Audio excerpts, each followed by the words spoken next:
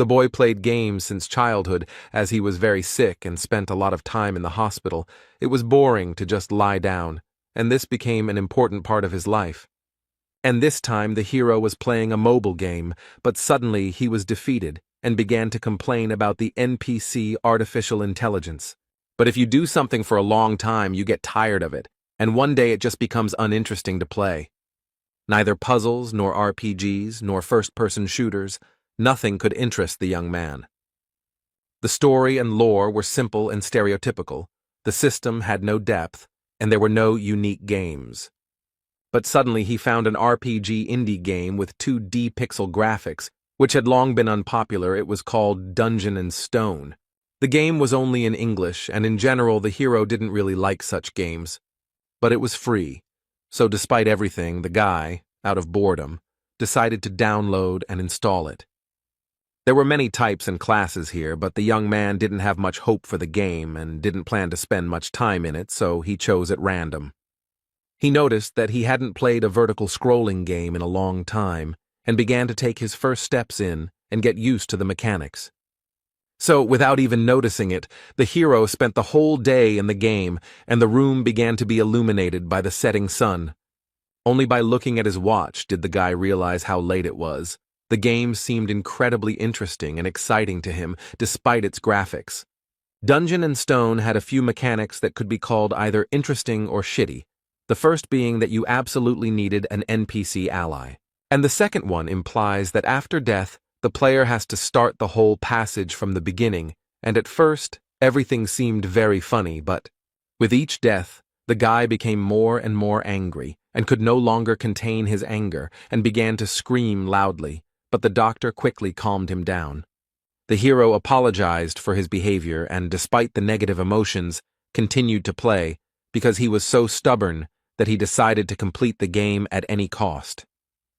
Dungeon & Stone was so unpopular and a failure that there were no tutorials for it in either Korean or English, and so the young man decided that he would complete the game on his own. Time flew by quickly, and the hero continued to play and work in the civil service at the same time, despite the lack of time.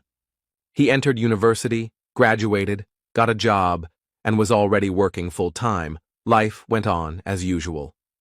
And all this time the hero continued to play Dungeon & Stone, but he could not complete it, and kept dying and starting over, dying and starting over.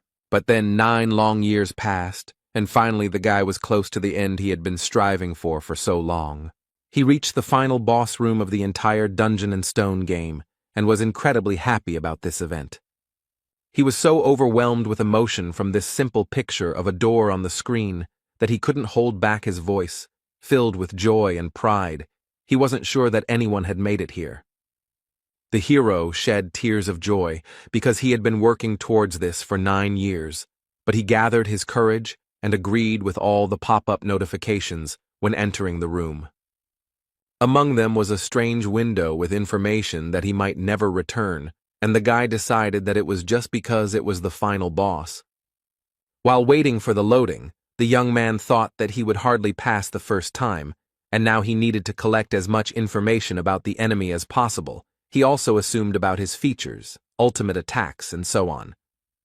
The hero also allowed himself to dream that thanks to all his experience and preparation, he would be able to defeat the main boss the first time. The download was complete and new notifications appeared, among which was one that made the hero surprised and even scared, and it said that the training was complete. But what made him go crazy was the Korean language in the notifications, because he thought that Dungeon & Stone only had English. And he spent almost 10 years racking his brains trying to get through tons of dialogue and descriptions in English, which made him very frustrated. Suddenly, a bright light began to shine from the monitors, which blinded the hero. He did not understand what the hell was going on here. Suddenly, this light burst out from the monitors and swirled around the guy like a beam, causing hellish pain throughout his body. A moment later, the hero's body disappeared without a trace, and the rays rushed back to where they came from, into the monitors. The guy lost consciousness, but through his oblivion, he heard a voice congratulating the young fighters and saying that they would soon become real warriors, and when he opened his eyes, a crowd of savages appeared before his eyes. The hero found himself in an unimaginable situation. The darkness was illuminated everywhere, not by the usual LEDs, but by real, smoking torches. There was a crowd of wild, pumped-up barbarians standing around, wearing a variety of very primitive clothes and covered in tattoos. And some strange and no longer young, judging by his gray hair, man reads out an equally strange speech, and now he called for choosing a suitable weapon for himself. The hero was completely confused. He did not understand what kind of weapon was being talked about. He did not understand where he knew the language that the leader apparently spoke, and why the young man was here at all. The guy quickly pulled himself together and decided to sort out the situation and gather information, and the first thing he noticed, remembering the recent terrible pain, was his body. And I couldn't help but be surprised again. Rough hands, powerful muscles, tattoos, all this was extremely strange.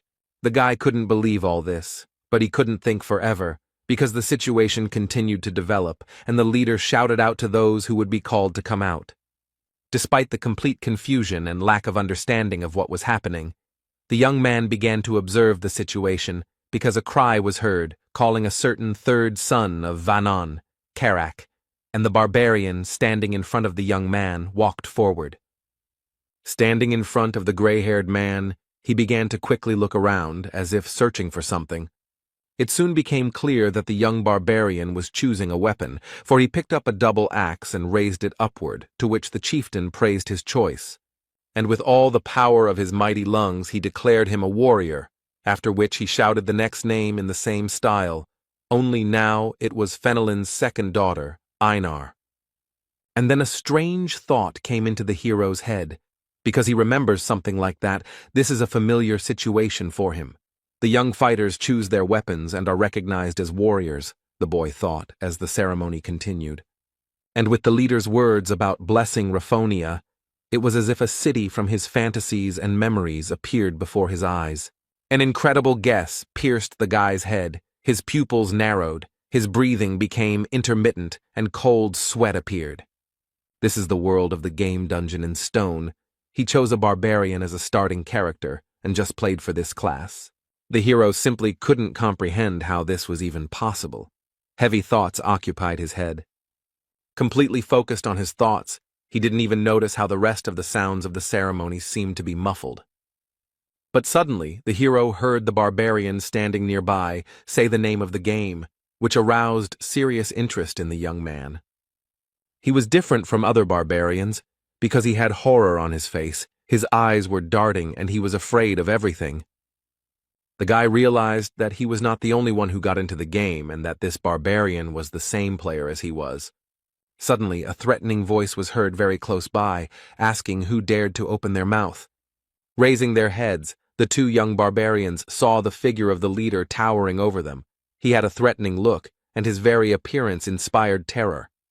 The hero was feverishly thinking about how the chief had ended up here so quickly and unnoticed, but his occupation was interrupted by the chief's question, asking if it was he who had done it. The guy shouted out decisively, denying it and trying to hide his fear, excitement, and worries. The hero glanced sideways at the barbarian standing next to him, mentally blaming him for what was happening. The leader realized who was guilty and turned his terrifying gaze on him, to which the barbarian tried to apologize hesitantly. And he asked if this was all really dungeon and stone, and there was horror in his eyes, cold sweat running down his forehead. But the young barbarian's words were interrupted by the chieftain, who simply swung his fearsome axe without the slightest mercy. The hero looked in horror at the place where the head of someone as unfortunate as he had recently been, and could not move from the fear that gripped him. Despite the emotions that overwhelmed him, the guy stood straight and tried not to show anything on his face because he could become the second victim. Without taking his eyes off the hero, the chieftain reported that Kadua's son, Orm, had been captured by an evil spirit. Seemingly satisfied that the second barbarian was okay, the chief turned around and walked back, ordering everyone to forget the evil spirit's words along the way. The ceremony continued, and the hero thought hard and realized several things, namely that people like him are called evil spirits. If someone finds out about them, they kill them, and that his head could be lying on the ground. The following names of the barbarians were heard, and the guy realized that he had one small problem. He didn't know his new name. There was no character screen, but the hero was able to figure out what to do. He would just wait 2 seconds after each name and then go. Of course, it could be the name of another evil spirit, but he would have to take a risk with that. After some tense anticipation, the next name was called Jandel's son, Björn. The hero quickly glanced at the crowd of barbarians, but none of them moved, which meant it was time to take a risk. 2 seconds passed, but no one came out, and if so, it was time to cast aside fear and doubt and go to the merciless leader. Gathering all his will into a fist and not showing a single emotion on his face, the hero confidently stepped towards fate, hoping that this was truly his name. The guy crossed the distance between him and the leader and stopped. Now he would decide whether to live or die. The man's menacing eyes, as if glowing with a golden color, carefully examined the guy in front of him, eventually meeting his gaze. The hero looked firmly, without showing a single emotion. This continued for some time until the leader decided something for himself. He smiled, turned to the young warrior, and with a wave of his hand ordered him to choose a weapon for himself. The hero expressed his emotions with a small grin and thought about the fact that Jandel's son, Bjorn, was now his name. But now the guy was faced with a second important decision, so he tried to calm down and pull himself together. Bjorn looked at the racks of weapons, thinking along the way that barbarians had no talent for magic, but they had outstanding physical abilities. He's going to pick something that will help him as a beginner, so the weapon he chose is this. The shield, and the boy was sure that this was the best choice. The cry of the chieftain sounded, declaring Bjorn a warrior. Meanwhile, the guy's computer continued to work in the house, but not as usual, and by itself, it acquired the status of Bjorn Yandel. The hero went into recollections of how, during his first game as a barbarian, he chose a two-handed sword because it looked cool. But he died too much and too often, and could do almost nothing to the monsters he fought against.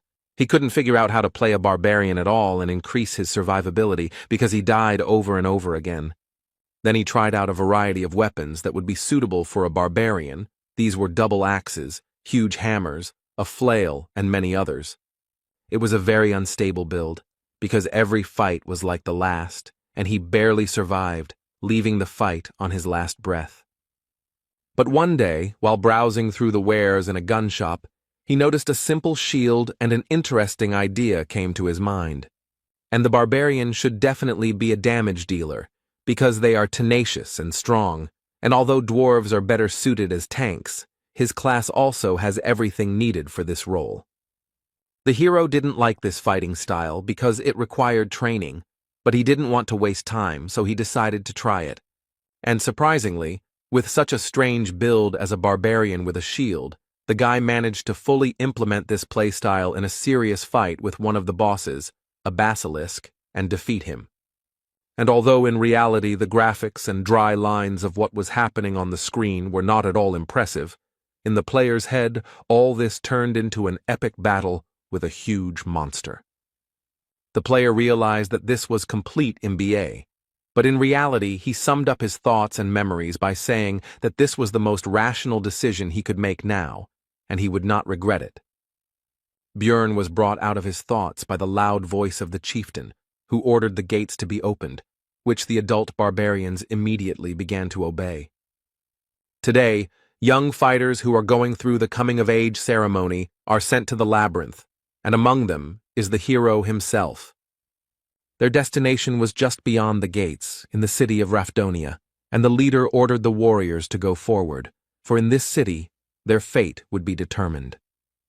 After these words, the crowd of barbarians ran in disorganization through the gate, and with them ran the son of Jandel.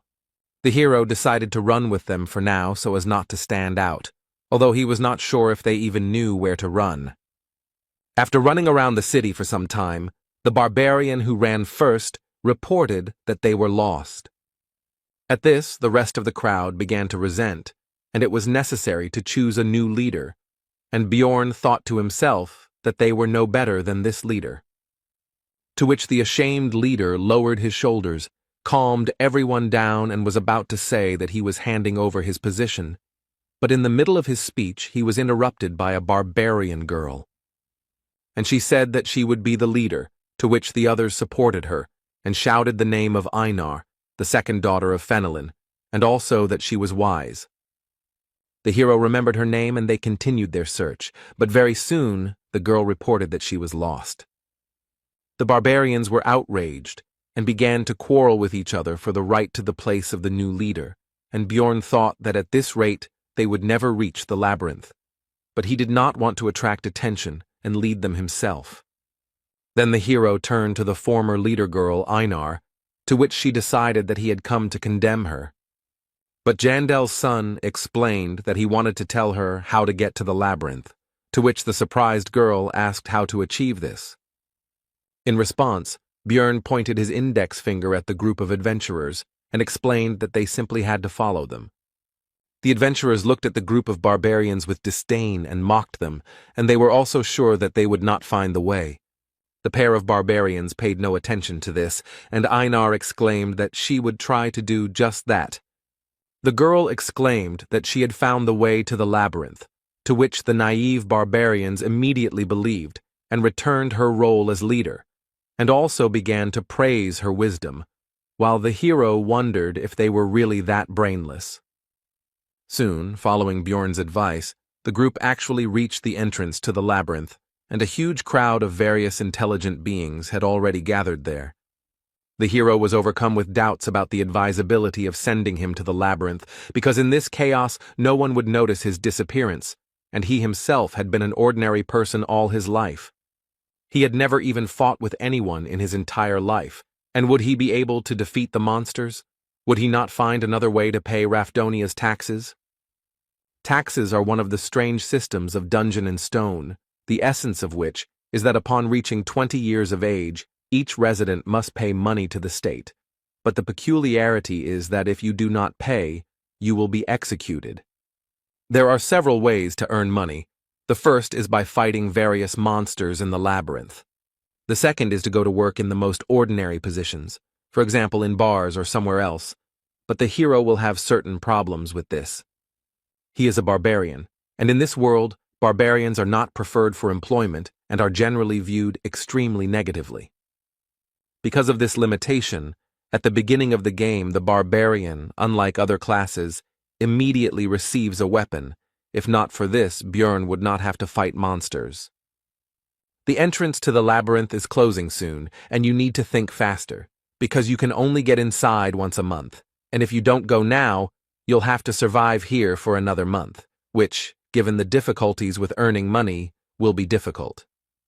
Even if he survives this month, he will be in terrible condition, so he needs to leave right now, but his legs won't budge because this is not a game, and his life is at stake. Suddenly the same Einar turned to Bjorn. The guy greeted her, but made a mistake in calling her the third daughter. She corrected him, saying that she was the second, and said that the others had already entered, and they needed to hurry. The last adventurers, except for a couple of barbarians, were already running through the portal, and the man next to him said that it would close in 5 minutes, while the guy noticed that the passage was getting smaller. Bjorn told Einar to go ahead, and he followed her, but she stopped to thank him for his help. The girl also wanted to ask what she needed to do to become as wise as he was, because she had never seen such wise barbarians and wanted to become the same. Bjorn thought that she would have to be reborn for this, but decided to give a vague answer and said that before doing something, you need to think first. In response, Einar said that if she returned from the labyrinth, she would thank him, but the hero seized on this reservation and realized that, unlike in the game, barbarians are also people and can be afraid of death. Putting on a serious face, Bjorn asked the girl if she was afraid of death, to which he received a rhetorical question about whether this was abnormal. Einar immediately continued that she was afraid, but she was born a warrior and would die if she did not fight, and the hero realized that he was in the same situation and would have to fight to live.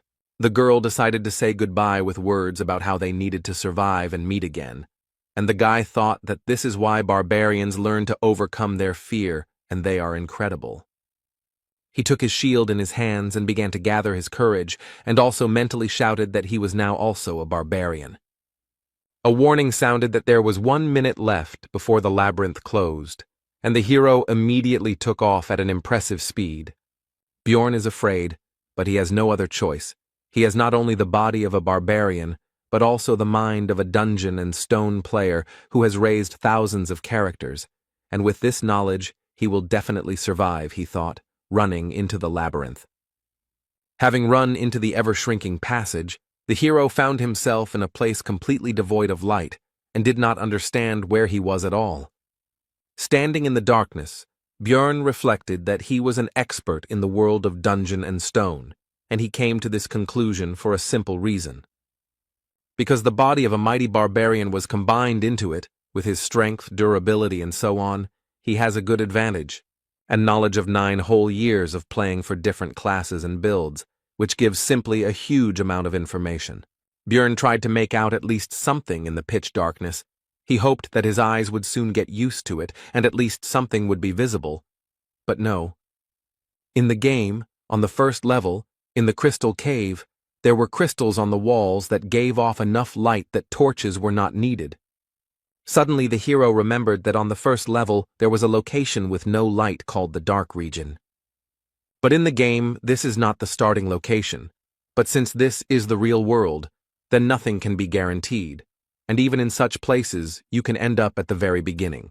In the meantime, you can finally try to call up the characteristics window or something similar, which is what Bjorn did, starting to pronounce various terms, from inventory to daily log. But, as expected, nothing came of it, which did not stop the hero from beginning to resent the injustice of life. There was no point in standing, the barbarian decided, and began to move, but due to the darkness, progress was extremely slow. And just as Jandella's son began to think that there might be traps here, a sharp pain pierced his leg, and he could not hold back a scream. But the next moment, Bjorn began to hold back his moans, and tried to calm his emotions and ignore the pain. Goblin, this is a monster that uses traps on the first level, and it may be nearby. After these thoughts, the hero began to carefully look and listen into the darkness. He could have gone somewhere, and the barbarian would have been lucky, but such thoughts are extremely dangerous, and if he is not sure of the situation, then he needs to assume the worst possible outcome. If his trap is here, then its owner is nearby, and if he hears my scream and sees that I am caught in the trap, he will wait until I weaken from blood loss. Since this is the situation, then you need to do what is necessary, Bjorn thought, and began to remove the trap from his leg. He also noticed that it was smeared with a paralyzing poison, and if he had been given normal boots and not sandals, then everything would have been easier. But in any case, it's useless to think about it now. You need to quickly get out of the trap and be ready for battle. Your leg is numb. Because of the paralyzing poison, it's not even scary. The hero began to aggressively shout at the goblin to come out, because he didn't want to leave the vile creature behind him. But everything was quiet. Suddenly the goblin really was gone. But even if he behaved like an idiot, he would be an idiot who survived, Bjorn thought, and said into the darkness to stand still, and he himself would leave. His mind was clouded by the loss of blood, but the barbarian continued walking, when suddenly he heard someone else's footsteps.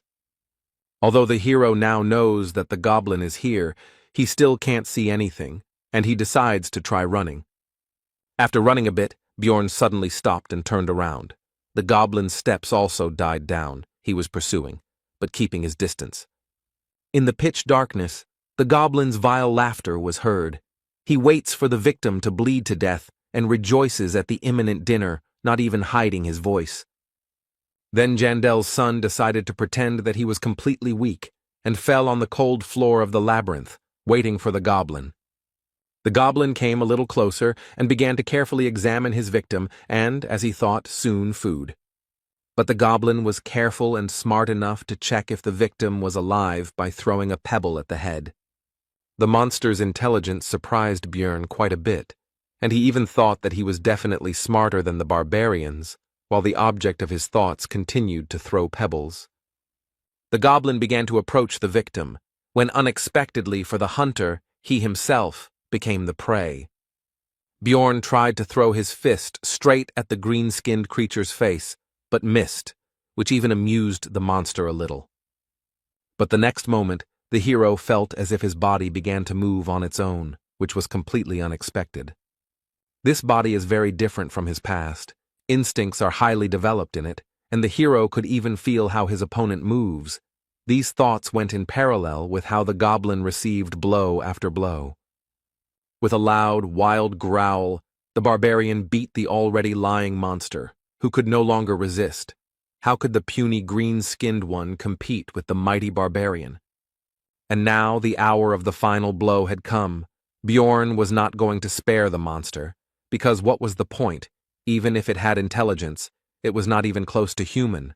Besides, it would not spare the barbarian himself. A short time after death, the monster's body began to evaporate just as it happened in the game. In place of the corpse, there was only a small red object. It was the currency used in the world of dungeon and stone. To be more specific, it was a 9th-class magic crystal. His price is just a piece of bread, and for this Bjorn Yandel went through such a dangerous situation. This is a place where labyrinths and monsters exist that, after death, leave items and disappear. And outside the city, there are other places familiar to the guy from the game, where life goes on as usual and other races coexist. This is definitely the game world that the hero knows about, but he can never consider this reality a game, and with these thoughts, the barbarian continued to move through the labyrinth. The barbarian has been crawling in complete darkness for a long time now, but the bleeding still refuses to stop. The rejection of the human method of movement begins to bear fruit, because this way the guy does not use his injured leg, and he moves faster than you might think. And the most important advantage is that it is now impossible to step into a trap, and Bjorn is ready to endure inconvenience for the sake of survival. Continuing to move, the hero thought that bleeding was very dangerous, and he couldn't stop because he needed to find someone who would help him with the wound. In such a dangerous situation, Bjorn remembered a guy like him, who was killed by the leader at the very beginning, and began to wonder if he died or woke up in his world. And he also realized that it is in such cases that faith helps. It seemed to the hero that he was coping, because light was already visible in the distance. After all, the entrance to the first floor should not be covered in darkness. The guy is sure that someone will help him there. Suddenly, Bjorn saw himself, but different. It seems that the loss of blood and the stressful situation itself are already causing hallucinations. The figment of the imagination began to tell that no one would save the miserable dying barbarian, because he was not a beautiful girl or an intelligent man, but a savage that no one needed. Jandel's son felt his personality splitting and then joining, and then becoming silent again, and he was definitely going crazy. Despite his condition and the constant mockery of his own mind, Bjorn continued to crawl, and soon it brought results. He finally got out of the pitch darkness into the light. Almost immediately, the young warrior noticed a group of adventurers, and one of its members noticed the dying man himself. He turned to what appeared to be the leader of the Otrada, Drouse, and pointed to a wounded barbarian slightly off to the side of their squad's path. The blonde walked up to Bjorn and leaned over him, thinking out loud that he looked like a newbie, to which the guy mentally resented the fact that he was looking at him here instead of helping. Drouse continued his thoughts and said that it was suspicious, because this newcomer had arrived here before them, and Jandel's son could no longer even speak from weakness. The blonde grinned and asked the squad's priestess, Ursina, if she could heal this man, to which the barbarian himself could only be surprised that their squad had such a useful girl. Bjorn had already managed to rejoice at his salvation when the woman destroyed his hopes with her cold refusal. Then he asked the adventurer, Patsran, who had noticed the barbarian, if he could give him his potion, to which he pointed out the value of the potion, and the blonde added that he would pay for it later. Besides, there were quite a few of them. Having received what he wanted, the leader began to uncork the bottle and explain that this was not divine power, so it would hurt a little. After the potion hit the wound, Björn's body was pierced by such intense pain that it felt like his body itself was melting. After some time, the pain went away, and the wound on his leg was gone, the weakness almost receded, and the hero began to rise from the floor. As soon as Björn recovered, Draus began to ask about how the newcomer got here before their group, and also whether there was a secret passage, to which the barbarian explained how everything happened. The blonde began to think out loud about the fact that once every few hundred years, due to spatial instability, there is a chance to end up in the dark region. Bjorn began to rise from the ground as the adventurers passed by, and Draus informed him that he should not worry about the price of the potion. As the barbarian watched the group move away, he reflected that time in the labyrinth was extremely valuable, and it was a miracle that they had spent so much time on it. Björn should have been glad that he had survived, but he hated feeling sorry for himself. Meanwhile, the group continued on their way, and its members talked about the unexpected meeting, in particular arguing about his luck or bad luck, because on the one hand he got into an unpleasant situation, and on the other, he met them. The archer noted that his luck was to meet Draus, and not him, Patsran, because he was sorry to even give his potion. To this, the adventurer replied that there were many such worthless ones, and did not the priestess agree with him? To this, the archer said that if it were not for the rules of the temple, the barbarian could have been cured without any problems. Continuing the argument, pointing out the kindness of Draus, because he gave the dying man the opportunity to pay for help with information, and barbarians do not like to accept help from others, they also noticed that the bloody trail had been going on for a long time. The priestess noted that it was convenient to have a guide, who was the blond man, to which the archer noted that he had memorized the map of the entire first level, which was an extreme rarity. But when the group finally reached their destination, they noticed that they were the first to arrive, and Draus came closer. And he activated the portal that leads to the second level of the labyrinth, and the adventurers began to move to the next location. But the archer made everyone pay attention to the sandals of their recent acquaintance and the trap nearby. The magician illuminated the cave, and everyone saw that the bloody trail stretched all the way from here, which surprised everyone, because they had lost him. The magician asked Draus how long it was to walk from here to the place where they met the barbarian, to which he received the answer that it was about 15 kilometers if you didn't take a shortcut. Patsran, having learned that he had crawled for so long in pitch darkness, wondered whether he could repeat it. He also remembered that the barbarian had then pulled his magic crystal towards them, which he carried with him all the time, no matter what. He simply had nothing more to thank them with, and after these thoughts he informed the group that he took back all his unflattering words about this guy. He realized that people like this barbarian never give in, no matter what, and never escape from problems through death. After his recovery, Bjorn continued to encounter green-skinned goblins in fairly large numbers. The first time, the barbarian was in pitch darkness and was also nervous, but now these monsters pose practically no threat. The traps are set randomly, and not even camouflaged in any way, making it almost impossible to get caught. Their attack directions and ambush sites are extremely predictable, and they cannot pose a serious threat. But a new problem has appeared, and it is extremely simple. It is hunger, because enough time has passed, and the energy has gone to recovery and physical activity. Suddenly I remembered that they were given provisions at the very beginning, but while crawling the bag got damaged and a fair amount of food was lost. There was only enough for 2 days left from the 7-day ration, which meant he would have to economize, Björn thought, eating the bread, which seemed quite tasty to him. Only the first problem, the need for food, was more or less solved, as I wanted to drink, but this will be more difficult. Dungeon and Stone only had a hunger system, which worked in the labyrinth, and it had no information about water. But this is not a game, but the real world. And since they were not given water to take with them, it means that there must be natural springs somewhere, and the hero went in search of them. After some time, Björn heard the sound of water and went there, where he met a lonely adventurer resting. It was the first time he had met anyone outside of that blonde guy's group, but in the labyrinth there was an unspoken rule not to interact with others unless absolutely necessary. Having quenched his thirst, Björn decided to count the crystals he had obtained from the goblins, of which there were 44, which turned out to be quite a good haul for him. And now, the third problem has arrived, also connected with the needs of the body, namely, the need for sleep. And there are two ways to rest in the labyrinth. The first is to simply go to bed and hope for luck.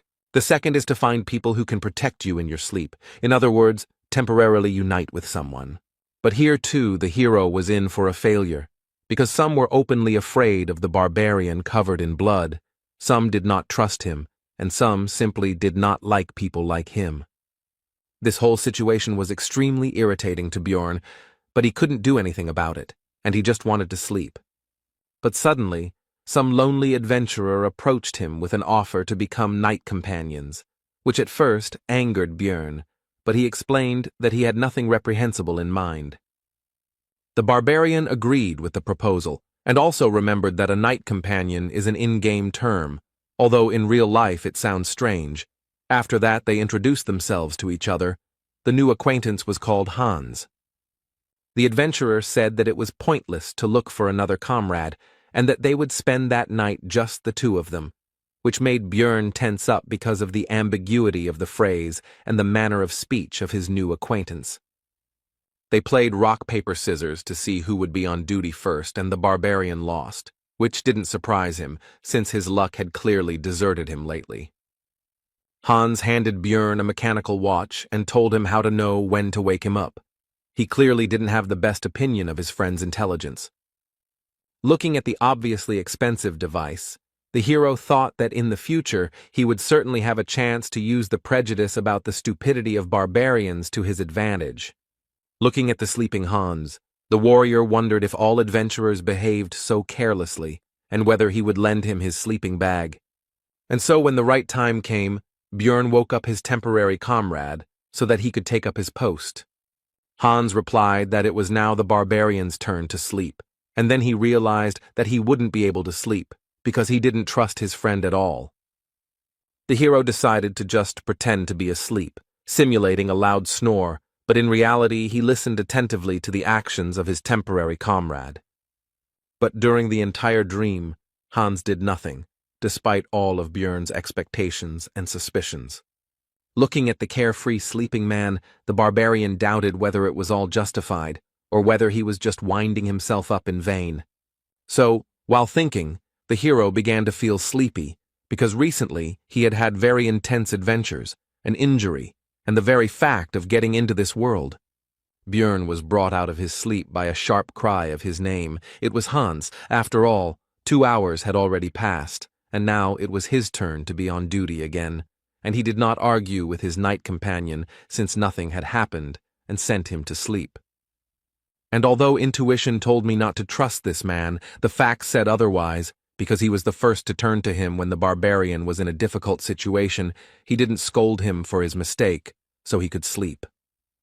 But suddenly Björn woke up and saw Hans hanging over him with his huge hammer, who was surprised at his light sleep and said that he should sleep a little longer. The next moment, the adventurer's weapon rushed straight at the barbarian's head with impressive speed.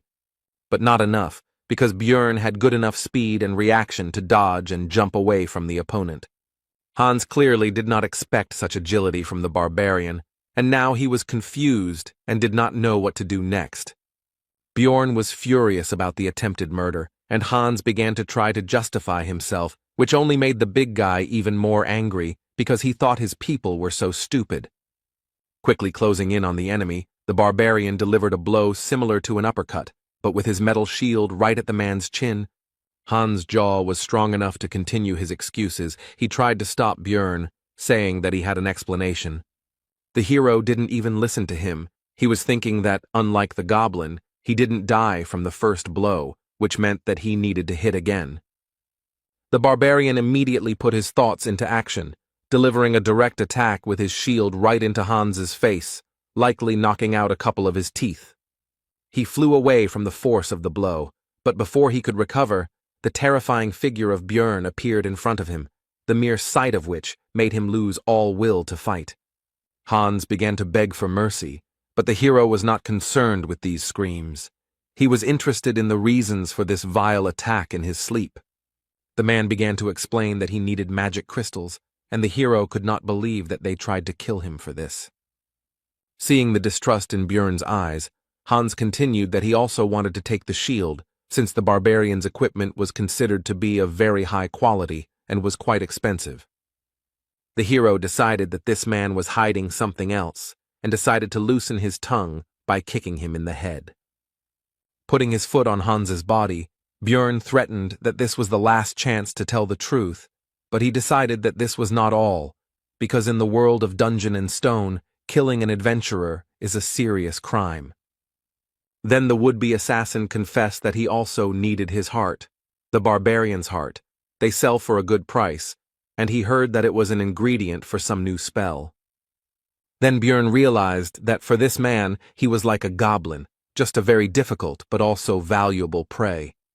The barbarian also learned that Hans had not attacked the first time only because he also wanted to sleep, and the former knight companion asked that since he had told everything, would they forgive him.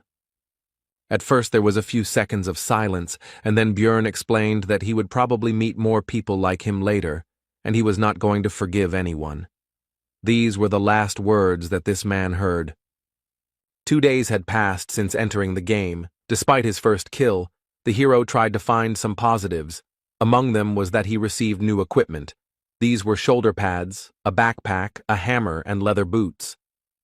In his backpack he now carried a flask of water, a compass, that same watch, bandages, and potions, and he got all of this by killing a man, which did not improve his mood, but he himself was to blame.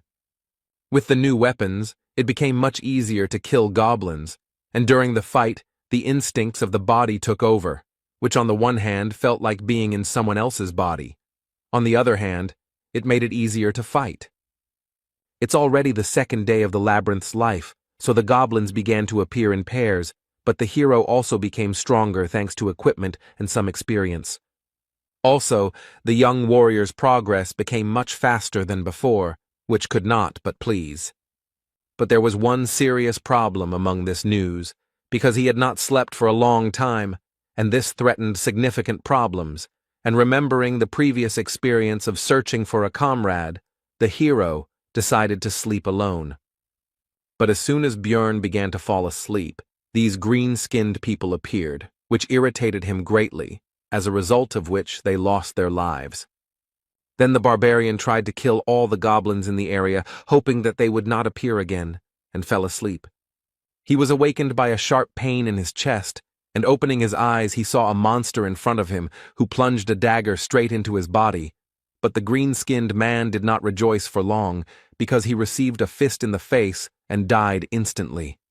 His friend, seeing the fate of his comrade, hastened to flee, and the barbarian did not even have the strength to pursue the fugitive. Reflecting on the fact that due to overwork, he did not notice the danger at all, the hero decided to use a healing potion, which brought even more suffering than the injury itself. It's been 14 hours since the meeting with Hans. At this time, the adventurers begin to look for companions for the night, which Björn decided to do, but now he decided to look for a fellow barbarian, because only he can be trusted. This time, other groups of adventurers also invited him to join their company, and at first, the hero, due to exhaustion, did not understand why. He refused everyone and explained that he was looking for a relative, and he also understood the reason for such hospitality, simply and trivially. With new equipment he looks not like a tramp without one sandal, but like a completely reliable comrade. One of the people I met explained that it would be difficult to find a barbarian on the first level of the labyrinth, because all of them, 3 to 4 months after the ceremony, go to the second or higher levels, and it is difficult to meet young ones. Then the hero decided that since he couldn't find his relatives, he would look for representatives of other races. For example, elves who kept their promises, or dwarves who were as lively as he was, but not people. They wouldn't attack other adventurers, blinded by the thirst for profit, Björn thought, and after an hour of searching, he was lucky enough to find the elf sitting right on the floor of the cave, with a bow and quiver lying nearby. The barbarian asked the elf if she was alone, to which he received a tense silence, She was clearly afraid of the big guy who had suddenly appeared. Björn also noticed that the girl was wounded in the stomach, and it did not look like the damage was caused by goblins, so he asked if a human did it. The elf suddenly fell to her knees and asked for mercy, which greatly stunned the hero. Her eyes began to water, and she continued to beg for him to let her go, and also said that she had a little brother at home. Björn just stood there the whole time, thinking that in the game all the elves were very cold and very different from this representative. In order to calm the elf down, the hero tried to smile kindly, which clearly didn't work out, and on the contrary, he scared her even more, and even added that he didn't plan to kill her, as if an even worse fate awaited her. The next moment, the girl burst into tears and began to say that she knew that the warrior opposite her was a barbarian, but he did not have to kill her. At this sight, the hero could only marvel at the bad reputation his fellow humans had, and he could only guess how they had earned it. Bjorn decided to throw the elf some bandages and some herbs that he didn't know, but the pointy-eared one recognized them. They were the healing leaves of Liko. When the girl asked why he was giving it to her, he replied that there did not necessarily have to be a reason for helping, although in fact he wanted to make as positive an impression as possible. When the elf finished bandaging the wounds, the couple decided to introduce themselves to each other. The possible friend's name was Erwin. Sitting down opposite, Björn asked the reason for her fear of him, to which she simply replied that it was because she was an elf, and he was a barbarian. And she explained in detail that their races had fought with each other about 10 years ago, which made the hero surprised and made him think about how much time had passed since the situation that was presented in the game. But then Erwin said that enough time had passed, and now there was peace between them, and she did not hate his people, and also did not want to fight with them. In response, Björn said that he also held no grudge, which made the elf happy, and then asked her if she would like to be his companion for the night. Erwin was wary of the barbarian, but remembering that people like him value their military honor, she asked him to swear by it that he would not harm her, and seeing the displeasure on the big guy's face, she assured him that she would swear by her tribe. Bjorn agreed with this, but decided to first deal with the fact that the girl constantly calls him Mr., which makes him feel old, and once again reminded him of his name. When this question was decided, the barbarian and the elf began to pronounce mutual oaths, and the full name of the pointy-eared one turned out to be Erwin Fornaci de Tercia. Björn decided that he would sleep first, and gave the girl the watch that he had gotten during his last attempt to spend the night. Lying in the sleeping bag that used to belong to Hans, the hero thought that he would never have thought that it would be so difficult to get the opportunity to sleep, and also that he needed to pretend to sleep a little. But he didn't succeed, and soon Erwin woke him up because 2 hours had already passed, and he decided that it was the power of the pillow and the backpack as a pillow. And he decided to let the elf use these things for sleeping, because this way she would also certainly not be able to pretend and would fall asleep, and she, it seems, was no less tired than he was. This made Erwin extremely happy. She could not even imagine that such a barbarian as Björn would take care of her. As soon as the elf laid her head on the backpack, she immediately fell asleep, and the hero began to guard the sleep of his night companion. Bored, Björn sank into his thoughts. Memories of his past life began to penetrate his head, and as a result of his reflections, he came to the conclusion that even if he could return, there was nothing to do there anyway. The barbarian and the elf swapped places a few more times, and soon it would be time to go their own way. But looking at the sleeping Erwin, the hero thought that he could unite with her in a group, but would have to share the crystals. Suddenly, his thoughts were interrupted by a pair of adventurers who came out from around the corner of the cave, preventing him from seeing them in advance. As they approached, Bjorn immediately took a fighting stance, and one of the unexpected guests asked about his relationship with the elf. The barbarian replied that they were companions for the night. The adventurer asked how much time was left until the end of their cooperation, to which the hero replied that he was not obliged to answer and looked at them coldly. A very menacing appearance and chilling gaze frightened a couple of uninvited guests, and also, it must be admitted, surprised It is not often that people like him stand up for elves. Having assessed their chances of winning the battle with the mighty barbarian as negative, the adventurers hastened to move away. Björn had a bad feeling, and based on their interest and his intuition, he assumed that they needed Erwin, so he started to wake her up, but she, like a child, asked for 5 more minutes. The hero noticed that she was actually just pretending to be asleep, which was evident from the fact that she was holding the blanket near her face. Grabbing the elf by the shoulders and lifting her up, Björn asked the reason for her behavior, to which she put her hands up in a defensive gesture. Erwin replied that if she stood up, the guy would leave her alone, and the hero understood the situation because they were just temporary allies, nothing more.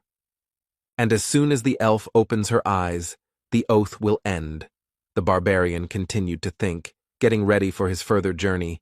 He also asked about what connects her with those 2 recent guests. She answered that nothing. But Bjorn noticed that they knew her from somewhere, and Erwin had to admit that they were from the same clan as the people who had wounded her. This could be seen from the symbol on their clothes. They were from the Crystal Union.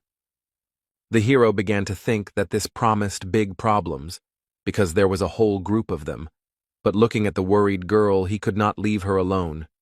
Bjorn told her to get ready and that they were leaving, and the delighted elf asked if he would help, but the guy replied that first they needed to listen to her story.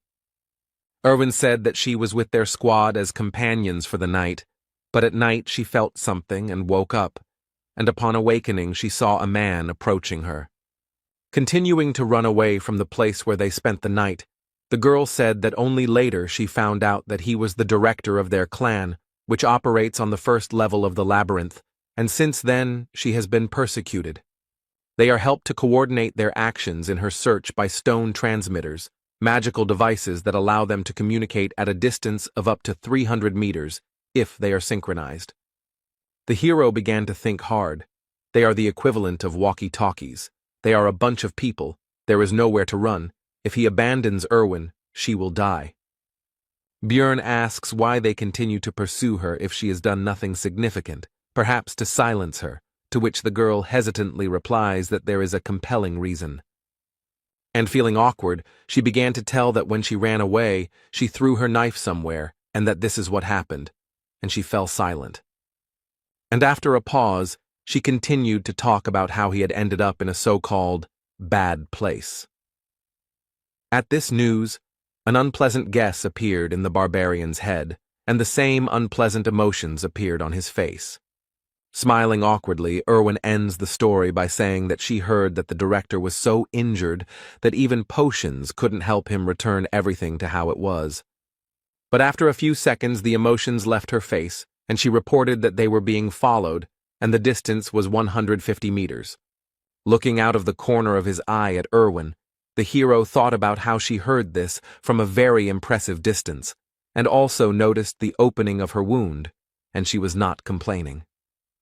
Although they have sped up, the elf reports that the distance is still the same 150 meters, which means they cannot break away, and during this time the pursuer has probably informed his people about the situation. The only way out is to destroy them, but then there will be no way back. Is it worth risking for the sake of a companion, because he is not the target?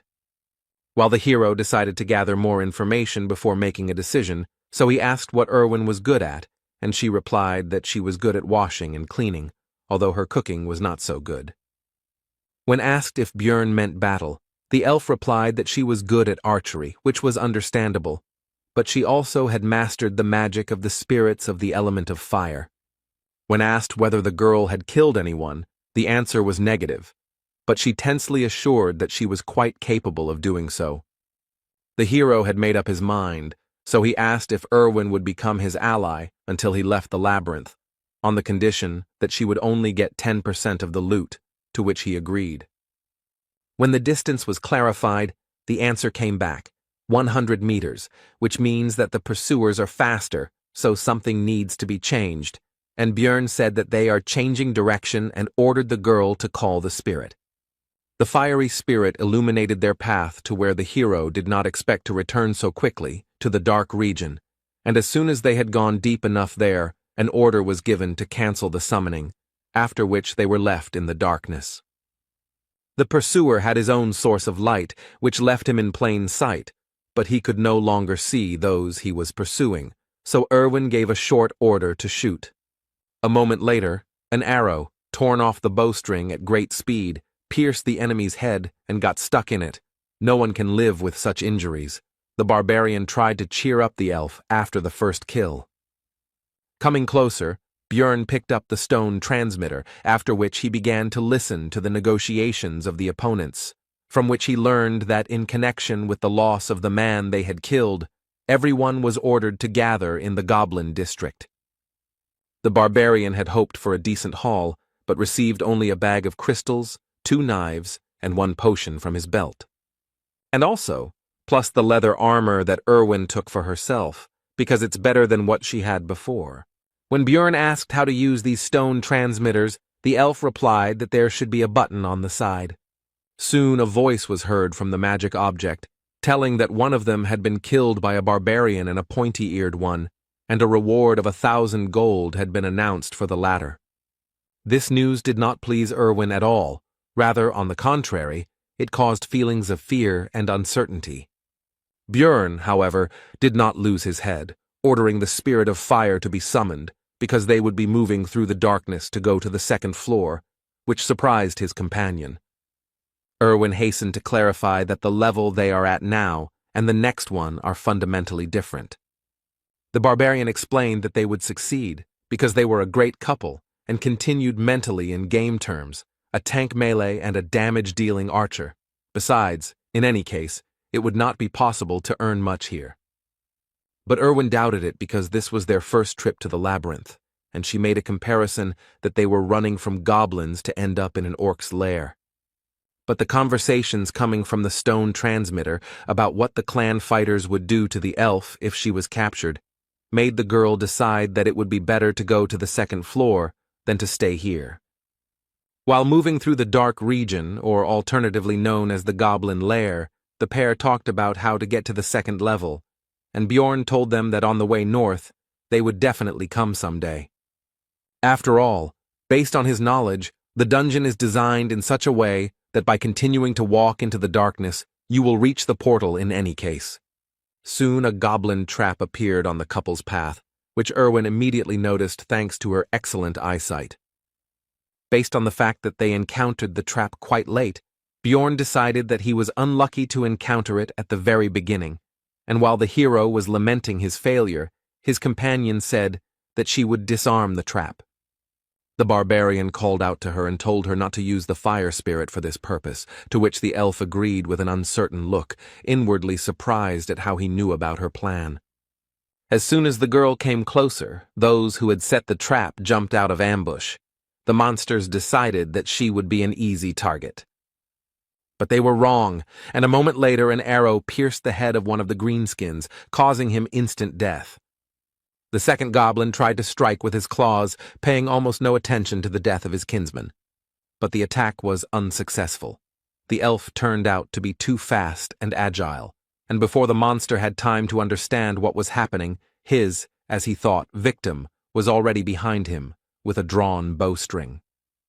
A moment later, Erwin was already relaxing, and the bodies of the goblins evaporated around her, leaving behind their prey. The elf asked the barbarian if she had done well, to which she received well-deserved praise, which made her seem to glow with joy. Erwin handed over 2 magic crystals to Björn, after which she said with shining eyes that at this rate she too could earn something. From the stone transmitter came information about the update of data regarding the elf. Now the reward had increased to 2,000, and alive or dead, and the barbarian tried to console his companion. Suddenly, Erwin noticed a new danger in the darkness ahead, ghouls, which surprised the hero, because according to his information, such monsters should live in the south, not the north. The meeting made the guy think about the strange experience system in Dungeon and Stone, which consisted in the fact that EXP is given only when a representative of a new species is defeated, and there is no reward for a repeat kill.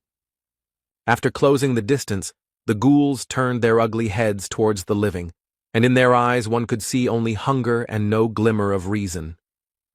These monsters are faster and stronger than goblins, but they are still only rank 9 monsters, so they don't pose much of a threat. Plus, he's not fighting alone now, which makes the battle even easier when you have a comrade covering you. The pair walked north until their 3rd day ended, and soon they came across a long trail of blood and a piece of bread. At first, Björn had an unpleasant guess that he did not want to believe, but soon it was confirmed, because they found the very same trap, next to which lay one sandal. And very close by there was an already open portal. Remembering what the hero went through when he could have simply crawled back a dozen meters, he was overwhelmed with emotions. Soon, all other feelings were driven out by the barbarian's rage, and Bjorn gave vent to it by hitting the floor, which frightened his companion. The girl took the guy's anger personally, so she asked what she did wrong, and moisture began to gather in the corners of her eyes. But the hero calmed her down, saying that it was not because of her. Erwin then put all the factors together in her head, including the bloody trail, the pieces of bread, the sandal, and her companion's reaction. And she said in a mournful voice that he had been through so much, which made the barbarian wonder if she had really guessed what had happened. But it soon became clear that Erwin had come to the wrong conclusions. She thought that the hero had lost a precious comrade here, and uttered a phrase about the certainty that he had gone to paradise. Having gathered their courage, the pair of the elf archer and the barbarian tank went through the portal straight to the 2nd level, which is called the Goblin Forest. The next moment they were transported to a new area, but no one could have expected that they would appear not on solid ground, but above it. Upon landing, the hero noticed that he felt as if he had been chewed and spat out by a giant frog. Erwin also said that she was surprised herself, because she had never heard of such a thing before and her friends had not told her about it. While scouting the area, Björn came to the conclusion that the lighting from the stars was so-so, but there was no point in waiting for dawn because they were in the labyrinth, and also decided that in case of a threat, they could return to the 1st floor. Erwin asked if this was really the 2nd floor, since she had never heard of this forest, to which the hero explained that from the 1st level you can go through different portals and end up in other locations. And he continued, besides the Goblin Forest, there is also the Beast's Lair, the lands of the dead, and the dark rocky mountains, and when his companion asked about their next steps, the barbarian asked if she knew how to get back. When told that they would simply be thrown out when the labyrinth closed, Björn confirmed, but added that the 1st level would close in 168 hours, and the 2nd in 240. And most likely the Crystal Union will not go to this floor, so they will wait until the 1st one is about to close, and will be transferred there through their portal, and then they will be spat out into the outside world. But the hero decided not to sit around doing nothing all this time, and the couple set off to explore the surrounding area. Erwin, walking through the forest, felt nostalgic, and also reported that this place felt just like the abode of fairies, one of the species of which she is in the world of dungeon and stone. While scouting the surroundings, the elf noticed traps everywhere, although the barbarian was unable to notice their presence. So the girl decided to show their location and threw a stone straight into the trap, causing it to go off.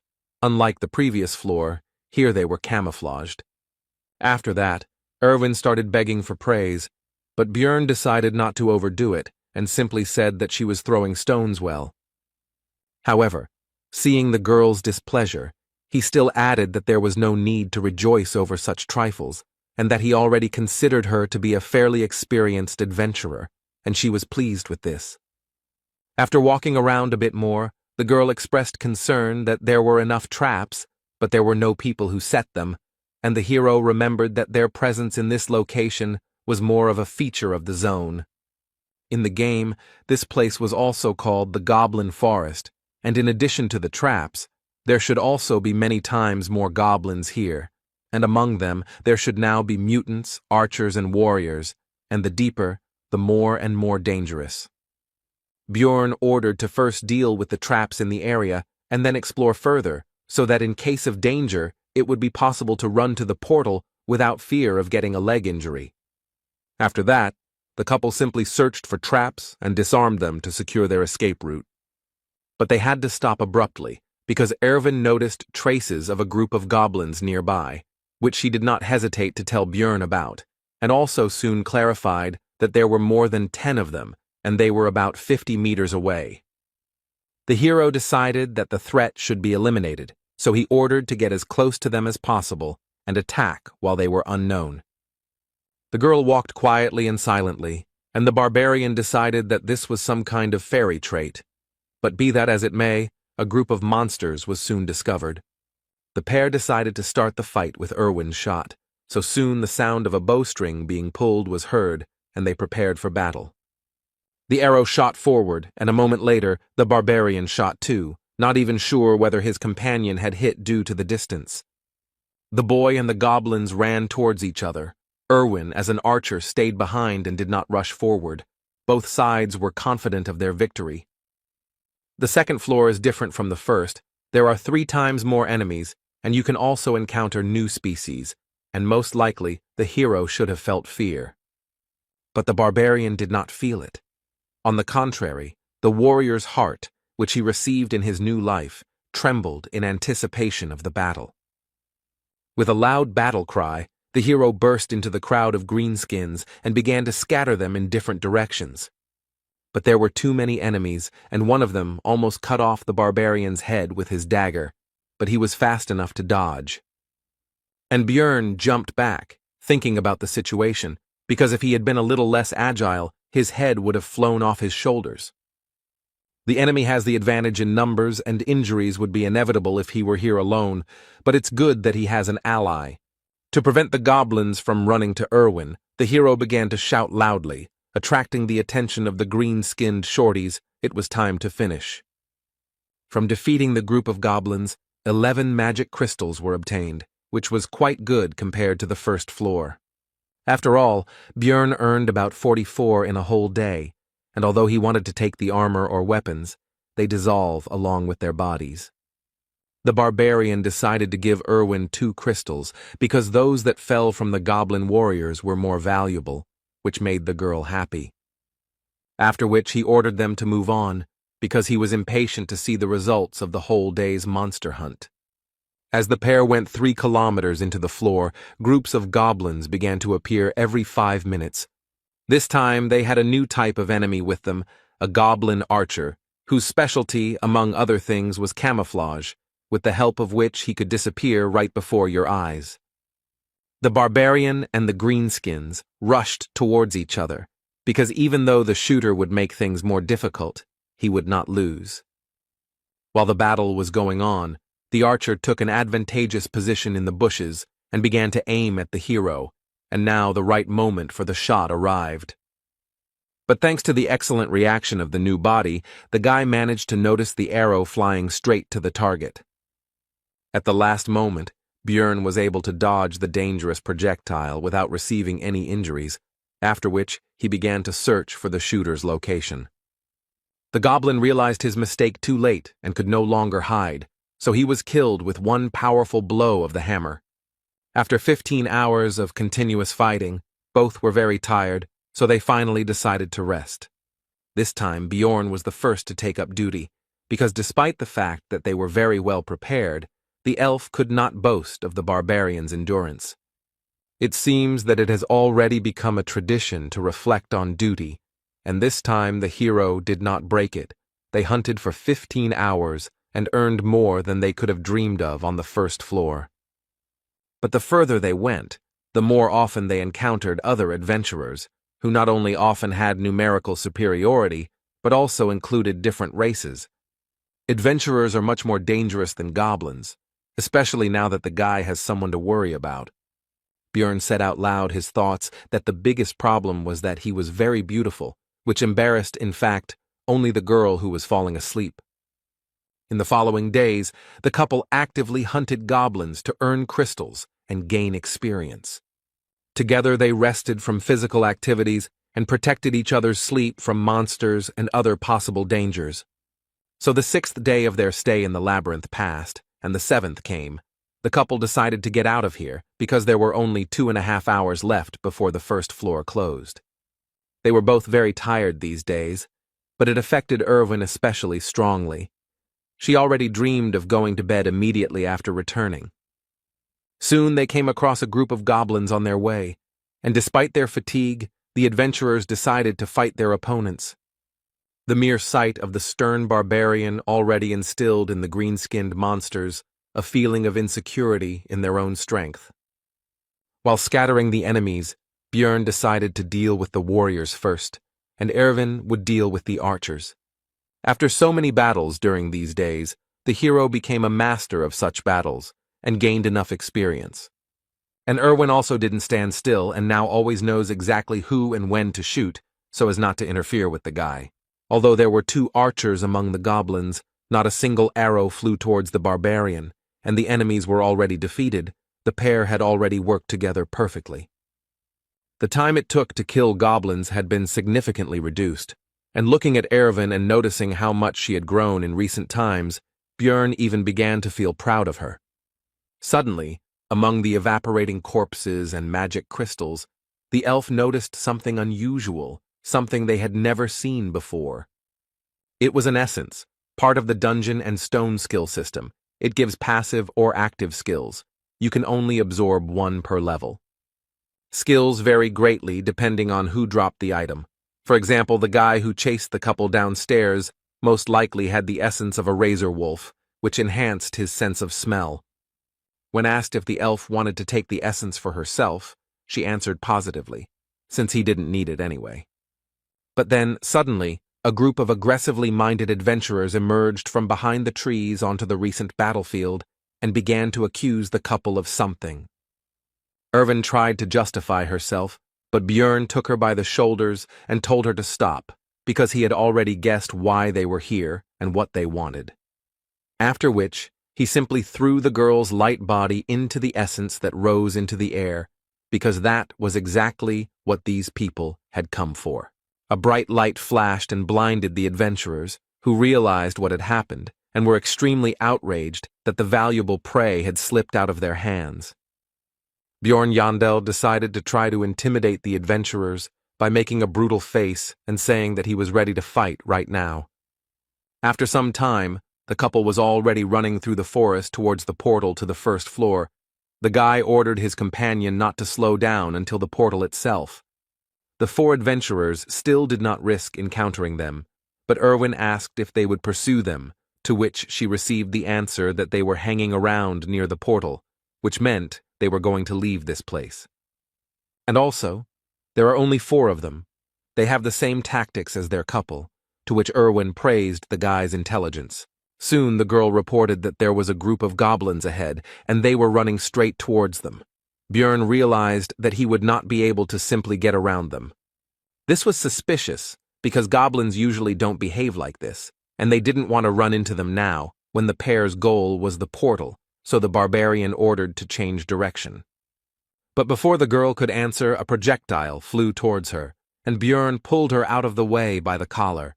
Rubbing her injured neck, Erwin noted that she herself would have dodged the goblin's arrow, to which the hero responded that it was a crossbow bolt, which meant it was those adventurers. Most likely it was they who lured the greenskins, and they themselves are sitting in ambush on the other side, wanting to exhaust them. Bjorn decided that there was no other way out. They would have to fight, but they had an advantage, the power of the essence. The goblin archer's essence, based on game knowledge, should increase stats and give 1 passive and 1 active skill. The first is arrow poisoning, and the second is camouflage. When Erwin remarked that she didn't know how to use them, Björn pointed out that she was already using them, and it seemed to be done simply by the power of thought. The hero handed over the backpack and sleeping bag to his companion and said that he would deal with the goblins himself, and her task was to find the enemy crossbowmen. When asked about the danger of separation, the guy replied that they didn't have time. She needed to keep her head down and shoot her target after the signal. And he rushed at full speed towards the goblins, no longer hearing the question coming from behind him about what kind of signal this would be. The hero decided that if those adventurers did not show up after the shot, they would show up when he defeated the greenskins and entered the fight. There were more than 10 of them. 2 of them were warriors. It was more difficult to fight without support. There were no archers in sight.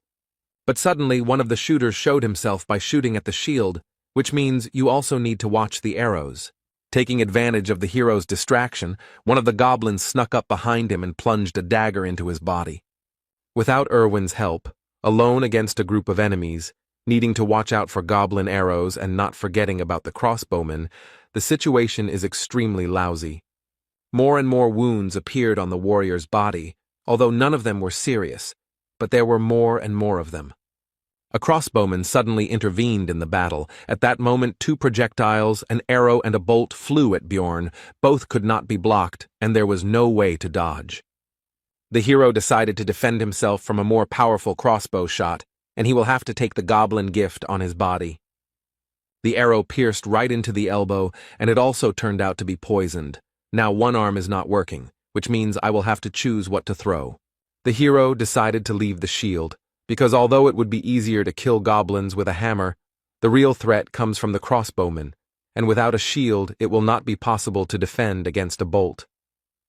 The battle with the greenskins became even more ferocious and difficult, but despite the advantage they had gained, the monsters could not win.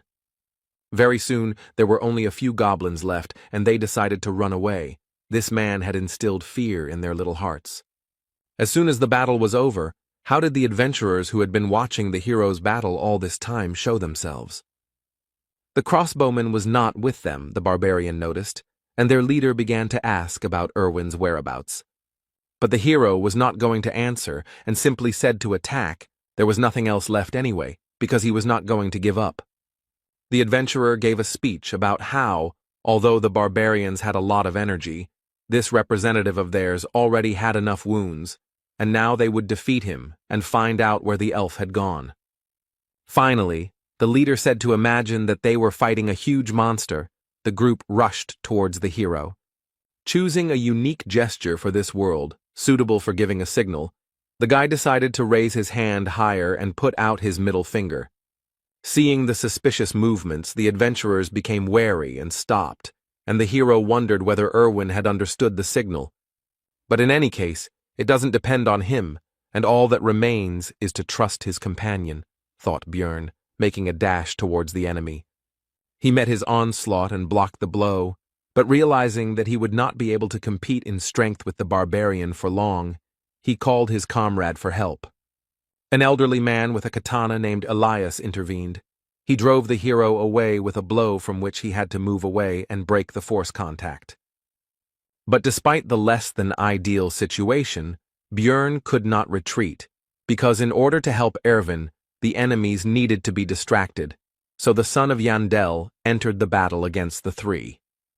But everyone had to turn away from the battle because some kind of projectile was flying towards them, and no one knew whether it would be a crossbowman's bolt or an elf's arrow.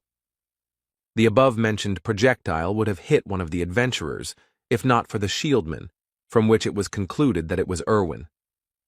The warrior with the shield shouted to his comrades to focus on the barbarian, and he himself would protect them from the arrows, and the hero realized that this was his original plan, and that was why he almost did not interfere in the battle. And since you can no longer count on help from Erwin, it's enough that she practically took one of the 3 enemies out of the battle. You need to win yourself. But despite the barbarian's strength, the battle was not in his favor. His opponents were noticeably stronger, more skilled, and more cunning than some goblins. The hero decided that in order to win, he would have to sacrifice something, and perhaps by exposing his non-working hand to the blow, he would be able to incapacitate the red-haired leader of the squad. He succeeded. Elias's blow failed to penetrate deeply into the barbarian's muscles, but the guy's target received a powerful blow to the face from the shield. Taking advantage of the moment of vulnerability after the blow, the older man attempted to cut the hero in half with a downward swing of his katana, but Bjorn was able to dodge. Elias was extremely surprised that such a mass of muscles could move so quickly, although he seemed like a clumsy brute, and froze in surprise. Erwin tried to take advantage of this, but the shield man covered his comrade and urged him to be more attentive and not get distracted. But this arrow turned out to be a trick. The elf was counting on the warrior taking the shot, because this arrow carried fire magic, and now the wooden means of protection would soon burn out. Erwin's next attack pierced the shoulder of his opponent, who was now unable to hide behind his shield, while Bjorn was thinking about how extremely skilled his archer was. The situation on the battlefield changed dramatically, and now the scales tipped in favor of the hero, although victory was still far away, because the red-haired man was already recovering from the blow to the face. The adventurer decided to deal with the elf first, and the barbarian could not stop him, so he only believed in his companion. The fight continued, and in an instant Elias opened himself up for a strike, which Bjorn couldn't help but take advantage of and tried to strike. But the elderly warrior managed to dodge, but the barbarian saw an opportunity in the fact that a former shield wielder was running behind the warrior with a katana who could no longer boast such dexterity, and the blow landed right on his skull. Now they were left alone. The other driver was unlikely to get up. Bjorn was thinking about the fact that Elias was very strong, and it was unclear how he ended up on this team. They fought each other. In this battle, the fury and strength of the barbarian met with the dexterity and technique of the swordsman, and no one gained the upper hand. They were worth each other, although they were almost complete opposites.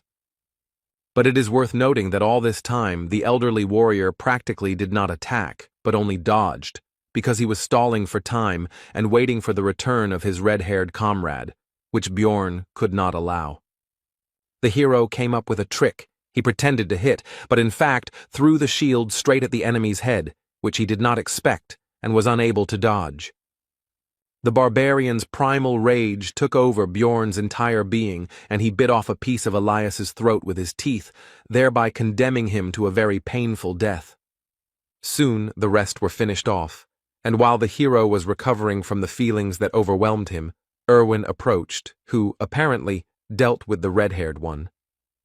Noticing Bjorn's condition, she gave him a healing potion and advised him to drink it, since it was more effective, and besides, he was also poisoned. The hero felt like his insides were boiling, all his veins were hurting badly, and his skin was burning and itching, but the wounds were healing, and that was the main thing. Bjorn asked about the time, and after receiving the answer, the guy realized that there were 40 minutes left before the first floor closed, which meant there was no time to rest. The hero ordered Erwin to take everything off. She was embarrassed, but obeyed, to which the barbarian clarified that he meant to take all the loot from the enemies. But he soon realized that there was no time for this, so he said to take only equipment, magic crystals, and backpacks. By the time they finished sorting through the trophies and ran to the portal, there were only 50 seconds left before the first floor closed. After the transition, the hero landed unsuccessfully again, but Erwin showed her agility, and she also said that it was fun. Bjorn wanted to meet and talk with his companion on the other side, but he couldn't get the name of the tavern out of his memories of the game, and there was less and less time left. And only in the last seconds he remembered that it was the Black Whale, about which he hastened to inform his friend before they were transported. And finally, after going through many dangerous situations, the hero finally returned to the city, to Rapidonia. Although it was expected, since all the adventurers appeared here at that moment, Bjorn was still surprised by their number. In the labyrinth, time does not pass like in the city. No matter how much time you spend there, you still return at noon the next day, so the hero immediately moved the hands of his pocket watch to the correct position. Making his way through the crowd, one of the barbarian comrades, Karak, son of Vannon, hurried towards Bjorn and shouted his name along the way. Soon the rest of the relatives began to gather nearby, and the one who found the hero was very popular in their circle. The entire disorganized crowd of savages headed out of the square, and Bjorn decided not to lag behind and not stand out from the group. Soon all the barbarians began to take turns exchanging magic crystals of various values for money, while simultaneously finding out who had managed to earn more. The woman behind the counter worked extremely quickly and professionally. Her vast experience was clearly visible. It turned out that the hero had earned significantly more than the others. The amount was over 180,000, which was significantly better than the others, in connection with which the relatives began to congratulate one of their own. The barbarian did not hesitate and accepted the praise, and also raised his hammer and shouted that he really was the best warrior. Others also noticed that he returned with better equipment, which only added to the joy. The savages began to throw Björn up in the air and chant his name, but the workers of the establishment did not like this noise, so they were soon calmed down. Soon the group of barbarians left the building and sat on the stone steps, waiting for everyone to receive their money, and the hero decided that he would follow the others, because he did not yet know the local layout. While examining the city, Jandel's son noticed a small detachment of elves, and among them he managed to discern Erwin. The girl also noticed her friend and waved awkwardly to him. Björn also greeted his friend and quietly asked to meet tonight, and despite the distance, the sharp ears heard everything. But the attentive elven eyes of one of the group of adventurers noticed the couple exchanging glances, so the attentive person asked if Erwin knew this barbarian. But only the pointy-eared can boast of excellent vision, so Karak also noticed what was happening and asked Bjorn about his acquaintance with this girl. Both began to deny the connection between themselves.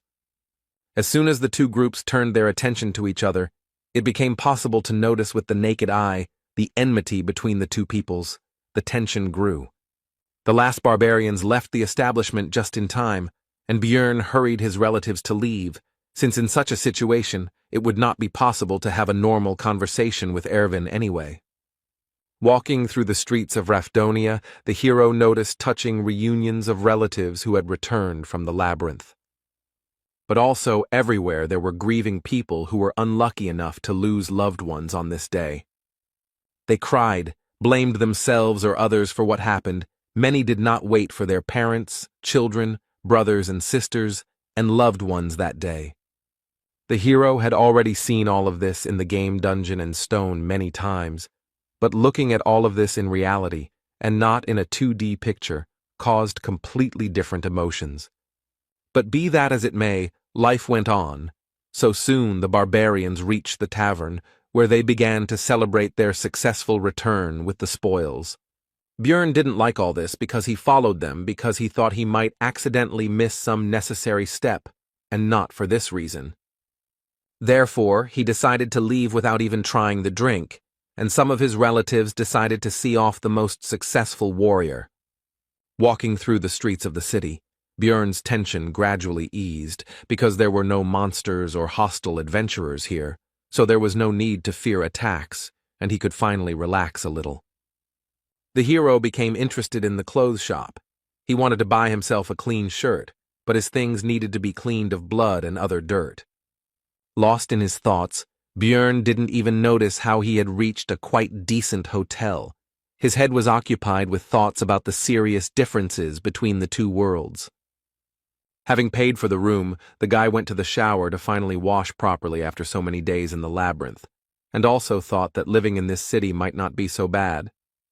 But lying in bed, the hero admitted that he was deceiving himself, and had done the same thing before, because in fact he wanted to go home, even though no one was waiting for him there, and with these heavy thoughts, he fell asleep. Björn woke up already at night and decided that now was the time to go meet Erwin, so he started getting ready. Having asked a local resident about the Black Whale Tavern, the hero received the answer that this place had had a different name for 10 years already. Finally, Björn became convinced that the game world was lagging behind this in time, and having learned about the current name of the tavern, he went there. Nowadays it was called Python's Paths, and the hero noticed that he could read the local language because he understood what was written on the sign, which meant that he should visit the library soon, but now he needed to go inside. The tavern had a good atmosphere, there were many customers, and finding Erwin here would certainly not be an easy task. But the hero was lucky. The girl was the first to notice and call the guy, but there was another elf sitting next to her. He had seen her during the day. She was clearly in a negative mood, and when asked who she was, the answer was that the pointy-eared one was Erwin's older sister. When the guy asked if she had a name, He answered Tessia, which was part of his girlfriend's full name, from which it was concluded that she simply did not want to introduce herself normally. The hero asked why she was here, to which the girl flared up and said that it was because the barbarian invited such a young elf to such a tavern. And she continued that the meeting was scheduled for last night, but the guy never showed up. He's just an insensitive barbarian. The hero was surprised why it was last night, and Tessia thought that he was just making a fool of himself. Björn decided to make sure, so he asked Erwin how many hours had passed since leaving the labyrinth and received the answer 30 hours. The hero thought that only 4 had passed, but it turns out that he had slept for more than a day, which made him feel guilty. Jandel's son decided to apologize and explained the situation he found himself in. He didn't think it would turn out like this. Erwin's elder sister was shocked. She couldn't even keep her face. It seemed like she had never seen barbarians apologize. After this, Tessia asked about the reason for the meeting, but the hero did not want to talk in front of her, so he said that she could find out everything from her sister after the meeting. Further dialogue did not take place. Sparks seemed to fly between the two of them, and Erwin was torn, trying to calm her friend and relative. During the argument, Tessia suddenly slammed down a heavy bag and said that these 350,000 magic stones were payment for the essence. Björn began to explain that he would like to continue hunting in the labyrinth with Erwin, and she could earn the necessary amount with him, and they would divide the spoils in half. At first the girl was happy about this, but a moment later she became gloomy and refused, and the hero could not understand the reason because they made a good team. Tessia explained that now Erwin would be on the same team with her, and before that he was alone, due to the tradition that the first entrance to the labyrinth should be solo. The hero realized that now his girlfriend had people who would take care of her and decided to take the money, but noticed that based on the agreement he had made with his girlfriend about dividing the spoils 1 to 9, there was still 280,000 missing. To this Tessia responded with a bag she had prepared in advance, and Björn realized that she was simply trying to trick him, but he kept it all to himself and asked her to leave, because he still wanted to talk about something with his friend. But she didn't want to leave her little sister here, and was about to start objecting when Erwin herself intervened. She really appreciates her sister's concern and is glad that she came here with her, but she needs to thank Björn and say goodbye to him. Tessia agreed, but only on the condition that the barbarian swear that he would not sleep with Erwin, which embarrassed her sister. Björn calmly swore an oath on his military honor, because he didn't give a damn about it anyway, just like he didn't give a damn about the oath itself in principle. Tessia was satisfied with this and was already heading for the exit, but halfway there she turned around and thanked the hero for saving Erwin's life. Left alone, the friend said that she had never contradicted her sister before and asked if she would be angry about this. The hero calmed Erwin down because Tessia didn't look angry when she left and even thanked him with a smile. The girl tried to apologize for having already decided to be on a team with her sister, but Björn stopped her, and also thought that he himself would not have refused if a high-level elf had invited him. After that, Erwin handed the hero a bag with the red-haired man's and the crossbowman's magic crystals, and she had already taken her share. She also left the rest of the equipment in her house, and tomorrow they should sort it out and decide what to do with it. Erwin said that she wanted to somehow thank Björn for saving her, and he realized that this was precisely why Tessia had demanded an oath, but nothing had come to his mind yet, and the guy suggested ordering something. The girl's eyes lit up, and she said that she had deliberately not drunk anything yesterday so that she could share her first return drink with the hero. It is a special drinking tradition that involves having something to drink upon returning from the labyrinth, and for young elves it is quite important. Erwin was a little worried that this wouldn't be Bjorn's first return drink, but the hero said that this would actually be his first as well. The girl was very surprised by this, to which the hero replied that he had already said that he was only 20, and she thought it was a joke. Soon the table was covered with all sorts of dishes, because Björn had slept all day and was terribly hungry. The couple spent their time culturally drinking the first return drink, and it didn't take long before the table was almost down. Björn decided it was time to take a break, and announced that he had come up with a way for Erwin to repay him for saving him. The elf decided that she already guessed what the guy would ask for, so she suggested going to his room. But what awaited her was not at all what she thought. The barbarian decided to check how the essence affected the girl's characteristics. And in real life, an increase in the flexibility parameter by +4 is not particularly noticeable, the hero thought, watching the elf check her hand. Erwin asked if he really thought she came to the room to check her stats, to which the guy replied that you can't check your skills in the city, and some people were clearly disappointed with this development. Although the game dungeon in stone had only 3 main characteristics, these are strength, spirit, and abilities, but each of them had hundreds of other parameters. The guy spent thousands of hours studying them, but still couldn't understand the effects of some parameters.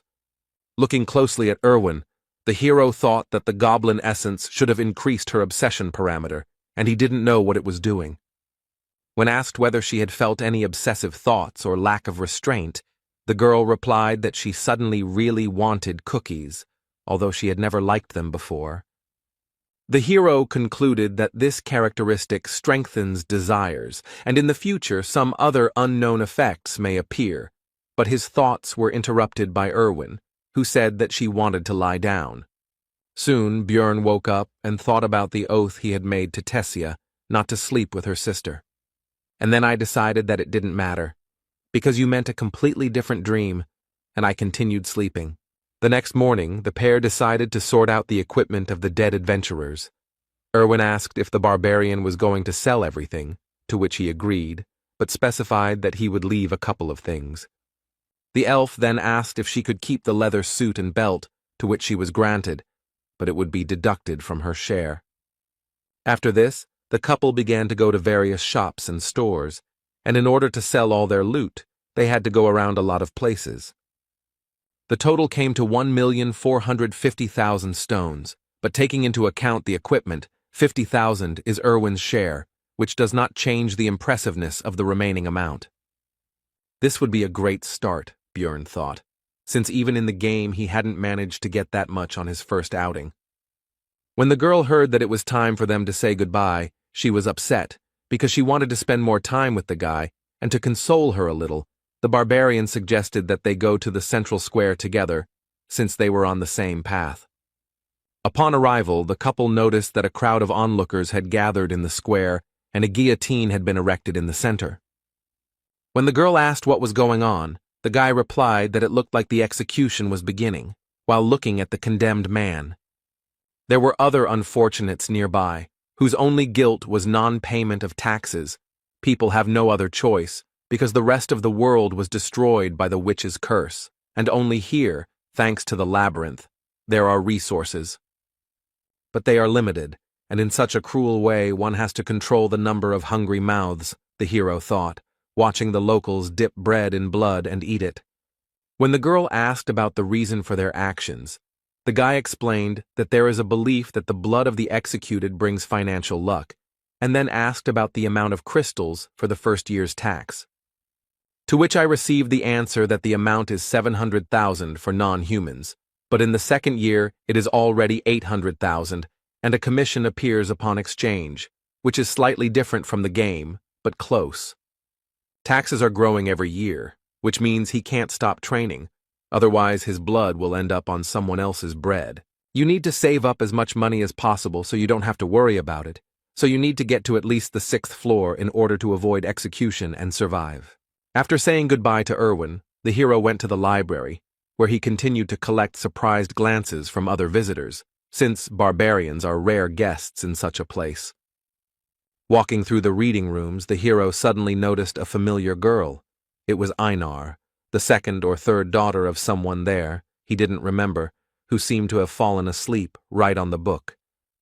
Björn decided to wake up the blonde, because he was curious what she was doing there. She woke up easily. The girl was glad to see her son Jandel, which she announced very loudly to all the visitors of the library.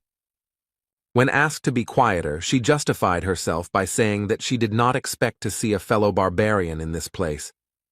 The hero asked about the reason for her stay here, to which the girl replied that she decided to follow his advice to think before doing something, so she decided to gain new knowledge here. She also said that while in the labyrinth, she realized that it was not only monsters that posed a danger, so Einar decided to study, but she faced a problem, which was her poor reading skills, and now she is going to the Temple of the Barbarians to fix it. As she was about to leave, the girl remembered her promise to repay for the advice, so she said that she should be looked for in the Angry Bull Tavern. The library was simply huge, and the hero couldn't even imagine how to find the books he needed here. Björn decided to approach the female librarian, but noticed that she had fallen asleep at her workplace, so he tried to wake her up with a soft cough. She immediately opened her eyes and began to find out what was required of her, to which she heard about the need to help in the search for books. But before the hero could explain the details, the librarian cast some kind of spell and cast some kind of effect on the barbarian. And yawning, she explained that he would find the book he needed if he simply wandered around. Taking them with him was forbidden. He had to read them in the library. Before Björn could find out exactly how it worked, the girl closed her eyes and fell asleep again. He quickly understood how magic works. Just looking around a little, it turned out that magic simply highlights the desired book, which was very convenient.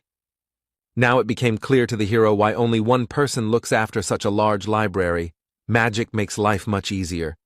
The first book Björn picked up was called The Fallen World, and it told the story of how the lands had been cursed for thousands of years, and only Rapidonia survived, thanks to the ruling family who opened the way to a dimension called the Labyrinth.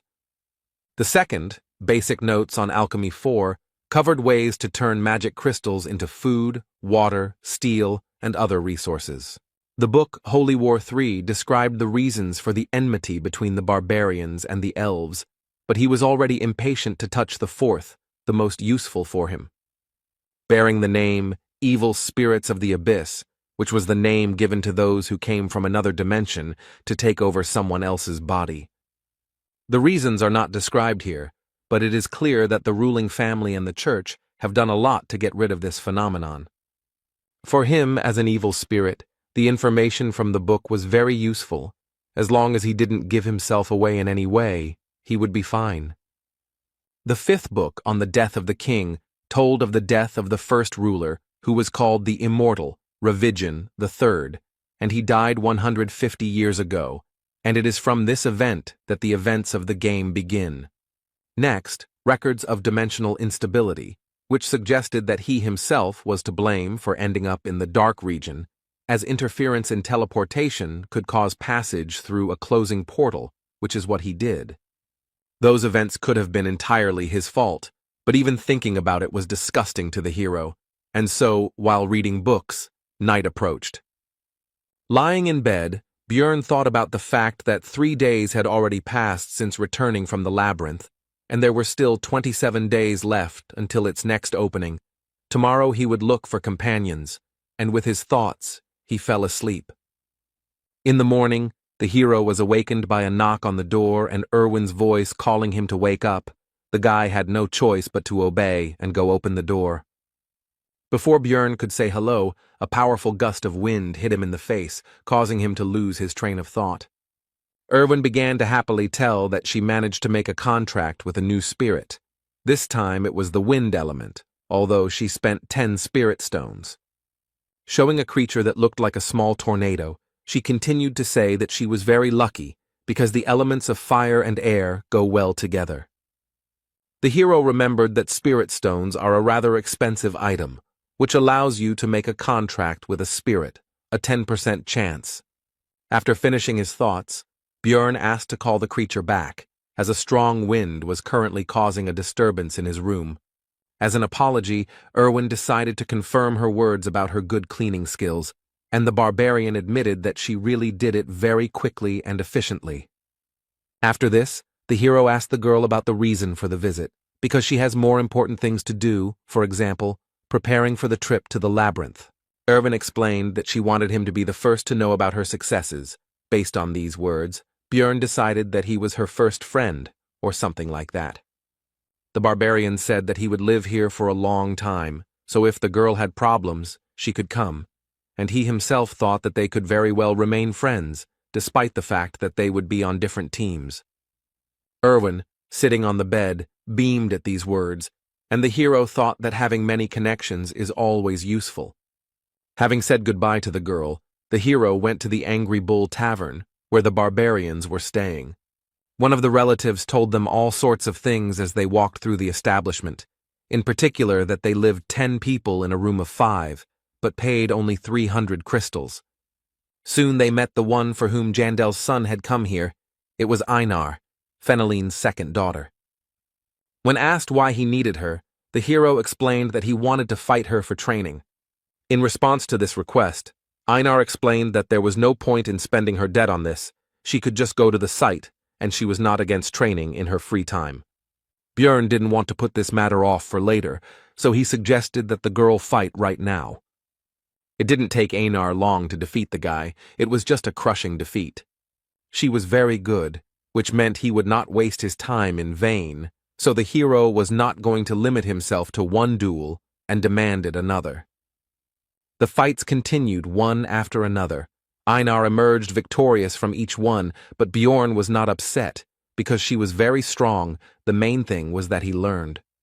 The moon had already risen in the sky and both fighters were tired, so they decided to finish training. Looking at the girl, the hero found her very strong, smarter than the other barbarians, and she was also unlikely to betray him.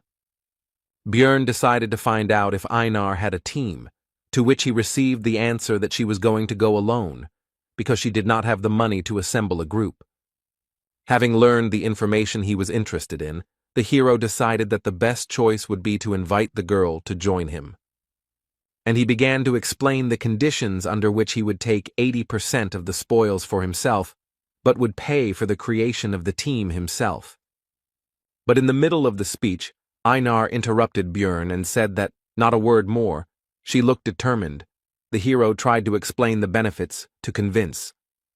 But this was unnecessary.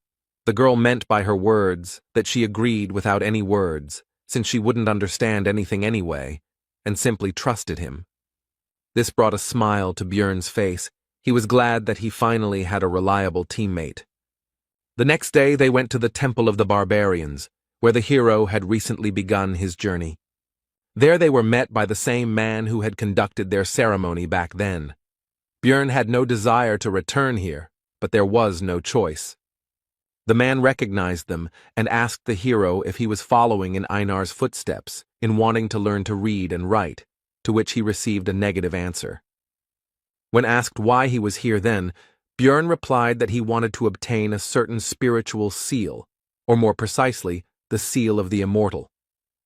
The non-human races have different features. For example, elves can make contracts with spirits to borrow their power. Dwarves can also gain the blessing of armor, which increases the effectiveness of their equipment. Beastmen have the ability to form contracts with ancient beasts, called spirit beasts, and the barbarian race has the ability to apply a spiritual seal in the form of a tattoo on the skin of the back. The man began to question the source of information from which Björn learned about this method of amplification. But the hero had thought this point through. He had checked in advance whether this information was available in the library, so he replied that he had read it in a book. The man laughed at this and patted the boy on the back, and also said that he was proud of him and Einar. The chief noted that he had no reason to refuse, but the cost of this service was 800,000 stones. To the rhetorical question of whether the newcomer could handle such a sum, the hero answered in the affirmative, which surprised both his companion and the man opposite him. The chief became serious and asked where the young warrior got so much money. It was very suspicious. But the hero thought this through too and began to talk about how he was lucky to meet a wounded elf in the labyrinth.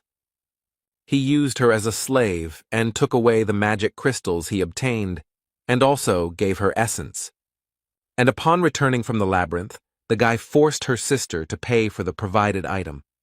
With his story, the hero greatly pleased both the leader and the barbarians who gathered around to listen to his story. As a gift for his good mood, the man gave Björn 2 coins worth 100,000 stones each. The hero shouted that he would continue to bully these useless elves in order to become a cool warrior, and the more he looked at his new relatives, the more he became imbued with their spirit. Spiritual seal is a kind of strengthening technique, the purpose of which is to fill the body with special ingredients that will give special strength. Barbarians tattoo newly born children when their souls are still pure, so that the paths of the soul are visible even after they grow up. So every one of his kind has tattoos. The shaman gave the young warrior a chance to think better, because he would not be able to choose another spiritual seal, but would remain with this one until the end. The seal of the immortal is the main requirement for a tank barbarian. Other seals are also very useful, but the hero has already made his decision. Getting the tattoo was excruciatingly painful, and Björn was already shuddering at the thought of having to go through that again in the future to level it up. Its effect was a significant increase in natural regeneration and physical characteristics. At parting, the guy thanked the shaman, which surprised the latter because for the first time he saw a warrior who thanks people like him. At this news, Björn hurried away as quickly as possible, hoping that his unusual behavior would not reveal his nature. The next morning, the hero went to the shopping district to buy the necessary equipment, thinking along the way that thanks to training with Anar, it became clear that the sword would not suit him. Björn plans to focus on learning shield techniques, so the weapon should be easy to handle. The hero's choice fell on a medium-sized mace, the cost of which is 220,000 magic stones. The barbarian also took half armor for 360,000 and a custom helmet, since he couldn't fit into the usual ones, for 170,000. After that, time flew by. Although the days were full of worries, they very quickly became routine. At 7 in the morning, he woke up and had breakfast with Erwin. After that, Björn stayed in the library until 4 in the evening, which greatly surprised other visitors, and the librarian slept constantly. After this, the guy goes to different taverns to listen to the conversations of other adventurers. He does this in order to obtain information that cannot be found in books. After this, around 5, Björn goes to the barbarians to fight with various relatives, with whom he began to fight a week later. After regular training, the hero even began to defeat Einar sometimes, and his efforts began to bear fruit. He succeeds in this because the girl, although strong and skilled, has direct and predictable movements. He told her this, but it has long become her habit, which she is unlikely to easily correct. At 9, Björn returns home, washes up and meets Erwin again to have dinner with her. They finish around 11, after which the elf leaves, but this time she reminded them that the labyrinth opens again tomorrow. The month has passed extremely quickly. The next day, Björn and Einar went to the Explorers Guild to establish a magical connection. Its price for rank 9 seekers is 15,000, and it works for 24 hours, but it is necessary so that after teleportation, you end up next to each other, and not in random places.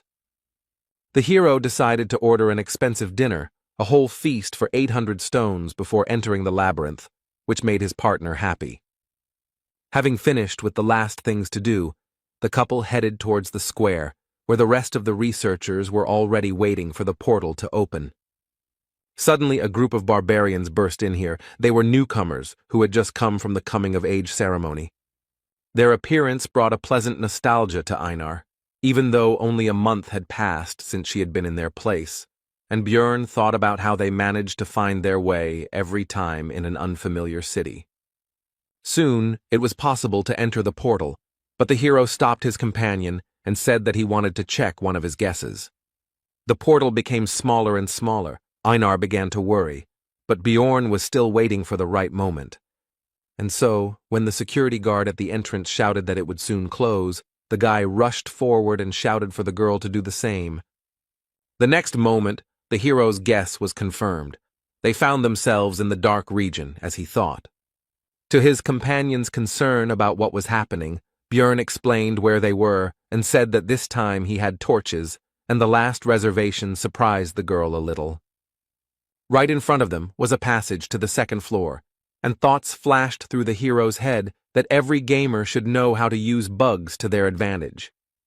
Without delay, the portal was opened, and the first person to do so also received some experience as a reward.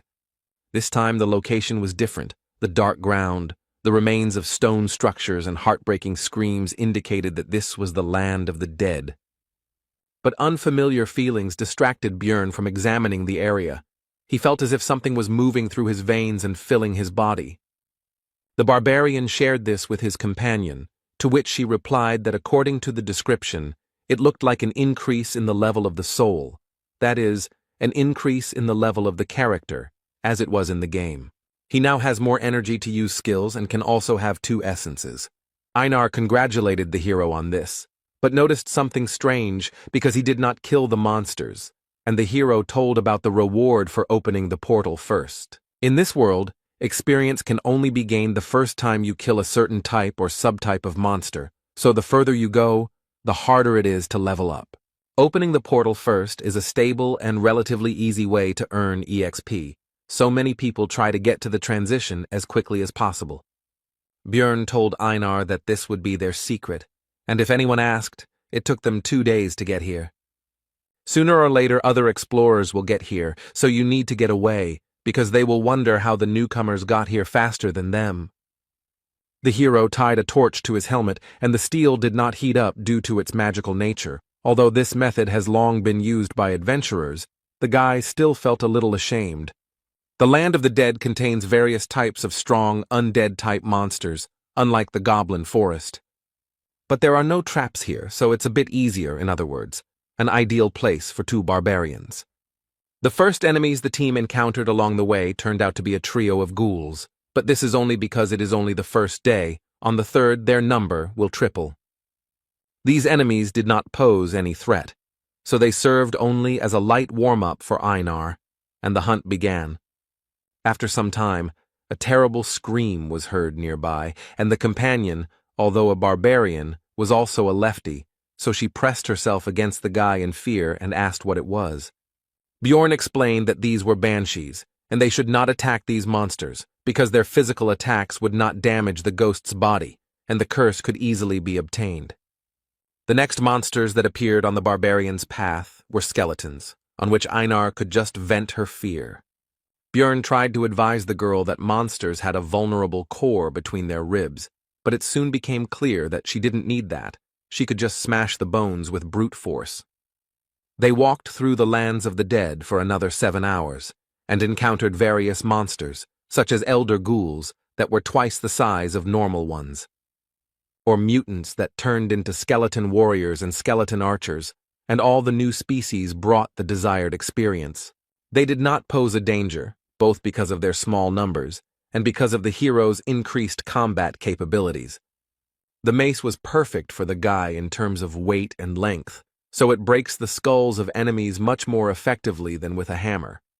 The vest-style armor reduces the area that needs to be covered by the shield, allowing for more aggressive fighting. And the new helmet, although it won't protect against any crossbow, can easily deal with the rotten bows of skeletons. The hero has become better at destroying the enemy, but there is also someone nearby who is no worse at this. She went into battle with the battle cry of Yahello, the name of the goddess of the barbarians' ancestors, and having tried to shout as well, Bjorn did not notice how this cry began to fly off his tongue extremely easily. It was a refreshing feeling. Compared to fighting with Erwin, having a fellow barbarian's shoulder next to him felt completely different. During the fight, Bjorn received a small wound on his arm, but it closed very quickly, causing delight in Einar. The seal of the immortal improves natural regeneration. Healing a wound half a centimeter deep takes only a minute, and stamina is restored faster, although the pain is terrible. Soon the earth became dry, the soil changed, and the banshee's cry became much louder. All this meant only one thing: monsters of the 8th rank would appear soon. And he didn't keep us waiting long. It was the demon of death, who somehow miraculously managed to quietly approach the couple almost right next to each other. The monster looked more terrible than Bjorn had imagined, but fear did not stop the barbarians, and they rushed into battle. Einar attacked first, and while the monster blocked the blow, the hero slipped past and found himself behind the enemy. But the maneuver was useless, because the creature's body was so hard that the blow felt as if it were a stone and not the flesh of a living creature. Despite the lack of visible damage, the demon still tried to kill the impudent barbarian, but the latter was fast enough to dodge. But we shouldn't forget about Anar, who decided to take advantage of the monster's distraction and struck the creature with her huge sword. But the weapon was unable to enter the monster's body, and the young warrior was thrown further away by the attack. The death demon in the game had high defense, but the guy didn't think that in reality it would be such a difficult opponent, and even small scratches on it healed extremely quickly due to the body preservation skill. But soon, the situation worsened even more because the monster used its active skill for summoning ghouls, which was called the Call of Death. Björn ordered Einar to deal with the dead first, while he would distract the monster. Weaker attacks could be easily taken on the shield, especially with the physical stats boost from the seal of the immortal. More powerful attacks had to be dodged, using all possible agility from one's body. Bjorn was quite successful in distracting the death demon, although he was unable to land any blows, but that was not necessary. Soon Einar was able to deal with all the ghouls and immediately went to help her partner. She slipped behind the monster's back and prepared to deliver a devastating attack with her monstrous weapon. The next moment, the warrior struck the death demon with her sword, but the strong skin withstood it.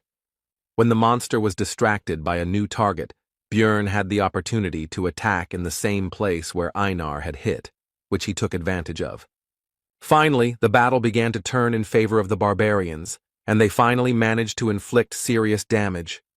But, not paying attention to the pain or possible problems from a head injury, the demon drove his opponents away from himself. The team couldn't keep up with the monster's regeneration. It recovers too quickly thanks to its passive skill of body preservation. Already thinking that they wouldn't be able to cope with the demon and would have to return to hunting 9th-rank monsters, the hero saw that Einar had grabbed the enemy's leg in an attempt to upset his balance. This seemed like a great idea to Björn, and he hastened to support his companion in the attack on the monster. And in the end, the barbarians managed to drop the monster on its back. Now it's time to quickly take advantage of this. But it turned out that there was no hurry, because nature, or whoever created the demon of death, did not think of a way for him to get back on his feet after falling. Now the barbarians can take advantage of their advantage, and the monster began to feel like a victim. The pair of researchers began to joyfully beat and cut the helpless enemy, who not long ago seemed to them, if not invincible, then at least an extremely difficult opponent. After defeating the demon, a very large magic crystal remained in its place, which made Einar happy. But Bjorn hastened to explain to her that the cost of extraction was actually only 100 stones. But it turned out that for the girl, this sum was quite good, because for this price she would be able to buy the delicious bread that she ate at the feast before leaving for the labyrinth.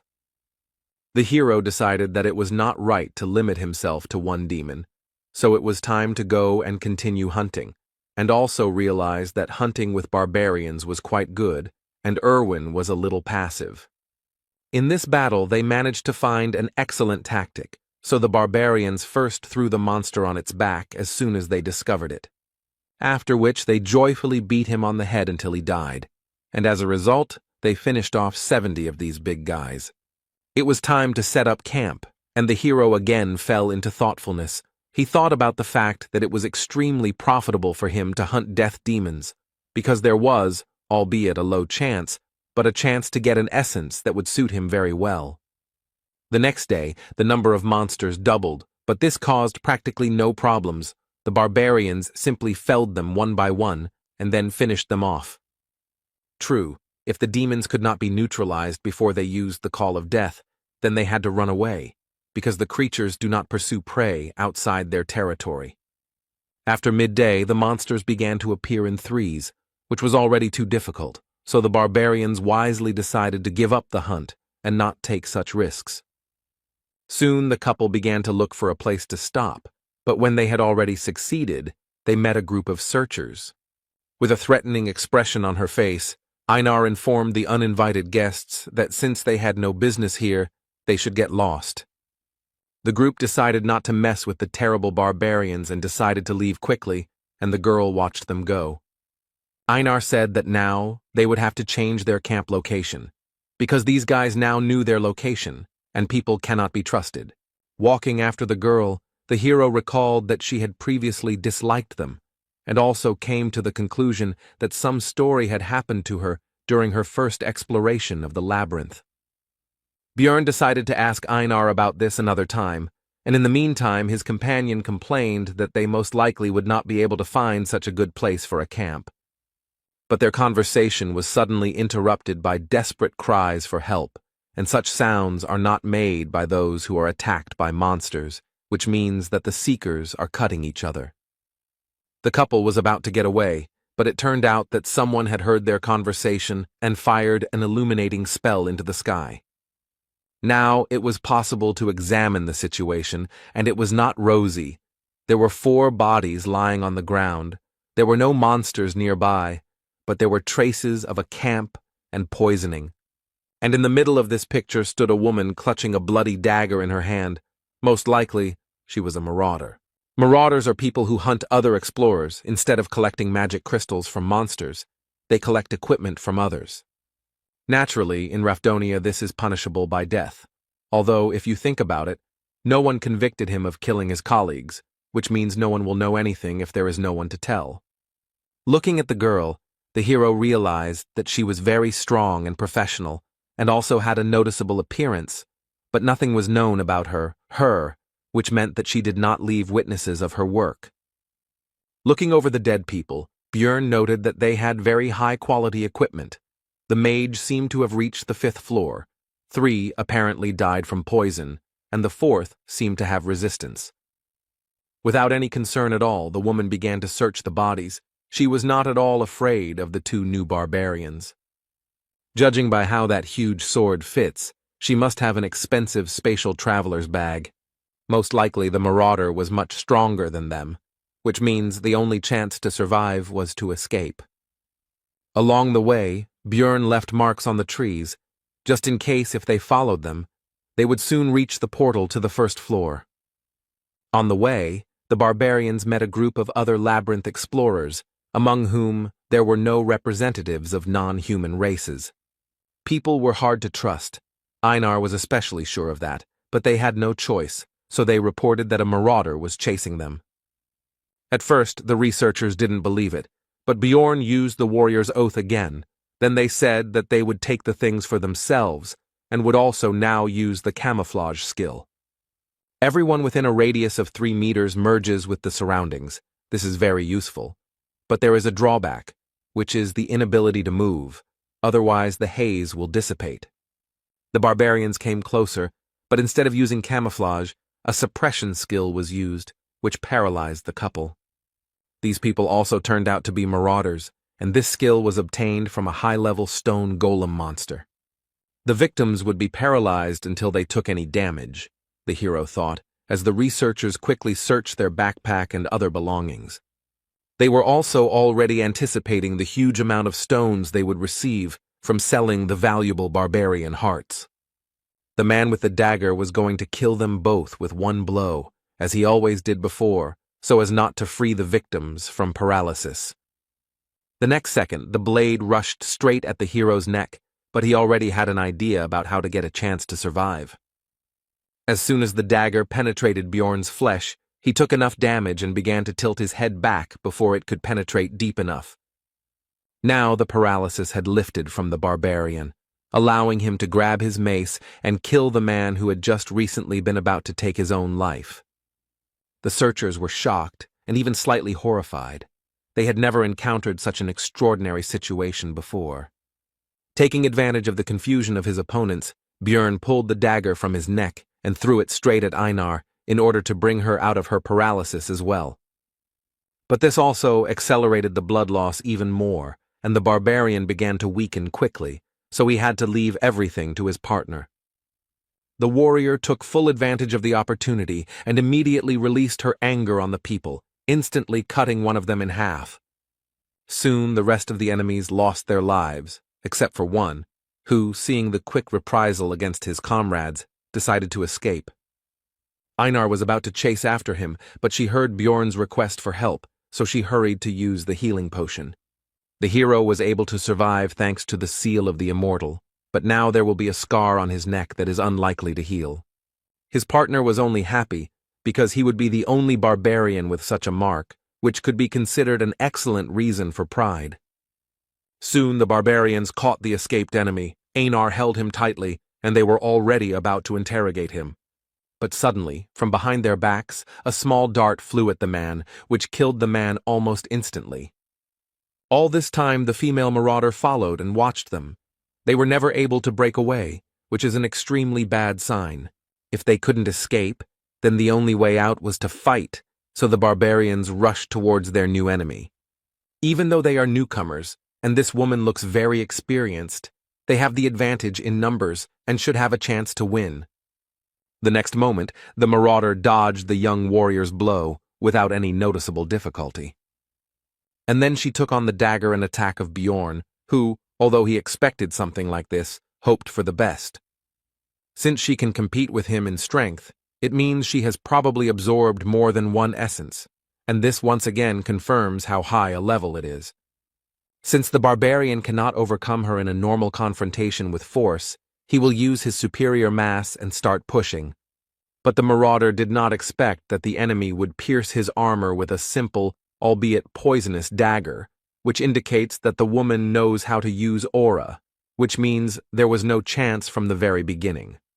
Anar tried to correct the situation. She tried to stab him in the back with her huge sword. But the enemy flew past at lightning speed, inflicting serious wounds on the warrior, much worse than those received by Bjorn. Throwing a dagger into the air, the marauder addressed the hero with the words that the basilisk's paralyzing poison had already spread throughout the body, which meant it was time to surrender.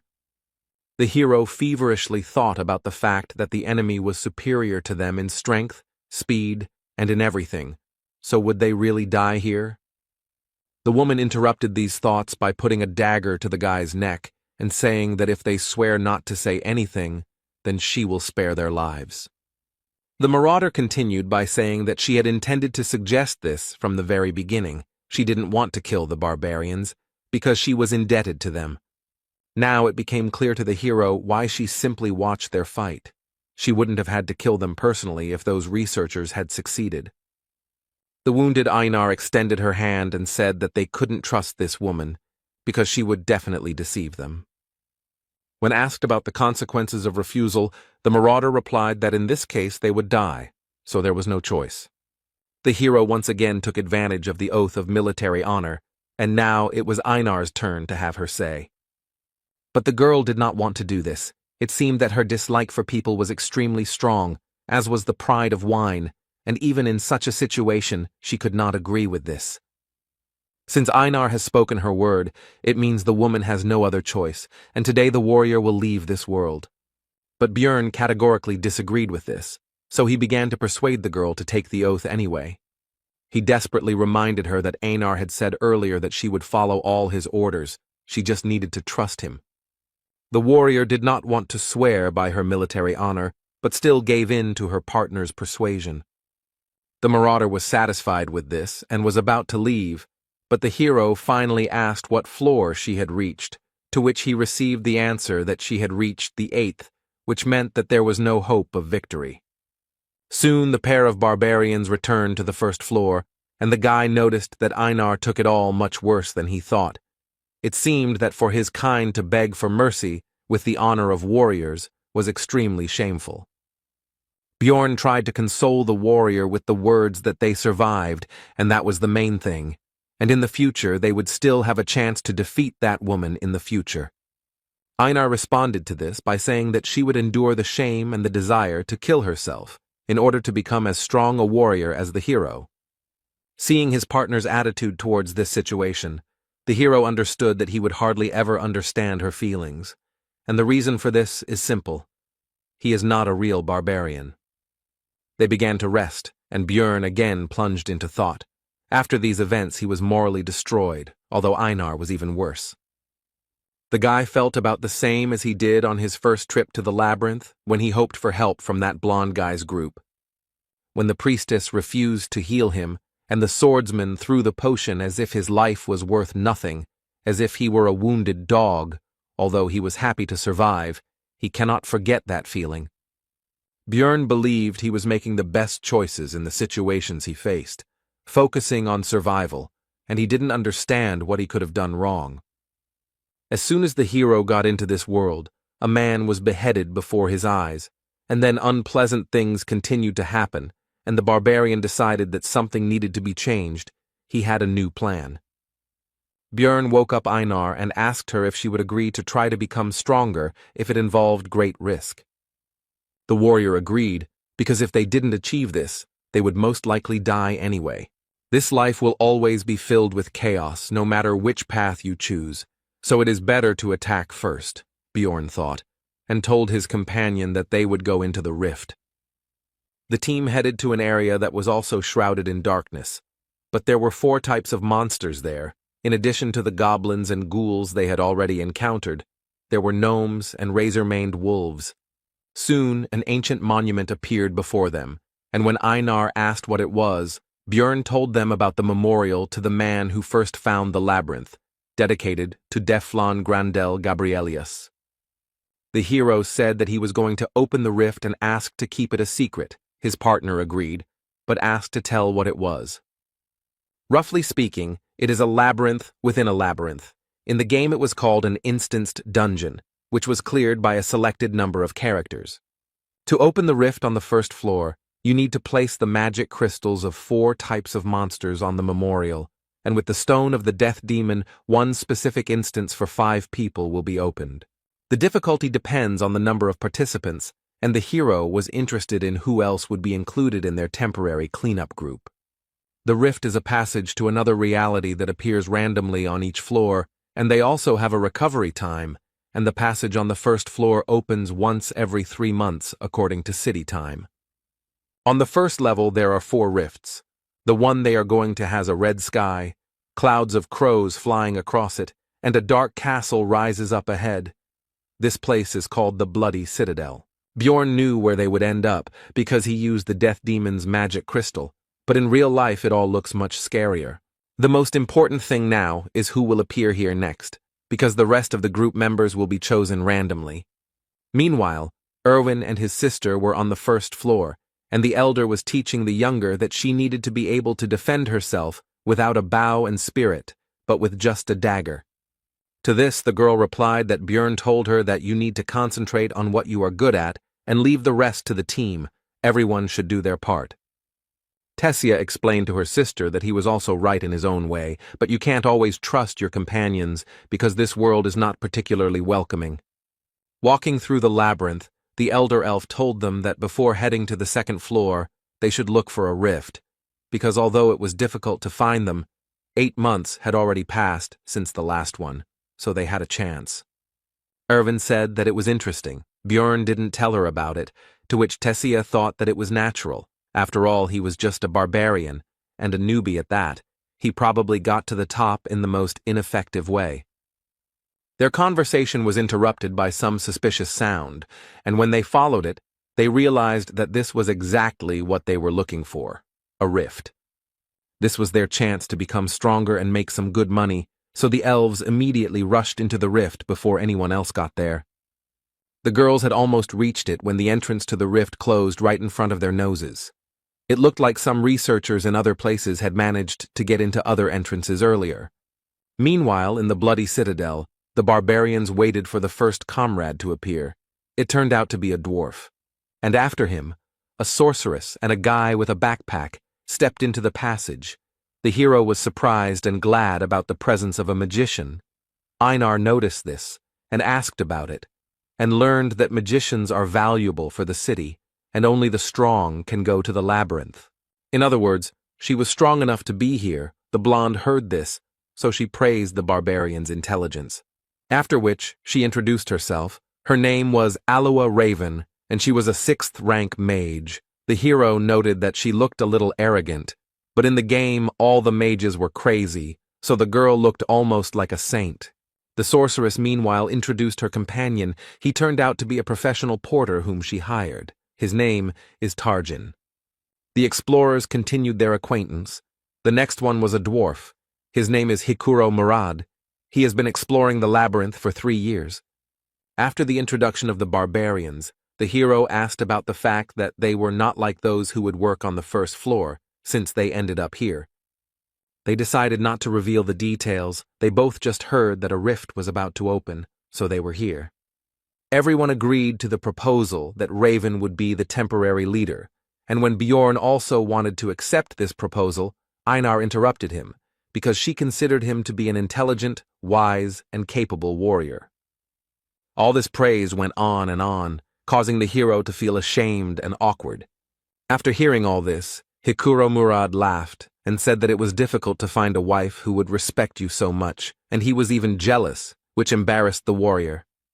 Their conversation was interrupted by the sorceress, urging everyone to move forward. It seemed she was not interested in this dialogue, so she changed the subject. The dwarf noted that they still needed to learn about each other's abilities, but Raven arrogantly noted that there would be monsters of the 7th rank and below here, and she and the porter alone would be enough. The sorceress continued by saying that she would also take the spoils from the keeper, which caused a conflict with Hikuro Murad, who was dissatisfied with the distribution of the spoils. The argument grew more heated, and the hero reflected on the fact that for successful magicians, research comes first, while for simple adventurers it is money, and here their interests clashed. Alua Raven tried to compromise. She said that she would give them all the magic crystals from this rift. Bjorn noticed that the argument was causing tension in the sorceress. She was very depressed. It seemed that she did not expect such a development of events. Raven agreed that she would give up some of the items, but the essence would be hers. The dwarf agreed to this, and also said that they would roll dice to decide who would get the rift stone. But Bjorn didn't agree that they were thrown out of the discussion altogether. But the two didn't agree that he had the right to the stone, but they did agree to give 2 essences from ordinary monsters. This was the maximum that could be bargained for. There would be no suitable essences for their level here anyway, and Murad and Alua had already resolved their differences and calmed down. Looking at the Blood Citadel, Bjorn became determined to conquer its peak and become stronger, so that he would no longer get into unpleasant situations, and so that high-level researchers would not treat him with arrogance. This rift is divided into 4 parts: a drawbridge, a battle zone behind the walls, an underground prison, and a place of worship for demons in the Lord's room. These thoughts flashed through the hero's mind as the squad approached the entrance to the fortress. On guard were gargoyles, rank 8 monsters that stand still most of the time and look like statues. But once you notice the enemy, they attack them and use their active skill petrification, which covers the one it was applied to with a layer of stone. Usually, explorers have to sacrifice one of their own, exposing him to the gargoyle's ability. But if there is a mage in the team who knows the magic of removing curses, then everything changes. And without their skill, these monsters turn into very simple opponents that can be dealt with without any problems.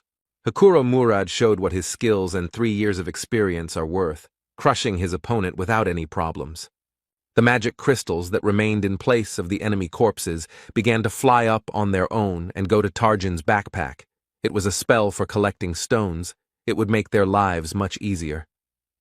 Now that the guards were down, the team could enter the citadel, which was quite dark, and magic helped with that as well.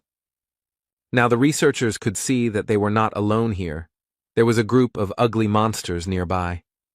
These were the dead, monsters without a rank that do not give experience or crystals, and their bodies do not disappear unless an essence drops. The part of the squad that was melee fighters took aim at the opponents, because it would be wasteful to waste mana on such weak monsters. These opponents could not cause any difficulties for any of the squad members except, perhaps, the porter Tarjan, but he did not participate in the battle. As a reward for exterminating the enemies, the researchers received a forge, which they took with them, because they would soon need it. After walking a short distance along the corridor, the team encountered an obstacle. It was a steel door. The sorceress volunteered to solve this problem. It's unlikely that anyone else would have been able to overcome this obstacle with brute force, but a huge fireball is a completely different matter. Looking at the result of the magic, Björn could only marvel at how overpowered magicians could be. The next obstacle on the squad's path is the first part of the fault, the drawbridge at the entrance to the fortress. It was raised. But Alua Raven knew how to lower it, so she asked Einar to blow into the horn she had recently received. With this action, the bridge began to slowly descend, and the long dormant magic seal was activated. And the dark bloody water began to rise higher and higher, and in it swam a crowd of the same monsters that the team had encountered not so long ago. The goal of this test is to survive the onslaught of countless undead. This is a pretty difficult part, but only for those groups that don't have an experienced mage who has area attacks. The next moment, Raven destroyed the crowd of enemies with her magic, making it much easier for the group to pass this test. Bjorn guessed that the sorceress was quite powerful, but he didn't think there was such a big gap between them. The first part of the Blood Citadel was completed, the bridge was lowered, and the team was about to move on. But Bjorn was tense, because it had been ridiculously easy to deal with, which, given his luck, was highly suspicious, and there was certainly trouble ahead. The group of explorers easily crossed the drawbridge of the outer wall and headed towards the inner castle. Normally, they would have had to fight their way through a lot of monsters, but they had Raven, which was a big help in conquering this rift. Soon, she was no longer destroying all the enemies with one blow. This time, there were about 10% of the enemies left. Among them, the most dangerous were the death demons, who survived thanks to their durability and regeneration. Einar and Björn had already worked out their tactics for fighting these monsters on the second floor very well. This sight greatly surprised and discouraged Hikuro Murata, but the barbarians seemed to be having fun. Raven also decided to contribute to the victory over the monsters by hitting them with the spell Worsening Wounds, which negated the monsters' regeneration. Without one of their greatest strengths, the death demons have been reduced from fearsome foes to mere lumps of meat. Having seen the possibilities of magic, Einar understood why wizards are treated specially, which she told Bjorn. The dwarf supported her in this matter. Hearing the praise directed at her, Raven simply beamed and said that they study hard for this, but talent is also essential. Now the hero began to better understand her character. She pretends to be modest, but loves to brag and conduct research. The sorceress asked for help in collecting some materials, which no one refused her, and soon Targan's backpack became almost full. Björn noticed that she had examined the entire area, but had not paid attention to the statue. Did she really not know about it? Some gamers have a habit of pressing the interaction button when they see a unique object or a suspicious wall, and the hero was one of them, so he discovered a lot during 9 years of playing Dungeon and Stone. But it might hurt the sorceress's ego if a common barbarian knew something that she hadn't discovered, even though she had spent her entire life researching, so she would avoid things that might arouse suspicion. Soon, the group of adventurers entered the inner castle, which lay in ruins, and there were no monsters or possible prey nearby. So they did not stay here long, and quickly found the steps leading down and went under the thickness of the earth. The group fearlessly entered the first floor of the underground prison, the third part of the Blood Citadel, and began to explore it. Hikuro began to ask Raven about the monsters encountered in this location, to which he received the answer that they were a skull rat, a banshee, a death demon, a ghoul lord, and a corpse golem. To this, the dwarf noted that he had fought with all of these species except the last one, since it was found only here in the Bloody Citadel, after which the sorceress began to talk about its features. Soon the terrifying cry of a banshee echoed through the dungeon, and Einar again showed that she was not only a barbarian, but also a girl. She was afraid of these ghosts, and pressed herself against Bjorn. Raven couldn't help but scare the warrior, and began to ominously talk about how meeting these monsters would be terrible and indescribable. But Bjorn reassured his friend that magicians actually have ways to fight banshees, so there is nothing to be afraid of. The sorceress was surprised out loud at the barbarian's knowledge, after which she decided to stop joking and lured a group of ghostly monsters with her spell. And as soon as all the banshees gathered next to her, Raven used fire magic and incinerated all the opponents. Even their intangibility did not help them. and standing right in the middle of a branch of the fiery hell, she invited her companions to follow her, as if she did this every day. This display of strength, coupled with her behavior, caused surprise and even fear among the rest of the team, except for Targan, who seemed to have long known what his employer was capable of. Soon, the researchers found themselves on the second floor of the underground prison, where they encountered new monsters, such as a chimera wolf. Or the Lord of Ghouls, and the interior of the environment began to resemble the laboratory of an evil scientist, since there were ugly monsters and objects everywhere. The sorceress did not feel fear, because she herself carried out autopsies. Aloha Raven had previously researched the first floor's rift maps, so she knew where to go and had no problem finding the secret door behind which the corpse golem's lair should be. Having prepared themselves, the group opened a passage, behind which they were met by endless piles of corpses, and a terrible smell instantly filled their nostrils. In the past, the hero would have definitely lost consciousness from all this, but the effect on the barbarian's strong body is not so strong. The first to succumb to the nauseating smell of rotting bodies was the porter Tarjin, and he parted with his breakfast. Next was Raven. She was used to looking at something like this during autopsies, but it didn't change the disgusting smell.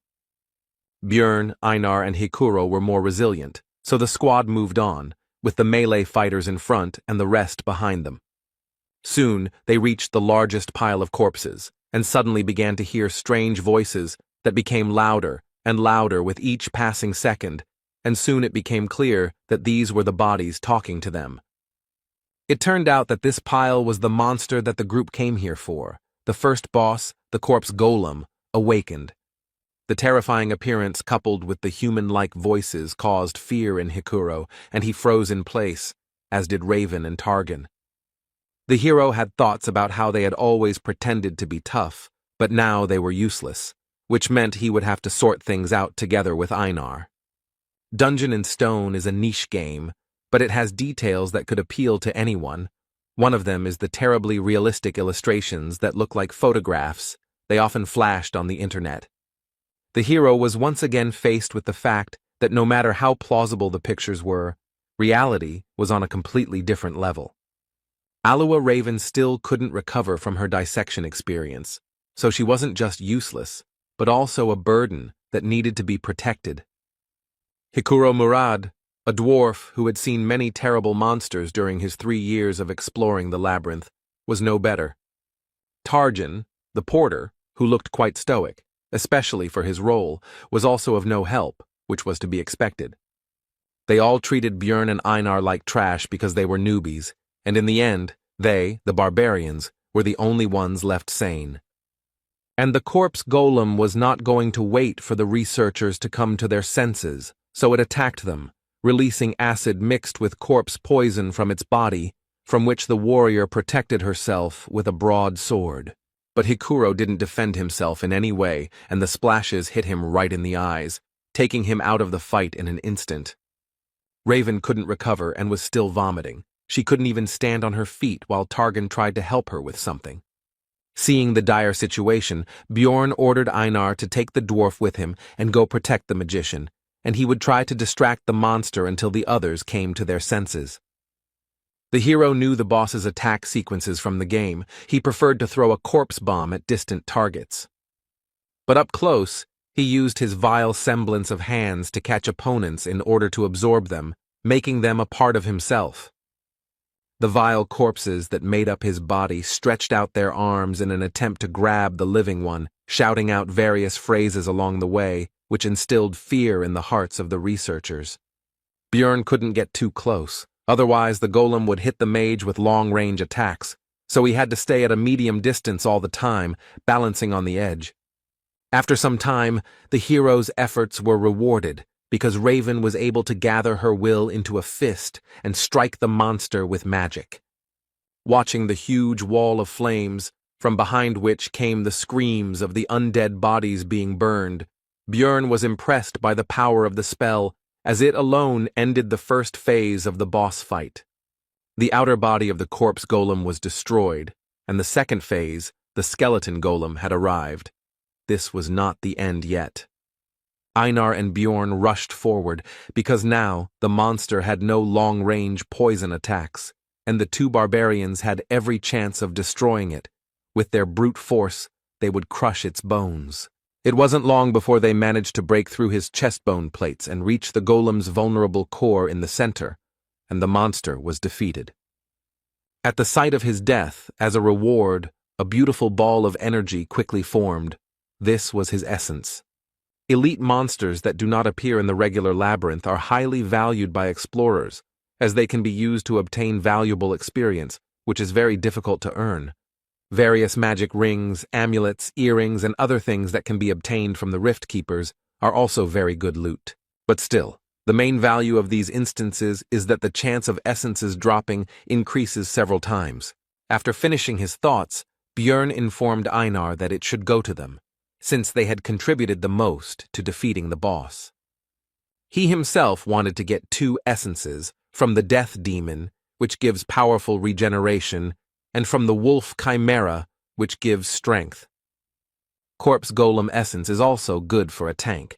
It slightly dulls perception, but increases bone density by 55, as well as weight, which helps to knock down the enemy, and reduces damage from enemy weapons by 21. The pain resistance is also useful, and the extra strength and poison resistance are a nice bonus. But the main problem is the essence skills. The active skill Flesh Explosion deals a lot of damage, but the price is your health points. The passive skill, Acidic Bodily Fluid, turns blood into acid, and with each injury will damage equipment, reducing its durability.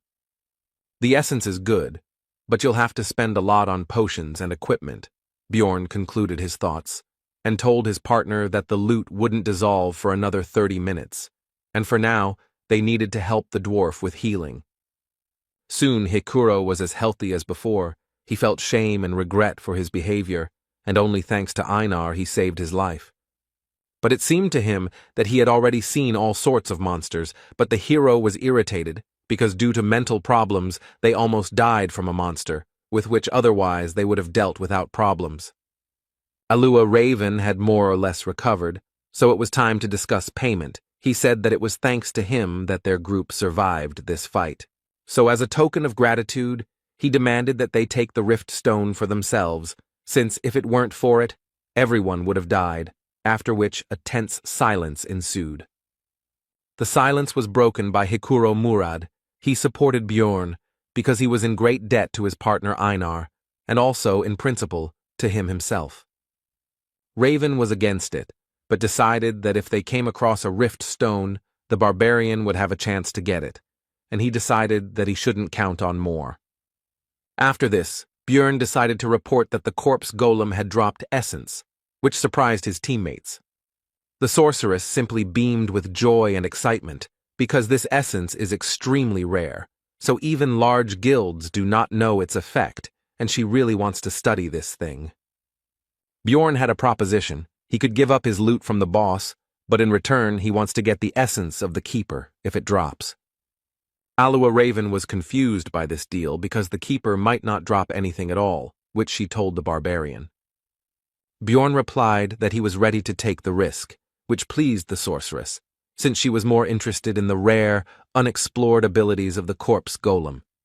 When Hikuro asked how she was going to take the essence, she showed him the artifact vial and said that she had everything she needed. It was an extremely expensive magic item that wouldn't pay for itself with essences below rank 6, but she didn't seem to care. Soon all the work was completed, and the team hurried to leave the terrible lair of the corpse golem, moving on. On the way, the researchers came across statues that resembled gargoyles, but turned out to be, in fact, the most ordinary sculptures. Coming closer to examine them, Raven reported that the Lord's room should be very close now. After touching a certain point on the statue's face, a book fell from somewhere on the ceiling and was deftly caught by the sorceress. It seems she had read about the cache in advance, and the volume itself was called the Necronomicon and contained rich knowledge about black magic. Raven said that she was taking the book for herself. The dwarf agreed with this, because none of them possessed the magic of distortion, which was needed to carry out of the labyrinth what should usually disappear. These are usually the weapons and equipment of monsters.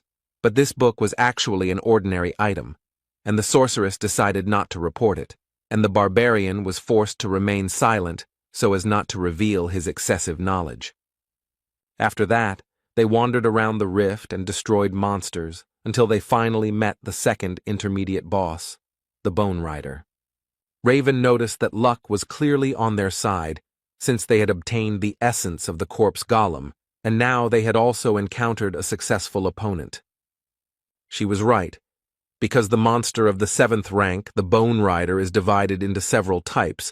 The first one is called Sadness and uses fog, which causes psychosis, annoying the enemy. The second is Hatred. He uses the Soul Kill skill, which lowers the target's level, the hardest enemy. The team encountered a Desire type that could regenerate using the Life Force Absorption ability. Normally this would cause some problems, but the party's mage knew the spell Worsening Wounds, which could negate the effect of his skill. Without his main advantage, the boss was unable to cause any problems and was soon defeated by the researchers. And they were lucky again. The second elite enemy dropped essence, which happens very rarely. By agreement, this was the spoils of the barbarians, and Björn decided to give it to Einar, since it did not suit him very well. Since the life absorption skill is only fully revealed with swords, and he is not going to change weapons, it is better to try to get another essence with the help of the enhanced warrior. And during the adventures, the hero realized that Einar could be trusted, and the girl herself, meanwhile, beamed with joy and hurried to devour the prey. The only thing the hero forgot to do was to tell about the side effect of the Bone Rider's essence. At first, Einar did not understand what had happened, and why all her companions began to seem larger to her, but Björn explained that it was she who had become smaller. Raven explained in more detail that this is a standard effect for the essence of the Bone Rider. The density of the bones increases, but they shorten, and the hero already knew all this from the game. Einar was very upset about this, because her relatives already looked down on her because she was a woman, and now no one would see her as a warrior at all. The sorceress tried to console her by saying that she had become more beautiful. Her facial features were softer, and now her appearance would impress even aristocrats. But this only upset Raven even more, because she no longer looked like a warrior at all. Bjorn told her that everyone already knew about her excellent fighting abilities, and he himself thought that if it weren't for the tattoos, she would look like a very ordinary girl, while the dwarf joked that if he took this essence, then everyone would stop noticing him. Soon a death demon appeared in the corridor, and Bjorn told Einar to stop being sad and try out her new powers. The girl didn't seem to be particularly excited about what had happened and didn't expect much, but she still had a duty, even though she didn't look like a warrior. After which, without burning with enthusiasm, she approached the monster and swung her sword, as a result of which she divided the monster into 2 unequal halves. Björn immediately pointed out her new power, and the girl looked in disbelief at the demon's dissolving body and quickly came to her senses. The hero encouraged the girl by saying that she was now not a simple warrior, but a great warrior, and Einar finally regained her good mood. Soon the team came to the door behind which the Rift Guardian should be. Their adventure was coming to an end. The hero thought that they had been lucky throughout their journey, since Einar had absorbed a good essence, and they had also received a large share for the corpse golem. But there was one thing. Has there ever been a time in his life when everything went easy and simple? What could be the worst-case scenario in this situation? After all, it was always like this for the hero. It just seemed that everything was fine, but then he would receive a new blow from fate, as happened, for example, with his personal life. And his arrival in this world, maybe someone would call it luck, but not him. For the guy it was the same trouble, only even worse. He was brought out of his thoughts by Hikuro, who was about to open the doors, and Björn finally noticed one peculiarity. The handle was red, so he tried to stop his comrade. But the danger was discovered too late. The door itself opened all the way. The master of the bloody citadel woke up from a deep sleep. And it was not the Death Rider that was usually found here, but a vampire, a monster that only appears after the 6th floor, who greeted them with the words that he had not seen living beings for a long time, and also an advanced mutated version, with intelligence and a named monster, the vampire Duke Cambermere. In general, monsters are divided into 4 categories. The first is mutants, which do not change race or characteristics, but receive a new class, such as goblin swordsmen or goblin archers. Advanced monsters, the rank significantly higher than the average for the floor. These include, for example, the Death Demon, a rare category like the corpse golem which can only be found in rifts, or the mimics, which are very difficult to find on normal levels. And the last ones, those with an individual character and name, are advanced mutants, named monsters, which is exactly what their group met.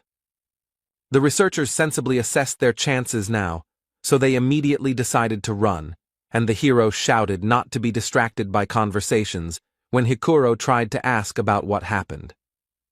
While running, the hero thought about the essence of the monster. This is a 5th-rank boss that can act in an unconventional way. He is strong both in close combat and in black magic. The conversation was brought up again by Raven, who was surprised that the Guardian had become an advanced mutant, since this had never happened before, and the hero could understand her surprise. After all, even he, having spent thousands of hours in the game, had never met the Vampire Duke, and only knew about him because he saw him on the stream.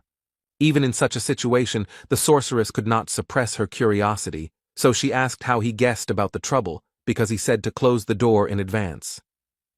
Björn couldn't come up with an explanation for his gaming knowledge, so he blamed it all on his well-developed intuition. And he understood everything thanks to the red pen, because he had tried many times to find the Vampire Duke himself, and when he watched the recording of his appearance again, he was able to notice this small difference from the usual rifts. Björn partly blamed himself, because if he hadn't been distracted by his own thoughts, he could have noticed this in advance and changed something, but now it was useless to think about it. Hikuro noted that they wouldn't be able to leave without finishing off the Guardian anyway, so shouldn't they turn around and fight, to which he responded that they needed to get to a place with sunlight.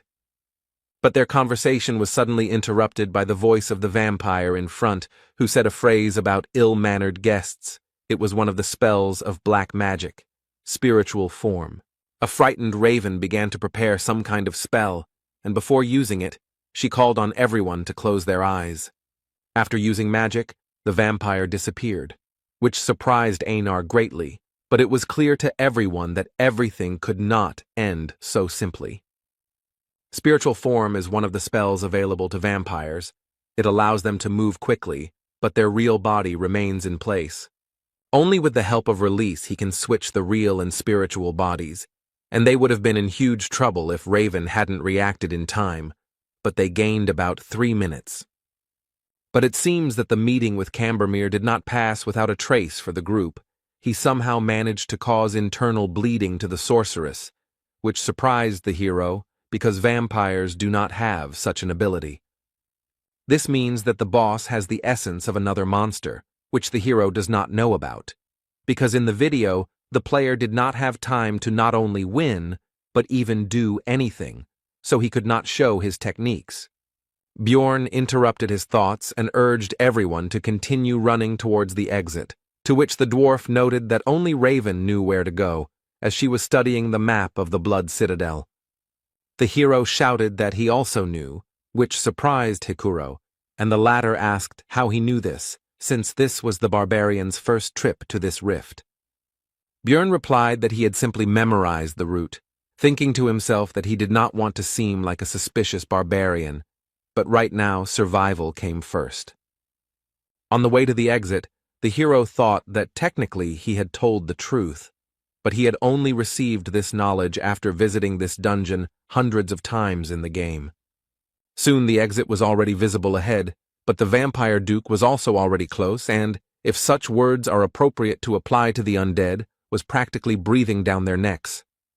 But the researchers still managed to run out into the street, and the boss's spiritual body still caught up with them a little, but quickly dissipated.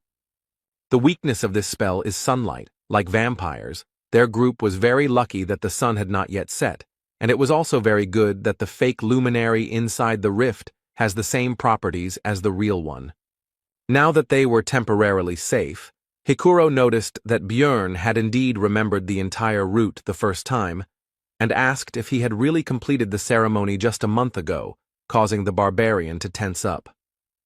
The situation was defused by Anar, who began to praise the hero, saying that he was a great warrior who was capable of more, which amused the dwarf, and he said that in the future he would truly become one. Putting aside idle talk, the group began to think about further actions, because the sun would soon set and the monster would emerge from the dungeon in search of prey. Although Raven was wounded and needed rest, Bjorn said that they needed to find at least some cover, so they needed to retreat to the outer wall. Soon a place for a camp was found, and the hero decided to temporarily leave his companions to take something that could help in their situation. He went to the statue that was located near the fountain, where he knew there was a hiding place that Raven had not discovered. Inside was the so-called tear of the goddess, a disposable item that heals well and is also useful in fighting monsters that have the attribute of evil. Upon returning back, Björn found that the sorceress had already woken up, so he decided to find out what happened to her.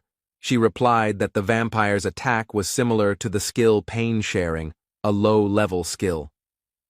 The hero asked how much time she needed to heal, and received an answer about 20 minutes, after which she would be able to use a 7th rank spell 5 times, which was not enough to fight the boss. Then Björn asked about the presence of solar-type magic, and although in this world it was rude to ask a mage about his arsenal of spells, he took advantage of the reputation of barbarians. Raven accepted the uncouth savage's behavior and replied that she knew the Sunspot Sphere spell. This is a 6th tier magic that is similar to a normal fire sphere, but instead of fire, it has a solar attribute. When asked if she could use the attribute strengthening spell at the same time, the hero received the answer that only if she had enough mana, which needed to be pumped up for 10 minutes. Bjorn interrupted her explanation, telling her to prepare for 30 minutes to increase the power, and he would try to delay the monster for that period while she should not interfere and save mana. At first, Raven meekly agreed, but then she came to her senses and began to be indignant at the fact that the hero was acting like the boss, even though she was supposedly the leader. Hikuro supported Bjorn's plan because in this adventure he got to know him well enough to trust him, because he has a keen eye for human nature. Soon the sun set behind the horizon and the vampire went out to hunt and slowly approached the group, along the way saying that he could not contain his thirst for blood at the sight of them. The enemy is already here. Raven needs 30 minutes to prepare the spell. The team needs to hold out during this time at any cost. The fight began with the vampire deciding to fly into the sky on his wings, and from there, choose his victim. The next moment, Cambormir made his choice and swiftly dove down on the group of researchers. His attack was taken by Hikuro Murad's shield, and surprisingly, he was able to withstand this powerful attack and not even move from his place. This was possible thanks to his ability with the essence from the 7th rank Yantro monster. It's called counterweight, and it prevents the dwarf from being thrown or knocked down as long as his feet are on the ground, and comes with the bonus shock absorption skill, which is very useful for tank-type fighters. A pair of barbarians rushed to their comrades' aid with lightning speed, because despite the excellent ability, it would not be possible to use it forever. Einar came from the left and tried to hit the monster with her huge sword, but the enemy was too fast and cautious to fall for this attack. The truth is, what he didn't expect was that Bjorn would already be waiting for him behind him, and the vampire flew his body straight into his shield. The hero struck with his mace and Cambormir no longer had time to dodge, so he took the attack with his crossed arms. The force of the blow dragged the monster along the ground for several meters, but it did not appear that it had sustained any significant damage. But the hero experienced the use of the pain-sharing skill, and the vampire was not even embarrassed by this attack. The next moment, the entire body of the Rift Guardian began to transform into terrible 6-eyed crows. Soon, a large flock of birds appeared in the place of the enemy, heading straight for the research team. The dwarf used his 2nd essence from the living armor, emergency restoration, and the barbarians defended themselves without any special abilities. When hit, the crows were torn to pieces, blood splashed everywhere, which allowed the enemy to use another of his skills. It was a sacrificial seal that enhanced the vampire's physical abilities, depending on the number of victims within 100 meters. Cambermere also had skills such as Eternal Life, which increases regeneration proportionally to lost health points, and Bloodmaster, which allows you to obtain a skill from the victim's blood. Vampires rely on these three skills to make them very strong, but they also have black magic, which allows them to, for example, turn into mist to avoid physical attacks, transform into crows that cause an explosion upon impact, as well as splatter blood, which helps the monster in applying the seal, as happened recently. They can also use blood to summon various disgusting creatures to help them. In short, a vampire is a high-ranking monster with frightening characteristics and abilities. While the hero was thinking, the world did not stop in place. The battle continued all this time, and now Hikuro missed the monster's blow.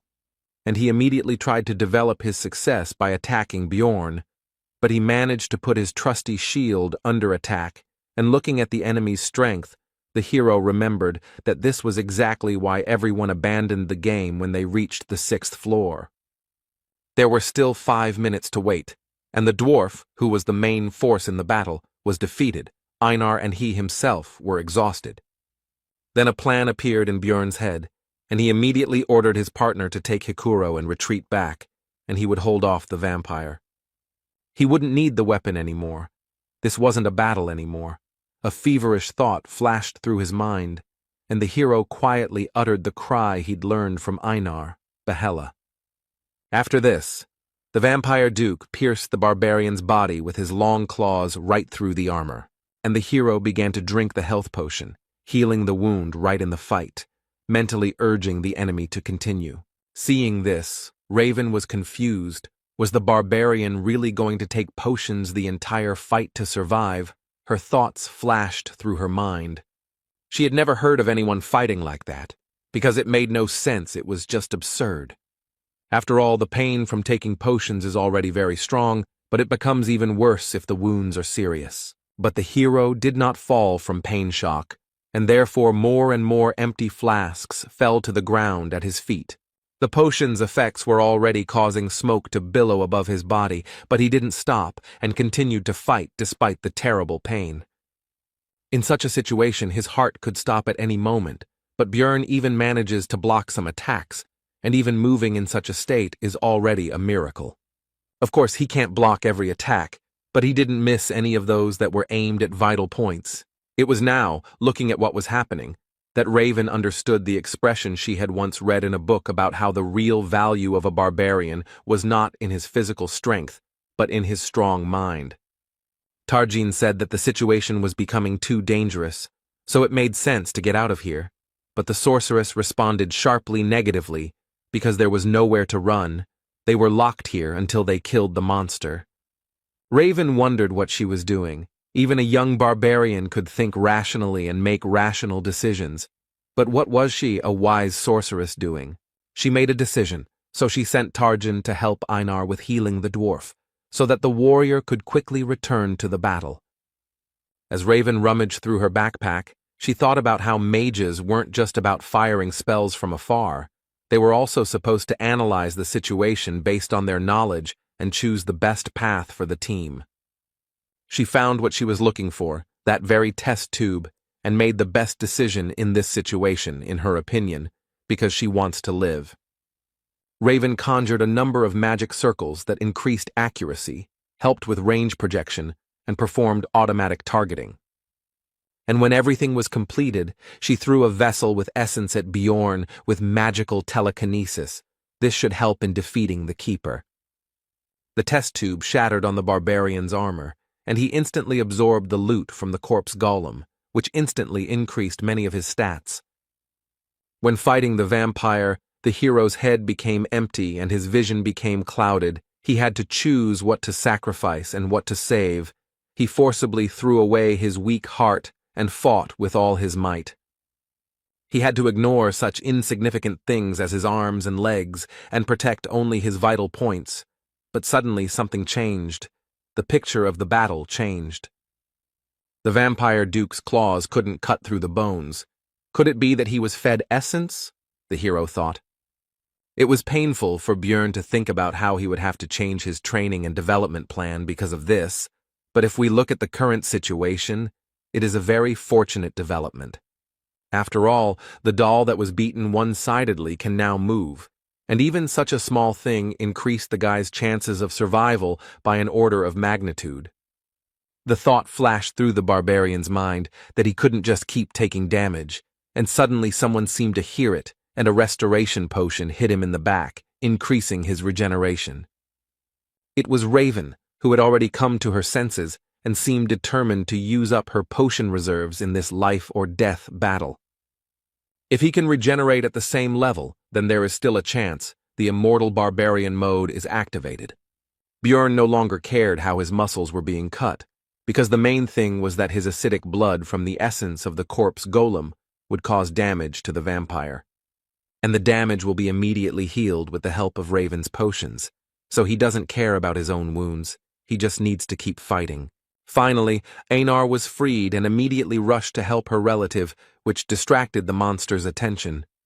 Björn dropped his weapon when the enemy began to hold him back, so now he had to attack the enemy with just his bare hands. The fight went on, and for the two barbarians the battle lasted for hours, although in reality it had not even lasted 5 minutes. And then Raven's voice was heard, saying that the spell was ready, and the hero realized that the time had come. The barbarian lunged at the vampire and grabbed him, briefly stunning him, and then tensed his entire body. And with a cry, Yahello threw the body of the monster high into the sky. Although Cambormir had enormous strength, he was still quite light. After this, Björn shouted at the liked Murad to use another of his skills to hit the vampire. The dwarf began to charge the lightning. Discharges gathered around him, hitting his shield, and the power grew. To strike the airborne Rift Guardian with full force in the next instant, inflicting a stun effect on him. After this, Björn decided to use his trump card.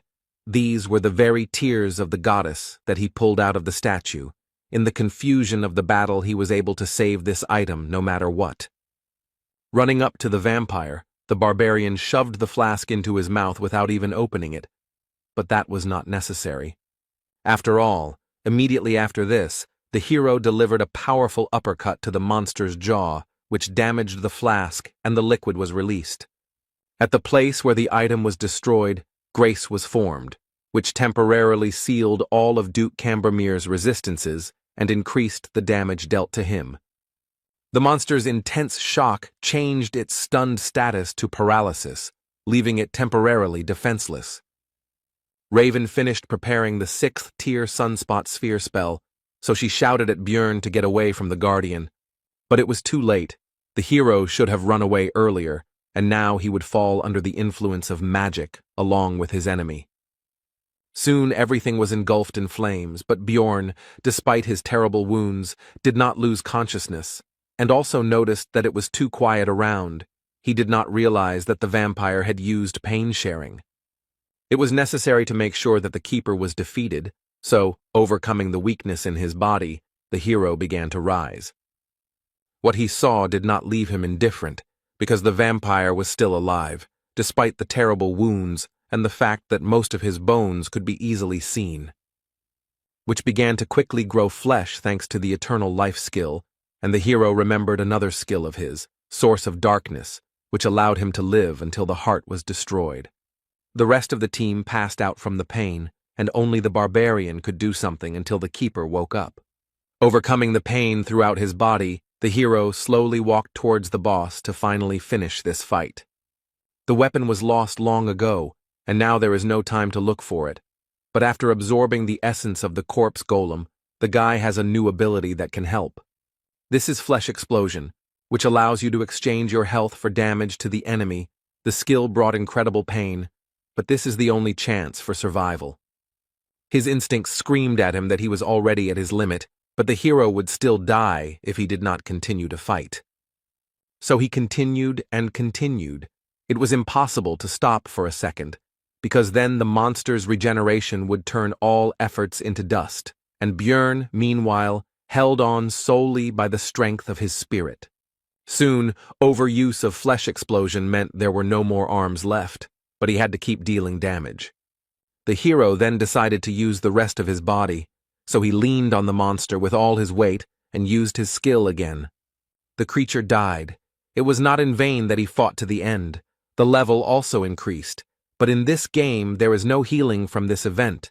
The only thing that can save him now is the loss of essence, which is possible, since the chance is 33%. And the hero was lucky. The essence was immediately absorbed, thanks to which death did not overtake him today.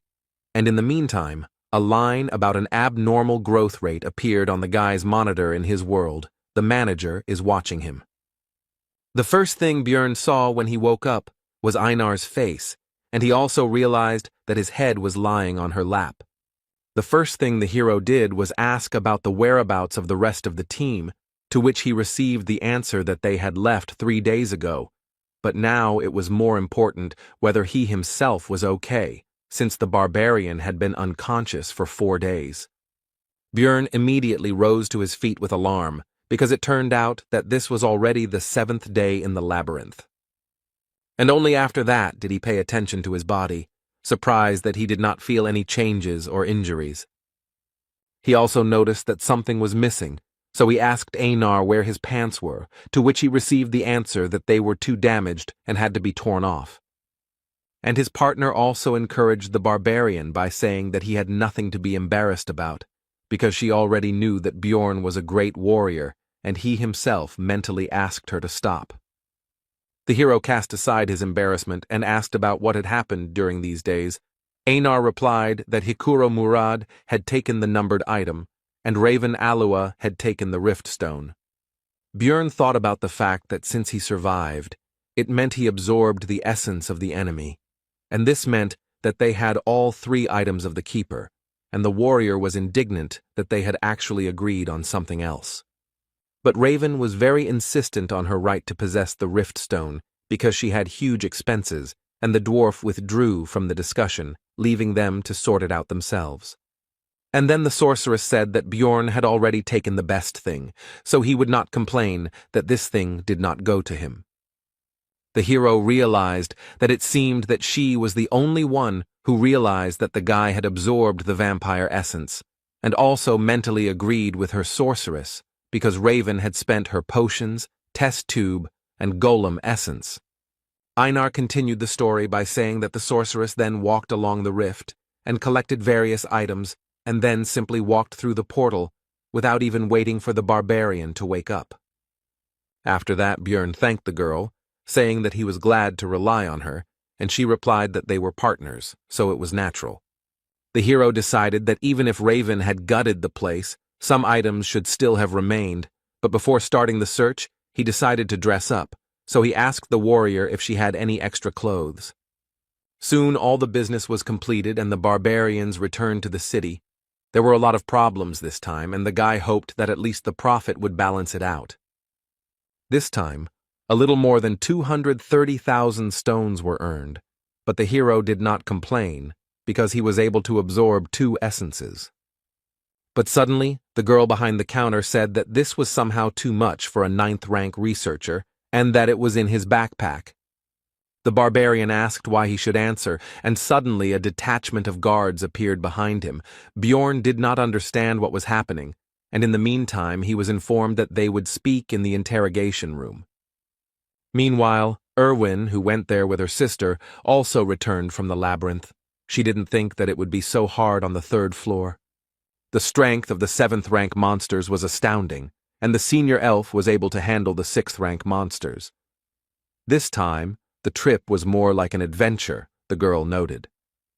While standing in line, Erwin thought that she wanted to meet Björn as soon as possible, to show him off and show him her new essence. She managed to earn 184,000 stones, and the guy behind the counter remarked that it was a bit too much for a researcher of her rank, to which he received the answer that she went to the labyrinth with her sister. When the clerk asked about the relative's name, Erwin replied that her name was Daria Wittenberg de Tercia, and after checking the list, the man concluded that she was already an experienced researcher, so everything was in order. Once at home, the girl was thinking about when Björn would return, because she definitely needed to treat him to dinner for the stones she had earned and listen to him about his adventures. But upon arrival at the hotel where the barbarian was staying, news awaited her that he had not yet returned, so the girl decided to wait, because what could have happened to him? He was strong. The girl visited there every day, and a week later she witnessed the owner of the establishment taking Björn's things somewhere, so she went to sort things out. The man said that he had already waited longer than he should have for the client. The labyrinth had closed a long time ago, and he had not returned, so everything was obvious. Erwin had been trying her best to push these thoughts away from herself all this time, but the innkeeper himself voiced what should have been obvious anyway. He had died during the investigation. Daria found her sister sitting in the rain near the same building she had just left, and said that the situation had already been explained to her, but that sitting there was not right. Erwin said gloomily that she had to become much stronger, so much so that she could protect everyone she cared about. Meanwhile, Björn has been sitting in a cold and cramped cell for a whole week, accused of being a looter. During the first interrogation, he was asked where he got the crossbow in his backpack, since barbarians don't use such things, to which he received the answer that this is a weapon of real marauders.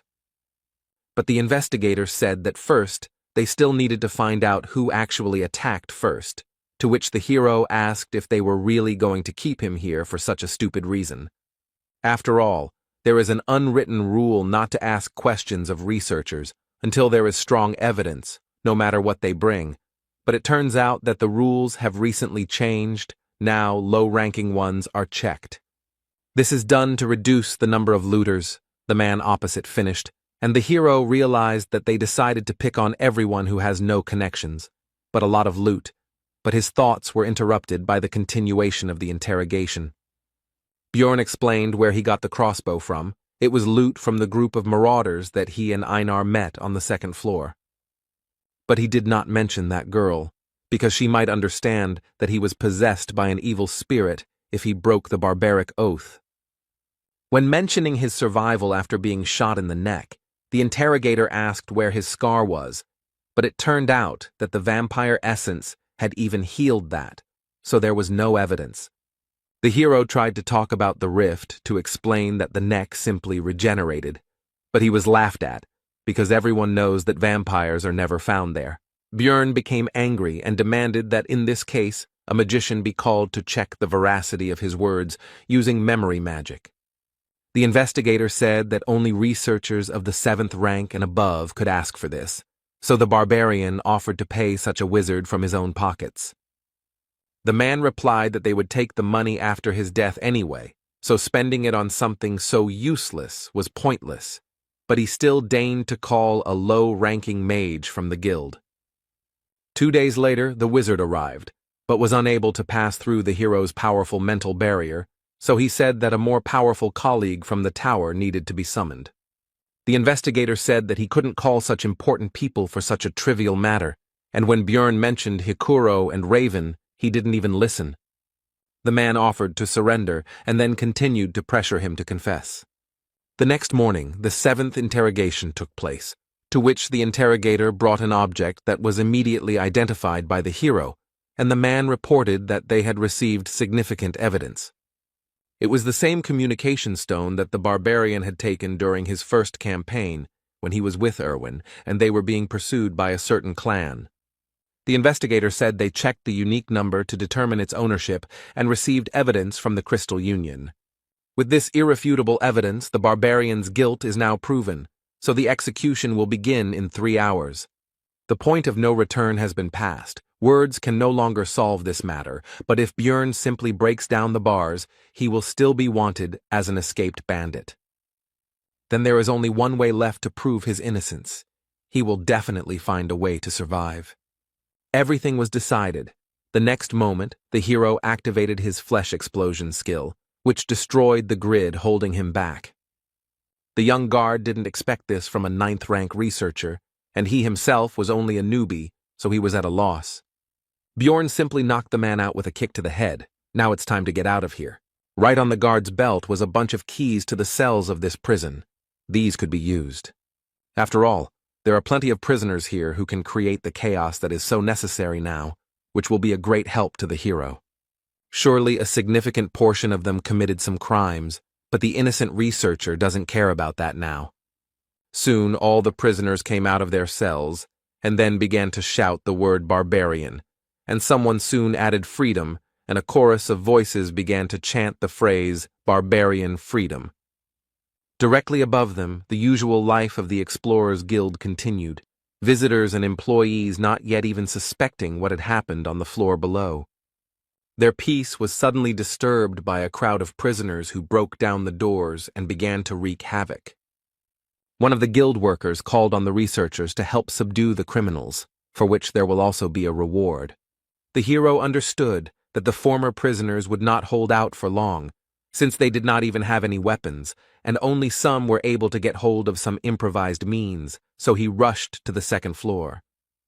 Bjorn had a plan. He didn't just want to escape, so he instantly passed this floor, but at the entrance to the third, a small detachment of guards blocked the way forward.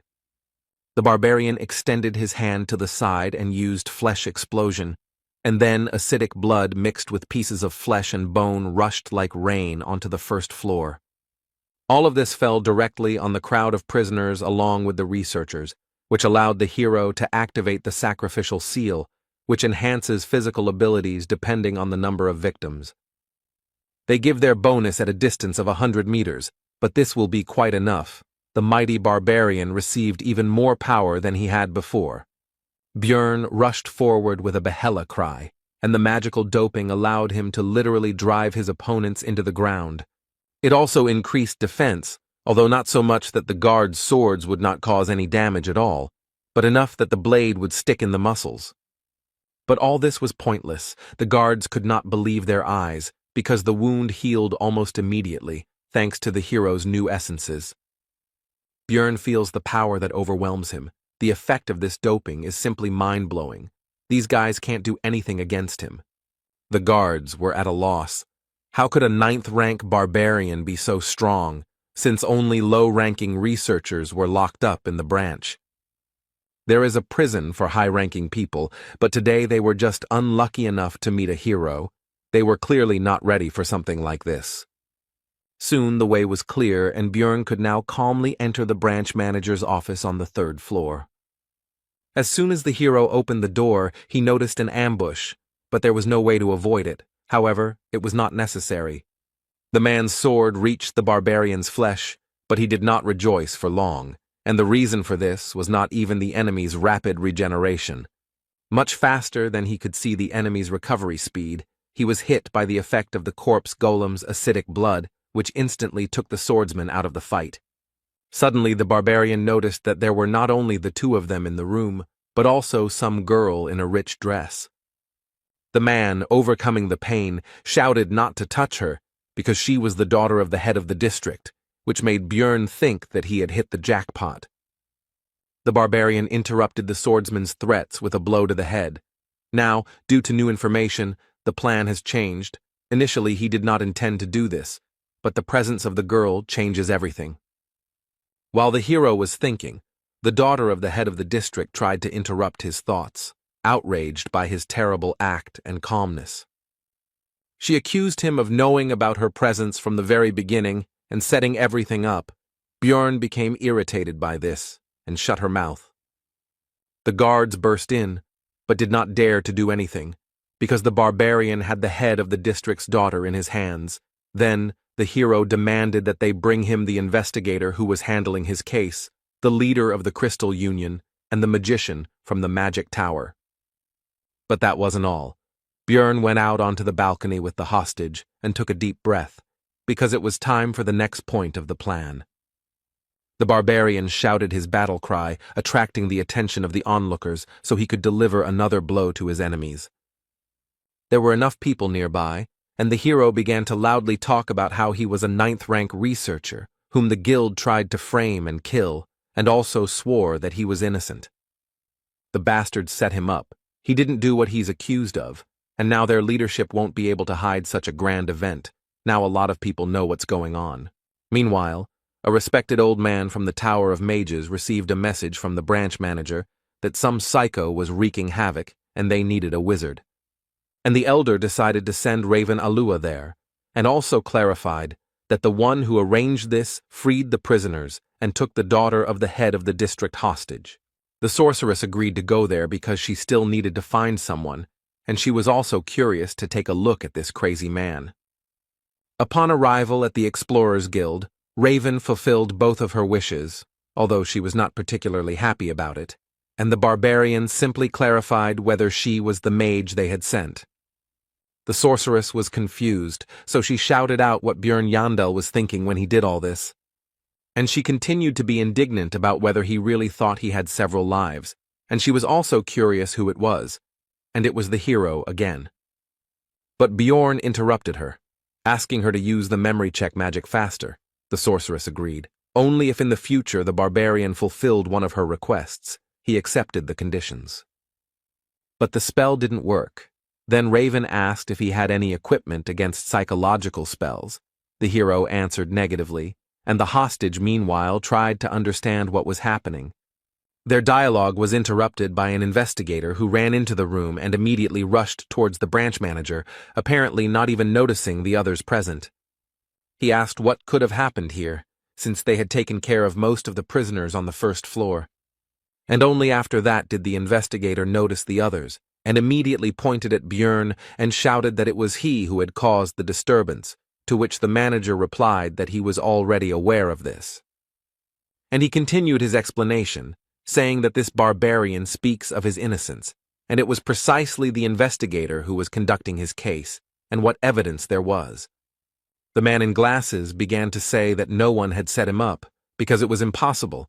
Too much evidence proved that the barbarian was a marauder. The first piece of evidence is that he brought too many magic crystals for a 9th-rank researcher. Also, in his backpack, there were various equipment, such as a crossbow, swords, a shield, which seemed to have been stolen. The investigator also found the owner of the message stone that was found on the barbarian, and received information from the Crystal Union that Bjorn Yandel was killing innocent people and stealing their things. The hero noticed that this testimony was not only from a member of the same clan, but had not yet been verified by magic. This news surprised the branch manager, and he asked if these words were true. The investigator screamed that this was because the barbarian continued to lie about being wounded in the neck and surviving, and also said that there was no scar because he had absorbed the vampire essence. The interrogator continued by saying that this was complete nonsense, and that Bjorn had lied because he knew that memory magic would not work on him, and how, under such circumstances, could he bring the precious magician from the magic tower there? The man was confident that his arguments were irrefutable and was already anticipating the end of the annoying savage. But Raven indifferently reported that the information about absorbing the vampire essence in the first-floor rift was true. This news surprised the head of the branch and the investigator, and the latter, stuttering, asked what she meant. The sorceress explained that she had been there and seen everything with her own eyes, and ironically asked what to do now, since he would not be able to verify the truth of her words with magic. The interrogator did not take this information seriously and told Raven that even if she knew the barbarian, she did not have to protect him with lies. But the blonde sorceress interrupted the man and threateningly asked if he really doubted her words. And, without changing her tone or facial expression, she continued to talk about whether investigating the cases of low-ranking researchers with his pitiful powers had forced the investigator to look down on magicians as well. The interrogator, after Raven finished speaking, immediately fell to the floor and began to make excuses and ask for forgiveness. This was because the wizards of the magic tower were close in status to the aristocrats. There were many different schools of magic, but they united into a group to protect their rights. A simple guild worker dug his own grave. Björn finished his thought, and the branch manager suggested that they stop this argument already. After all, even for her, a sorceress, this might have seemed absurd if she had not been aware of the situation. Raven made an indifferent face and said that there really had never been vampires on the first floor before, to which the man began to thank her for her understanding. As a loud no came out of her mouth, this was not something that the manager of the branch of the Explorers Guild should say, placing special emphasis on the last word. And she continued her explanations by saying that even now, many years after the discovery of the labyrinth, there are still mysteries that have no answers. One can never predict what might happen there. So how can a man be confident in the impossibility of anything, and at the same time head a branch of the Explorers Guild, again emphasizing the last word? The hero, looking at the girl's passionate speech, could confidently say that she really was a magician to the core, and also ruthless even to a very influential person. Suddenly, a man entered the room accompanied by guards who immediately introduced himself as Niall Urbans. At first, Björn couldn't understand who it was, but soon everything became clear, because his hostage shouted the word father, which meant it was the head of the district. The Explorers Guild is run by clans, uses command spells, and trades information for the benefit of other explorers. Its management system is simple. Each of the hundreds of branches has its own leader. Above them, one step higher in the hierarchy, were 13 regional managers, one of whom was the man who had just entered here, and at the top was the guild master. The guards behind Niall Urbans pushed a man forward, and the high-ranking guest himself said that this was the one Bjorn had requested. The barbarian's face took on a gloomy expression, and he asked this man if he was the Crystal Union member, Hartz Jr., who had made false accusations against him. Without even listening to his excuses, Raven immediately used memory-reading magic and reported that the man had lied. Now he definitely won't be able to get out of this situation, since the sorceress from the Tower of Mages confirmed his slander. After this, the county chief said that Björn Yandel was found innocent, so there was no longer any point in keeping the hostage, and the barbarian released the girl. After this, Niall said that an investigation would be conducted against the slanderer, as a result of which his fate would be decided, to which the hero noted that it would be a good idea to take a closer look at the Crystal Union itself. Urbans agreed to this, and also added that the investigator responsible for his case would also be fired, to which he began to justify himself by saying that he had acted according to the rules. The regional manager interrupted him and threatened him not to try to shift the blame onto the guild, and that all matters he had handled would be investigated. And he ended by saying that if any discrepancies were found, the investigator would be punished accordingly, which made the latter break out in a cold sweat. Soon the investigator and member of the Crystal Union were taken away by guards, and Niall Urbans decided to move on to discussing compensation, which would consist of a promotion to rank 7 and a change of equipment. But this did not suit Björn because he himself could advance to the 7th rank with the help of the essence of a vampire guardian, which he was quick to report. Niall tried to say that the barbarian only had 2 months of experience, to which the hero said to bring him a researcher of that rank, and then it would become clear who was stronger. Björn was immediately engulfed in barbaric rage, and with a cry of Behella demanded an opponent, to which Urbans tried to calm the hero down and explained that this had simply never happened before. Unexpectedly, Raven decided to support the hero. They met eyes, and the girl smiled at him, after which she began her speech. The sorceress stated that she was sure that there was no researcher here who could resist a 5th-rank vampire and return alive by absorbing his essence, so Niall was forced to agree. Then Björn demanded money as compensation, or to be more precise, 5 million stones, which may be a bit much, but he, as a stupid barbarian, can afford to start bargaining with this figure. But unexpectedly, for both him and the branch manager, Niall Urbans, although with displeasure, agreed to these conditions. Björn thought that it might be related to the presence of Raven here, who just now demanded another 1,000,000 stones as a reward for her services. Could this really be the influence of the Tower of Mages? Soon all the issues were resolved, and the barbarian and the sorceress went to the latter's laboratory, which was in disarray.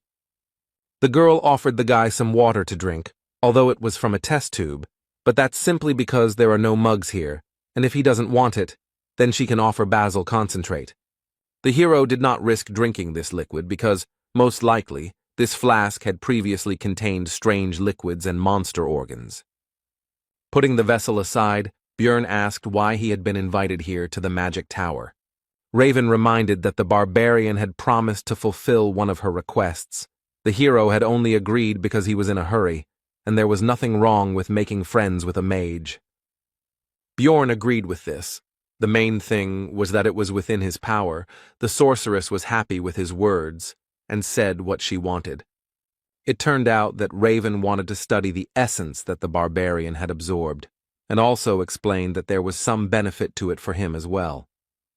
Listening to the sorceress's story about how this would help him discover some unknown features, the hero noticed how the expression in her eyes changed.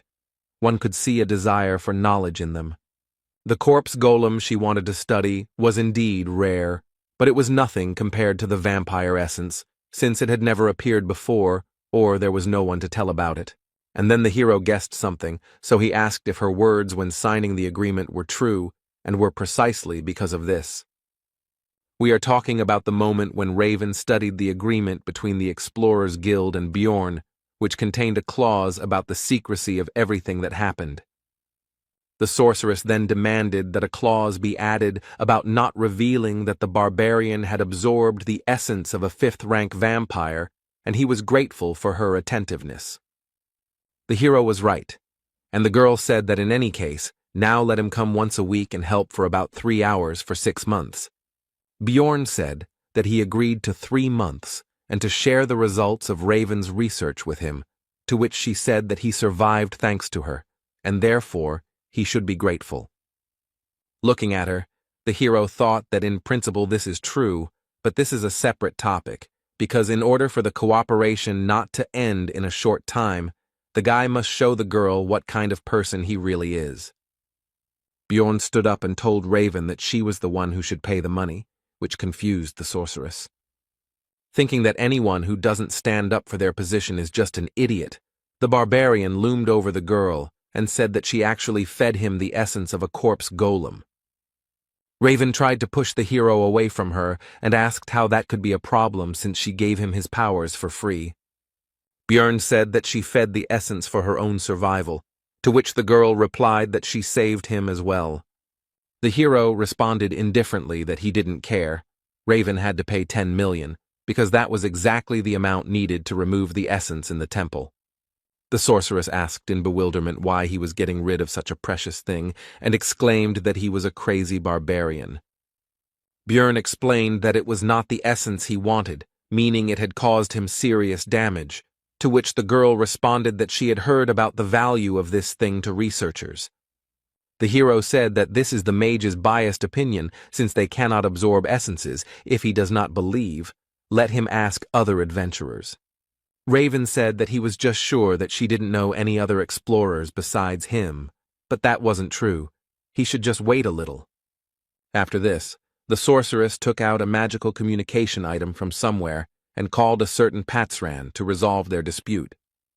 The girl asked him how he would feel if someone fed him an essence he didn't want, to which he said the answer was obvious. To begin with, Patsran would be very angry, because despite the possible value and uniqueness, the essence, which was not in the plans, would only interfere. It's hard for mages to understand, but researchers can't just absorb everything and hope to move up the floors that way. And when asked about possible compensation, Patsran replied that he would demand 15 million, because the more essences a person has, the more expensive the removal, and if they cannot pay him, he may kill. This news worried Raven, and while she was collecting her thoughts, Bjorn decided to think about this Patsran. This researcher is obviously of a very high rank and experienced nature, since he understands the importance of skill combinations and has connections in the magic tower. If you were to ask the same question to some 9th-rank rookie who was barely surviving, then the answer would be completely different. Interrupting the hero's thoughts, an old magician entered the laboratory and said that he was the teacher of this lady, whom the barbarian had forced to tense up. Bjorn understood that since this was Raven's mentor, it meant that this was the person who controlled the 5 floors of the tower, the master of the great Artemian school. He was even higher in status than the regional leader. The old man said that he had overheard their conversation and drew the sorceress's attention to the fact that her sound insulation magic was working with many holes. And he explained that he did this to satisfy his curiosity, because his youngest student had dragged a man to her for the first time, and even a living barbarian, the hero, paid attention to these last words. And the old man ominously informed that usually Bjorn's relatives are delivered dead, or simply their hearts are brought. After which he changed his behavior, laughed, and said that it was all just a joke, but the hero was a barbarian who understood the mood of others well. Bjorn decided to respond with a barbaric joke, so he pointed his finger at the wizard and said that he really wanted to crack that skull. And after a few seconds he said that it was all a joke, so the old man should relax and laugh. Raven, looking at this disgrace, exclaimed that Bjorn had already gone completely crazy, although this was clear from what he had done in the guild. Having already decided that he had gone too far, the hero began to think about how to resolve the conflict, but the old man laughed and assessed the character of the boy in front of him. He also said that the older generation could easily tell the difference between a joke and a threat, although it was clear that he was actually furious. The hero decided to take advantage of the reputation of his people and praised the magician, saying that since he understood barbarian humor so well, he was not such an old man, and asked if there were any barbarians in his family. Teacher Raven decided to return to what he came for. He had heard about compensation and would like to offer Bjorn something else. He took out a box and presented its contents. It was an artifact. Number 9425, the Ring of the Frost Spirit. Numbered items are rare things. You can only get them from the keepers, and each of them contains a unique skill. Would he really just give away such a valuable thing? Bjorn asked what use he would be. The mage replied that he absorbs one of the skills of the absorbed essence, and this would be useful to him, because having acidic blood is very problematic. The hero agreed, because it seemed that even the head of the school did not know about another function of the ring. He was escorted to the exit by Raven, who reminded him not to forget about helping in research. The sorceress tried to ask her master for forgiveness, but he said that the item was useless anyway. Its market value was 1.5 million stones. Bjorn, meanwhile, was also pleased with the deal, because thanks to his game knowledge he knew about another ability of the artifact. Both parties were pleased with the deal, thinking that they had deceived each other. When Bjorn arrived at the hotel, its owner was surprised that he was still alive, and also said that he had already thrown out his things. The hero got angry because he had paid for another week. He said that he would reimburse everything, but the hero was not free of anger. He did not want to forgive. But the next second he calmed down, because he realized that this behavior was not typical for him, and he tried to remember how long he had been behaving like this. From the moment he came to this world, even when his life was in danger, the boy kept his emotions in check and remained calm. When I first killed, I only thought that it had to be done. The process was simple. Even during the escape from prison, there were no doubts. Remembering the argument with the old man from the tower, Bjorn knew that 29-year-old office worker Lee Han-soo would never do something like that. It seemed to the hero that these were all just changes under the influence of the surrounding reality. But the discomfort continued to grow, and now he is sure that after each battle the body's instincts break out. His mind becomes simple, rough, and aggressive, as a barbarian should be. It seems as if his consciousness is merging with this body. But for survival it would be even better. Bjorn summed up his thoughts, after which he demanded 30,000 stones from the innkeeper as compensation. The man was outraged by such a price, so he could not keep his emotions under control, and shouted that his trinkets were not worth half of it. The barbarian immediately drew attention to this, and pointed out that, according to this man, the things had been thrown away, and the owner of the hotel had no choice but to pay the required amount. Soon Bjorn changed his place of residence. Now the room was more expensive, twice as expensive as the previous one. It had its own bath, good windows, etc., and it was also closer to the square with the portal. The next day, the hero went to Anar, who greeted him with joy, because she was worried about her partner when he disappeared for such a long time. Meanwhile, the rest of the tribe shared the news that the whole city was talking about the so-called barbarian of freedom. Björn realized that this was all about him, so he asked cautiously for details, in particular about the name of this hero. To which he received the answer that no one knew about it, which meant that the guild was somehow able to maintain his anonymity. But the rest of the barbarians were not interested in this. They were simply happy and proud that such a man appeared in their tribe. He fought alone against 100, refuted false accusations. The relatives admired these actions, and the hero did not think that this would become such big news, and also hoped that it would not lead to serious consequences. Afterwards, Björn and Einar went to Carmelby, a middle-class area with many craft shops and merchants. Here, the team sold the loot and equipment of the hero himself, which turned into scrap metal, resulting in 800,000 stones, of which 300 went to the warrior. Einar suddenly became surprised by something and drew Björn's attention to how people had put clouds on a stick and were eating them. Of course, it was just cotton candy. The hero decided that it would be a good idea to treat the girl to both sweets and just lunch, while the warrior could not believe what humanity had come up with. But soon Einar's mood worsened. She thanked her partner for treating her as before, because the other barbarians now avoided her and did not see her as a warrior. And lately, some guys have started to hit on her, trying to get her attention, which had never happened to her before. Einar finished pouring out her experiences by asking Björn for forgiveness and saying that she would not be able to go to the labyrinth with him. As a result, the girl left the group, and although her problems were very important to her, they were not the main reason. The main reason is that the elder of the sacred land, a famous sword master, noticed Einar's talent. Therefore, the warrior decided to study the art of the sword under his command in order to become much stronger than she was now. When asked if the sword master could go to the labyrinth with them, the girl replied that there would be special training, so they couldn't leave the sacred lands for 6 months. The hero understood what kind of training this was, so he decided that Einar really shouldn't miss such a chance, and she herself said that she couldn't ask him to wait for her. And she doesn't necessarily ask to take her back when the time comes, but she will try and come back so strong that she will no longer pull Björn back. He couldn't hold her back, because during the second exploration, she was defeated by the marauder, and she also had to use the oath. In the rift, Einar could only watch as others took the initiative while she remained at best in the background. It all hit her hard, so she agreed to the training. Björn will have to look for new companions, although there is an option to go on his own because he has grown a lot in 2 months. Namely, he absorbed 2 essences, thanks to which his characteristics have greatly increased.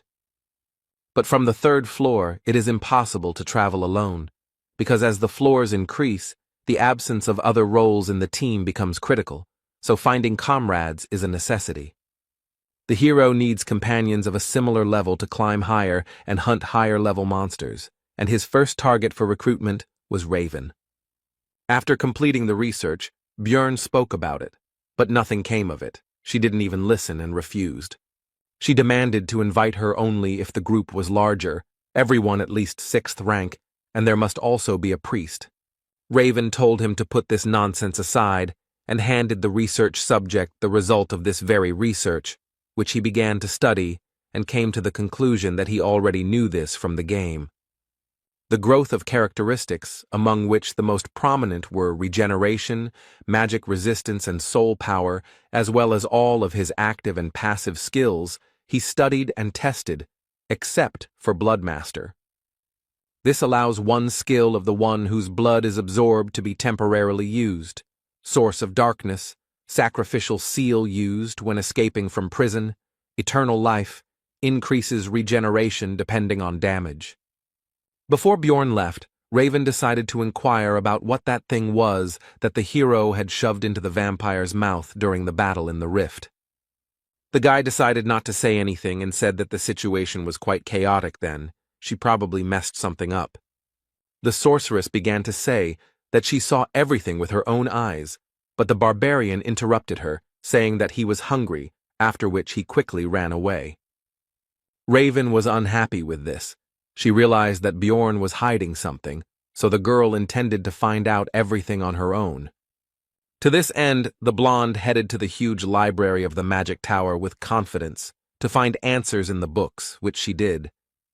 She read that it was similar to a goddess Tyr, a consumable relic of unknown origin that, when destroyed, bestowed a powerful holy blessing on the surrounding area.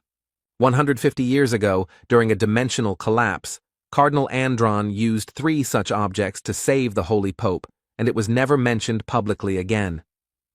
Suspicions grew stronger, because how could a barbarian who had recently undergone the ceremony know about the location of the relic, as well as its effect? Upon arriving in his room, the hero began to think about another artifact, the Golden Mask, which drops after defeating the boss of the Bloody Citadel when many conditions are met. It changes the wearer's face for 30 days, the number of uses is 5, the item dropped for him in the game, but there was no point in changing the appearance of a 2D character, so he sold it. But this is reality, which means that in the event of a clash with the forces of law or with someone extremely influential, this may come in handy in the future. Meanwhile, Daria Wittenberg de Tercia, Erwin's sister, sat in the tavern, calmly eating and resting. But she was drawn to the conversation of the other visitors, as they talked about the Crystal Union and its disbandment in just one night. This clan created a huge information network with the help of communication stones and offered various services to newcomers on the first floor. It grew very well. At first, everything went well. Some people found salvation there, but soon the Crystal Union became mired in disgusting deeds, mocking and doing terrible things to newcomers. Take, for example, what almost happened to Erwin. The elf did not want to admit, but if it were not for the barbarian, something terrible could have happened. Daria finished her meal and was about to leave, but decided to listen to the curious information when she heard that they fell apart because of some barbarian of freedom, because it seemed ironic to her. The researchers talked about the recent incident in the Explorers Guild, and one of them said that the rule about increased search for marauders among newcomers will be revised due to the growing problem. They continued their conversation, and when it came to the fact that it was a 9th-rank barbarian, Daria decided that it couldn't be a simple coincidence. If this barbarian of freedom is that same Bjorn, then the situation with his disappearance becomes completely explainable, the elf thought, heading home. But should she in that case tell her sister about her suspicions, who still can't get over the shock? The next day, Bjorn Yandel went to the Explorers Guild to find out about the gathering teams, active above the 3rd floor. Having received the ID card and the hero's badge, the employee could not contain his surprise and exclaimed about some 5 stars.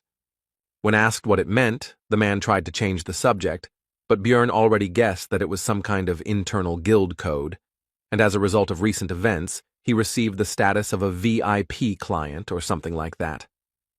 Among the list of proposals, the hero noticed a familiar name. It was Hikuro Murad, so he immediately decided to meet him. They greeted each other and sat down at the table, but the dwarf suggested not to talk about anything for now, because another person should arrive soon. It would be a magician. He didn't keep them waiting long. He immediately introduced himself. His name was Lior Wabdvalki, and when Hikuro asked if he was the one they were waiting for, the wizard replied that it would be good luck to meet another sorcerer here and now. Murad didn't seem to be very good at understanding clever words, so Bjorn explained that the magician meant that everything was correct. They introduced themselves again. Hikuro added that he was 6th rank, and Dvalki said that he was an 8th-rank wizard of the ruling family of Rapidonia. The barbarian had to explain again that he simply did not work for the guild. The hero decided to ask directly why a mage of such a low rank would go to the labyrinth, since it was dangerous for such people, and it was more profitable and stable for them in the city, to which he replied that he wanted to glorify the family of Baron Martuan.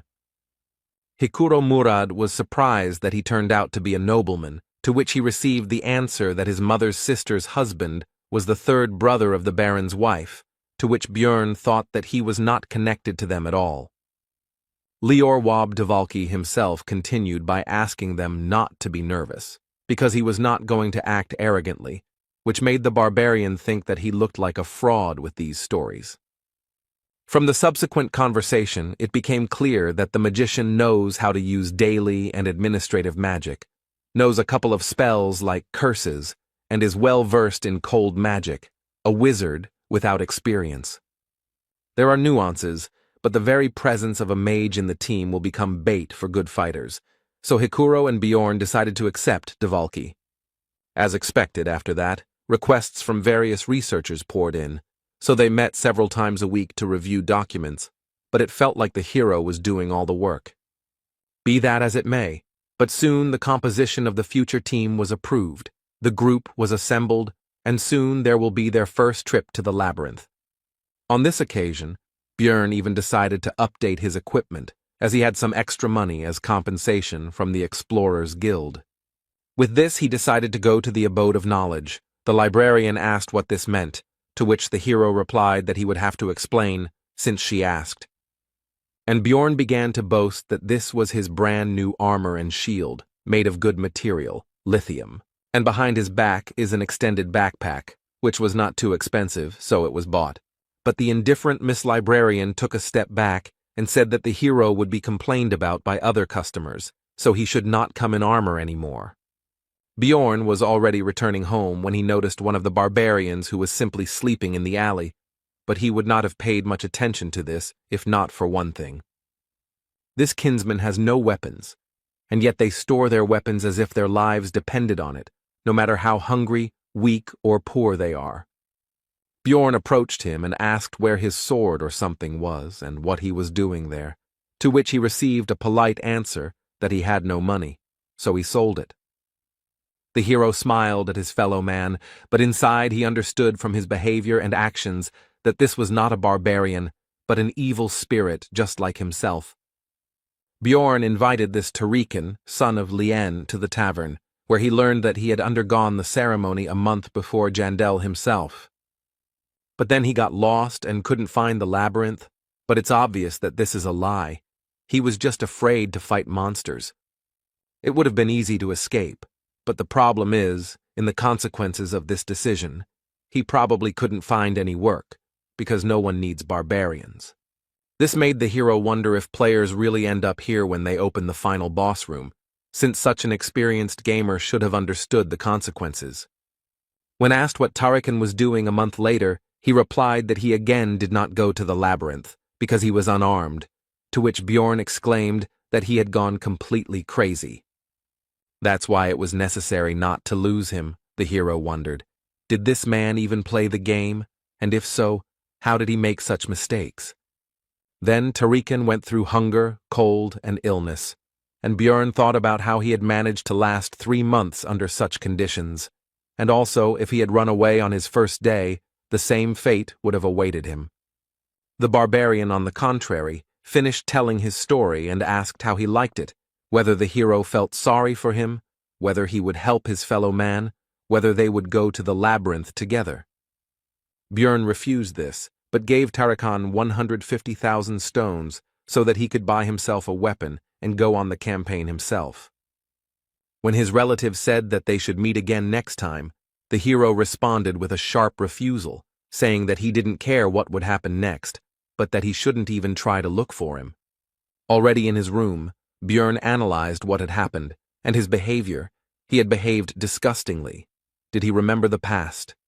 A logical person would say that this Tarikan is nobody to him, and the hero is stupid for giving him his money, but an emotional person would be angry at the weak help to that barbarian. Both points of view had a right to exist, but Bjorn believed that he had made the best decision, and now he could only hope for the survival of an evil spirit like himself. Soon, the newly formed team set out on their first expedition into the labyrinth.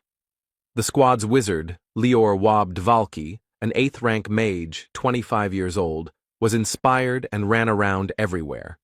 Brown Rothmiller, human, rank 7 researcher, 34 years old, 8 years of research experience, seems to be the most normal member of their group. Hikuro Murad, a dwarf, a 6th-rank explorer, a tank and the leader of the group, and right next to him stands the 2nd tank, Bjorn himself, a 7th rank. The last one is Misha Karlstein, a 7th rank beast woman, 25 years old, 5 years of experience exploring the labyrinth, and someone also said that she is the 13th princess of some tribe. She has a strange habit of saying Nya at the end of her lines. She claims that it is an innate trait, but the hero has never encountered this. Thus began their team's first exploration of the labyrinth, and under Rothmiller's leadership, they reached the portal to the 2nd floor in 10 hours. It was a good result. Although someone still came earlier than Brown was unhappy, soon the group entered the portal. Bjorn regretted that he could not use his method, because he does not trust them. This time the team got to the location of the beast's lair, in which, as can be understood from the name, beast-type monsters were found, and there was always a terrible smell here. But almost all members of the group could handle him, except for the newcomer Woba Dvalka. He felt bad. He vomited. This caused an attack of disgust in Misha. Since Rothmiller had an essence that was related to the sense of smell, Bjorn asked him how he was feeling, and he replied that he had gotten used to it during his entire time exploring the labyrinth. The beast's lair is a canyon, so you'll have to find a way through a natural labyrinth. There are no traps here, but a guide is needed even more than in the goblin forest.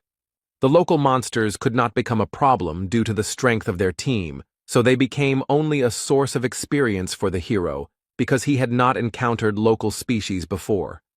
Thanks to Dvalka's signal magic, 4 people could sleep at once, which meant 6 whole hours of sleep for Bjorn.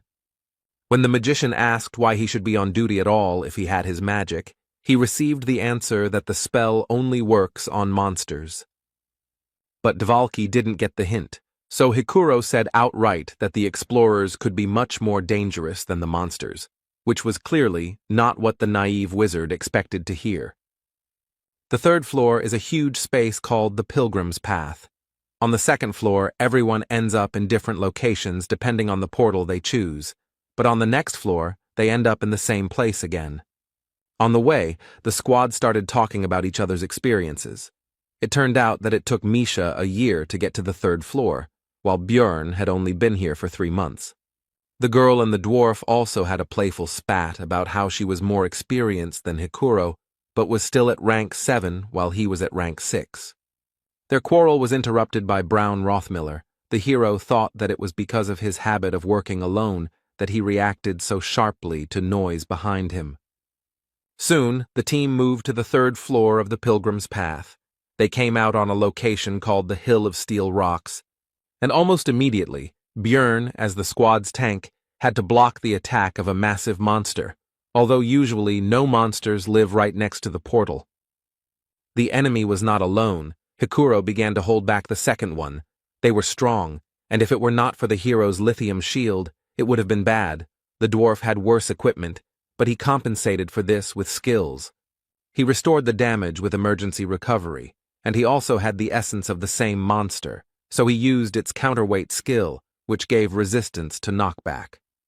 Thanks to all this, even a small dwarf could resist a huge monster called an iantro, which was not so easily restrained even by the barbarian Bjorn. This power struggle did not last long. The team's mage, Lior Wobdvalki, used an 8th rank spell, Corrosion, on Murad's opponent. The effect manifested itself almost instantly. The monster's tusks began to melt. Hikuro instantly saw an opportunity to attack, which he took advantage of. He delivered a crushing blow from above straight down to the iantro's head, finishing him off. And Misha decided to help Bjorn's opponent. Using her agility, she jumped into the air straight from the barbarian, after which she attacked the monster from above. The fight was over. It was suspicious to meet monsters right next to the portal, so the hero asked Brown to check the area for people nearby. Then Rothmiller used his heat search skill. No one was found, but he informed Bjorn that their scent was still strong. They were a maximum of 2 minutes away from here. Then the barbarian assumed that these people were watching the fight, and then left. When Hikuro asked if this was a staged attack, Rothmiller replied that they were not specifically interested in their group, as luring monsters to the portal was a common tactic among marauders. Misha Karlstein suggested catching them and beating the crap out of them. Besides, they could give a good reward for them, as well as for the equipment of the scoundrels. The group continued their discussion, also considering the murder option, and listening to all this, Dvalki began to understand that this was not a fairy tale or an interesting adventure, but a harsh reality.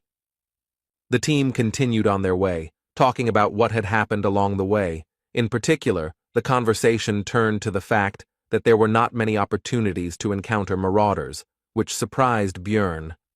The hero immediately asked about this, and it turned out that, for example, Misha met with them 8 times in 5 years, while the barbarian met them 5 times in 3 months.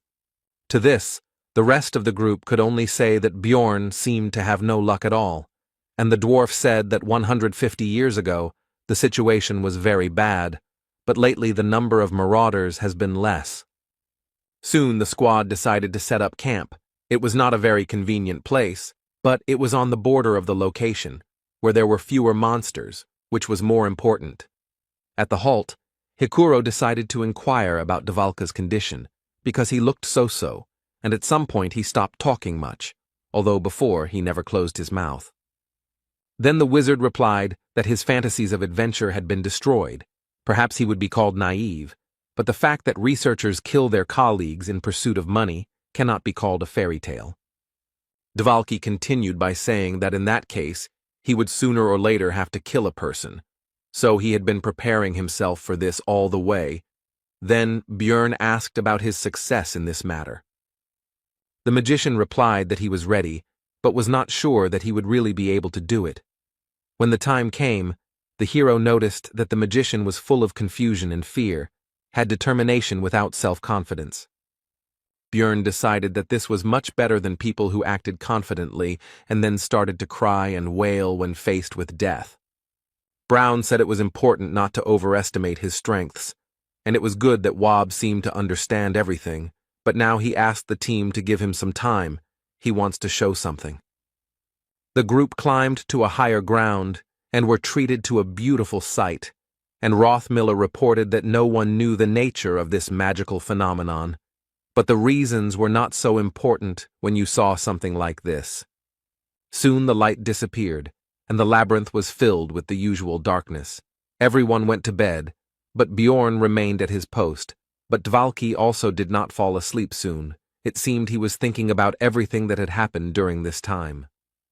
The next day, the hero analyzed his development. The amount of experience earned was about 50. 150 were needed to reach level 4. It would take a lot of time, but there was no rush, because there was another slot for essence.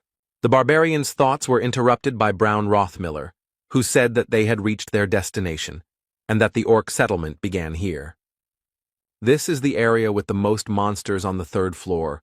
All of them are rank 8 and above, making it the second most difficult area on the level, but if the party isn't going to the 4th floor, this is a good place to hunt.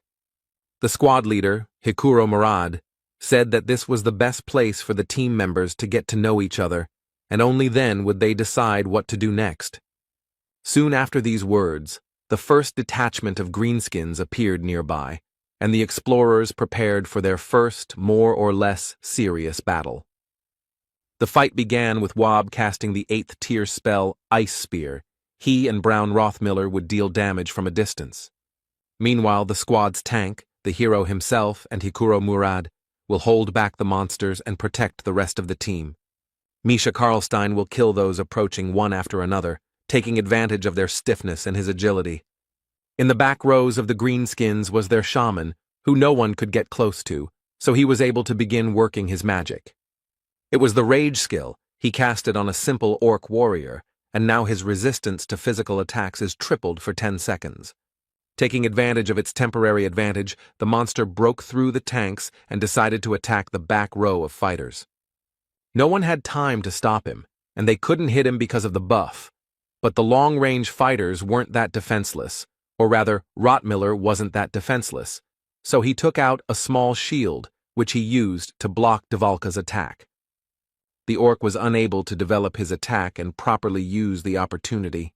10 seconds had already passed, and Misha could have killed the greenskin. Soon, almost all the enemies were defeated, and the last of them, the orc shaman, lost his head from a crushing blow from the barbarian's mace. The battle was over, so the team began to rejoice and share their impressions with each other. The hero was thinking that the battle had taken 8 minutes.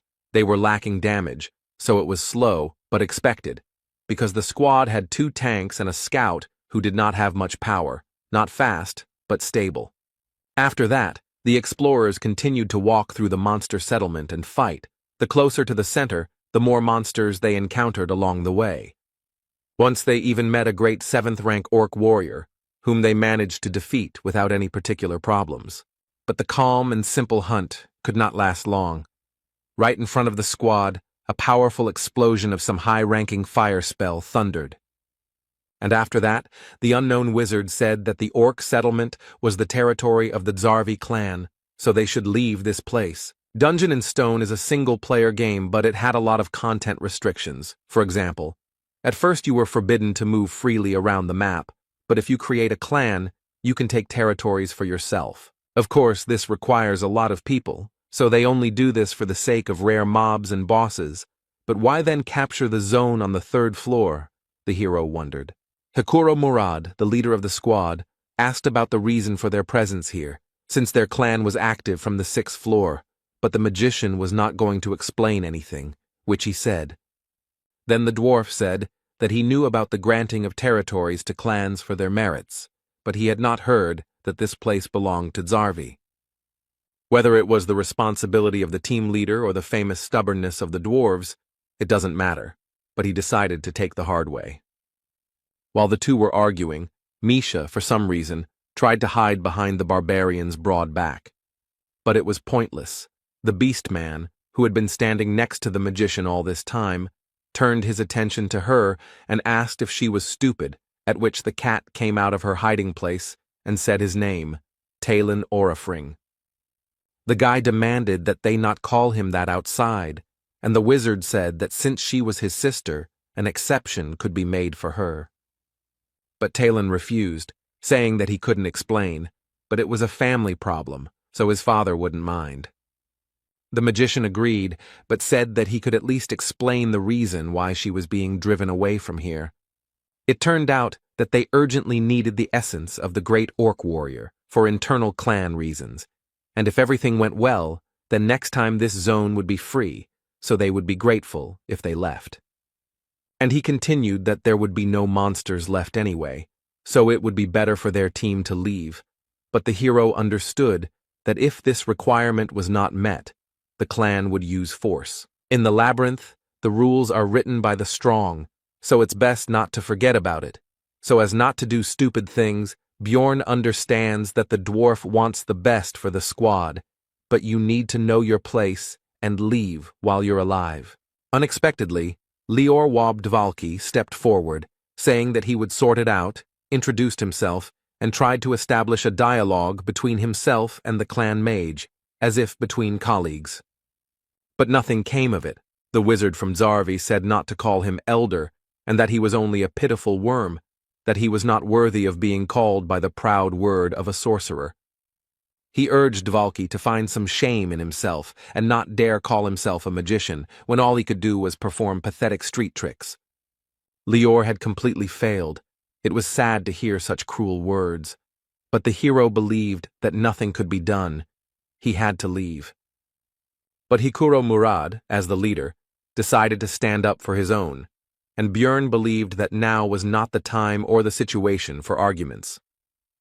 The dwarf finally lost his temper and began to charge his discharge skill, and the hero was already doubting his sanity because he was going to fight the clan of the 6th floor. Additional fighters from the Zarvi clan approached the magician. They all just looked at Hikuro and were not going to leave, because what could such a low-ranking researcher do to them? The dwarf lunged towards them with a cry of rage, while the wizard seemed to be only waiting impatiently for this, since in this way he would be able to kill this squad with impunity, citing self-defense. But the hero couldn't let that happen, so he made a lightning-fast dash and knocked the commander of his squad into the ground. He pinned Hikuro's head to the ground, not allowing him to move, and told him to stop. The dwarf himself seemed to also begin to understand what had almost happened just now. The Zarvi clan members just watched the performance with predatory eyes, and their wizard said that they had a good team, and Murad should definitely thank the barbarian later. The squad moved away from the scene, and then Hikuro began to apologize for his actions, saying that he had lost control. Rottmiller began to scold the dwarf, and the hero thought that it was right, because it was better to accuse him now so that he would remember everything. But the next moment, Brown forgave him and even praised him for defending his comrade. Misha Karlstein also began to ask for forgiveness. She said that if it were not for her participation, it would have been much easier to cope with the situation, and Dvalki began to deny her guilt. Hikuro noticed how awkward but sincere this consolation was, and the atmosphere between the squad members somehow changed, and the hero began to feel some kind of shame from this situation, as always in such cases. Misha began to talk about how she doesn't like to talk about her family because she is the only one who couldn't make a contract with the spirit beast. Beastmen are able to make contracts with the spirits of ancient animals. This agreement itself can have different forms. Some of the beasts themselves aid in battle when summoned, others cause obsession, increasing the contractor's physical attributes, and some bestow blessings and abilities. Of course, not everyone can sign a contract, but the problem is that Misha is the direct heir of the Karlstein family. She cannot summon a spirit, and this disgraces her family. Meanwhile, the girl continued her story by saying that as a child, she had good relationships with her brothers and sisters. But when she became an adult and was not chosen by the spiritual beast, then everyone began to ignore her, and also called her a half-breed. They say that she has dirty blood. Misha's mother died immediately after giving birth, so there was no one to tell the truth to. The girl could not tolerate such an attitude, so she left home and learned to fight, and that's how she became a researcher.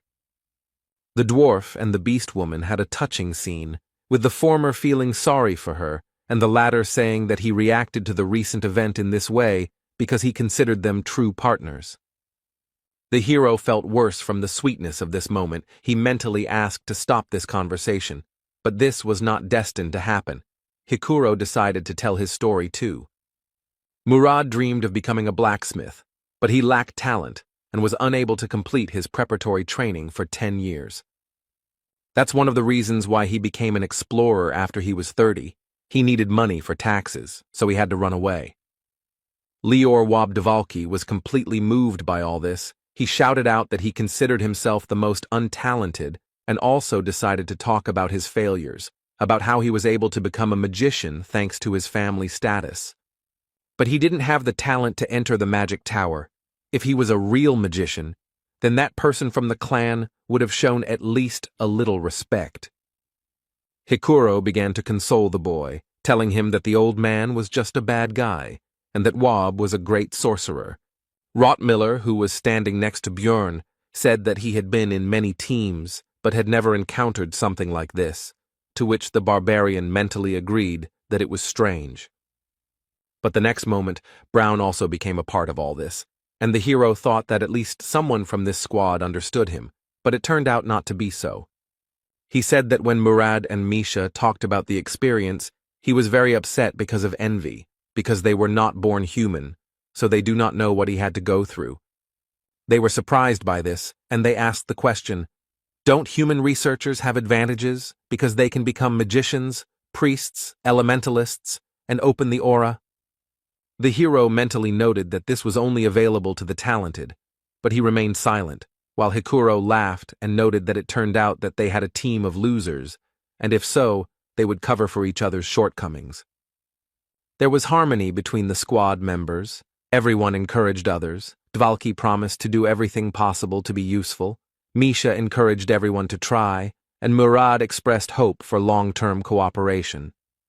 They all laid out their problems and supported each other, and now all eyes turned to the hero. Now it was his turn.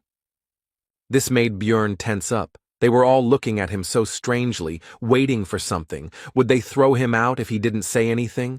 And what should he say at all? These thoughts were rushing around in his head. In the end, the barbarian could not think of anything better than to shout loudly that he was left without a mother, after which there was silence. His comrades looked at him strangely. The hero was still tense and decided that this, apparently, was not enough. Then Björn started screaming again. but this time about how his mother died when he was born, and his father went into the labyrinth and never came back when he was little, and now he is an adult, but he cannot see them, even if he wants to. The hero fell silent and began to wait for the other's reaction to the speech. Also, technically, it was all true. Anar told him about it. Rottmiller noted that it was hard for him at such an age, and Misha decided to apologize because she complained about the difficulties in her family, and for him, everything was even worse. Dvalki decided that the hero was just pretending that everything was fine, and Hikuro offered to replace his parents if he wanted. Björn shouted that everything was okay, but inside he was screaming for them to leave him alone.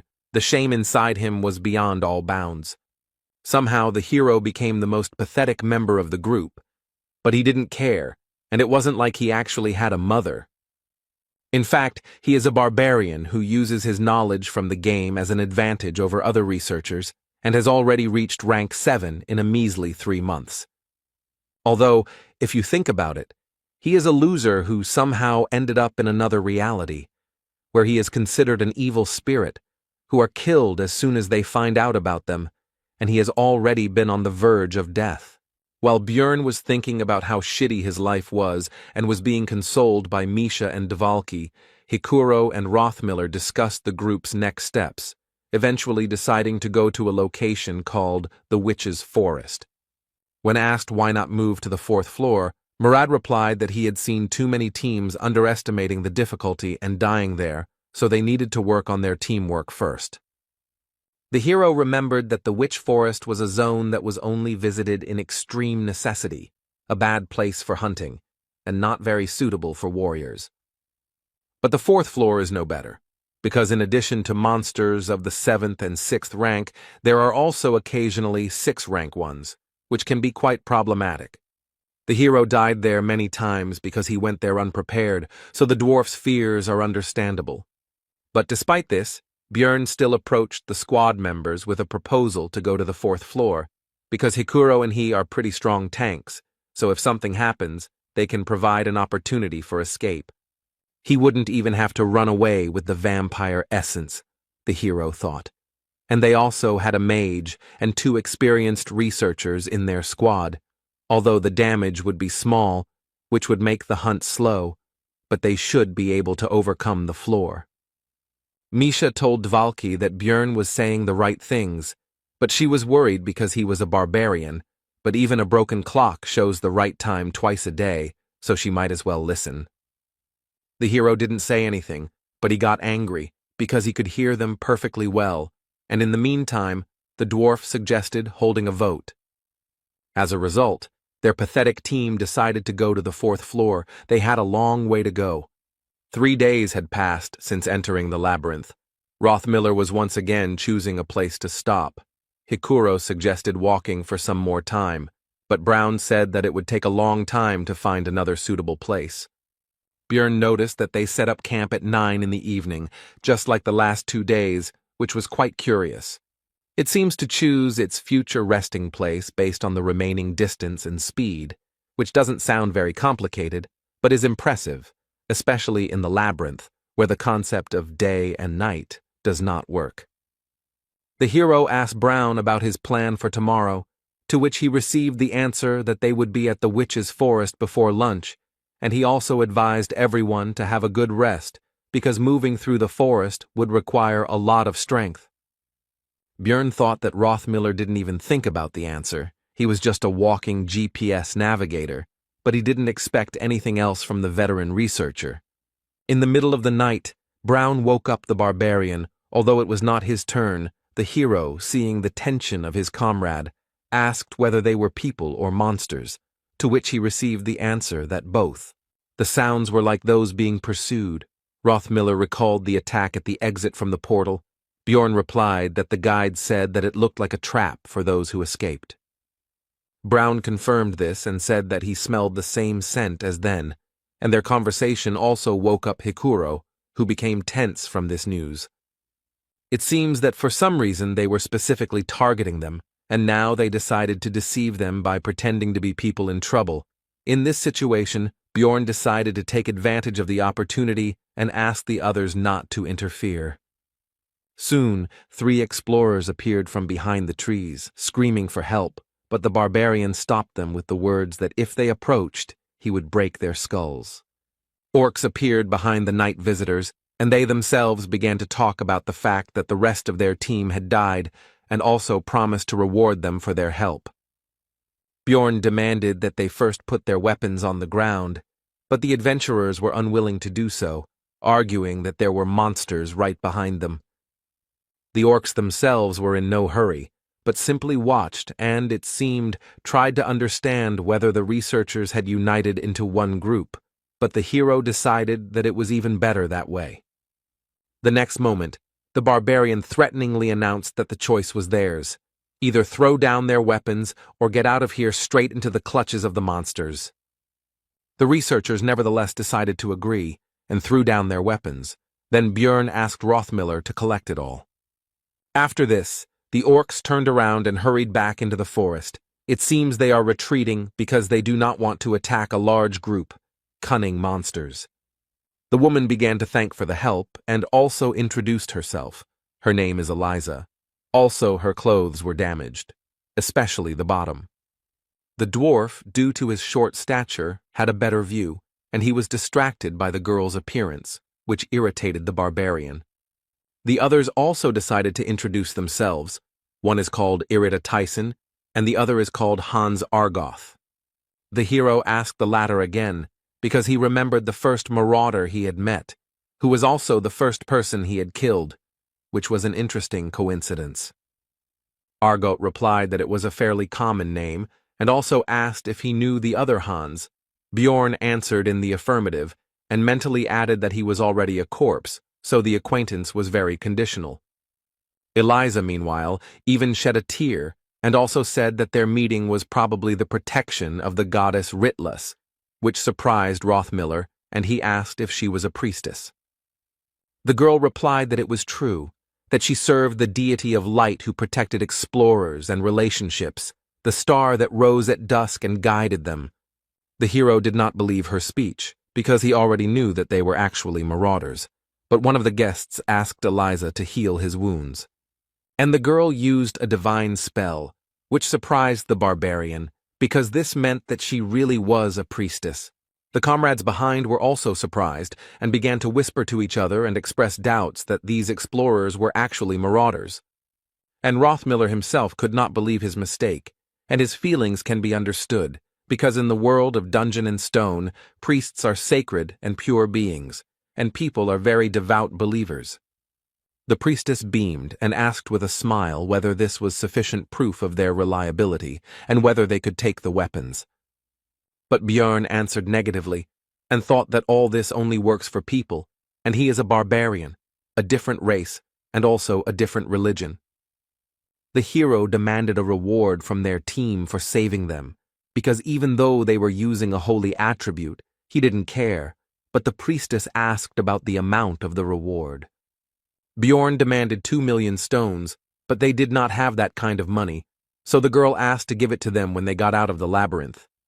But the hero said that he only trusts those who belong to his tribe, and if they do not have the required amount, then let them give in things. Armor will be just right. Soon the night guest's gear was neatly stacked nearby. This was part of Bjorn's plan to first take as many items from them as possible. The researchers had already relaxed, but the hero, thinking that in any game you need to kill the healer first, had already raised his mace over the priestess's head. The girl's head was broken, blood splattered everywhere, and both the teammates and comrades of the dead woman were shocked by what they saw. The barbarian, however, responded with a grin and an apology, and explained that his hand had twitched, and it also seemed to him that they might be marauders, and he could not help himself. Irida and Hans began to panic. They said that they would die now, and all because of this crazy savage, but they were looking somewhere down. Soon one of them was enveloped in some kind of dark purple haze, and he began to die quickly. Hikuro asked Dvalka if this was his magic, to which he received a negative answer. Suddenly the seemingly dead priestess, whose body lay behind Bjorn, stood up and in an inhuman voice remarked that this was strange. Her face was covered in blood from the wound, Her eyes were red and her head was turned at an unnatural angle. She asked the barbarian how he knew she was an enemy. The hero only wondered whether his life could be normal and why everything couldn't go peacefully. Eliza's resurrection from the dead clearly left no one indifferent, and Rottmiller and Misha froze as if they had seen a corpse golem. Bjorn, saying that he would sort everything out, rushed forward and hit the priestess on the head with his mace again, and he also realized that since she had come back to life, there could only be one answer to the question of how this was possible. This is a hidden class that can be unlocked upon reaching the 5th floor, the Karui priest, who has a huge number of combat spells and curses.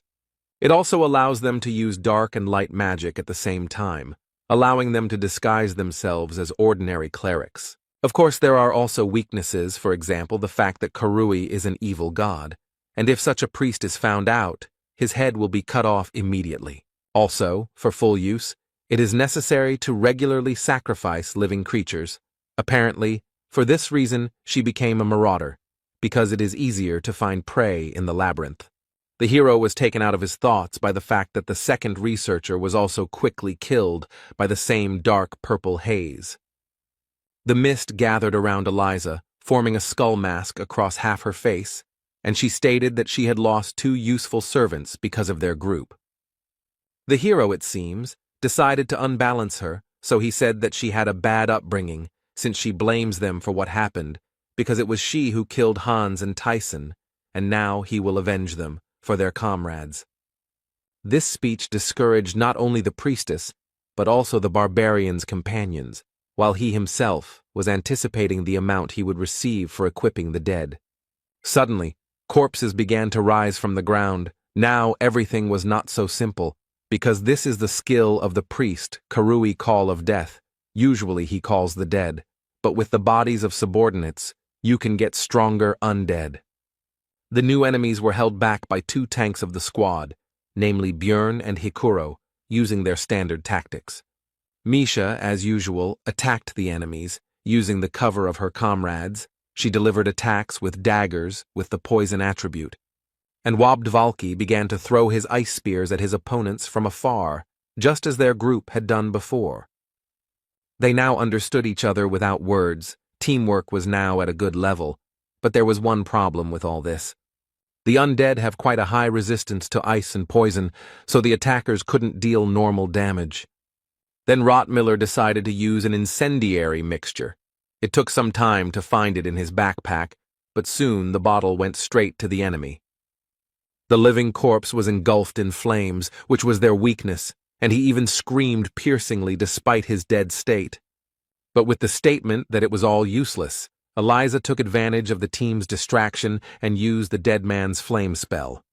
It immediately began to absorb the fire in the surrounding area, which negated almost all of their group's successes.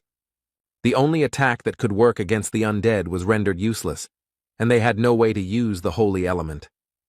Then the hero came up with another plan of action and shouted to his comrades to deal with the priestess, and he and Hikuro would hold off the reanimated corpses. Bjorn took their weapons and armor in advance, so they should be able to buy themselves the time they need. Brown, Dvalki, and Misha rushed towards Eliza, leaving the rest to the tanks.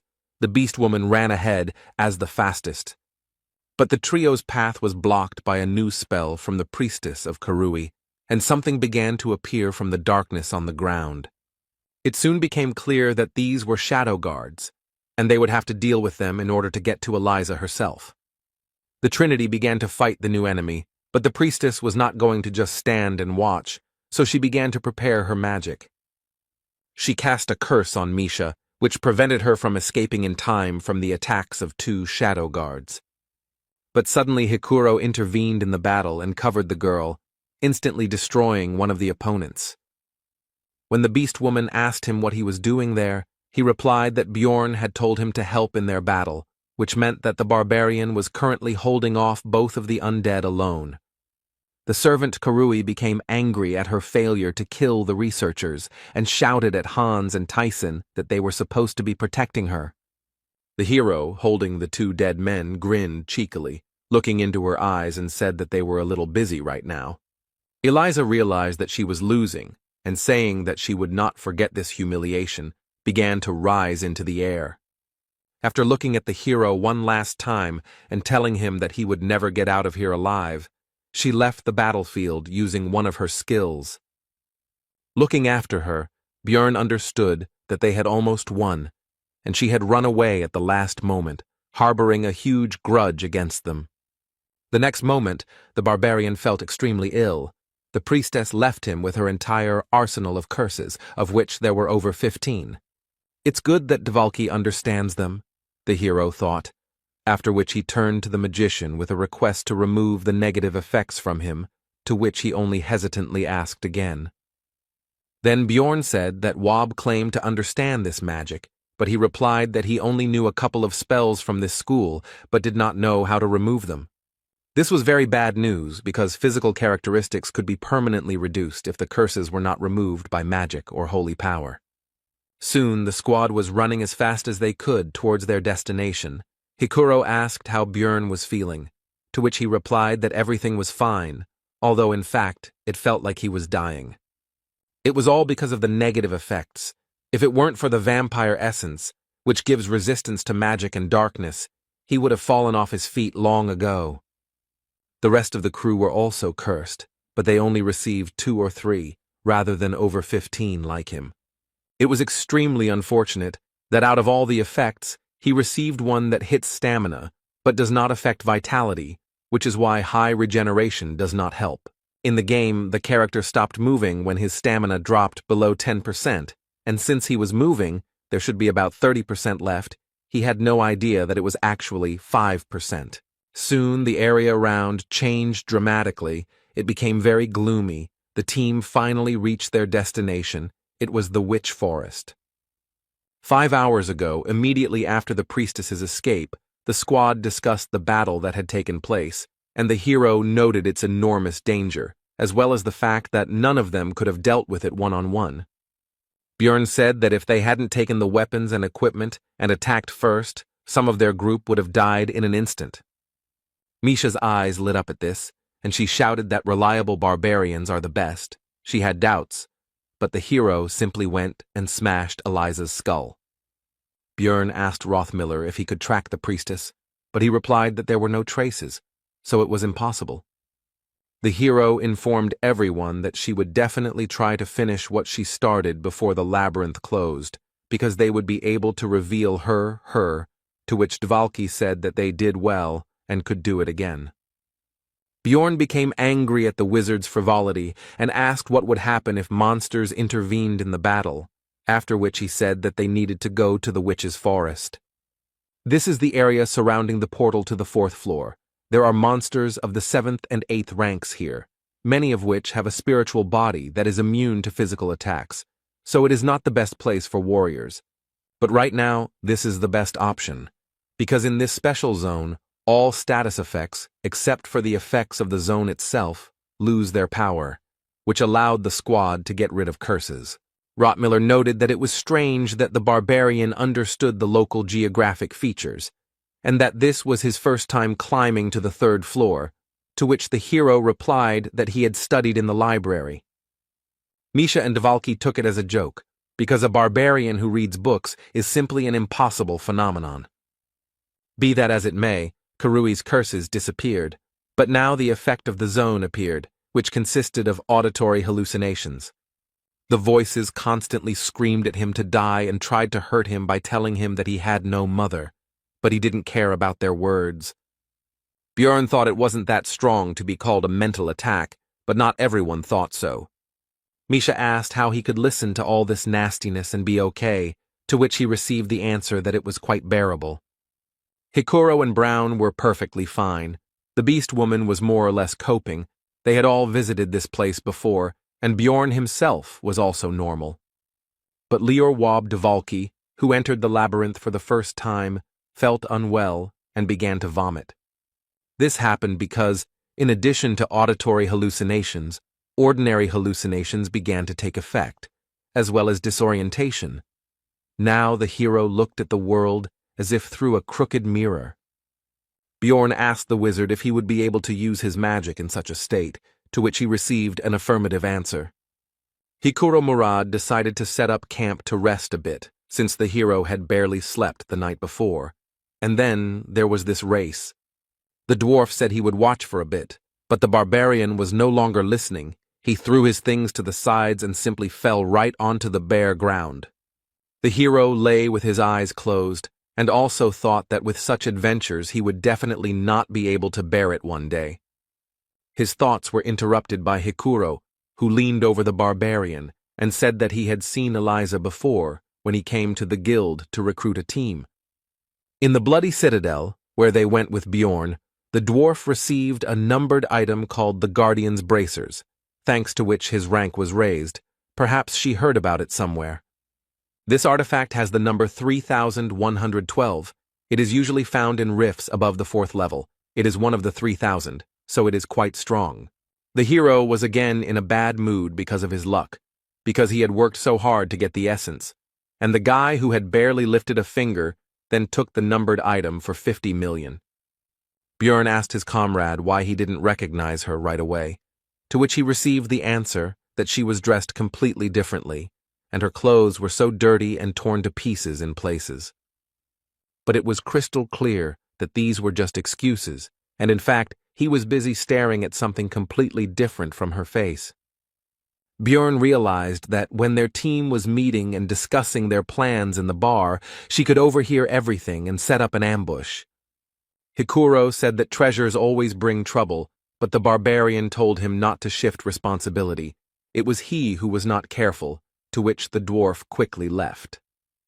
Soon, Bjorn was awakened by his comrades, and Rothmiller noted that he was sleeping very soundly, and he had heard that even barbarians could not stand it on their first expedition, and Misha simply asked how one could sleep in such noise. It turned out that the hero was disturbed by the presence of a group of enemies nearby. These were fairies who were flying nearby.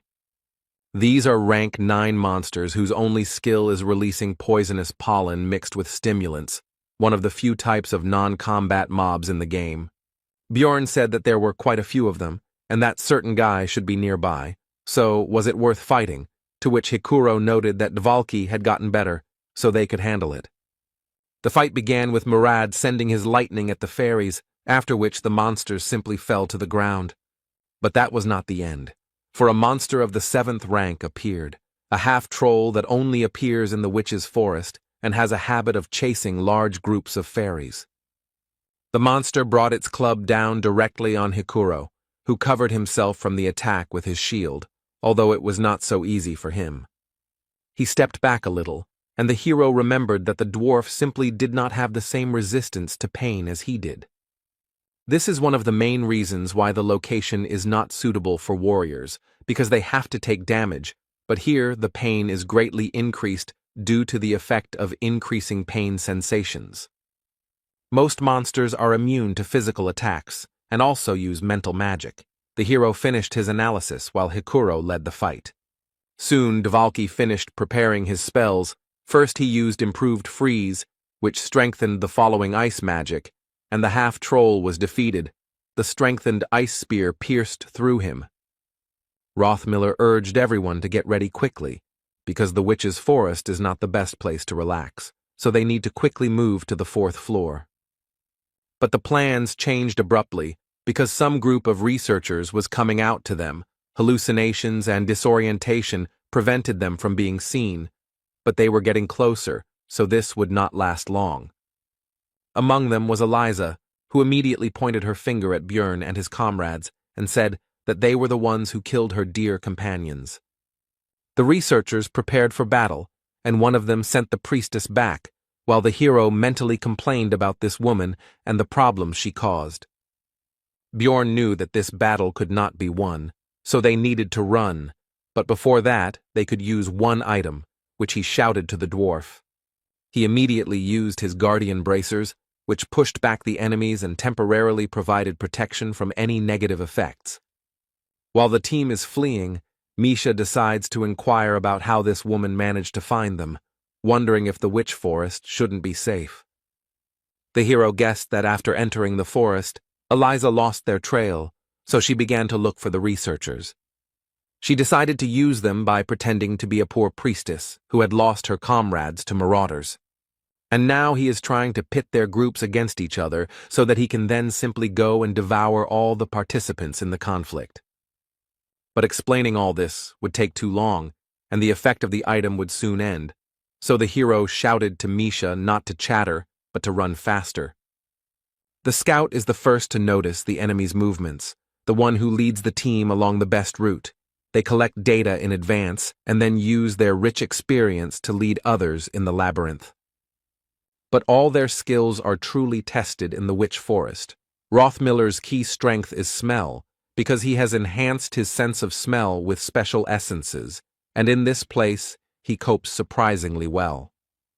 At a certain level of sensitivity, one can even smell mana, which now helps Brown in planning his route. But the enemy also had a good scout, who closed the distance at every opportunity, so they needed to speed up. Now it all comes down to who gets to the portal first. But the problem is that they are all tired, especially noticeable for Misha, who may be fast, but is not particularly resilient. Soon the girl tripped over a stone. Björn immediately rushed to her aid, but she said that it was just a cramp, so let him run on. The hero saw that she was lying. It was actually a sprained ankle, so he decided to take the beast woman on his shoulder and carry her like that. And when Björn turned around, it turned out that his comrades had already managed to run further, apparently not noticing their absence, while Misha began to lament that he should not have stopped and run further. The barbarian called the girl to calm down and said that it was better to stay where they were, because Rothmiller should soon notice that they were missing and would return. The hero himself, although he calmed Misha down, was not completely okay himself, because the situation was becoming very dangerous due to the fact that the witch forest could not be passed without a scout. The beast woman began to ask how long they would have to wait here, but her question was interrupted by Hikuro's cry, which rang out across the surrounding area. The girl got scared and asked her friend what they should do because they had to help the rest of the team.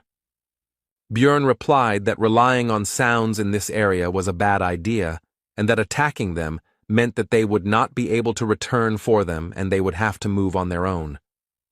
When asked what is most important in an emergency, the hero would not choose water, food, or tools, although these are important things, but strength of spirit.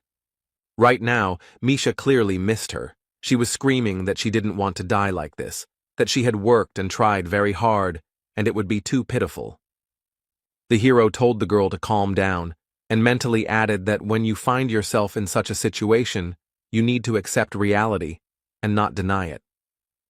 Misha began to blame herself for this situation, because if she had not fallen, then this would not have happened, but Bjorn shouted at her to listen to him, because they needed to focus on the present. He told her to drink the potion from his backpack so that the girl could walk on her own 2 feet, to which she, having more or less calmed down, agreed. Soon they stopped to rest a bit, and Misha began to lament that she couldn't believe that she had swallowed the potion while riding on a running barbarian. She even managed to think that she would die on his shoulders. Sitting by the fire, the hero thought that 4 days had passed in the labyrinth, so it would only get more difficult, and now only the 2 of them had to hold out until the labyrinth closed. The worst part is that most of the monsters are spirits, which they can't attack, meaning they really need attribute power. Then the hero made a decision and first of all asked Misha if she was married, to which she noted the strangeness of this question, but still answered that she was not. Then Björn continued asking, but this time about whether she had any beliefs that she shouldn't show her naked body to men she barely knew. The girl, embarrassed, replied that circumstances vary. The barbarian said that this was great, after which he took off his helmet and began to approach Misha, and she shouted at him not to approach, and that in general she was not ready for this. But he simply put a ring on her finger and said that he was keeping it for the person to whom he could give it. All this surprised the girl. She did not understand what was happening. Bjorn told Misha to swear by her guardian god, and in exchange for this, he would always be by her side. And he continued by saying that from the moment she accepted this ring, then he himself would take an oath on the honor of a warrior that he would support her, and he hoped that the girl would promise the same. Embarrassed, Misha asked him about his seriousness, and then explained that it was a bit unexpected, but it was the first time she had received such an offer, so it wasn't that she wasn't happy. And then she apologized and said that she didn't think of him in that way, and then she tried to explain something else, but she was constantly embarrassed and spoke incoherently, so the hero didn't quite understand her. In the end, the blushing beast woman shouted that she generally preferred thin men, and he, a stupid barbarian, had no masculine charm at all. Bjorn explained that there was a misunderstanding. He didn't mean it, but simply asked to become his comrade, which is why he gave the ring. Misha immediately felt somehow better, but the hero continued to talk about how she could refuse it at any moment, but then she would have to return the same ring or 15 million stones. The girl began to complain about the price, because it was too much money for a simple decoration, so she began to inquire about the reason. Bjorn said that this ring could fulfill her cherished wish, and mentally thought that if he had not played Dungeon and Stone, he would never have done this. But now he is going to awaken Misha. Number 9425, the Frost Spirit Ring, a numbered item that the hero received from the master of the Artemian school. At first glance, it can be considered almost useless, but after destruction, it had a special effect. He did almost no damage, but after all the years of playing, the guy couldn't help but learn this secret, and he figured it all out. If it is worn by a beastman who has not yet made a contract with a spirit beast, a special event will occur, and the ring will be destroyed, fulfilling special conditions. This would remove the seal of Skadi, the spiritual beast of ice, and right now all this was happening. Now the spirit offered Misha a contract, which she could not refuse. Soon the contract was concluded, and the girl could not believe that it all happened so simply, and she also asked Bjorn where he got this ring. But if something like this exists, then why did her father never tell her about it after all these years? The beast woman asked sadly. The hero replied that he most likely did not know about this effect, because the magicians had been trying to understand it for a long time, and had only recently unraveled the secret. Then the girl asked how he knew this and repeated the previous question. Bjorn said that before all this talk, Misha should get dressed, after which he pointed towards her clothes, and also said that there was some useful equipment from the marauders there. The girl noticed that he was also wearing new clothes and asked why she was naked. The barbarian replied that he undressed her himself, because during the ritual all equipment is destroyed. Then Misha indignantly asked why it was necessary to ask about her husband. Bjorn said that if he had been, it would have made him very angry.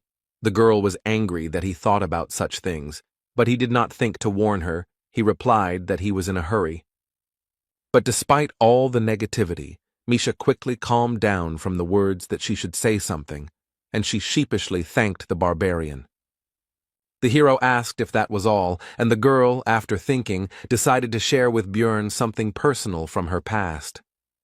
Misha said that she once tried to commit suicide, but her father found and saved her. The barbarian said that in that case she should be grateful to him, but she was not sure about this, and continued the story. When the girl woke up, he said that if she wanted to die so much, let her do it in the labyrinth and not disgrace their family. The hero realized that her relatives were even crazier than he expected, and Misha said that it was then that she became a researcher, but not because she wanted to die. She simply ran away from that house. She thought that she could become famous and strong even without a spirit, and then her father would pay attention to her. She doesn't know if he will accept her with such an unusual contract, but it is a good thing anyway. And the next moment, the girl bowed to Bjorn at the waist and said words of gratitude once again, and also added that she would not forget his deed for the rest of her life, would seal it in her heart and thank him. A beastman who has made a contract with a spirit beast will receive one of 3 types of enhancement: summon, strength, and fortify. Misha Karlstein received the last one, and now her body is forever imbued with the power of the ice beast, Skadi. Now they have the attribute attacks they needed so much, and finally, they don't have to worry about encounters with spirit-type monsters, and they are pretty weak, so there won't be any problems. Now Misha can fight alone, but like the barbarian spirit seal, the beastman must strengthen the spirit beast. The girl is only in the first stage, so she cannot yet add an attribute attack to her weapon, but she used to be a martial arts master, so she can fight with her bare hands. But the witch forest is too difficult for one person. The monsters were weak, but there were many of them, so the partners had to run away. The hardest stage of survival is just beginning. 11 hours passed. All this time Misha and Bjorn avoided large groups of enemies, attacking only small ones. Thus, many were defeated. Despite the difficult situation, the researchers did not stop collecting magic stones, and the hero was simply happy that they did not encounter any 7th-rank monsters or Eliza. But now another problem appeared. The Ring of Frost spirit was destroyed, and now the corpse golem's passive skill became active again. The acidic blood began to corrode the equipment. Even the lithium breastplate and shield lost their shine. Although they were made of 2nd-level materials, it would cost a lot of money to repair. Also, during all this time, the partners failed to find a single attribute essence, so Bjorn could not inflict any damage on the ghostly monsters. Misha was forced to cope with this alone. Now she had less and less strength left. According to the hero's estimates, their chance of returning to the city alive was about 30%. The Witch Forest's debuffs get worse over time. Now that 12 hours have passed, they've gotten stronger. You can tell by the feel of it. Bjorn decided to tie a rope to himself and Misha so that if something happened, they wouldn't lose each other. He also asked the girl about her knowledge of the increasing negative effects of the zone. She already knew everything. In addition, they are now also affected by the witch's eye status, which is why it is considered that one should not linger in this place. After all, if you stay in one place for a long time, a rank 7 monster, Canevaro, will appear, and the time it takes for it to appear is reduced with each level of the effect. It had been more than 60 hours since the team split, or more than 50 since entering the forest. The witch's eye had reached level 5, and the other debuffs had also increased. During this time, the road was not found, and Misha and Bjorn cannot stop to rest, because at this level of effect, Canevaro appears in 10 minutes. It would take about 15 to kill one, so if they didn't keep moving, it would first turn into an endless battle, and then defeat would follow. The only thing that could be done in such a situation was to stretch a rope between them, because that way they could find each other if someone fell behind or fell. This morning, Misha's condition finally worsened. It wasn't because of illness or wounds, it was exhaustion. The barbarian had to slow down, but the rope continued to tighten. The girl could no longer maintain even a very slow pace. The hero believed that perhaps most of the damage was related to the hallucinations she was seeing. Bjorn told Misha to climb on top of him so she could close her eyes and rest a bit, maybe even fall asleep. The girl tried to object, but the barbarian simply picked her up and placed her on his shoulder. Usually she would have resisted, but now she had no strength left at all. Another 17 hours passed. All this time Bjorn carried Misha. Except for moments of battle, the effects of the zone intensified again, including the witch's eye.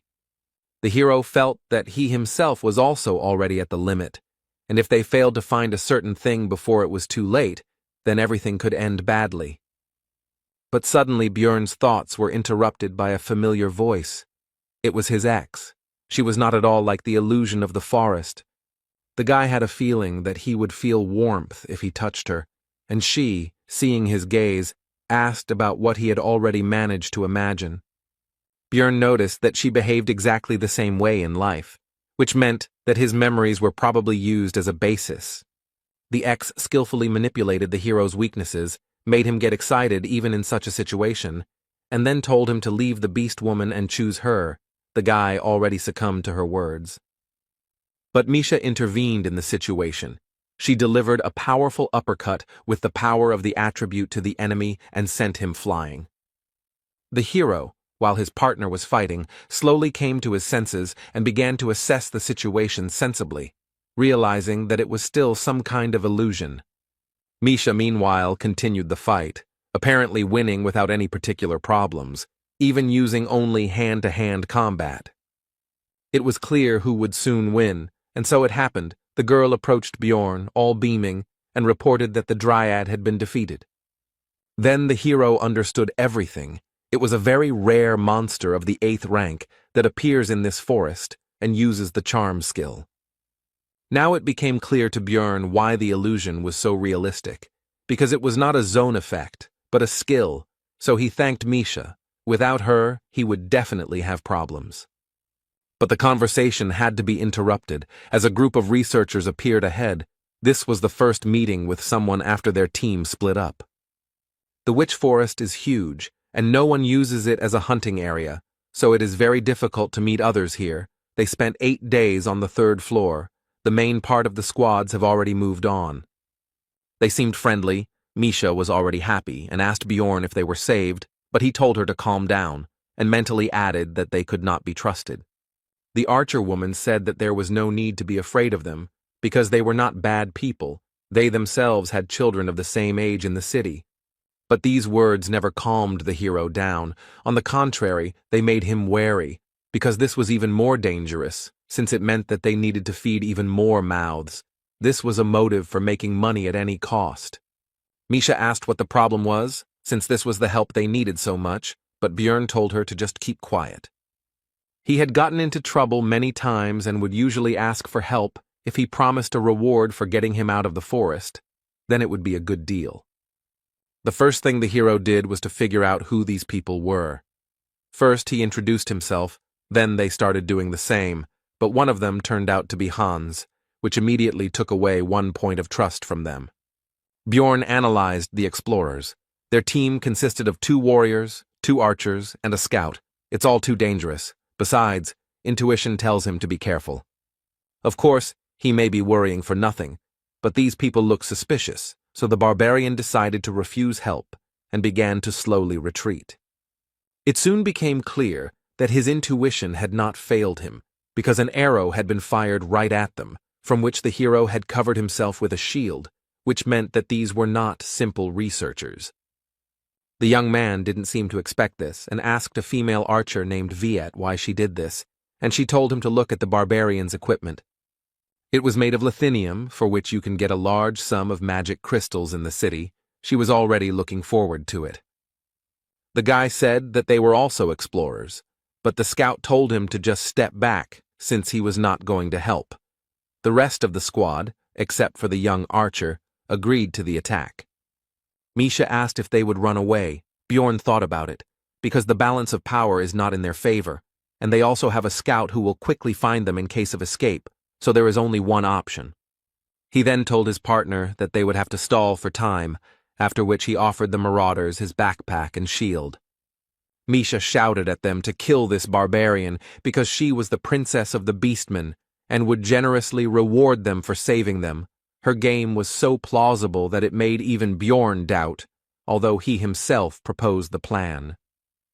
The girl's words made the scout doubt, but the female archer said that this was not an option. They both had to be killed, otherwise their activities could be exposed in the city. The warriors of the squad noticed that the princess might have something valuable, so they rushed forward with the words that the spoils would go to whoever found it first. The barbarian began to prepare for the collision because he couldn't delay any longer, but he also understood that it was no longer necessary because enough time had passed. And he was right, because what he was waiting for happened. A 7th-rank monster, Cannavaro, appeared right in front of them. After this, the hero told Misha to grab onto him and ran forward, thinking along the way that it was impossible to escape from the monster because he would pursue the victim until death. Therefore, it was possible to use the marauders as a diversionary tactic, and he began to break through their ranks while they were at a loss. This should have out-aggroed Cannavaro, who took advantage of the fact that no one was attacking him and used his magic mind skill without any problems. The marauders decided to deal with the monster first, because of the mines, they would not be able to pursue the prey anyway, and the prey itself would not be able to get far. The hero understood that there was no way he could dodge the mines, so he had to rely on his strength and regeneration, simply running straight through the traps. Cannavaro, meanwhile, noticed the escape of his prey, so he called for support from a group of hounds, a breed of dog used for hunting. It seems that the marauders greatly overestimated their strength, because they began to lose their lives very quickly, one after another, from the monster's arrows, mines, and dogs. One of the dogs managed to catch up with the fleeing Björn and Misha and grabbed the barbarian's leg, preventing him from continuing his escape. The hero had to use the flesh explosion skill to get rid of the dog, but at the same time, he lost the ability to run further. His leg was finished. In that case, the plan will have to be changed. Björn told Misha that he was leaving the rest to her. She told him to leave her in Canivaro. The barbarian threw the girl's light body without any problems. She rushed straight at the monster, who was not expecting such a thing, and it was finished with him in an instant. Among the attacking marauders, one was still alive. It was the same female archer who first fired an arrow at them. She tried to beg for mercy, but Misha was not going to spare her. The beast woman was worried about Bjorn. She poured a healing potion on the wound, but said that it could not heal such a wound, but the barbarian said not to worry. Thanks to high regeneration, the potion, and the eternal life skill, the leg was restored almost instantly, which surprised the girl very much. The hero understood that this was all thanks to the bonuses of the vampire essence, his skill, and the seal of the immortal. With all these factors and enough time, it would be possible to grow a limb without a potion. Misha asked how he could drink it without pain. Bjorn replied that it was the mental fortitude of the barbarians. He recalled that Anar also took potions without any problems. In his case, it was due to the high value of the pain resistance characteristic, but the effect was the same. The hero suggested that Misha pack up and leave before a new Canivaro appeared, and she herself asked how he realized that those researchers were dangerous. Bjorn replied that one of them was named Hans, and he didn't like that name, which confused the girl, but she quickly put it out of her mind. Misha shared her thoughts that she would never have thought that that woman could change her attitude so quickly. She could have been good. The hero replied that if they had not seemed so weak, if they had not worn expensive equipment, and if they had not met in the labyrinth, then everything could have turned out differently. In that case, she could have been remembered by them as a kind person, but what happened, happened. She attacked first and paid the price. Misha said that she didn't understand this. Then Bjorn asked about her reasons for visiting the labyrinth. She replied that it was for money.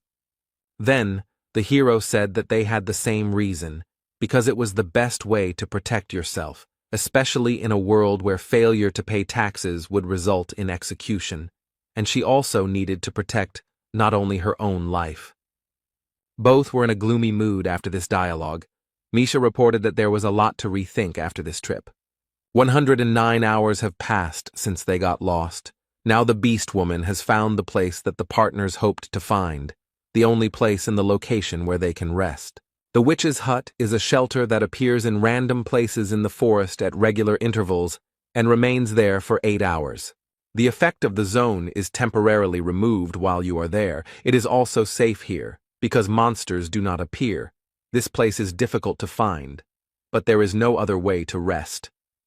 The partners spent a long time looking for the first shelter, but Misha's keen eyes quickly helped them find the next one.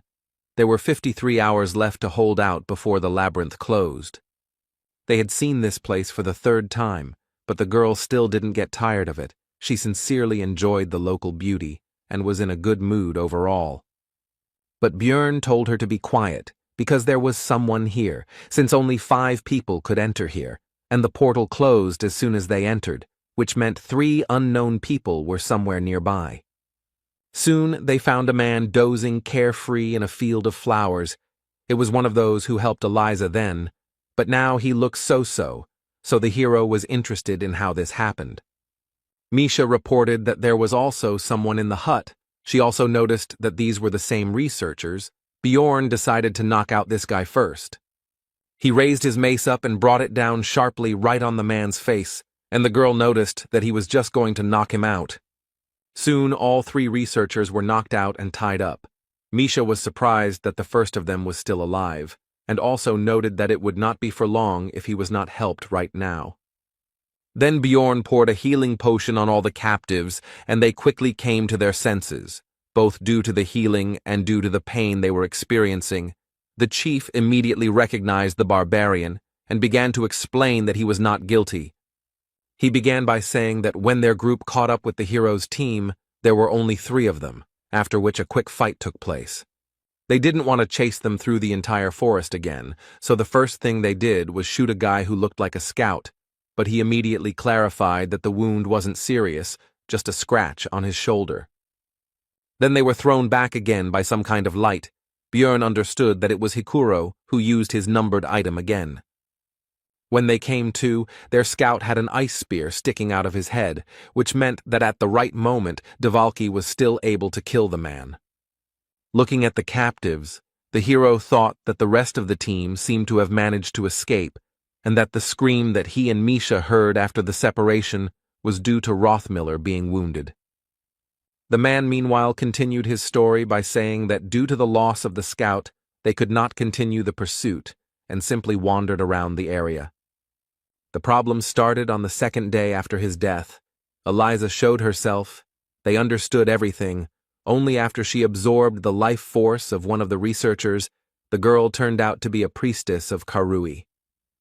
The man started to justify himself by saying that they had been deceived, so it was not their fault, and they had not intended to kill anyone for no reason. But Bjorn told him to shut up.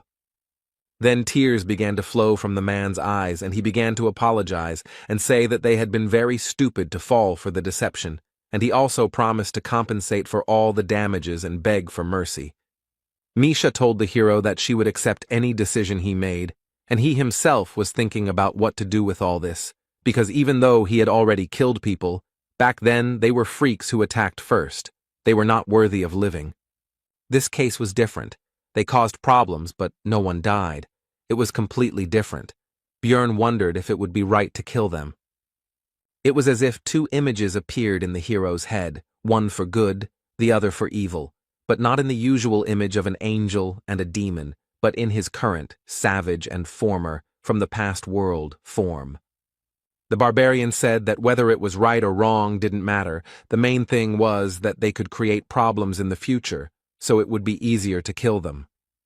The good man said that you can't kill people because of one mistake, so why does he doubt? Because sparing them would be the right thing to do. But the hero decided that the last statement only applied to his past, the civilized world from which he came, and not to this cruel and merciless one. Björn asked Misha's opinion on the current situation. She replied that she couldn't trust them, whether it was a mistake or not, but they tried to kill, and now she understands that this cannot be forgiven. Then the hero's mind cleared, as if a fog had been dispelled, and he remembered the expression that in Rome they obey Roman laws, otherwise he himself would end up in the grave. Whether it was a mistake or not, he had a feeling that they would repeat it at the first opportunity, so pity was thrown aside, and the explorers lost their lives. The hero, when he first opened his eyes in a new world and in a new body, realized that Björn Yandel was not only his new name. This is also his new essence, the essence of a barbarian, which he must correspond to in order to survive. Misha noticed his worries by his trembling hand. The hero replied that everything was fine. She shouldn't worry. It would be better if she collected the things of the killed researchers. This was soon done, but Misha was disturbed by the sight of Bjorn dragging the body to the fireplace and starting to push it straight into the fire. She asked him about what was happening. He replied that it was necessary. The fire consumed the corpse unnaturally quickly, meaning that everything was as it was in the game. The witch's hut had accepted a new victim and would now be open for another 8 additional hours. Misha was still not sure that Björn was okay, but he didn't answer, and the only thought that popped into her head was that they had 2 more so-called logs, which meant 24 extra hours. The hero pulled off his helmet and asked his companion if she was going to rest, but she simply remained silent. She was clearly uncomfortable with what was happening. Since she did not answer, the barbarian said that he slept on the bed first, after which he fell face down on the pillow and thought that sleeping on the bed was very good.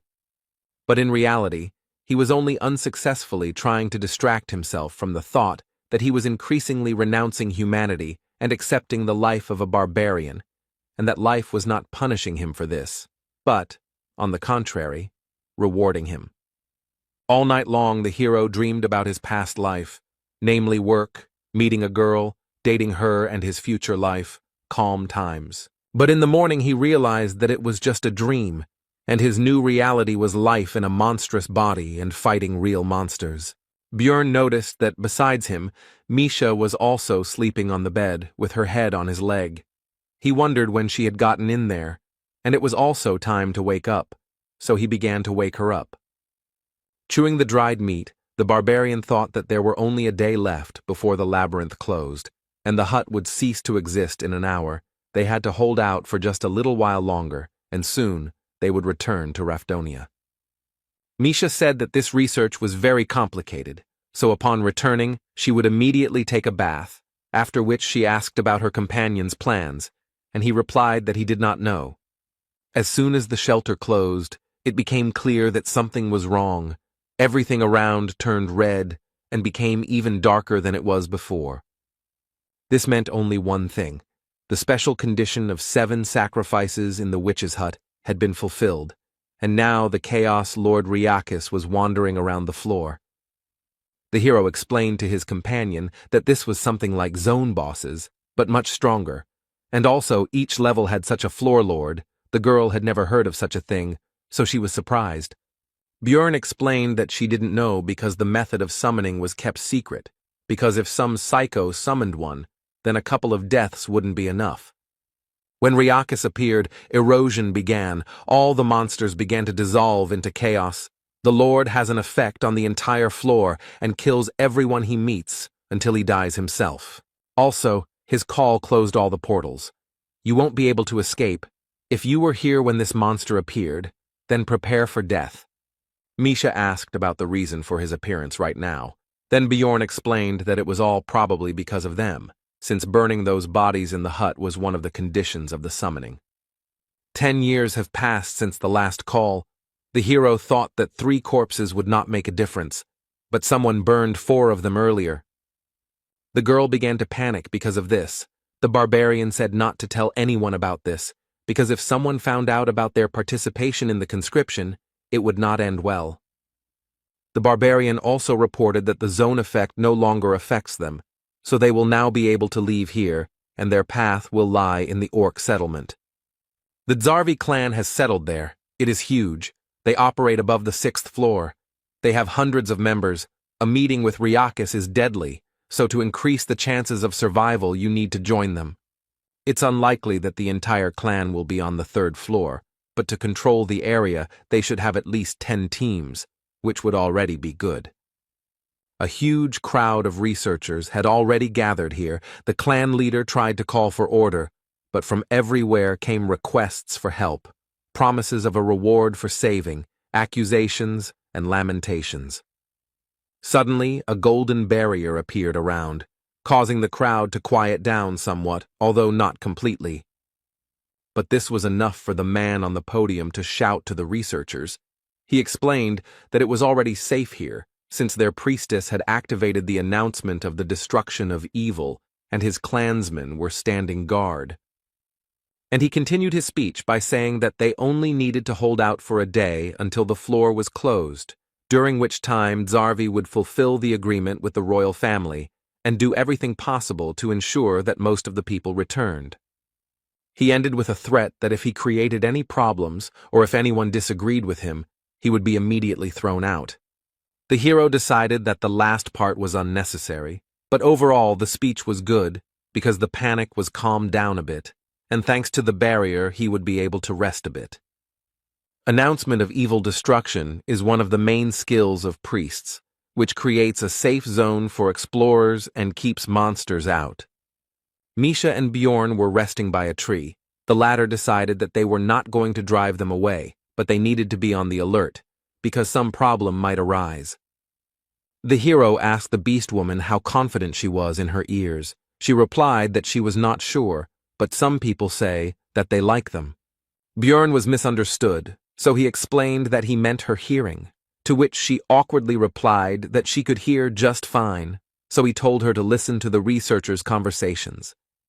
They discussed how the last time Riakis showed up was 10 years ago, and now they were wondering what kind of madman did this, and also that they were lucky with this clan from the 6th floor.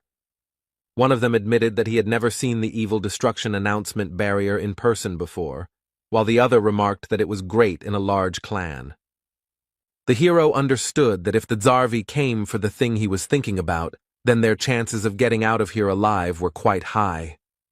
After some time, Misha leaned against Bjorn's shoulder and fell asleep, but soon the barbarian decided to wake her up. She asked about the reason for such a sudden awakening. The hero answered that more than 500 researchers had gathered here, a huge crowd. Misha didn't understand what that meant, but Bjorn explained that there were only 50 people from the Zarvi clan here, so they needed to see how they could handle controlling that many people. Soon, the local leader actually began his speech. He started by saying that thanks to the barrier, this was the only safe area of the floor, but the priestess would like them to show respect to her god. It should be 1,000,000 stones per person. You need to pay now. Not only crystals will do, but any equivalent items. The hero admitted that it was a smart move, since not every researcher would have such a sum on hand, and in this way it would be possible to take away some of the equipment from people to simplify control. The man on the podium meanwhile said that this is not only respect for the god, but also payment for protection. They may lose some equipment and potions, but there is nothing to worry about, because they will protect everyone. The hero understood that in fact there were enough reasons to worry, because the barrier, although powerful, was not comparable in strength to the floor master. They were unlikely to kill him, but for now they had to obey the rules, so Bjorn asked Misha to take the things they didn't need. He thought they were very lucky to have taken the equipment from the marauding attackers and wouldn't have to give up their own.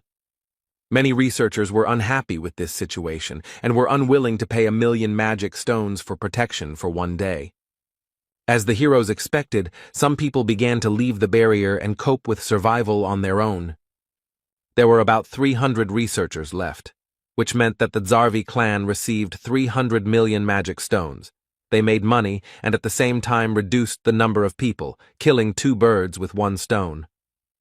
And now all they can do is pray to the heavens in the hope that the floor master won't come here, otherwise they are doomed.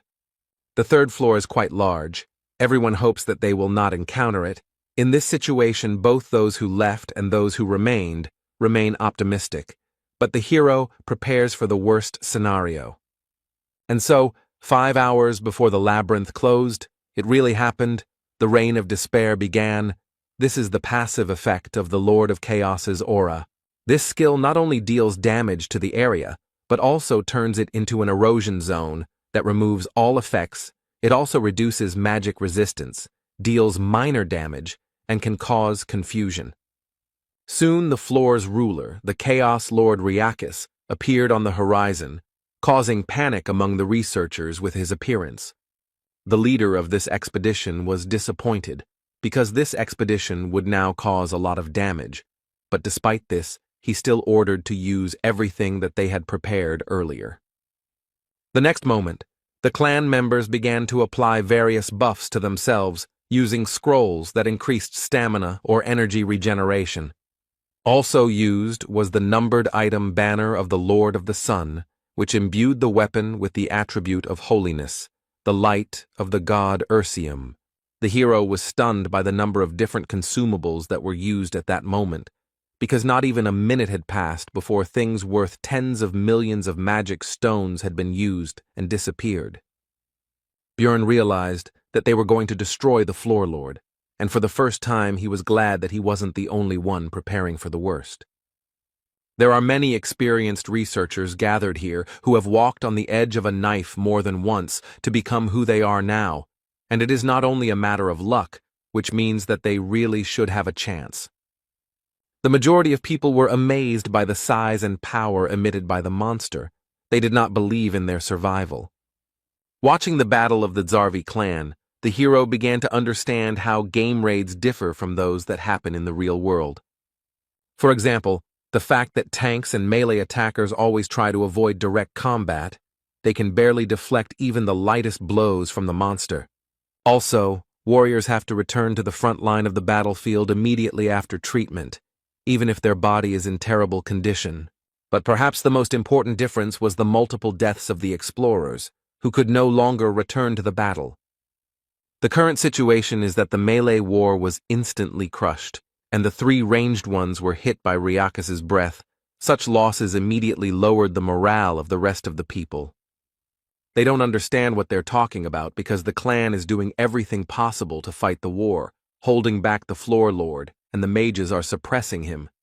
Suddenly, spheres appeared around the boss, and the expedition leader immediately forbade attacking him, because first he needed to focus on new targets. Bjorn was glad that the clan knew about his features and the second phase, but the other researchers did not understand why they did not attack Ryakis, did not understand their actions. About an hour passed. 11 people died. 20% of Zarvi's force. It's not scary. The worst can still be avoided. It's still possible to hold out until the labyrinth closes. However, the real problem is that ordinary researchers start to panic, and this will not lead to anything good, even though they have reasons for it. After all, every time Ryakis became enraged, someone who had paid for protection died, and the hero believed that it was their own fault, since they came so close to the battle and did not monitor the situation at all. Misha told Bjorn that things looked really bad and asked if they weren't going to do something, but he said what he thought. One man in the crowd said that they could no longer just watch. They needed to intervene in the battle to increase their chances of survival and protect themselves from the monster. At first, they countered that the clan had taken their equipment, but very quickly the crowd's eyes turned to the pile of armor and weapons they had paid Zarvi with.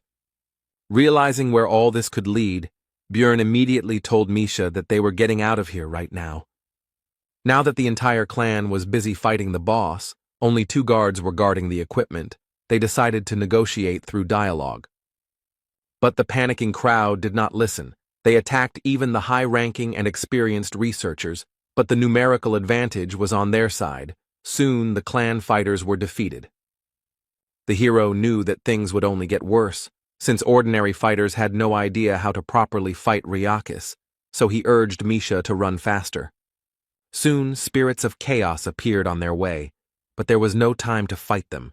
They needed to run away, so they turned in the other direction. But it was all useless, because soon they were swallowed up by complete darkness, which meant that the floor master had swallowed all the spheres and used his ultimate skill. Evil Cleft is a reactant skill that appears after absorbing 10 spheres. The radius of action is 5 kilometers. The term is 45 minutes. If you do not have time to escape, then death awaits you. There are also many chairs, the peculiarity of which is that it attracts all those who fall under the effect to the center of the zone. Soon, Misha and Bjorn found themselves there along with other researchers. There were about 200 of them left. Of the Zarvi, who were originally 50, only 20 remained. With 11 dying in the few hours of battle and the rest in the last minutes, it was obvious what happened when the pair escaped. Now the clan fighters were aggressive towards the other researchers. They bared their blades in their direction and refused to let them get closer to them, because it was because of them that many people died. They also said that they should be grateful that they were not finished off immediately, and that there would be no protection now. The ordinary researchers were at a loss, and then one of them said that they needed to get out of here as quickly as possible, otherwise everyone would die. He had read about this in ancient texts. He also said that they needed to get out of the 5-kilometer zone. There would be monsters in their way, but if they acted together, then they would have a chance of salvation. Bjorn understood that the main problem was that if you move away from the center, the clones of Ryakis and the spirits of chaos will attack like crazy. More than half of the researchers left, but the hero and the girl were not going to bet on such low odds. They would bet on what looked more reliable, on the clan. So they headed there, but Talon blocked the way. Bjorn started the conversation in a friendly manner and asked if they had received the essence of the orc hero. He first answered that they had, but then came to his senses and asked how he knew this. Meanwhile, the vice-captain of the Zarvi clan, Iraz Magrain, was later informed that 23 people had survived, including 3 priests, 6 mages, 12 ranged attackers, and 2 warriors. He was especially saddened by the fact that only 2 fighters survived, many of whom died when the commotion occurred, and many were unable to get support from the others. They tried to buy time, but Ryakis still absorbed the spheres, and now the lack of melee warriors will be fatal. Only 2 of them will be able to clear the way for everyone else, especially this spear swordsman. The vice-captain was constantly asked to give orders, asked about something, reported new problems. Everything was very bad. Iraz Migraine could not come up with a plan of action, but suddenly a cry from the entrance to their temporary camp distracted him from his heavy thoughts. The vice-captain asked who it was, to which the fighter replied that it was a barbarian from Karlstein's sister's team, and that he had somehow learned the information that they needed the essence of an orc hero, and he said that he could clear a path with her help. Then Migraine used his skill survival instinct, which can highlight targets that can increase this very chance of survival, and Bjorn glowed brightly.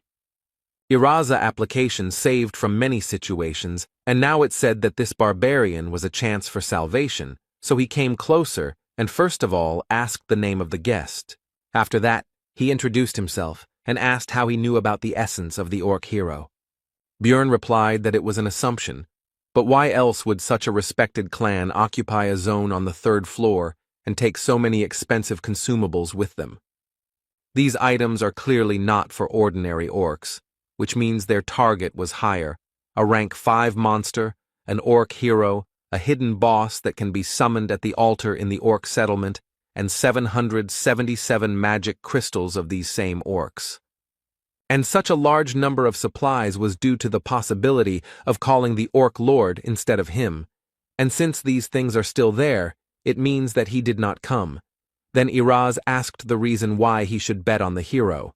He then replied that he was a barbarian with the seal of the immortal, who had absorbed the essence of a vampire guardian from the rift and a corpse golem that gave pain resistance.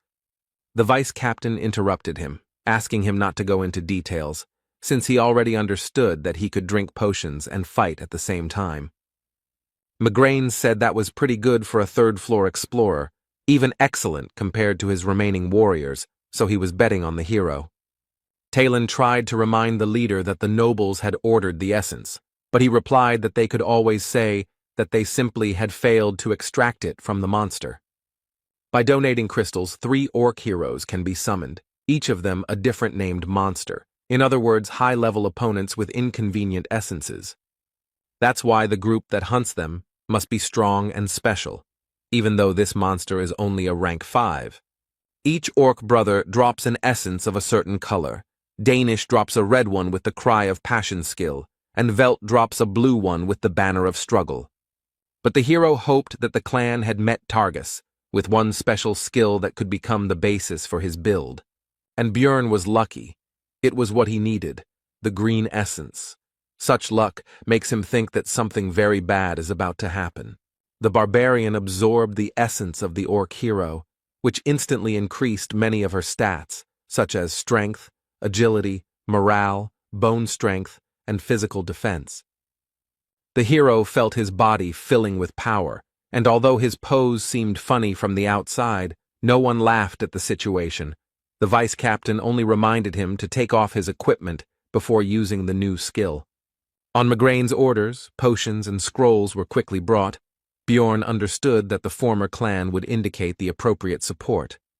After this, the hero used all the consumables he had brought, which temporarily significantly increased many of his characteristics. It was not necessary yet that all the clan's mages, as well as their priest, also began to impose their blessings and magical enhancements, among which was something that increased his aggro level, that is, attracted monsters specifically to him. After that, it was time to use his Bloodmaster skill, which allowed him to temporarily use someone else's skill by absorbing the owner's blood. The best target was Talon Orifring of the Karlstein family. Judging by the redness of the eyes, it was the unholy one, which reduced the maximum amount of essences by 1, but increased the effectiveness of active skills by 1.5 times. After that, the hero finally used the skill he received from the orc hero's essence. It was gigantification, which increased his body size, his aggro level, and his physical characteristics. All his clothes were torn. The people around him had different reactions. but the blushing Misha covered her eyes with her fingers and then peeped through them. Erasmus decided that the hero needed to cover himself with something, so he ordered several cloaks to be brought, and soon the preparations for the exit were complete. There were 30 minutes left before death, so the giant barbarian, with a cry of Yahello, rushed forward at maximum speed. Behind him ran 23 members of the clan, Misha and 40 researchers who decided to stay here. They were allowed to join in exchange for all the equipment. Migraine also suggested using the sacrificial seal on them, which increased their characteristics depending on the number of victims within 100 meters. Now, with all these buffs and skill, the power and instinct of destruction overflowed the hero's body, and it was good that they did not need to be restrained. The road was blocked by small clones of Ryakis, although they were only that size for him now, but their height was almost 2 meters, but now Bjorn could handle them without any problems. These creatures carry damage to the person who destroys them, and even a barbarian with overinflated pain resistance still felt the numbness, which is why it is very important to have a tank in the evil rift. Of course, in his case, thanks to the vampire essence, and specifically the skill source of darkness, it is enough to simply protect the heart. But for others, be he a famous swordsman, mage, or priest, all this will be useless.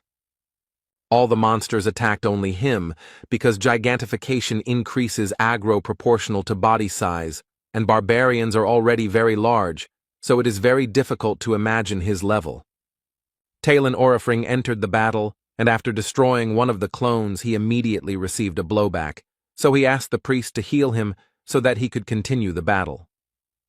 The hero shouted at him to stop getting wounded for no reason and get out of here, because he should be the only warrior on the front line. This is because he has the Orc Hero's Path passive skill, which increases all defense when health drops below 50%, with the maximum effect being achieved at 20. And to use this skill to its full potential, no one should approach the front line. He will deal with everything himself. The giant barbarian was breaking through the path for the rest of the explorers, and he was doing it as quickly as possible. The others were also hurrying after him, because soon this place would collapse.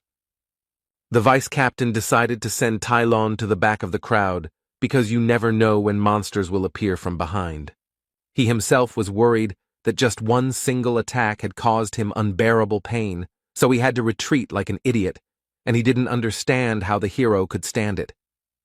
The Beastman wondered who this was, because at first he seemed like a simple third-floor explorer hanging around his sister. He seemed like a simple barbarian warrior. No matter how much resistance he has, even though he is a tank, how can he not hesitate at all?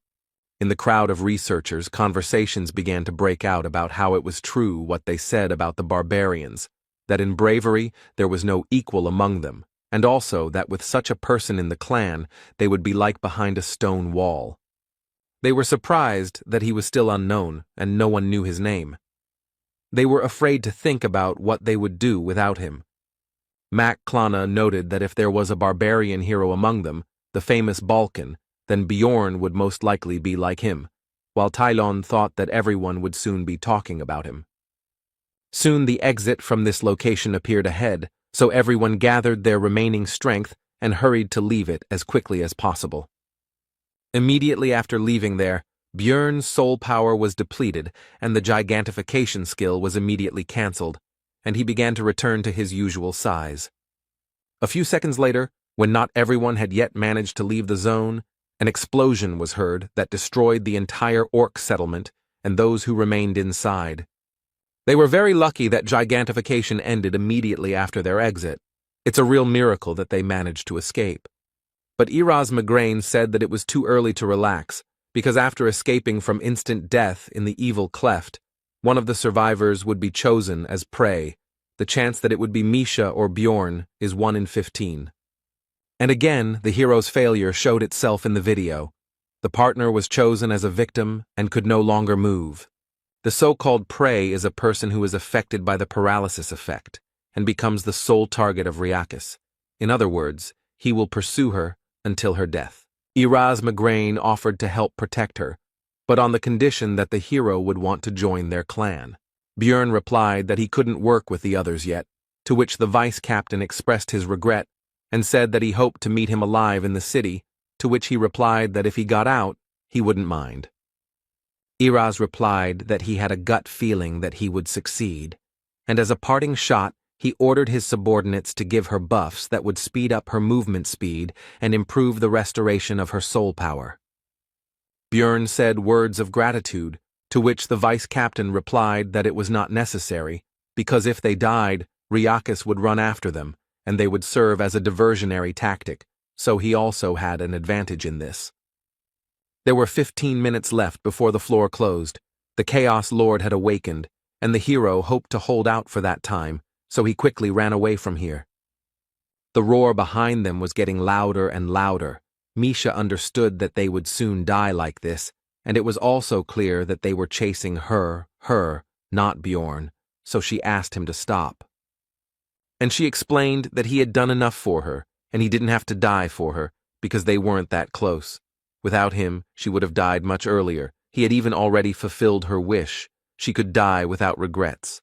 But the hero refused, because she really doesn't want to die at all, and doesn't necessarily have to tell him all this nonsense, and he also understands that the girl is afraid of being abandoned.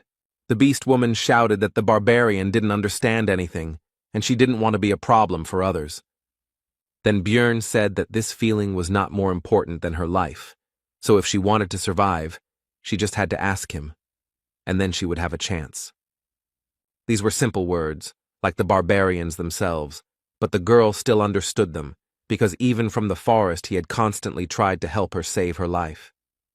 In his eyes, the beast woman was definitely pathetic and whiny, and simply giving up and saying such stupid things was not what the man who was trying so hard for her wanted to hear.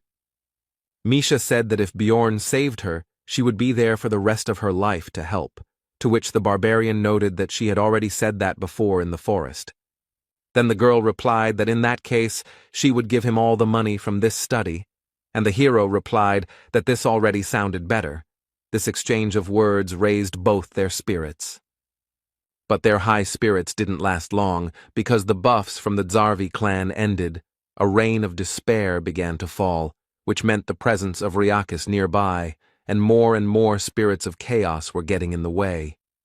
The hero was going to use it later, but he had no choice, so he used his skill called gigantification, which raised his stats, but now what was more important to him was that his steps became bigger.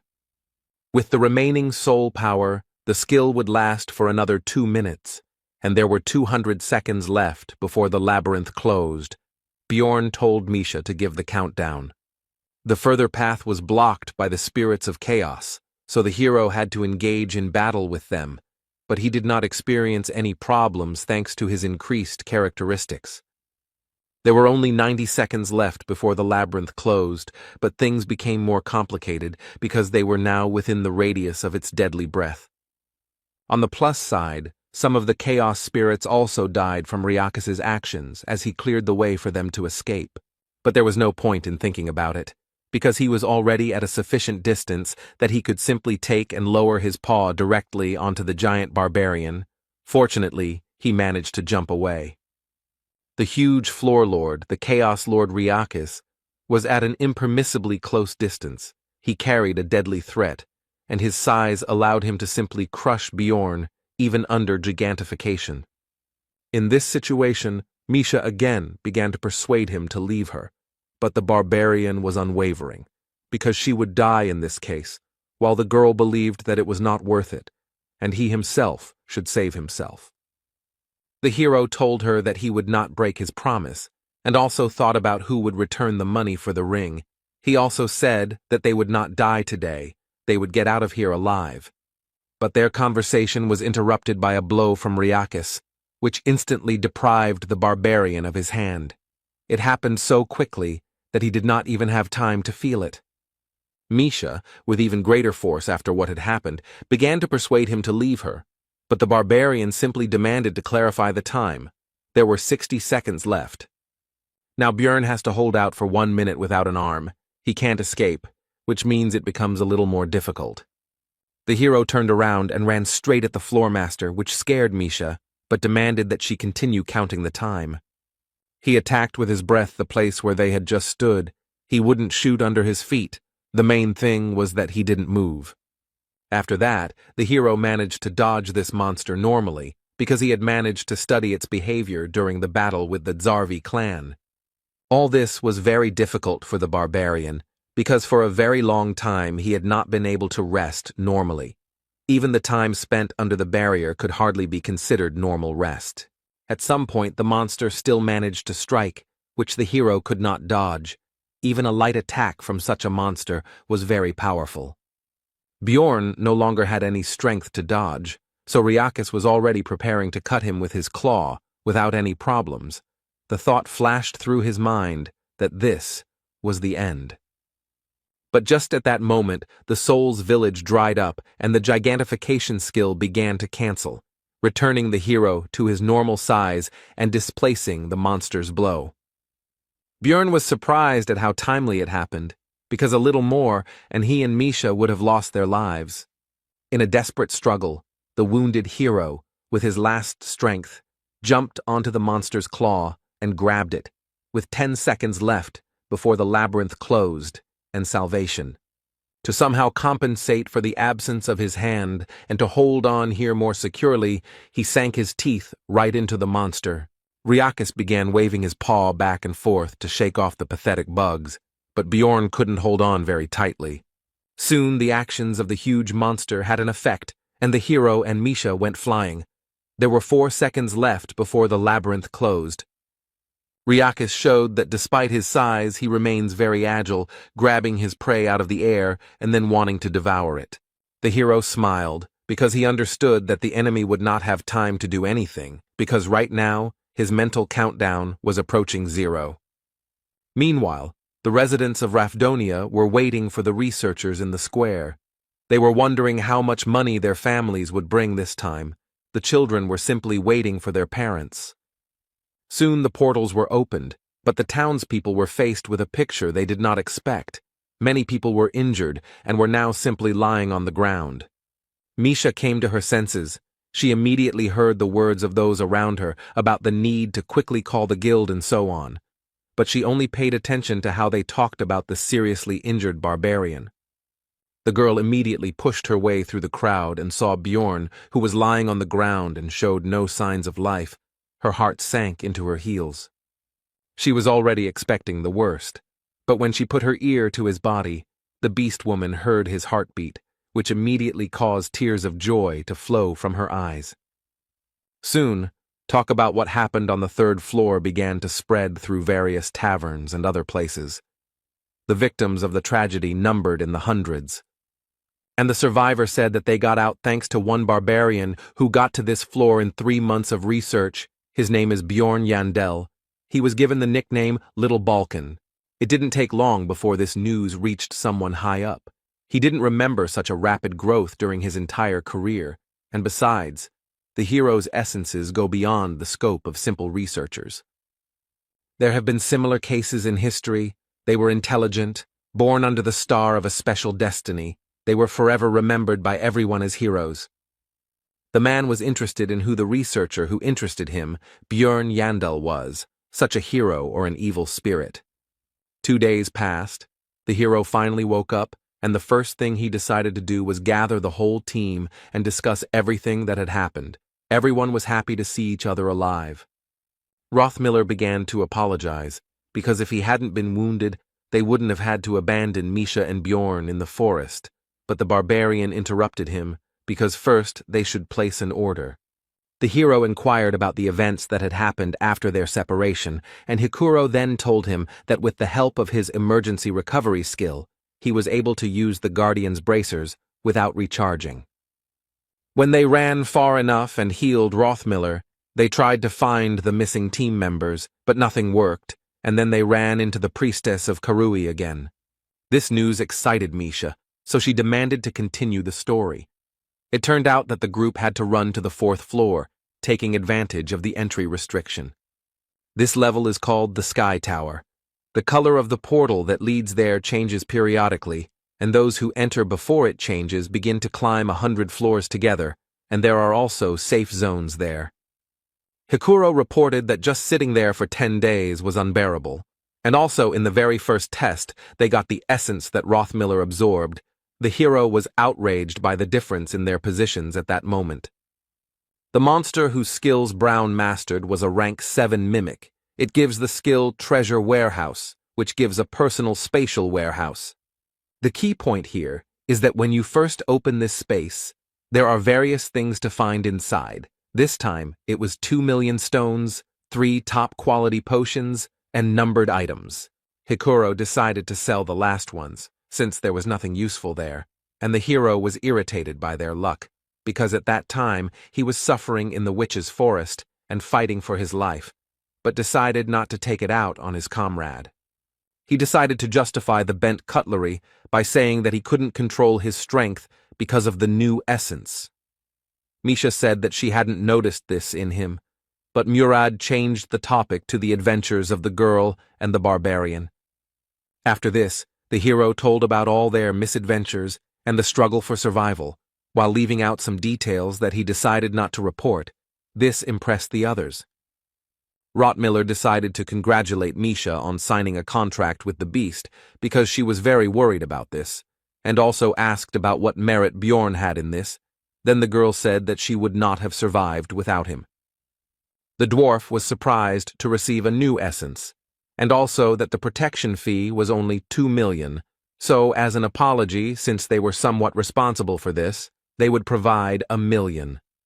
Dvalki regretted that he was not there himself, because this was the greatest and most amazing story of those he had heard, and Hikuro supported him in this, and also added that he was worthy of the title of Little Balkan.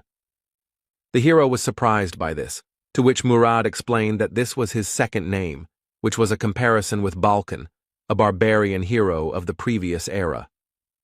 Bjorn was not happy with the fame that had fallen on him, which had come too quickly, because this was not a game, but reality. Now his name would become famous, and he would receive too much unnecessary attention. Misha interrupted the ongoing conversations and suggested moving on to the most important thing. It was necessary to discuss the distribution of the spoils from the labyrinth as well as the reward for the message about the priestess of Karui. In the end, Bjorn and the girl received 7.65 million stones, but the barbarian took everything for himself because his partner promised to give him her share. After that, several days passed. The hero had a lot of things to do.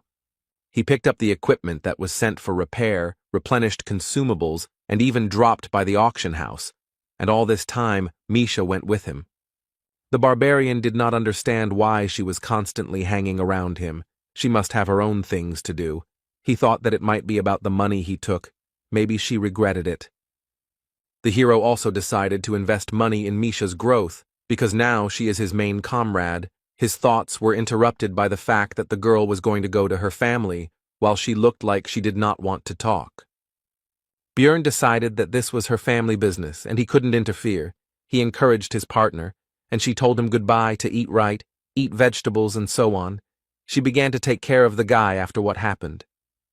On the way home, the hero thought that he himself, with his characteristics, can move further along the floors. But before that, he needs to strengthen Misha, update her equipment, get essence, improve the contract.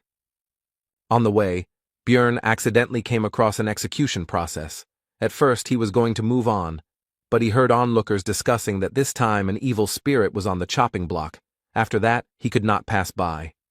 The man sentenced to death turned out to be an acquaintance of the hero named Tarikon, the son of Lian. It turned out that he had not bought the weapon with the money he had received earlier. The poor fellow was terrified. His eyes caught sight of Bjorn's figure in the crowd, and he tried to shout his name, but it was impossible because of the gag. Then the barbarian turned away, unable to look. A moment later, the execution took place. The hero understood that he could well have been in his place. He decided to think about it at home, but some guy called out to him and started asking where he came from, and suggested Europe, Asia, and America. He continued speaking, and the barbarian thought that this could very well happen, but he did not expect it to happen so soon. True, for this case he had one prepared answer, and it goes by the name of Strategy Einar. He made a stern face and said that there was no need for complex words, after which he demanded to speak directly. The blonde praised his acting and said that he was not to be feared, because they were all here because of this damn game. Bjorn drew attention to the incorrect pronunciation of the last word. The guy continued to speak. He admired the hero's successes, after which he said that they have their own alliance, but the barbarian interrupted him and asked if he was an evil spirit. He answered in the affirmative, after which Bjorn shouted loudly into the sky and said that the leader of the tribe taught to immediately kill people like him upon discovery. After this, the hero simply rushed at the blonde with his fists, because that is exactly how a real barbarian should react. Soon Bjorn was sitting in the garrison. The guard first decided to thank him, because his younger brother would not have gotten out of the labyrinth alive without Jandel. The hero accepted his gratitude, after which he asked how much longer he should sit there, because he was hungry and unhappy that he had not managed to finish off that evil spirit. The man was about to answer when another guard ran through the door and said that the detainee had a certificate of a hunter of evil spirits, which immediately interested Bjorn, but he did not show it. After this, a man who also belonged to this organization explained to the barbarian that they always test those who have managed to become famous in a short period of time and show extraordinary abilities. Bjorn put on a show of being a simple-minded savage who was angry at these suspicions, after which he was released. Now he went home in a lousy mood. He didn't even think that these guys knew such details about evil spirits. That blonde guy was pretty good at using words from his world. But fortunately, the hero noticed the catch when the hunter messed up his pronunciation and said Vigra. If they had reached such a level, then it was no wonder that Tarikan had ended up on the chopping block. Now Bjorn considered this world even more dangerous and out of reach. Upon arriving in his room, the barbarian found an unknown envelope on the floor, given recent events. This could be somehow related. Inside was a pill and a letter, which said that it was sent, presumably, to the player, warned that this cannot be said about the hunters. They also have their own community. It guarantees complete anonymity, and to get there you need to take a pill. It is signed by ghost hunters, and at the end there was an insult to the king of Rapidonia. Meanwhile, in the secret Ministry of Public Order, which reports directly to the ruling family, a subordinate bowed before his superior and began to briefly recount what had happened. After which he said that it would be better to see everything with his own eyes and turned on the magic device, which showed Bjorn's meeting with that blonde man. At the end of the screening, the chief said that in such cases, evil spirits prefer to flee, and he attacked without a doubt, so by all indications, Jandel is found innocent. Standing by the open window, the man was surprised that Bjorn had become famous in just 3 months. He thought that fate might have prophesied a hero's path for him, and that was good, because the city had always lacked talent. The barbarian decided that yesterday's letter was not a fake, but in any case he had to show potential observers that he did not understand anything and wanted to get to the bottom of the truth, so he went to the magic tower. He went to the only competent mage he knew, Raven Alua, who said that this is what all researchers get when they become famous enough. She also felt sorry that it had not come to her, because she would have immediately checked the letters, which had now disappeared. She would have been curious to read what the evil spirits were writing in these letters. Raven also told about the pill. It was made by an extremely talented magician who must have mind control magic, other dimensions, and deep knowledge of alchemy. By swallowing it, you can enter a special world of spirits. Only the mind gets there. The body remains in place. This happens at midnight on the 15th day of each month. There, they most likely exchange information. And those who tried to get in there later died in a pool of bloody vomit. Bjorn asked about the possible toxicity of the pill, but Raven said that the magicians had studied it a long time ago, and there was nothing like that in it. Then the hero asked the reason for the death of these people. Then the sorceress answered that evil spirits, it seems, can distinguish between their own and others, and then separate the souls of the intruders from their bodies. Raven also added that in that place, everyone has the appearance of their soul, so they cannot recognize their appearance. And it is also impossible to establish that the pill was swallowed by someone, otherwise everyone would have already been caught. The sorceress began today's research into the hero's essence, and he himself was thinking about how he could remain anonymous in this world and obtain information, perhaps even about the method of return, maybe take a risk. After this, Björn weighed all the risks and possible benefits before deciding to swallow the pill, because if it was so dangerous, the community would not have created it. However, he wasn't going to accept it right now, because anonymity was anonymity. But the sender of the invitation probably had a way to find out who had joined. For example, it may be that he is the only one who received such a letter in a certain period of time. Then he will be immediately found out as soon as he joins, so it is better to wait 3 to 6 months. 15 days after the labyrinth was closed, in one of the laboratories on the upper floors of the magic tower, a mage asked a certain Queen of Souls if a newcomer had joined, and she answered negatively. He had to send the delayed letters further.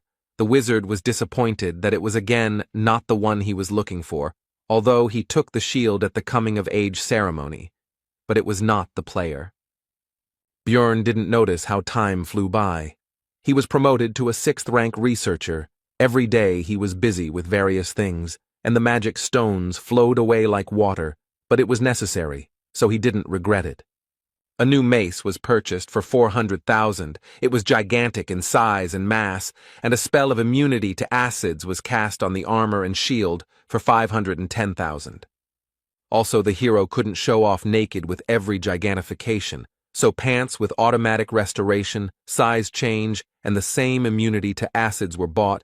It cost 900,000. For Misha, twin lich blades were bought for 550,000, as well as the blood of a wild beast for pumping up spiritual beasts for internal use for 2 million, as Björn wanted, invested in its strengthening. The beast woman had upgraded her contract level and could now imbue her weapons with a human attribute, which was noticeable from the haystacks used as dummies. Another 1 million went into the 2nd stage of the immortal seal for Björn. It only took 10 minutes, which compared to the 12 hours of pain of the 1st stage seemed like a fairy tale to him. But the indicators of endurance and resistance to magic increased significantly. The spirit also increased, and the special ability improved. At the end of the procedure, the shaman offered to tell fortunes. The barbarian did not refuse. The man then said that he was destined to experience countless good and bad events that usually happen once in a lifetime, and that he was destined to share the fate of those who are called heroes. Björn decided that even if this was true, nothing would change. He had to do what he had to do, and in order to withstand any adversity, he would prepare for everything he could. Also, all this time the hero was visited by Misha. She took care of him, invited him to share food with her, and also tried to accompany him everywhere. It didn't take long before the barbarian returned to the shaman for the 3rd stage of the seal. It was time to choose a certain feature.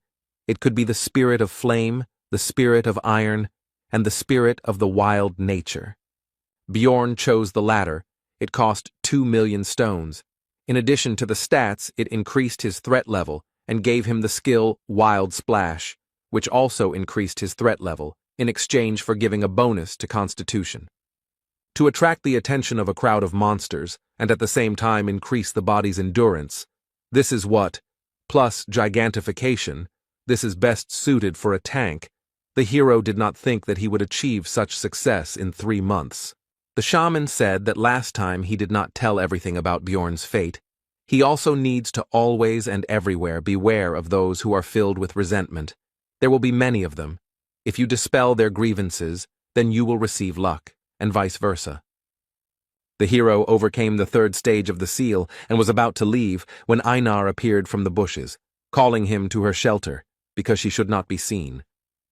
The warrior said that she heard from the elder about his new nickname, Little Balkan, and now she is burning with curiosity, so she asks to tell him how he got it. Björn told his story, and Einar was pleased that the hero had joined the team, because she was worried, but now she wouldn't be, because he was not alone and Hikuro seemed reliable to her. Jandel was concerned about the girl's condition, as she had become very thin, So he asked if the elder was starving her, but she explained that she was undergoing muscle compression. Suddenly, a loud voice rang out around the area, asking if Anar had run away again, so it was time for the warrior to leave before her mentor became even more angry. Finally, the girl said that she was glad that Bjorn had become more handsome, because before his face was filled with anger, which she did not consider bad, but now he looks relaxed. These words surprised the hero. Later, the barbarian visited the library, where the girl, who had never initiated conversation before, said that he had become a celebrity. But the hero simply said goodbye. Earlier, he would have tried to get closer to her to get benefit from the magician, but now it makes no sense, because he has become stronger, and there is already a magician in the team. This is rationalization. After all, his priority now is survival. He is not in a position to delve into other people's souls. His moral principle rejects idle curiosity. This is why the hero always treats the people around him with caution and weighs every action they take. That is why he always focuses on their possible value to himself and thinks about using them for his own benefit. That's why Bjorn killed people when they posed a threat, was ready for betrayal at any moment, and thought about how to get the most out of any situation. But at some point this thinking cracked. He kept his cool and acted for himself alone, until that situation on the 3rd floor happened, and the barbarian risked himself for her. He changed, and Einar noticed it.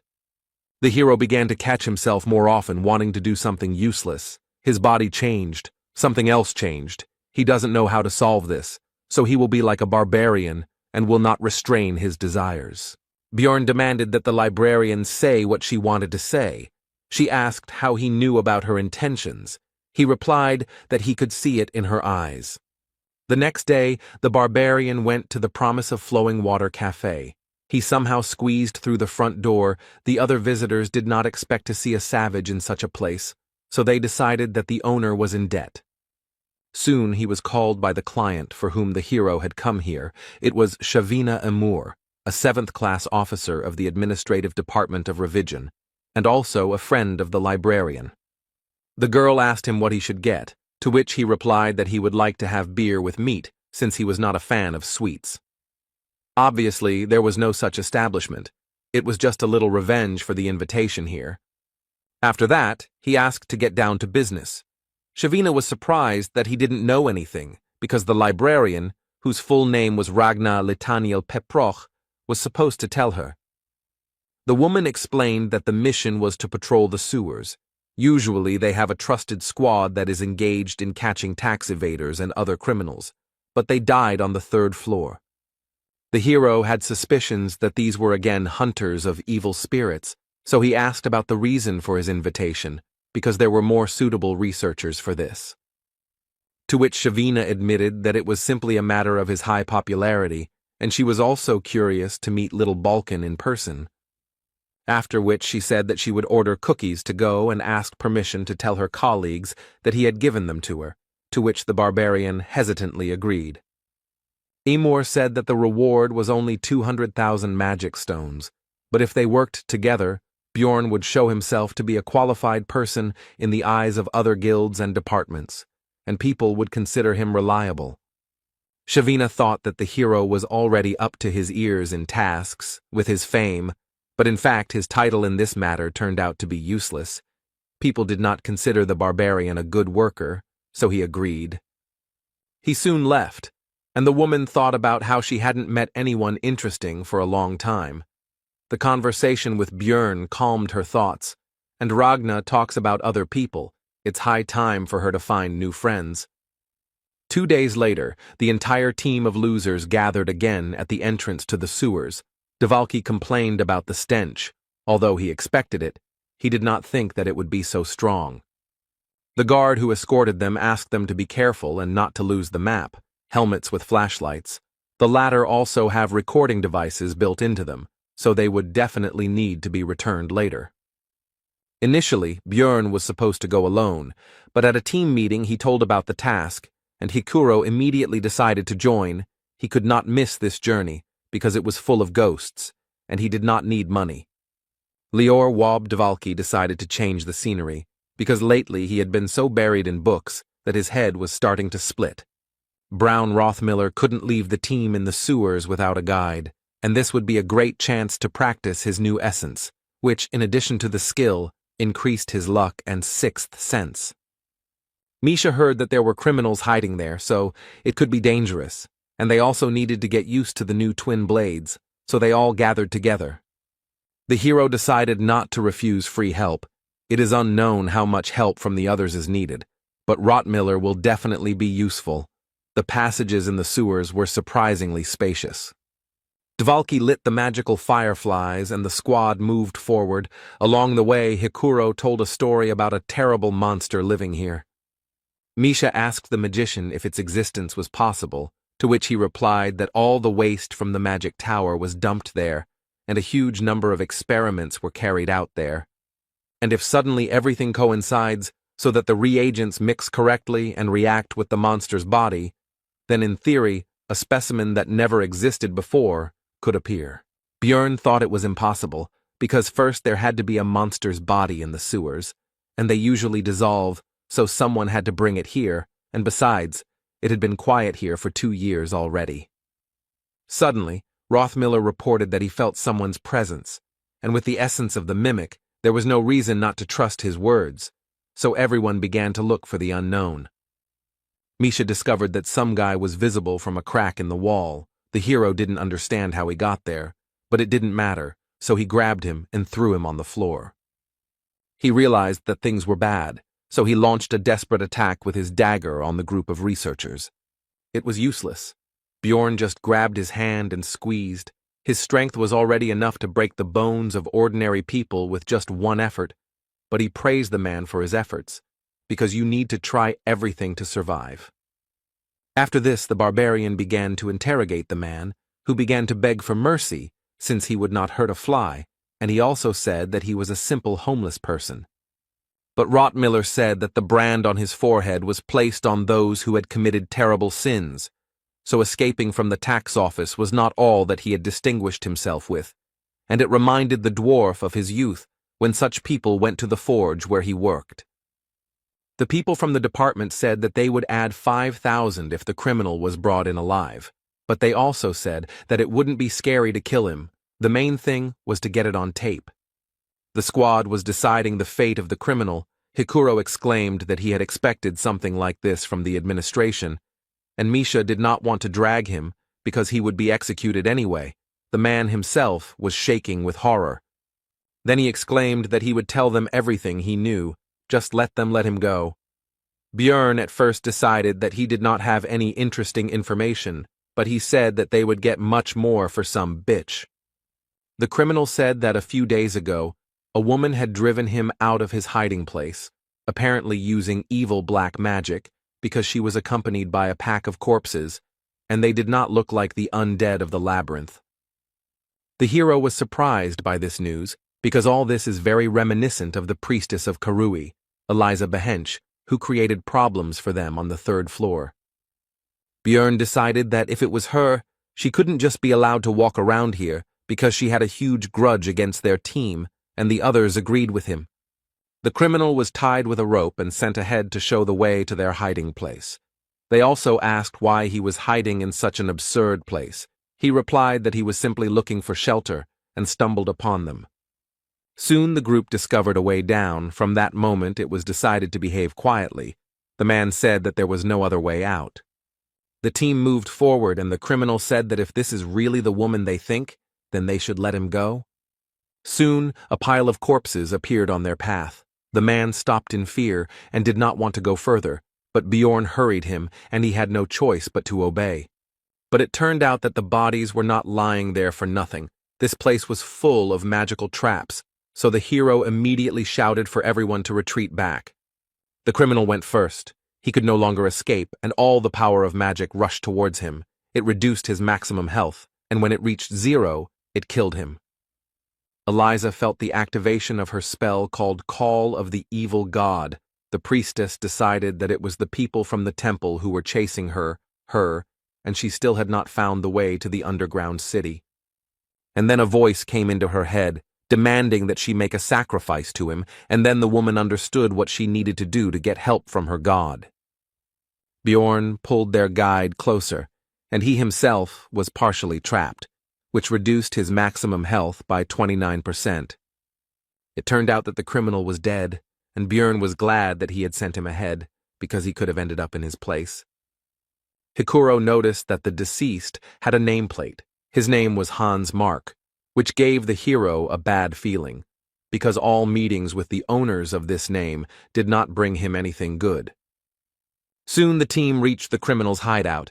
It turned out to be quite cozy, which they did not expect, but Eliza was not there. Dvalki found a faint trace of mana. After examining it more closely, the wizard came to the conclusion that something was hidden under the floor. Then the hero took off his armor and decided to break through the stone underneath with his massive mace. The squad's mage immediately said that with magic, everything would not work out so simply. But the barbarian didn't think so he used gigantification, because if you can't break through with brute force, it only means that not enough effort was put in. The squad watched with tension as the big guy began to punch the floor, and he finished his previous thought by saying that, by the way, this doesn't work on ghosts. But soon his efforts finally bore fruit. Hikuro asked Dvalka that it shouldn't have worked, but he himself was no longer sure of it. Rottmiller reported that thanks to his improved sense of smell, he can smell this woman, and there seem to be no other threats, so they can go down without unnecessary fears. The sixth sense is also silent. Meanwhile, in the underground city of Noark, where the priestess of Karui was heading, a guy was running quickly through the streets with urgent news. Bursting into the vice-captain's office, he reported that the entrance had been destroyed, although, judging by the reports from the surface, the royal family had nothing to do with it. The man who received the news said that this passage had long been forgotten. The last time it was used was during the incident with the Karui cult, so it could be the priestess on the run. The vice-captain asked Amelia, the same female marauder that the hero and Einar met on the second floor, to go and sort out this incident. Meanwhile, the team moved along the passages and was surprised that such an incomprehensible labyrinth was discovered under the sewer. Misha was curious, so she first asked Hikuro, but he didn't know. Then she turned to Dvalki, but he didn't know anything about it either. Rottmiller stopped the group and reported that the smell of the priestess was getting stronger here. It was no longer just a trace. She was somewhere nearby. Eliza herself was wandering through the corridors of this place at this time when the voice of her god suddenly laughed. He did this only when something bad happens, and this could mean that people from the temple were already close. After that, she hurried to run away, and from behind she heard the voices of her pursuers, whom she recognized with surprise. It was the same barbarian blockhead with his gang. When Eliza realized what it was, she immediately decided to stop running away, because this time she would not let them go. They themselves were walking towards their death. After this, the priestess began to summon various creatures to help her with the spells Gate to the Kingdom of Demons and Shadow Guardians. Previously, Misha had some difficulties when fighting these opponents, but now she has become stronger thanks to the contract with the spirit beast and new equipment. Björn also became stronger. He rushed into the thick of enemies with the active skill Savage Splash, which increased his threat level, which lured enemies to himself, and also increased his physical characteristics. The others also entered the battle. They had won last time, but now everything was even worse, and Eliza decided to use the curses that had worked so well last time. But Dvalki used the 7th rank spell, Radiance, which removed all the effects with the evil attribute. It was the hero who asked him to learn a spell against this magic, and he went and learned a mass cleansing magic. Bjorn broke through to the priestess and tried to strike her, but she used the spiritual form spell, the same one that had caused her to fly away last time, and it also gave resistance to physical attacks. But Dvalki was ready for this too. He used materialization, which brought Eliza out of her ghostly state, and then used accuracy increase on the barbarian. Now the priestess was vulnerable again, and the hero grabbed her and slammed her into the ground with his enormous strength. But he did not stop there, although after this blow she was no longer capable of resistance. The others watched the beating of the servant of Karui in confusion, and could not say a word. But Dvalki nevertheless reminded the barbarian that they needed her alive if they wanted to receive the reward. Bjorn listened to his words and stopped. The priestess was tied up, and the hero began to carry her. The beating and paralysis magic allowed him not to fear any surprises. The hero, already in a good mood, praised the team and suggested getting out of here, but turned around and saw that the rest were lying unconscious on the ground. Before he could even react, he was poisoned by the basilisk's paralyzing venom, the effectiveness of which was halved due to his body type. Bjorn recognized the woman who came out of the shadows. He knew it was too easy, and it never happens like that with him. The marauder was surprised that the barbarian could still move. She praised him, because he had become noticeably stronger since the last time. After that, she looked at the hero's unconscious companions and assumed that he was not running away because of them, although he could, and Bjorn himself decided that she had come here to tie up loose ends. Then the woman let him go only because he was a greenhorn, but now he has become a celebrity with a nickname, and since he himself descended into this cesspool, it would be a sin not to take advantage of the opportunity, so thought Jandel. Bjorn shouted that he was keeping his promise, so there was no need to pursue him, but the marauder ignored his words. She asked how he knew about the passage here and why he invaded. But the hero did not understand anything, which he said. Then the woman clarified the details, and he replied that if she was talking about that magic thing, then he simply pierced it with a mace. The marauder was somewhat taken aback by this news, but continued the interrogation. She decided to find out the reason for his stay here, to which she received an answer about the priestess of Karui. Then Bjorn cheerfully suggested that they part ways peacefully. Since she had already found out everything, there was no need to give her an antidote. He could handle it himself. But she interrupted his flow of words. Amelia said that since the hero now knew about this place, she could not just let him go. Then he offered to take another oath, but the woman replied that this time everything was different. After that, Bjorn took off all his armor. The marauder asked what was going on, to which the barbarian asked if she knew 2 ways to piss off an opponent. She answered negatively. Then the hero replied that the first was not to finish the sentence, and the second remained unknown, because instead of continuing the sentence, he threw his mace forward. Amelia was perplexed by this development of events, but this did not stop her from dodging the improvised projectile. But after the mace, the hero's shield also flew, which surprised the woman. Bjorn himself called this action Captain America's throw. Amelia was flexible and agile enough to dodge this as well, and the thrower himself rushed forward after the projectiles, hoping to deliver a crushing kick. But as Bjorn expected, the opponent was too experienced and agile. Neither the blows nor the attempts to grab her achieved their goal, but that was not all. The hero decided to act unexpectedly. He used gigantification, thanks to which he was able to reach the woman who did not expect this. After that, he was still able to strike the enemy directly on the head, but it did not seem to bring the expected damage. She snatched the dagger and enveloped it in an aura, which was very dangerous. Such an attack would easily cut off his arm, so Bjorn had no choice but to use flesh explosion, which also splashed the enemy with acidic blood. The woman's view was now not as good, but she still continued to advance, but this time she was no longer able to dodge the kick. The hero was delighted and surprised by the success. He had already decided that he had a chance to win this fight. When the opponent's voice came from behind, it was the self-replication skill. He instantly understood.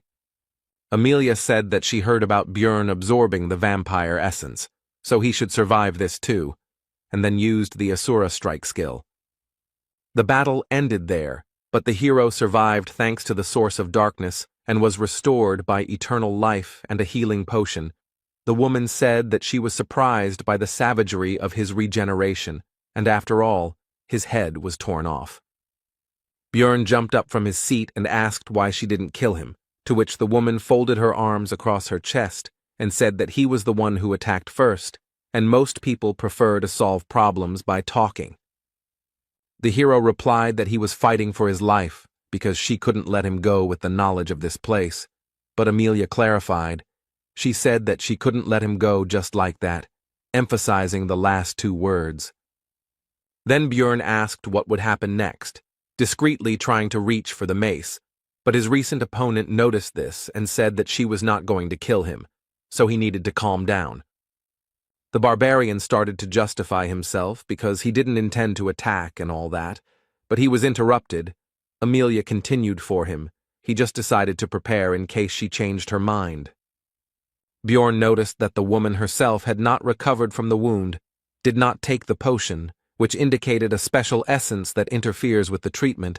She meanwhile handed the hero a drug that erases memory.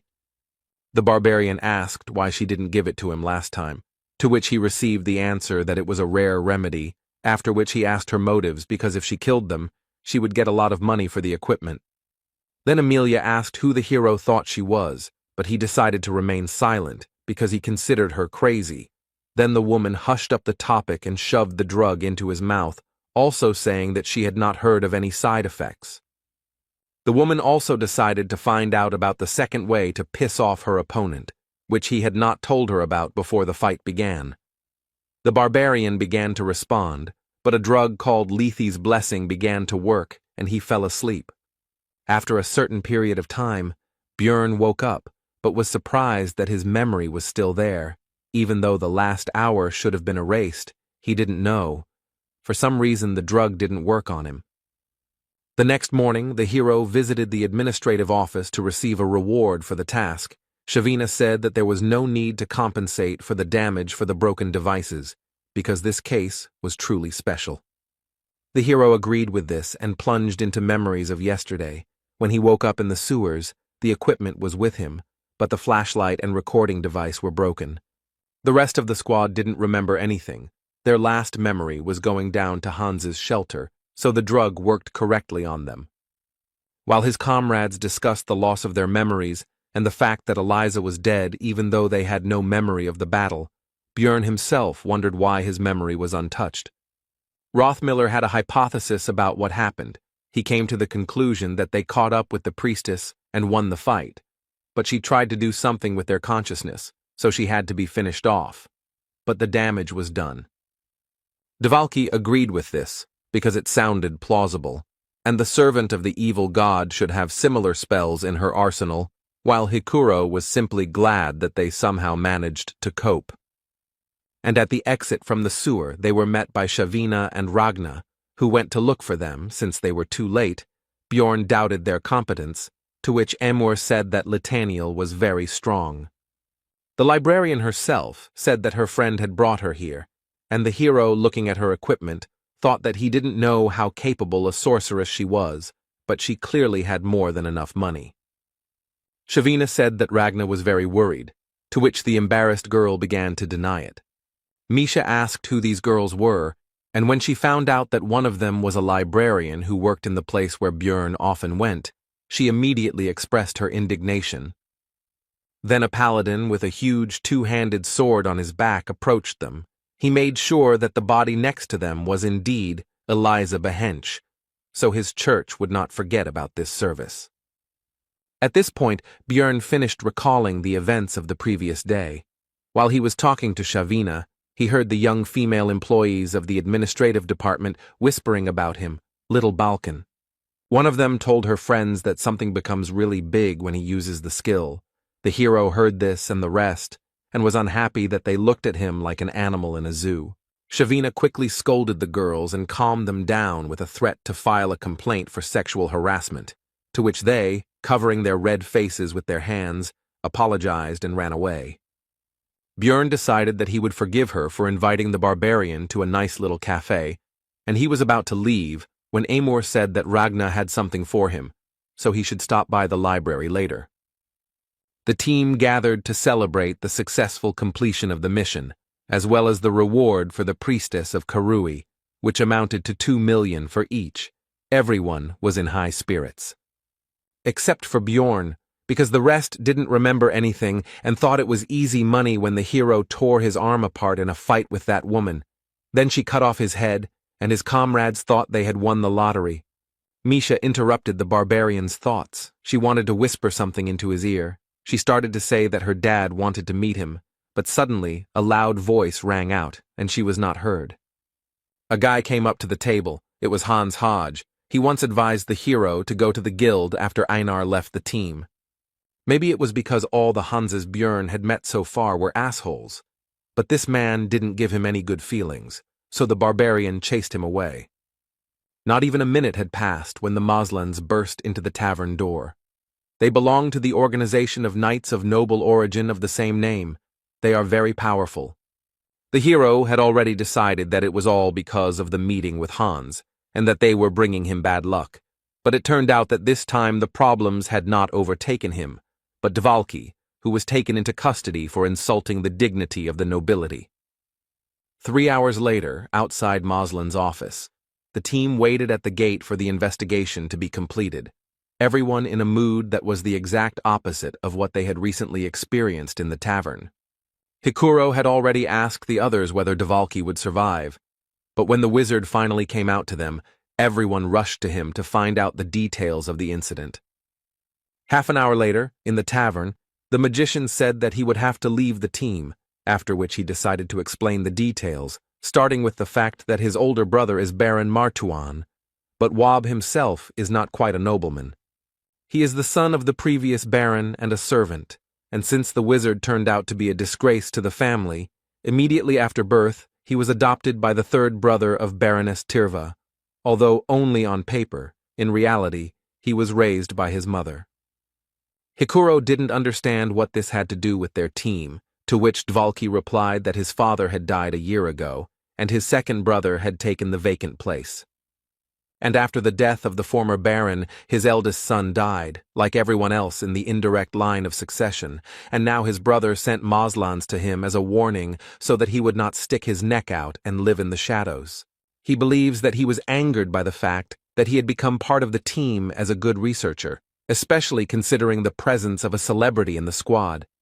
Bjorn clarified that Dvalki was leaving them out of fear of his brother. The wizard answered in the affirmative, but also added that in exchange for dropping the charges of insulting the nobility, he was forbidden to enter the labyrinth. The team members agreed to continue the discussion tomorrow. Rottmiller went one way, and Hikuro and Wab decided to talk some more. The hero decided to go to the library, because he had business with Ragna. Misha wanted to go with him, since she had nothing to do anyway. But Björn drove her away and also said that since she had a lot of free time, then let her train, he was in a bad mood because of the change of plans. Soon the hero arrived at the library, after which he said that he and Ragna had not introduced themselves, after which he began to, in fact, introduce himself, to which the girl replied that she obviously knew his name anyway. She said that she was closing the place soon, but Bjorn said that he didn't come here for books, and offered her to join the team as a magician. She refused without thinking. The hero with an innocent face said that since the librarian was such a worthless sorceress that she couldn't even enter the labyrinth, then nothing could be done. But Ragna didn't rise to the provocation, so Björn had no choice but to retreat. It was time to take an interest in what, as Shavina said, there was something for him here. The girl launched into an explanation that it was not from her, but from Emor, because she had raised her status, and Peprok had a debt to her, so she asked her to do this. The hero was not sure of the need for these excuses. Bjorn asked what it would be, to which he received the answer that it was books, after which a spell was cast on him that allowed him to find volumes of high secrecy, and it was allowed only to nobles and the chosen ones. The hero asked if this was possible. Ragna replied that if he didn't blab about it, then no one would know. She had only used this spell a couple of times anyway. No one cared about what was happening here. The top secret books were definitely different from the regular ones. Their contents were incredibly useful, so the barbarian wanted to read all the works he could get his hands on. Bjorn almost missed his chance to start reading because he arrived at closing time, but Ragna let him stay after closing while she put everything back in place. With the help of the girl, the hero managed to read a lot of useful literature. He started with the organizational chart of Rapidonia, which contained information about various organizations, even about hunters of evil spirits. The next book was about the latter, It was called The World of Evil Spirits. It was written by an agent who described a journey into the spirit world from which he barely returned alive. Björn appreciated the security system. Next was the complete book of Rifts 2, which described 4 of them due to volume restrictions. It contained details that the hero had been extracting from the game for 9 whole years. For the locals, it was a real treasure. The barbarian decided to find out the name of the author, who turned out to be Oral Gevis, causing shock to Bjorn, because this is the creator of Dungeon and Stone. This meant either that the player wrote the book or the real developer. If it is the second option, then everything becomes much more complicated, because it would mean that the reason why the hero ended up in this place was not an accident, but someone's intention, which is much worse. If that was the case, then the developer must not be a mere human, but some sort of divine being. But be that as it may, Björn was glad to know it, even though the world had once again reminded him of his ignorance. If he could track down that name, he might one day find his way back, since opening the gate to the abyss might not send him home, but asking everyone he met about it was a dubious idea, so he had to be careful. The barbarian was so immersed in his reading that he didn't even notice how morning had come. He asked Ragna why she was silent, because he would have left immediately if she had asked. She replied that she had decided to rest after work. Björn didn't believe her explanation. She told him not to imagine anything unnecessary. The hero looked at her face for a while and decided that she was actually a kind person, even though she seemed indifferent to everything. A few hours later, the barbarian was already in the magic tower. He came to Raven, who was unhappy that he came so early. Björn immediately started talking about joining the team, but the sorceress immediately slammed the door. Then he shouted that there was one more thing, after which he gave a piece of Oral's book and asked to find out the time of its writing. Raven invited the hero into the room and demanded that he first tell her where he learned about the tears of the goddess, with which he killed the vampire. The barbarian replied that he had no idea, but he found this relic in a statue. He broke it simply because he was bored, which shocked the sorceress a little. Raven noticed the oddity, because how did the hero know how to use it then? Then Bjorn replied that he thought that since it had the sign of the goddess on it, then it should help against the godless vampire, and swore on the honor of a warrior. The girl was upset by this, because she had already hoped that she would be able to get a copy of the complete Book of Rifts, but the hero decided not to say that there was one in the library, because it was a secret. Then Bjorn asked about his request, to which Raven replied that she would take care of it, but he would help her research supervisors with the research, since they were bothering her, and he would receive the results of the paper analysis next week. A little later, at a meeting of the Outcast team, Misha immediately attacked the hero with questions about where he spent the whole night. He replied that he was stuck in the library, which only made the beast girl tense up more.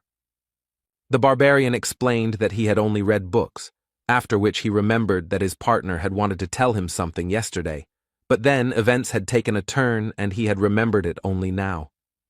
But she was interrupted again, this time by the rest of the team. Their meeting began.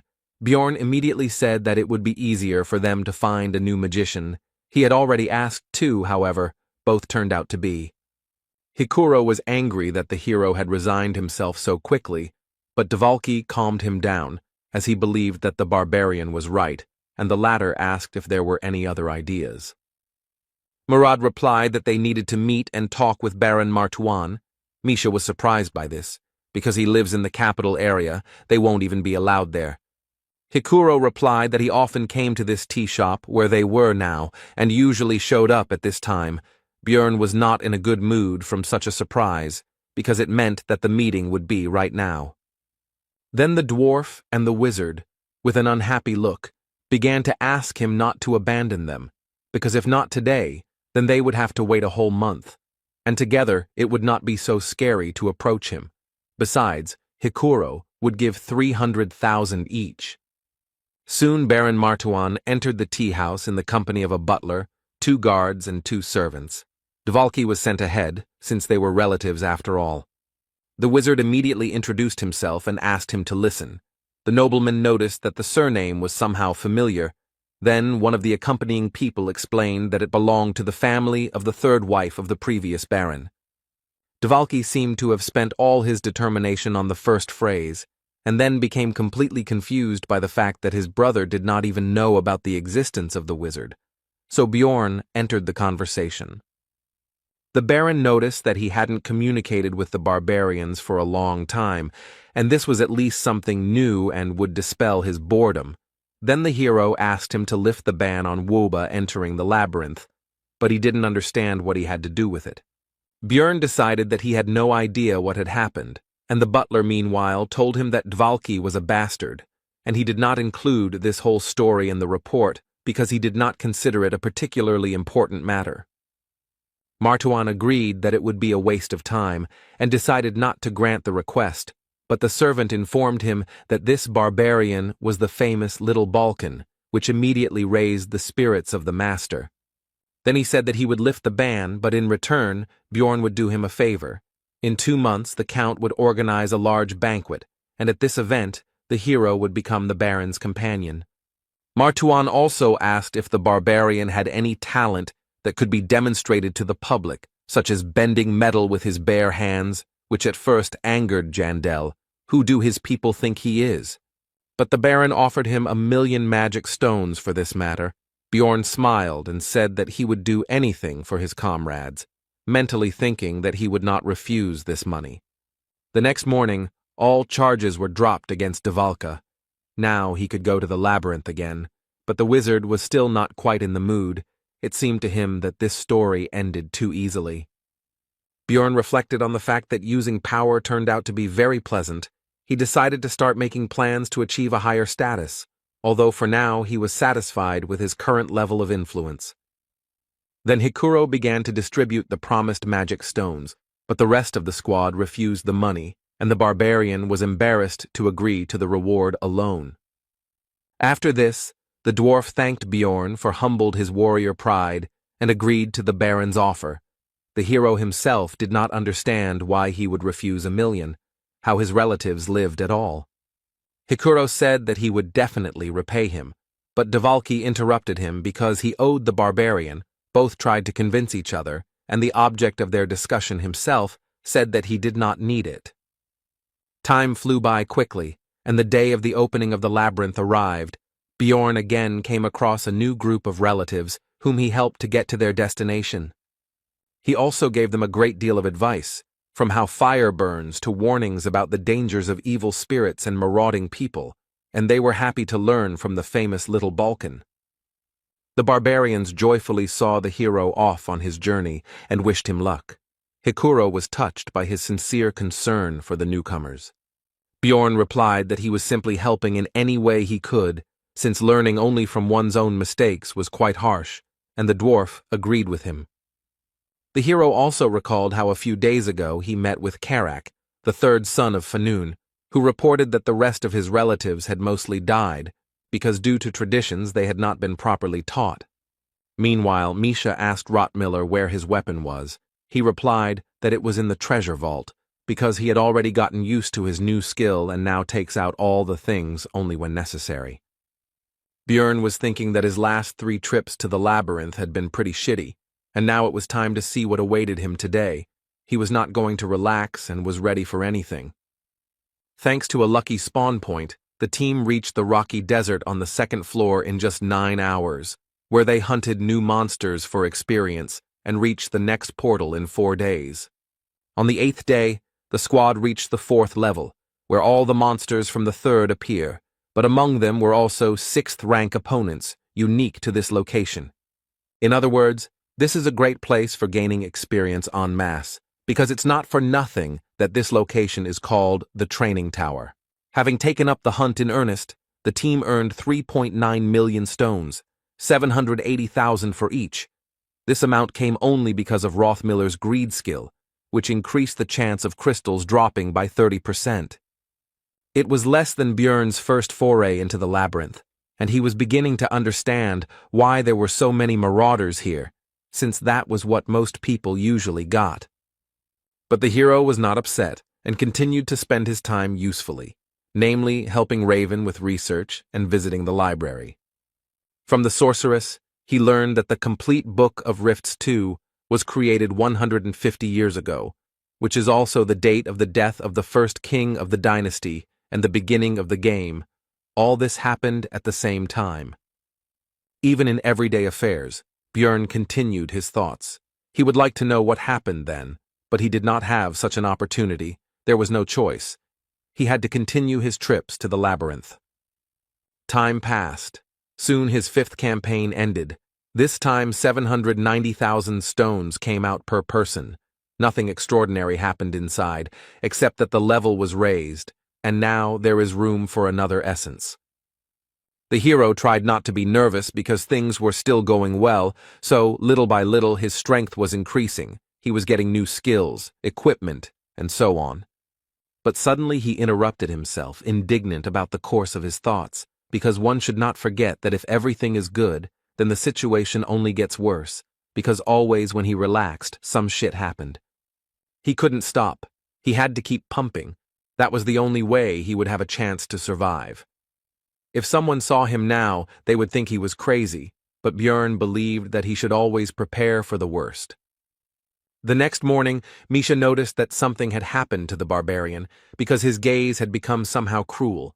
Then he decided that this was only his personal problem, that he could not sit still. The hero thought that he needed to improve, but his thoughts were interrupted by the girl's offer to touch her ears, which surprised Björn greatly. Misha explained that her brother always felt better from this, although they were very young then, she says by the way about the older one, who still treats her well. Looking into her eyes, the hero saw only a sincere desire to help, which is why the environment in which you grow up plays a key role, and she doesn't even understand what's bad about this situation. Björn said that Misha shouldn't say such things to strangers because they might misunderstand her, which somewhat discouraged the girl.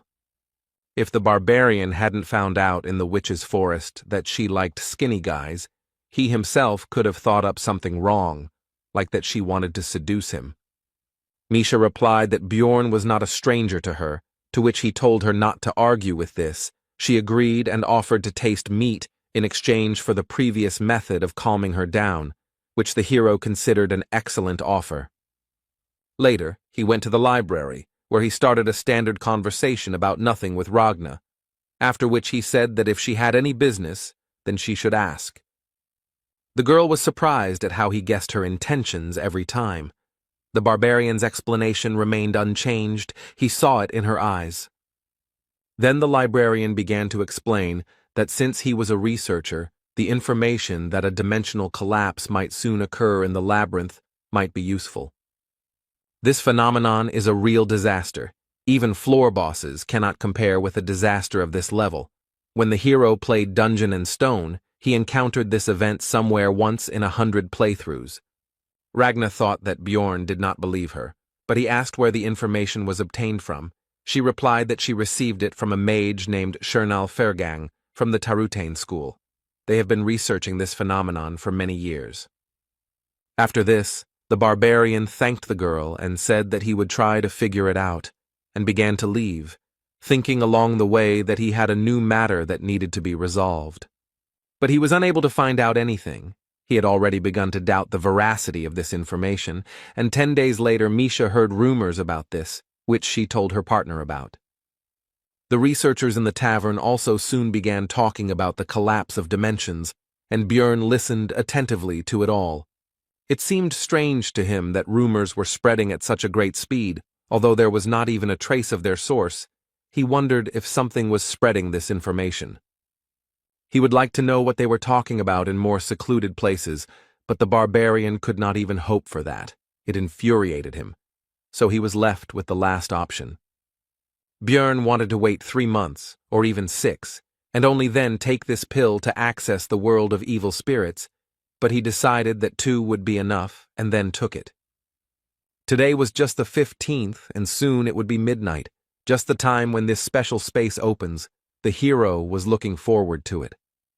And exactly at the appointed time, the barbarian's soul entered into resonance and began to be drawn to a certain place. He realized that he was already in some indefinite space and in a past body. Meanwhile, in the real world, a law enforcement officer was reporting to his superior that Lee Han-soo, 29 years old, had been reported missing by the company he worked for after being missing for a month. The man asked about his family, to which he received the answer that the missing man had a mother, but when informed of what had happened, she said that she did not care about it. Then the boss asked why they, the violent crime unit, had been assigned this case, and the subordinate said that the guy had entered his house through the cameras but had not left it. All the windows and doors were also closed. The case was suspicious. There were no signs of forced entry into the house, no lost items, no one had used his card for a month, absolutely no leads. The clothes he was wearing were found in the room, and the way they were lying, it looked like he didn't take them off himself, but as if his body just disappeared. Whoever did all this was just crazy. The boss ordered a request for an examination, but the subordinate said that he still had something to show, after which he began to take out a massive object. It was the missing person's monitor. It wasn't even plugged into a power outlet, but it still somehow turned on, and lines began to appear on it, stating that the coming-of-age ceremony had been successfully completed, and other inscriptions. The subordinate said that he had already been like that when he was found, and he had also already studied this issue and found out that this was not an isolated case. Something similar had happened abroad more than once. The hero thought about the fact that 5 months of his stay in this world had already passed.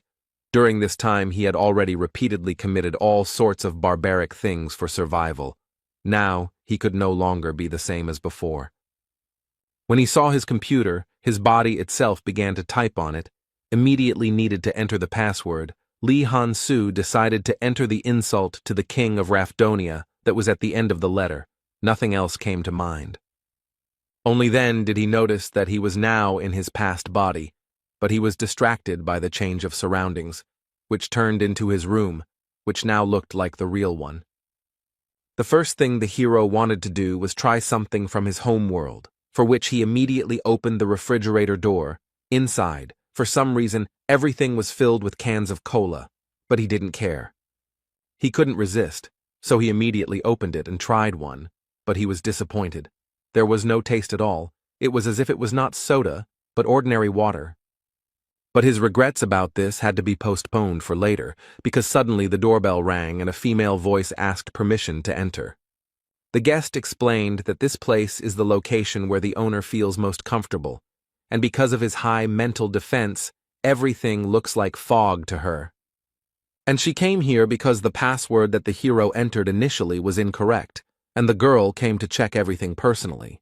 Her name was the Queen of Souls. She was something of a guide for the members of the spirit hunter community, and she tested intruders by making sure they couldn't imagine clothes and a room from Earth. The hero remembered that the suit he was wearing was a gift from his ex, and also wondered how the girl would confirm that he was a player since she couldn't see anything, but she told him not to worry. He was now a member of the community. He decided that there were other ways to check since he was acknowledged, and the Queen of Souls continued by saying that now they would no longer use the method of killing by separating the soul from the body, as they do with NPCs. After that, the girl taught him how to use the community forum, which looked like a regular forum, actually. First, he had to create a nickname, but his usual one was already taken by someone. Then he wrote it a little differently, and the Queen of Souls asked if he was a fan of it, which surprised the hero because he didn't understand what they were talking about. Immediately after that, the girl began to dissolve into thin air, and as a parting word, she said that if he needed help, he should just make a request. All of this made Lee Han-soo feel like he had been trained. It wasn't difficult to figure out the community. There were different rooms with different names. He decided to enter the one called for newbies, and immediately found himself in a new space. The leader asked where he was from. The hero replied that he was from Korea. The man continued the conversation by saying that everything here was not decorated yet, since they had few points, after which he asked to make the nickname visible. The hero did not understand how to do this. Then the leader noticed that he was in the community for the first time, and explained that he just needed to think about it. Here you can also imagine objects with the power of thought. After that, Lee Han-soo managed to make his nickname visible. It turned out to be Elf Nunna. This immediately surprised the other players, who began to discuss it, which discouraged the guy. What they are talking about is his previous nickname was Elf Nuna, and he wrote a stats summary 3 years after the game, but it only had 100 views, so did he somehow become popular without knowing it? Although all this is not important now, first you need to understand the situation. It would be reckless to attract attention without understanding the situation, so he pointed out that his nickname has 2 letters N. He is just a fan. This immediately upset the rest of the people. The room leader also tried to calm everyone down. They were already hoping that they met the real Elf Nunna, so their reaction was immediate. Almost all of them just left. Only a few people remained. The hero also thought about leaving here. He considered their actions somewhat cruel, but what could he do? One of the remaining players approached Lee Han-soo and asked how long he had been there. He decided to lie that it had been a year, because he would probably find the situation strange if he knew the truth. But the hero miscalculated. Because he answered that it was quite late, most people receive an invitation when it becomes obvious that they are evil spirits, and because of their fame, this happens rarely. Then the guy, whose nickname was Pink Guy, praised Elf Nunna for his acting talent, and also said that he should find out about what was happening in the real world, because something like 70 days should have passed there. It turned out that time flowed differently here than on Earth. The ratio was about 5-to-1, meaning that in reality only a month had passed there, which caused strange feelings in Lee Han-soo. From a conversation with Pink Guy, the hero learned a lot of new things. When asked about returning back, he answered that there are many theories, but there is no specific answer, and also that the community was created about 20 years ago. These players have been here for a long time. It's surprising that they beat the game 5 years ago. Lee Han-soo agreed with this, but he himself felt defeated. His veteran pride was shaken. After all these people had reached the Abyss Gate before him. Even though they looked stupid from the outside, it meant that they were amazing players. But then his thoughts were interrupted by a question about what difficulty the hero had completed the game on, which surprised him, to which he explained that this was not the original version, but a remake. He still didn't understand. Then Pink Eye said that he meant the pirated version, in which all the drop chances and other parameters could be edited. He completed it in 50-fold mode. Then Lee Han-soo realized how these people could complete Dungeon and Stone. They received maximum experience, their maximum level was increased, and much more. He himself said that he was also in the 50s. Meanwhile, in the real world, a woman reported to the old man that they had erased all traces and nothing would appear on the news either, so he asked what had happened to that man. The subordinate replied that he was ordinary in everything. The old man continued that this was so, but besides the game, he was slightly evil, but besides that, he managed to defeat the legacy of Auril Gevis. The woman said that 5 years ago the world was perfect, but was sent to the trash because no one could cross it. The old man continued by saying that this man still managed to do it, so it was not a mistake. The man was curious about how far Lee Han-soo, a man who had gone through what everyone thought was impossible, could go. Meanwhile, the hero finished the conversation with Pink Guy. It turned out to be useful in many ways, because in addition to useful information, the guy got a conversation about all sorts of crap, which relieved a lot of stress from him. The monitor didn't show the usual time. It was counting down the minutes until closing. At first it was 12 o'clock, now it was 7 o'clock. Lee Han-soo wondered how the closing of this space would happen. After that, the hero went to the market, which was used to buy and sell goods and information for ghost points, the rate of which was 100,000 points for 2 million stones, and began to look through the orders. After sorting by value, Lee Han-soo identified several high-reward ads and began earning new currency. It was very effective. Soon his balance exceeded 130,000 VP, because there was no information that he did not know about this game.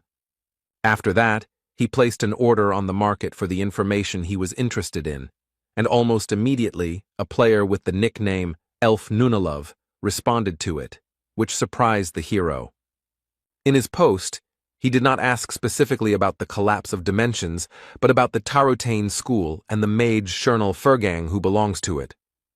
After all, it was still difficult to understand whether the informant was lying or telling the truth. He started by saying that he wanted to know what he had been doing lately, and immediately began asking about the source of the rumors. Thus, he was able to find a person with reliable information, and the player guessed that it would be about the collapse of dimensions. He replied that the rumors were true, but the phenomenon itself would not happen. He continued by saying that high-ranking officials and other politics were involved in this story. Then, Li Han-su said that he would add 20,000 VP on top, and Elf Nunalov agreed. He started by saying that the Tarotane school was studying dimensional magic, and in particular, the labyrinth, and this master had decided to conduct an experiment for which he needed as few researchers inside as possible. That's why the wizard spread the rumor, shouting from every corner that a collapse of dimensions would soon occur, and by doing so, they stopped the influx of people on a new journey. Li Han-su asked Elf Nunalov if there was any problem with him sharing this information. He replied that he didn't just blab it, but earned P.O. Moreover, the royal family will soon begin to act and calm down the rumors, starting speeches in the squares and posting announcements in public places. And their reason is simple. When there are only a few researchers working, the source of magic stones dries up. The hero was satisfied with the information, so he said that he was going to transfer additional compensation to Elf Nunalov's account, but he said that he did not need anything. He very simply gave up on what was essentially 400,000 stones, which allowed Li Han-su to understand that he had settled so well in this world that such a sum was nothing to him. This explains why he is aware of all the details of what is happening. Although the hero himself did not find even a grain of information, after several days of diligent efforts, it reminded him of how he started. He realized that it didn't matter what difficulty they had played the game on, because this was the real world, which followed the rule that the strongest would survive, and in which many of the evil spirits had already succeeded. He was just a newbie here and still had a long road ahead of him, but despite all these thoughts, Li Han-su was having a lot of fun. He remembered his first client, who bought information from him about passing the first floor boss. A girl who wanted to know all the details about a location called Skull Island on the 6th level of the labyrinth. And this guy with the nickname Elf Nunalov, who he just met, they spent a year of their lives to achieve their status. With all his knowledge, it never even crossed his mind that he would not be able to achieve all this himself. Meanwhile, in the real world, the old man read the logs that appeared as the hero's adventures progressed and could not believe what he was seeing. He considered this man to be completely and irrevocably insane. He asked the woman about the number of those who had made it to the 2nd floor on the first try. There were 117 of them, but there was not a single one in such a condition. He looked at the status that the hero had achieved in 2 months and did not understand how it was possible, but his subordinate said that even for some loser with a bit of luck, something like this is not something incredible. The old man interrupted her and said that luck alone could not achieve this, otherwise they would have already seen something like this. He falls outside the statistics. This case is unusual. It is impossible to determine the cause. Li Han-su shows an abnormal growth rate. Now he, the administrator, is watching him. The man suddenly remembered the time when everyone was criticizing the game, calling it a failure, and he had the last word. He said that he simply acted rationally. Even if it was just one person who would be properly prepared and sent there, then their chances would increase. Meanwhile, the time spent in the world of evil spirits has ended. 1 hour there is 1 second here. You need to be careful with this, because now every midnight on the 15th, he will be vulnerable for 12 seconds. While warming up, Björn thought about how the spirit hunter community had exceeded all his expectations. This place had proven to be a great source of information. Swallowing the pill early had been a good decision. But enough thinking for today, because he had been awake all day, and then the mental fatigue from the extra 12 hours had piled on. Now it was time to sleep. Tomorrow he had to accompany the Baron.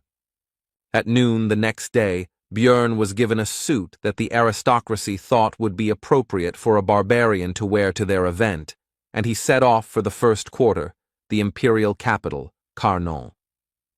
He led a column of mounted knights and carriages, and along the way he thought about how he needed to quickly sort this out, and then stop by the heavenly auction house. His legs were already aching because the journey was long. The Baron's butler approached the hero with a remark that he was obliged not to turn his head, but to look straight ahead and keep his back straight, since he was honored to lead the cortege of the respected Lord Martuan. Björn thought it was his own mistake. What else did he expect when he let the barbarian go ahead? So he was not going to listen to this man's lectures. The Count's house, where the banquet would be, was about 6 kilometers away. It was still summer now, hot. But soon this distance was overcome. The hero met the Baron, who was beaming with joy, because for the first time so much attention from the guests was focused on him, and he had only just arrived. After this conversation, Martuan went about his business. Bjorn was left alone among the nobles. One boy asked his parent to buy him the same barbarian. The latter felt uncomfortable, like an animal in a zoo. He was about to leave when one of the knights approached him and praised his endurance, since he had walked the entire way in that outfit without stopping, after which he suggested that they step aside for a conversation. The barbarian agreed. They walked away and sat down on a bench. The hero asked the guy why he didn't chat with his own people. He explained that he himself had been a researcher in the past, so the others treated him so-so. After that, they introduced themselves to each other. The knight's name is Karls Erimor. He seemed like a good guy to Bjorn from the very beginning. This was because he did not show the arrogance typical of the other nobles. Their conversation was interrupted by the butler. He again had complaints about the hero. This time he did not want to see him idle. The new acquaintance said that he was relaxing with him at his own request. Then the man leaned towards the barbarian and began to whisper that it was time to end the rest, because the rest of the people would see the big guy sitting there. The latter did not understand what the problem with this situation was. Then he shouted into the hero's ear that the nobles would consider him an ordinary weakling, so he needed to rise up, no matter who he was, but today he should be considered a warrior with iron blood. Björn remembered the reward for attending this banquet, so he became determined and stood up abruptly. If this butler wanted to see a real savage in action, then he would show him. He is a warrior with iron blood, a barbarian who has rejected civilization, a child of the wild who has rejected civilization, which he proved with a mighty cry in honor of the ancestor goddess Yahello, which attracted the attention of the guests. The butler got angry at this prank and asked the hero about the reasons for his sudden action, to which he replied with a bright smile that he simply suddenly wanted to shout. After this, Björn, as befits a true savage, began to grab various dishes from the tables, mostly meat, and, in the literal sense, devour them. Of course, there was no talk of any manners or etiquette. This fueled the interest of the nobles who were watching the barbarian. They began to discuss what they saw, his wild lack of restraint, how he gnawed even bones, and also the fact that he could not even control himself. All this attention and their reaction was exactly what the butler wanted. He was sincerely happy about the situation, when suddenly the hero's strong hand was on his shoulder. Chewing the bone with his teeth, the barbarian threateningly addressed the man, saying that he was burning with the desire to break his shiny skull. The butler immediately broke out in a cold sweat, and stuttering asked if he was going too far with his jokes. With a loud crunch, the bone in Björn's teeth was bitten through, and he said that these words were not a joke. This was his sincere desire. The butler had already managed to forget all the obscenities that the barbarian had committed in the Explorers' Guild, but now he remembered it and was horrified. After that, he hurried to get away from there. This whole situation made Karls Erimor laugh. He didn't even think that this man could have such an expression on his face. The knight asked if Bjorn's teeth were in order. I received the answer that he was quite strong, and the hero was in a good mood because this banquet was finally beginning to come to life. For a while he enjoyed what was happening, like a true barbarian, But soon, curious nobles began to approach him. For example, two girls who asked to touch his hand. He did not refuse them. The ladies were pleased with what had happened, and as they walked away, they discussed their impressions. And now, a married couple of elderly noblemen approached the hero.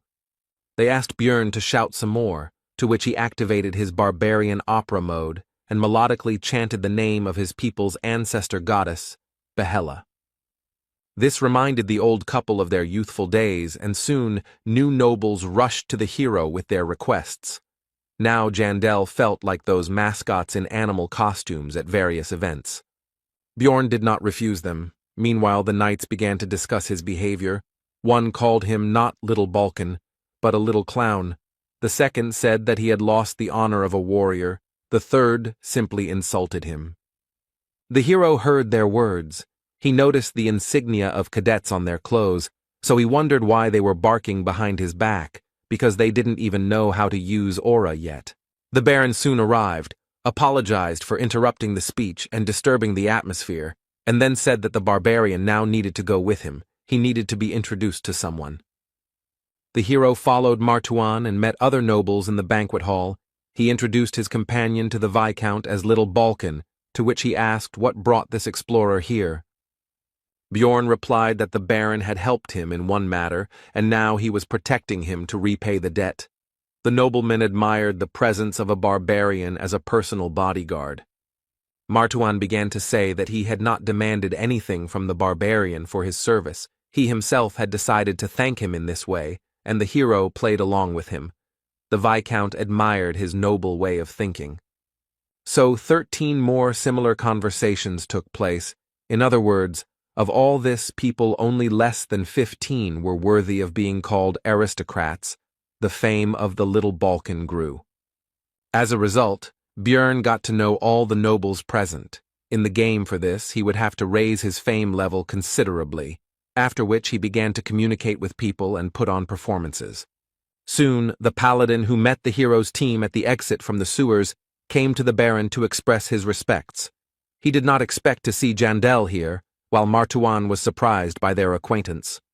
It turned out that this man was not a simple minister of the church, but a whole captain of the 3rd Division of Paladins of the Order of Letless, the god of research, and also the goddess of the stars. His name is Pal Krovitz. While Björn was surprised that someone like him was earning extra money by collecting corpses, he said that the hero could always come to their organization if he needed help, because they would remember his deed.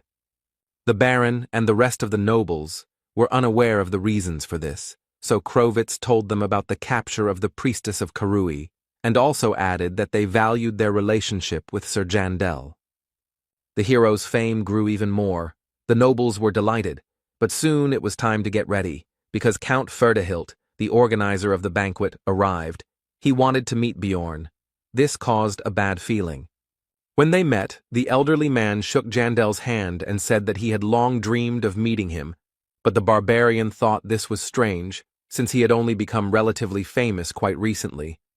Even in the game, such an event was not triggered until quite a long time had passed, and the Count was sticking to him, meaning he wanted to appease him, which made the hero uneasy. Ferdehilt suddenly said that looking at Bjorn, he had a great idea. He offered the barbarian to participate in a dueling competition of knight cadets, which discouraged Jandel. The hero had a bad feeling about this sudden quest, but he still agreed to it, because he was promised 2 million magic stones just for participating. And for the victory, there was a prize. It was a numbered item, 7,777, the necklace of Garfus, which turns the crystals placed in it into a random substance, can only be found in the cracks on the 5th floor, very rare. In many ways, this artifact is similar to the Frost Spirit Ring. It also has a low number, and the unique property is considered not very valuable, which is why it is considered useless, and it also has a secret. The hero remembered his recent worries about the future. Now he decided to send it all to hell. He was still tense, but he decided to accept his fears and move forward. He was not going to avoid problems. The Baron said that Bjorn didn't have to win, just hold out long enough to keep his reputation intact, but the barbarian said he could smash his opponent's skulls in 10 seconds. Martawan said that if he wins, he will give an additional 1,000,000 stones as a reward. Jandel did not expect such financial injections. His body was suddenly filled with motivation. He will do everything possible to win. However, he couldn't calmly wait for the duels to begin, because as soon as the Baron walked away, a pack of rats approached him, those 3 cadets who had insulted him earlier while he was busy communicating with the nobles. The one who called him a little clown was outraged by the hero's speech about victory in 10 seconds. He believed that the barbarian had forgotten his place after the clowning he had arranged. The second, who said that Bjorn had lost his warrior's pride, advised the barbarian to pray that they would not become opponents because he would rip his throat out in 10 seconds. The third one, who insulted the hero, did not have time to say his line because he was interrupted by Jandel, who asked the knight cadets if they had any serious problems with their heads. After which he said that they pounced on him like a pack of cowardly rats, and even a baby warrior would not act like that. The knights were offended by this statement, but Bjorn shut them up again, pointing out that their courage had only awakened when the Baron left, and that this was their honor and dignity. Before they could respond, the barbarian began to shout to the whole area that the cadets had attacked another participant in the competition in order to try to scare him with their numbers, and added that they had problems with their heads. The surrounding nobles, of course, heard all this, so they began to discuss the situation. Some began to say that knights should not behave like this. They were ashamed of it. Therefore, the 3 cadets hurried away, and the hero said goodbye to them with the words that the next time they met, he would solve all their problems with their heads. He hoped that they would understand his hints. Soon the tournament itself began. The participants came out and fought each other, and when it was Bjorn Jandel's turn, he realized that his hopes were justified. One of those knights was his opponent.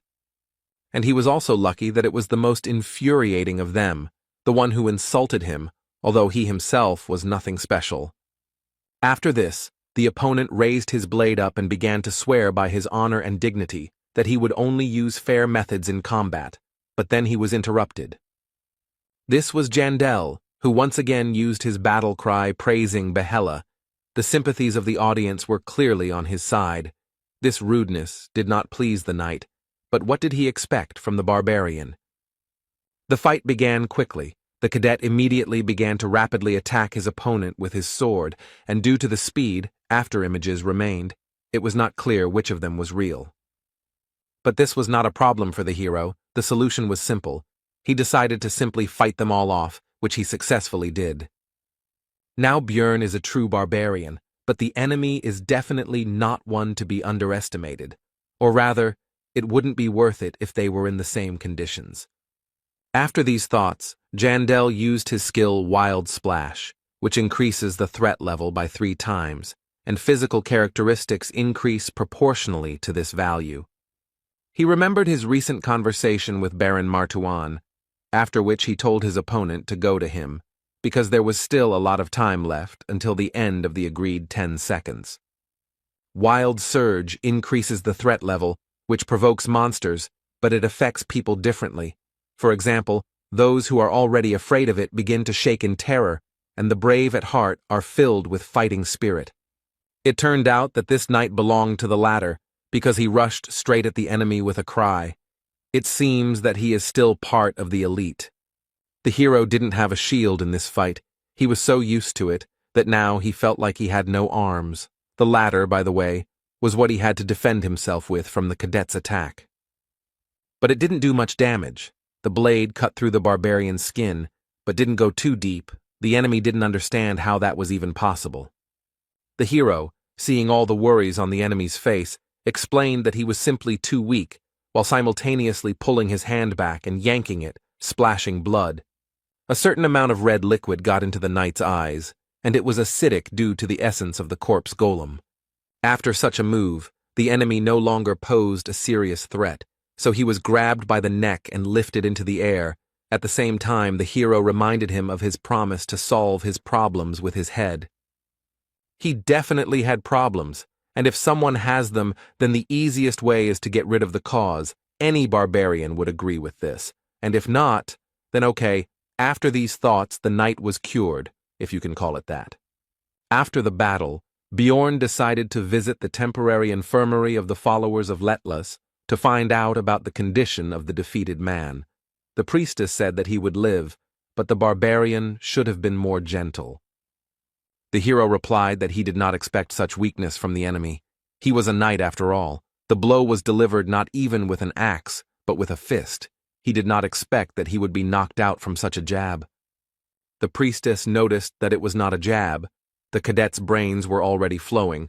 Bjorn replied that since he remained alive, then we count the knockout. At that moment, the girl experienced a semblance of the stupidity of 3 barbarians at the same time. The knight soon came to. He decided that he had to go to the competition. The minister of the church explained that he seemed to have lost some of his memory due to the injury he received in the duel, but it should return soon. The barbarian hovered over the victim and asked if he really didn't remember anything, to which he answered in the affirmative. The hero decided that he wasn't lying.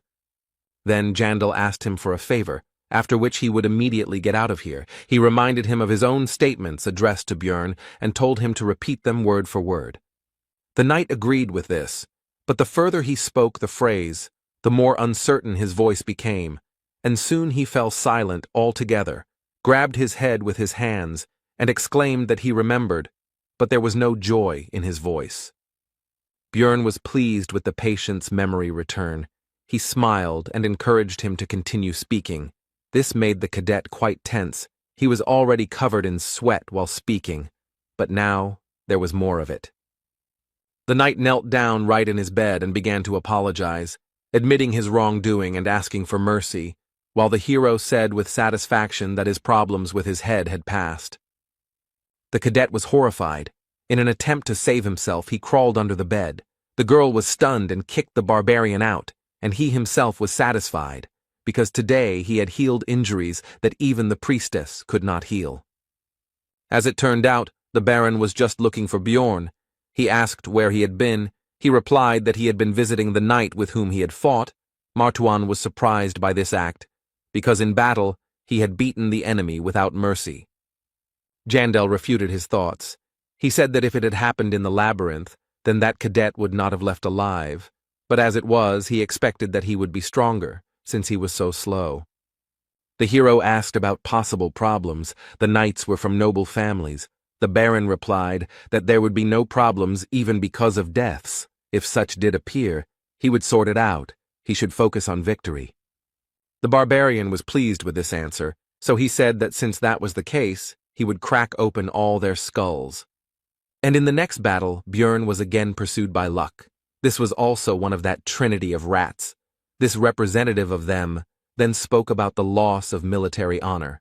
As soon as the start of the duel was announced, the knight began to accuse his opponent of lack of shame, because he entered the ring after the previous dishonorable beating and warned that this battle would not be so easy.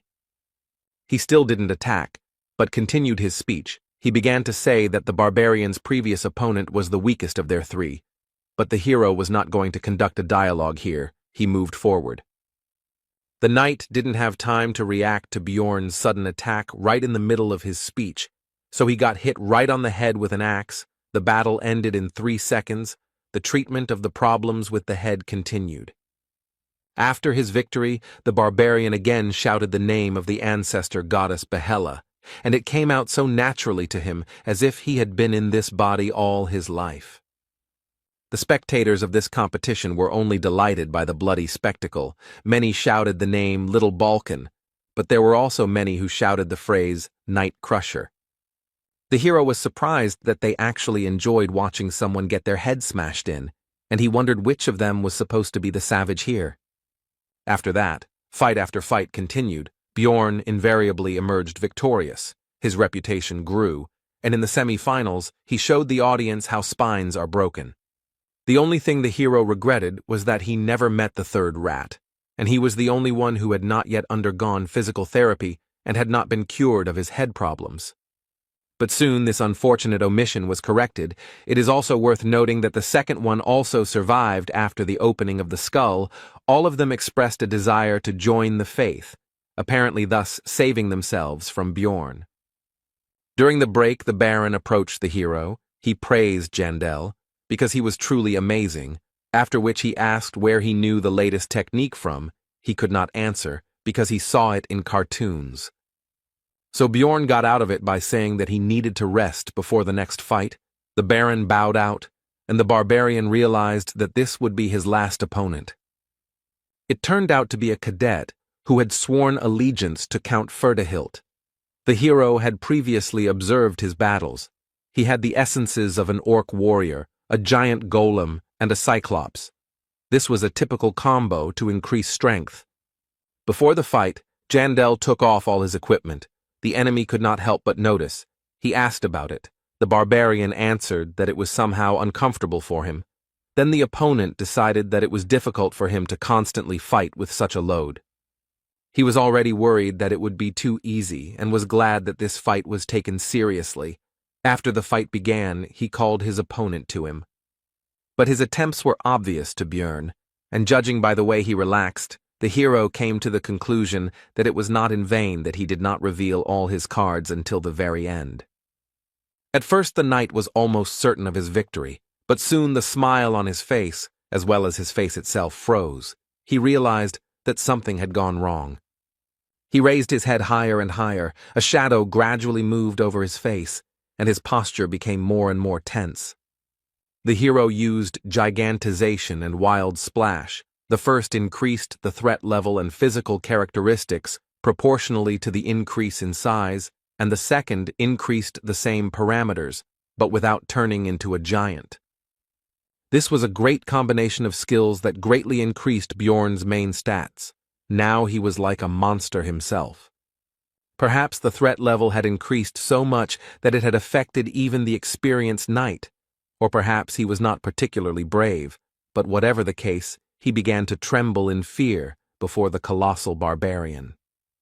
The enemy did not stand there in a stupor for long. He could not gather his courage, but threw his sword to the ground and, screaming for salvation, rushed to run through the crowd of spectators. Bjorn was never upset by this development of events. It was easier for him, so he just stood and watched the events unfold. The referee soon shouted that one of the participants had left the battlefield. These words made the knight come to his senses. He returned to the arena and said that it was not on purpose and asked for another chance, but he was denied. The count, at this moment, made a truly terrible impression. He asked his cadet about how long he would disgrace his name. This even made the hero doubt the correctness of using gigantization. Meanwhile, Erwin still thought that Bjorn had died in the labyrinth back then, and all this time her only goal was to gain more power to protect what she had left. She practically never left the room. Her condition left much to be desired. The elf was truly obsessed with all this. She believed that with power she would be able to save the lives of her loved ones and gain everything she wanted. Her thoughts out loud were interrupted by the door opening. Erwin's older sister, Daria, was standing in the passage. She looked worried because she heard some muttering, which she asked her relative about. The girl put on a happy expression and cheerfully said that she was just talking to her spirits, and that she was currently busy training, so she should be left alone for now. Daria went out the door and began to think that it was probably better to tell her everything now, because everyone in the city was only talking about little Balkan, and it was somehow abnormal for her not to tell anything. But when will she have such an incentive to grow as a researcher? Because in the future, it's not just her well-being that depends on it. We're talking about her life. There are many dangers in the labyrinth. At this point, Erwin had become a contractor with all 4 elemental spirits. She had even managed to give 3 of them free will. This growth rate was even confusing. She had achieved a lot. But that's not all. She now has extraordinary abilities in combat, both in archery and in wielding daggers, and she can now engage in combat with rank 7 monsters alone. As a result, Daria decided not to tell her sister anything for now, because she could grow even stronger, although she has become much worse lately. At that moment, the elf was struck by the guess that Erwin's condition could be partly due to the essences of various monsters she had recently absorbed. In search of answers, the girl turned to books. Recently, her sister had acquired the abilities of Canevaro, and as a result, Information was found that, in addition to other indicators, this greatly increases obsession. It soon became clear that her other two essences also enhanced this characteristic, and it is now clear that her obsession with strength arose not least because of this. Daria didn't like it, but she couldn't just take it all out of her, so she decided to do it only when essences were found to replace the current ones. Only then they would be removed. And in the middle of the night, the girl had a thought that it could very well happen that Ervin would find out that Björn Yandel was alive before the essences were removed, and in what direction her obsession would turn in that case. At the same time, the hero returned to his 7th district of Rapidonia by carriage. It was now already 2 o'clock in the morning. He would finally be home. Despite his fatigue, the first thing the barbarian did was not go to sleep, but to sum up his task and distribute the money he had earned, which amounted to 4,300,000. It was an unthinkable sum for just 1 day of work for an aristocrat. When they parted, Baron Martuan said that high society would talk about this for several months to come, and suggested that they contact him in case of problems. In other words, he was happy with their cooperation, but there was also a negative aspect. Ferdahilt looked quite angry. At first everything was fine. The Count congratulated Bjorn on winning the competition, and then said that he would call him when he was more prepared. The hero asked what it was all about. Then Ferdahilt said that he would not explain the details. The barbarian simply needed to ignore requests from other nobles. Jandel felt that something terrible would happen if he refused, so he nodded. The hero was pleased that he was able to obtain item number 7777 Garfa's necklace. So early, it is usually extremely difficult to obtain, even if you really want it. Then Björn reminded himself of his luck. From now on, he was going to even breathe carefully. The next morning, what the Count had spoken of happened. The barbarian received many letters from various nobles, all of them asking for the same thing, to accompany them to all sorts of events. The reward might have been small for the aristocrats, but it was impressive for the hero. But he remembered Ferdahilt and had no intention of angering him, but he couldn't just ignore them either. After the written refusals were written for each of the nobles, Björn thought about the Count. He considered him a dangerous man. People like him seem calm, but it is better not to cross the line. And it was so bad that he couldn't figure out his intentions. Jandel wondered what reason he could possibly have for being interested in some barbarian explorer. He decided to find out more about the Count and the community. Meanwhile, it was already the last month of helping Raven with her scientific work. Upon arrival at the magic tower, the girl looked somehow nervous. It turned out that the same old man, the sorceress's mentor, was already waiting for him here. During their last meeting, he had not made the best impression, so the hero was unhappy with his presence. Raven justified herself by saying that the master insisted on this. He himself reported the reason for his arrival. It turned out that he wanted to test his new magical device, which should detect evil spirits. Björn instantly pulled himself together, not showing a drop of worry on his face, and began to prepare himself for the worst. It seemed that this old man believed that he had figured out his true nature. The barbarian was not going to give up so easily. He decided to react first of all, not to the words about evil spirits, but to clarify about the magical device. This is a logical reaction, considering the experiments conducted on him. The wizard was outraged that the hero did not believe in the safety of his invention, did not trust the master of the Altemian school, but there was no need to worry. Everything would be checked by his student. She was surprised by this, but did not object. Björn decided that she would most likely side with her master. It was difficult to trust them both, but after analyzing the old man's behavior, Yandel decided that he himself was not yet sure of the outcome. Moreover, such a device most likely does not exist, and it did not exist before. Of course, it could have suddenly appeared, but in that case, it would have been safer to conduct the test without informing about its essence. With all this in mind, Bjorn was about to act on his thoughts.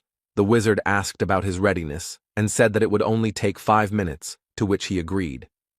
Then the old man began to question the barbarian again to find out about his confidence because he had recently been worried about the safety of the procedure. This further convinced the hero of the correctness of his conclusions. He replied that Raven had already checked everything, so it was time to start, because he wanted to finish this as soon as possible and go on vacation. He had figured out the wizard's plan and was not going to fall for his bait. The test was soon over, and as soon as the door closed behind Björn, the sorceress began to demand answers from the teacher about what was happening. After all, the so-called magical device, although it looks strange, is an ordinary chair. She played along with the master, but now she was going to find out about the situation. Eventually, the old man revealed his suspicions that Björn Yandel was an evil spirit, so he questioned him about what happened in the labyrinth. The sorceress was unhappy. But in the end, the master admitted that he was wrong, and Raven understood his motive, because the hero was truly unusual. He was a unique person, but she was interested in something else. She asked why the teacher needed all this, because if he considered the barbarian suspicious, he could simply report it to the secret police. But he did not do this. The old man's expression changed, and he replied that in that case, he would have faced execution on the chopping block. Raven didn't understand what he was talking about, but he was no longer going to continue the dialogue. The wizard advised her not to take it to her head, after which he left, citing fatigue. The sorceress tried to stop the master, but he left, and a moment later the idea came to her mind that the magician needed the evil spirits alive for some unknown purpose of his own. Meanwhile, the hero reached his room and collapsed on the bed. He was really tired, because what had happened was a real shock to him, and the anxiety did not subside. But despite all this, he showed himself well, reacted to the crisis situation extremely well. At least it seemed so to him. The old man, by the way, for some reason looked disappointed, but that's not important. As soon as Björn closed his eyes, Misha's voice was heard nearby. At first he was surprised by her presence, but soon remembered that he himself had given her the keys. The hero told the girl that he needed her. She immediately became embarrassed and began babbling about how it was still light, so it was not the time for such a thing, and she was not prepared, but was interrupted by the barbarian. It turned out that the guy needed help writing responses to the nobles who sent new letters. Misha asked if it was okay to use such expressions towards aristocrats. The hero replied that everything was fine, because barbarians could not be accused of insulting the nobility, violating etiquette, and so on. This was a privilege granted to their people for their great achievements in ancient times. If so, then Misha asked to tell her about the events that happened yesterday at the Count's banquet while she was scratching out these answers, of which there was a lot to do. Later, the regular meeting of the outcast team began. There were still 10 days left before the opening of the labyrinth. The hero was silent for now, pondering his knowledge of the main topic of today. This is a conversation about whether it is worth going on a research trip considering the possible collapse of dimensions. Hikuro said that he will not go, because if the rumors are true, then they are all finished. Dvalki and Rottmiller were of the same opinion. The hero could convince his comrades by using information obtained from the community, but it seems that this is not particularly necessary, and there is no need to invent a source of knowledge. Björn thought that it would be even better this way, because 3 months had passed since visiting the Blood Citadel, and any Dungeon and Stone player knows that in the early stages it is always worth clearing the rift on the first floor. He had just rolled away, but the hero couldn't just tell them how to open it, so he decided to take only Misha with him, which he informed the rest of the squad about. This time, they would go together. This news surprised the girl. It became obvious to Björn that she was not eager to go, so he said that since she was so worried, he could very well go alone. Misha accused the hero of being a savage who didn't even think about asking her consent first, or at least trying to speak more politely than usual. Then Björn asked the girl to go with him and added a magic word at the end. Then she agreed and said that she still would not have let him climb into the labyrinth alone, but the barbarian was surprised that it worked. The next day at the market, Hikuro and Rothmiller learned from the newspapers that the royal family was claiming that the rumors regarding the dimensional collapse were false and that the Tarutane school was spreading lies. Then Murad went with the good news that they could go to the labyrinth together, but the barbarian replied that he and Misha had already taken the mission and could not, after which he slammed the door. The girl was surprised by this and asked when the hero managed to take on the bodyguard assignment. He replied that it was actually just an excuse, which aroused the cat's curiosity. Björn explained that this time they would go into the rift. Misha asked about his source of information about this. He replied that it was the books he read in the library, and he didn't tell Hikuro about this because, unlike the beast girl, who still keeps the secret about the ring of the frost spirit, the dwarf doesn't know how to keep secrets and will blab everything after the first glass. Jandel asked Misha's opinion about the rest of the team. She replied that Dvalki would definitely blab by accident, but she was not sure about Rottmiller. The girl's words almost perfectly coincided with Björn's thoughts. Apart from Brown, his hero was able to understand him the easiest of all of their squad. He would keep the secret, but at the same time he would begin to ask suspicious questions about the source of his knowledge, and might even begin to suspect the barbarian of an evil spirit. Misha understood her friend's reasons for not telling her about the rift, but she couldn't help but ask why he decided to take her with him. Her tail stood up straight in anticipation of an answer. The hero had several reasons for this. The beast girl is surprisingly meticulous in everything and knows how to remain silent. Moreover, she is completely incapable of lying, so he will be able to find out whether she blabbed or not. However, the barbarian decided to fit all this into one phrase. He simply trusts her. These words instantly made Misha blush. She said that she suddenly felt hot. Jandel offered her to drink some water. There were still 8 days left before the opening of the labyrinth, and it would take a lot of time to prepare. You had to strengthen both yourself and your partner. First of all, the barbarian's mace and the beast woman's twin blades were enchanted. Lightning energy permeated them. It was not forever, but for a certain period of time. But the hero was not going to save. Also purchased were a lightning scroll, thunder grass, and advanced healing potion. Misha doubted the need to make such purchases. 2 million were spent from their joint account that they opened. The next day, Bjorn went to the shaman to strengthen his immortal seal to the 4th stage. This cost another 4 million magic stones. This increased the characteristics of willpower and fortitude. Thanks to the increase of the last parameter, the hero could stay in the form of a giant longer, to be precise, 1.5 times longer. Just when he was checking this, Misha came to visit him. There were still 7 days before the trip to the labyrinth. At breakfast, Bjorn said that he was going to the library. The girl asked to take her with him. Then the barbarian was surprised that she was interested in reading at all. The beastman was outraged by this. In the end, they still went together. But this time Ragna used a simple book search spell, not the one she had been using on Jandel lately. He asked the librarian about it. She replied that she was using those charms specifically for him, so she couldn't do it in front of others. Bjorn noted that she should have told this only to him. Then Ragna asked Misha to forget everything she had said. This discouraged both the beast woman and the barbarian, but the latter did not want to think about it too much. When there were 5 days left before the opening of the labyrinth, Jandel finally fulfilled the agreement with Raven. The research of his essence was finished, and at parting, the girl advised the hero not to die there. The hero asked if the sorceress was going to take the pass to the tower. She replied that he could come in if necessary. She would be curious to hear about Bjorn's successes, because he is a magnet for trouble. During the remaining time, all other matters were completed, and the day of the opening of the labyrinth arrived. This time, the novice barbarians were sent there again, to whom Jandel again gave advice. Moving towards the portal, they repeated his words and thanked little Balkan. Their sincere gratitude even managed to embarrass the hero. The others looked at this with approval.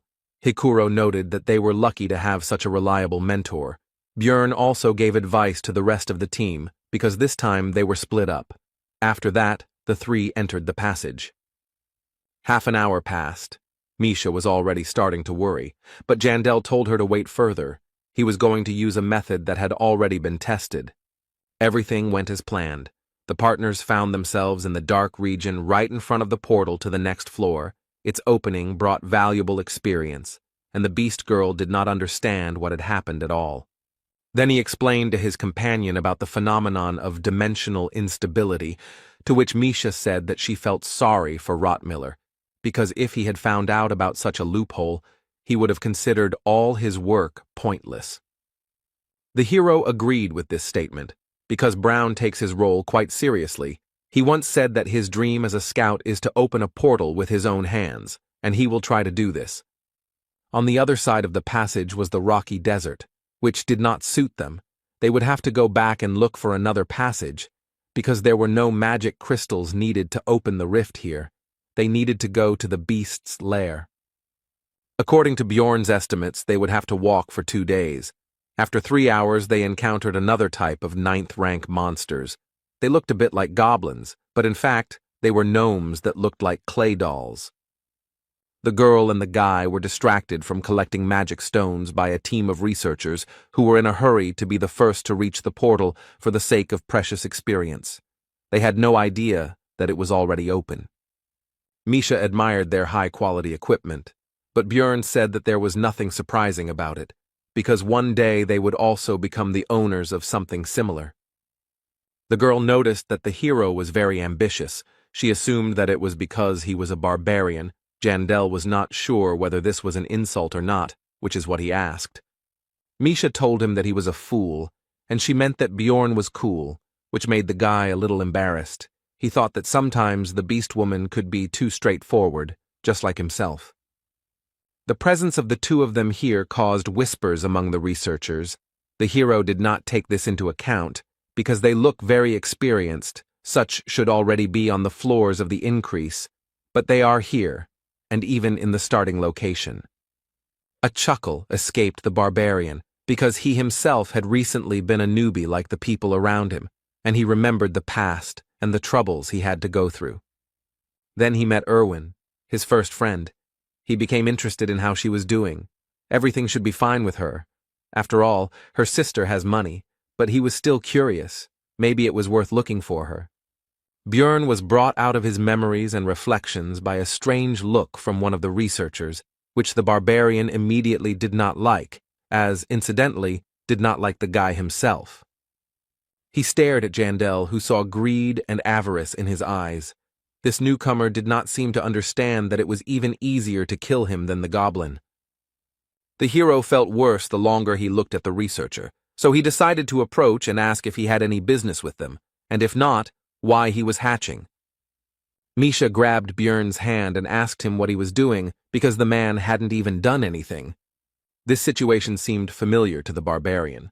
The beast girl was now like a wife who was holding back her aggressive husband so that he would not get involved in a fight. Be that as it may, the hero decided to check something. He asked the name of the boy, who turned out to be Hans Ivan, and Bjorn expected to hear Hans, so he demanded to tell the truth and not lie. Soon Jandel began to calm down, but the researcher admitted that he really had been called that before, but he changed his name because it was too popular. Now it became clear to the hero why he felt so bad. As soon as he looked at the boy, it was another Hans, who always brings him misfortune. After this, the barbarian told him not to change his name back under any circumstances, but to continue living as Konst. He agreed with everything and nodded his head actively. The hero was distracted from the conversation by Misha and the rumble that was heard throughout the labyrinth. Bjorn immediately grabbed his companion by the hand and ran towards the sound, because this could only mean one thing: the rift would soon open. Jandel decided that changing his name didn't help. If it was Hans once, it was Hans for life. They really were harbingers of trouble. Naturally, the rifts open once every 3 days, and while the first one was going on, it meant that someone had used the same method as him before to open this place. Bjorn was in a hurry. He had spent a lot of money on preparations. He also wondered who it could be, a former player or just someone with the right information. Whatever it was, he was going to find out. But to do this, It was necessary to get inside, so to increase the speed, and, accordingly, the chances of success. Because the space is limited, the barbarian took Misha in his arms and rushed to the entrance. The partners still made it in time. They were the last of the 5 participants. 3 were already inside. It was time to get acquainted with the new members of the formed Rift cleanup squad. The young man introduced himself simply as Carlson. The massive beast man of the bear family was Abman Urikfried, and the girl was Genzia Nefrin. The hero decided to give fictitious names. He himself became Bjorn, the son of Thor, and he called Misha Michelle, but she didn't understand what was going on at all. Bjorn could only hope that she would start to think faster. She soon confirmed his words, but she was completely incapable of lying. Her face could not hide anything. After the introduction, Jandel decided to decide on their roles in the team. He himself is obviously a defender. Genzia said that she absorbed the essence of a goblin archer and is a scout, and Carlson is a vanguard fighter. The hero figured that the girl was somewhere on the first floor, the boy on the second. They had 2 newcomers in the group. This was radically different from the situation in the Bloody Citadel, but it was not surprising. After all, rifts appear in every 5th or 6th labyrinth. In Rapidonia time, this is once every 5 or 6 months. This time the opening was forced, which shortened the time. Experienced fighters simply do not know about what is happening. Therefore, it is not surprising that newcomers appeared in the squad who did not even look at the 2nd floor. The hero finished his thoughts. Abman was the next to tell about himself. He simply pointed to the huge crossbow behind him, but Bjorn said that he would like to know the details. Urikfried said that he would like to know about their couple first. Bjorn said that he is 6th rank, and Michelle is 7th, and they usually operate on the 4th floor. The Beastman said that he is 5th rank. The barbarian asked what he had forgotten there, but he answered his question with a question, and he wanted to know the same thing. They began to look into each other's eyes. Bjorn said that he and Michelle usually go in a team, but this time there was a problem, so they went in together and got stuck on the 1st floor due to the lack of a scout, and then they noticed a rift appear. Abman said that he had the same story, only he left his squad a long time ago. Jandel did not believe in such a coincidence, and all this time Carlson and Genzia were watching their argument. The hero didn't know if there was such a powerful build for a marksman to go solo, but given its appearance, it seemed quite likely, and he didn't think that newbies could get crystals to open the rift. It would be impossible for them to get to the 2nd floor and back in that time, although it may well be that they are actually hiding their true identities. After that, the hero asked who was the first, and therefore opened the rift. Carlson said that they got here almost at the same time. Genzia did not know, and Urikfried asked what business it was of his. The question was postponed. It was decided to divide the loot into 4 parts. The newcomers would get 1 for 2, but would be able to absorb unnecessary essences. Misha would take the abilities from the keeper, and the rest would be rolled into a dice. After the discussion, the squad took battle formation and went forward. The hero felt strange, because he had already gotten used to the dark locations of the labyrinth. He also noted that they were lucky, because the rift he was going to get into was open, which meant that the preparations, including consumables, were not bought in vain. Half an hour later, the team encountered their first enemy, a rank 7 monster, Yeti, an elite gatekeeper that lives only in glacial caves. Genzia Nefrin was afraid of the enemy, because she was not sure of victory over such a beast. Abman said that the paths in the rifts that need to be followed are usually guarded by monsters. Urikfried decided to make the first attack. For this, he took his huge crossbow from his back and loaded it, after which he shot at the monster. It hit, but Yeti blocked it with his hand. Now he couldn't pull the arrow out of his body. It was like the effect of the hook arrow skill. Then it was up to the melee fighters, Bjorn and Misha. The newcomers didn't bother. The barbarian, with his favorite cry, ran straight at the enemy. He was going to collide with him head-on. His power collided with no less power. Yeti blocked the run-up with his shield at the ready with his crossed arms, after which Jandel shouted out the fake name of his companion, Michelle. Now was her turn. The girl used her truly cat-like agility. She jumped into the air, where she twisted to end up upside down and directly above the enemy, who raised his head up to observe the new threat. This was the monster's mistake, because now its eyes were vulnerable to attack, so it was natural that soon the beast woman's twin blades were sticking out of its eye sockets. The Yeti was defeated with lightning speed. The hero turned to look at the reaction of the others, because he and his sheep showed very good abilities. If there is a traitor among them, then he should be afraid. After that, they entered the ice cave and chopped down countless clouds of frost wolves. Carlson and Jensia also entered the battle. Everything went as it should, only this type of monster appears in this location. Björn and Misha destroyed most of the opponents. The rest only finished off the remnants, which was natural, given the level of strength of the newcomers, as well as Abman's characteristics. He, of course, also killed a number of wolves, but his crossbow was more suitable for dealing damage to a single target, and he, apparently, does not have area attacks. No one volunteered to lead the group. The hero knew that at the first post he had to turn left, and at the next ones in turn left, right, left, then straight 7 times, and left again. With this information, it would be possible to pass the rift in an hour, but since no one reported it, then either the one who opened this place, and therefore could be a traitor, is not a player, or he sits quietly, below water. While going down the steps, a hiding place in the column was also missed. However, in this way it was easy to expose oneself. Björn decided to take these things himself later. Soon the squad descended to the very bottom. Carlson noticed that the lower they descended, the lighter it became. The girls began to admire the beauty of the place they had arrived at. Jensia noticed a pillar-like thing that started to glow when touched. Abman said that it could be a key that would summon several monsters and then open the passage. The hero noted that this was a very gamer way of thinking. Besides, he was basically right, although there would not be so few enemies, but a whole crowd together with the boss. The long-sealed tyrant has begun to awaken, but first, of course, we must deal with his minions, who have sensed their master and also awakened from their long sleep. Abman and Jensia did not expect such a number of opponents, but Bjorn calmly suggested retreating to the stairs, since it would be easier to build a defense there. There were about 20 frost wolves in the first wave, and a few rank 8 monsters appeared in the second wave, but they weren't a problem. After that, an ice golem appeared among the opponents, distributing a slowing debuff that also stacks. The barbarian decided to smash it into pieces as quickly as possible, which he did. The next enemy turned out to be the Lord of the Snowfield, Katumba, a named monster that is an intermediate boss, a mutant yeti that can use various skills.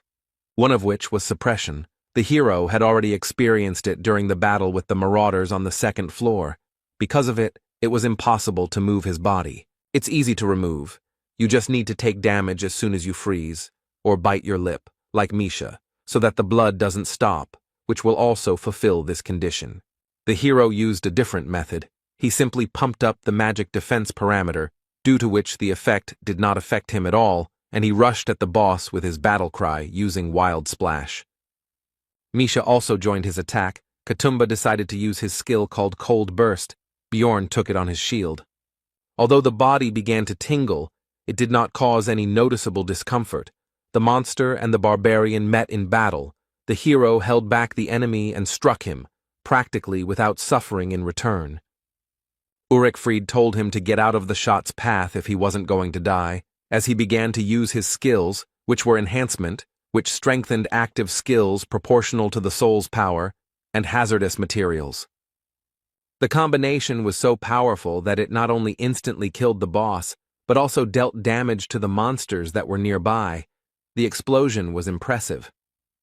Misha was surprised that such a thing could be achieved with a regular crossbow bolt, while Jandel realized that the Beastman had had an area of effect skill all this time.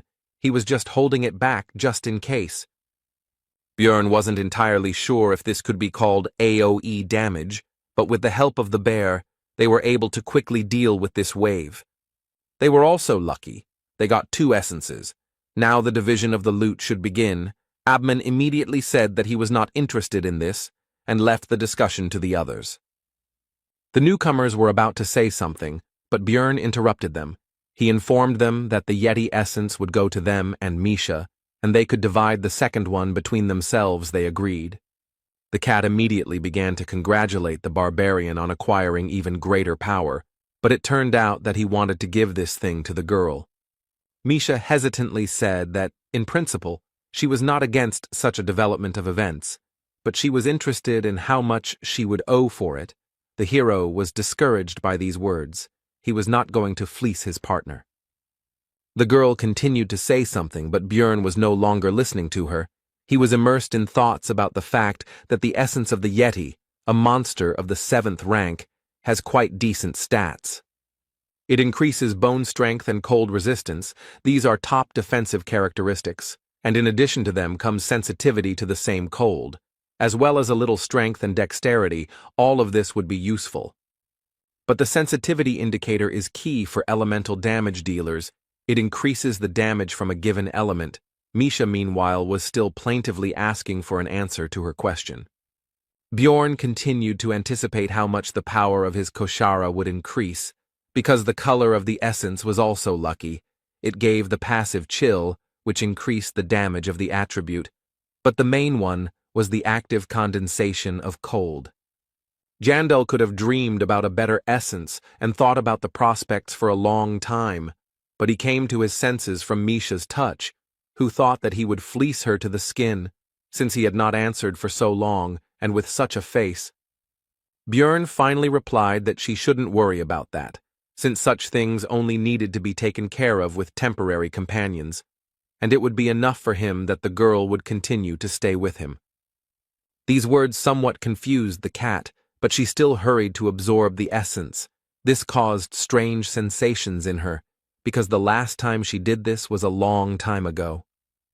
The barbarian decided to inquire about what the newcomers had decided. They said that they would not take their loot, which aroused the hero's suspicions, because such newcomers should seize any opportunity to become stronger.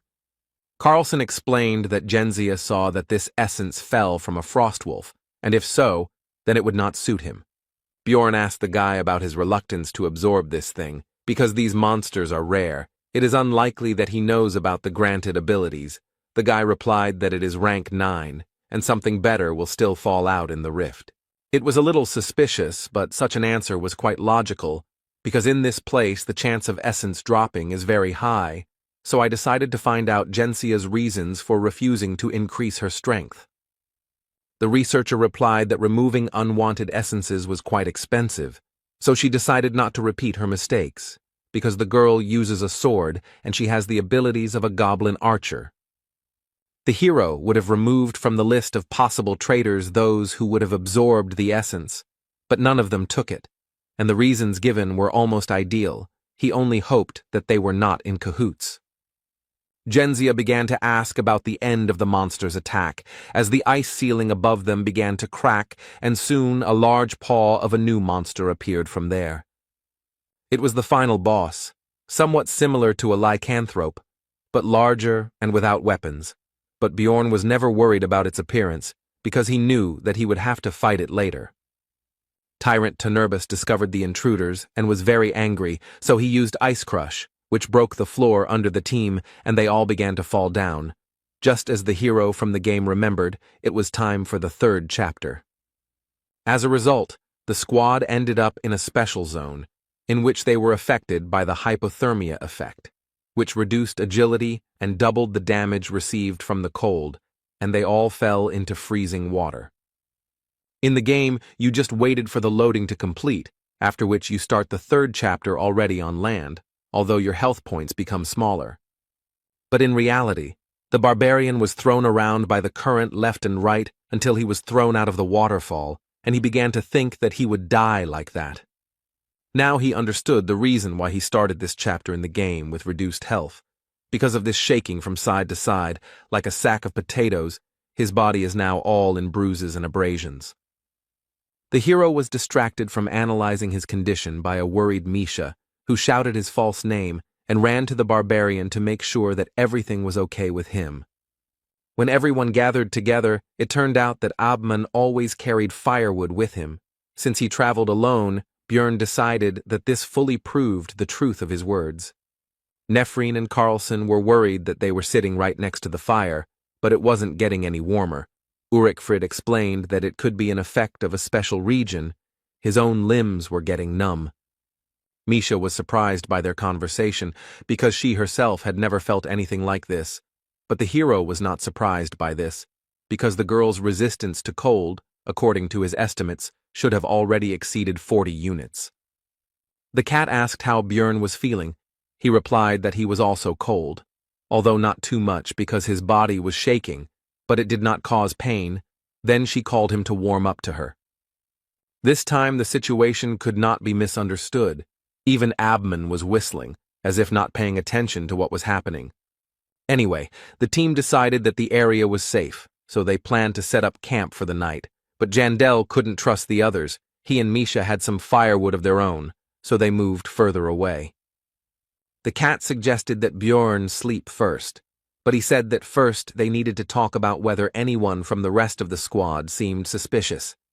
After Misha shared her observations, the hero praised her, because thanks to this, he was now almost certain of the traitor's identity. 6 hours later, the expedition continued. Now they had only one path, albeit a winding one. In this location, they did not have to wander, they just had to follow the main path. Along the way, there were also monsters to fight that came out of the walls. Most of them were rank 8, but the difficulty was considered higher than the Bloody Citadel, which had rank 7. This was due to the chill debuff. Almost all enemies dealt cold damage in one way or another, which was doubled due to this effect, and while 3 of them could handle it without any problems, it was difficult for newbies.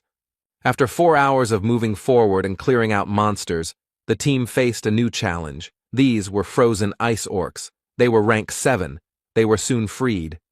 Abman was a little upset by this, because he wanted to get a better look at the monsters. Björn called on everyone to keep in line, mentally adding that in this case, it would be easier for Misha to keep an eye on them. The barbarian didn't know what the potential traitor's goal was. Maybe it was even a simple clearing of the rift. But in any case, he decided to prepare for any development of events. Now he rushed straight at the orcs with a battle cry. Such a serious skirmish is the perfect chance for him to take action. So, just in case, the hero decided to keep his cards close to his chest and fight at a lower strength. Abman asked Misha why she was still here and not joining the battle. She replied that someone could attack from behind, but in fact Björn simply asked her to do so. Ulrichfrid decided that the battle was not going in their favor, so he used his contract with the spirit beast. It turned out to be a summoner, so the bear Iradun, the Iron Hero, appeared on the battlefield. Seeing the beast's power in action, Björn finally understood how Abman could explore the labyrinth alone, though that wasn't a good thing right now. At this rate, they would win before the traitor revealed himself. So the barbarian had to go to plan B. He weakened his defense and exposed himself to the orc's attack, while Misha worriedly shouted out his fake name. But in fact, she was closely observing the actions of the rest of the squad, as previously agreed. Björn was actually almost unharmed, because the combination of the helmet, the thickness of the skull, physical resistance and regeneration protected his head. He only got a slight dizziness. Now it's the cat's turn. Carlson temporarily took the place of the defender and began to hold back the opponents, but among them was an orc sorcerer who aimed at 2 beastmen standing at a distance. Abman fired a crossbow at the enemy, who tried to defend himself with an ice wall, but the bolt easily pierced the barrier and hit the greenskin right in the forehead. Even without the barbarian, the team coped with this fight. Jandel was already beginning to think that his whole idea of creating a difficult situation was losing its meaning, when a voice was heard that said that since the essence had appeared, it was possible to begin implementing the plan. Genzia used armament change, which instantly changed all of her equipment to a higher rank, after which she used the skill Beast Walk, which imposed invisibility and speed. Thanks to this, she quickly got closer to Abman and also activated Vengeance, which increased the penetrating and cutting abilities of one blow and also imposed the abnormal state of bleeding. She said that she would receive 30 million for his things, and due to Ulrichfried's critical injury, his spirit beast was recalled. The next moment, Misha threw some potion right at Genzia's head. She didn't understand its effect, so she tried to find out about it. But the thrower interrupted her with a shout that Bjorn must act now. No one noticed when the barbarian had already managed to get up and get closer to Nephrine, and he was already here. Using Wild Splash, he tried to strike. But the traitor was quick enough to avoid the surprise attack.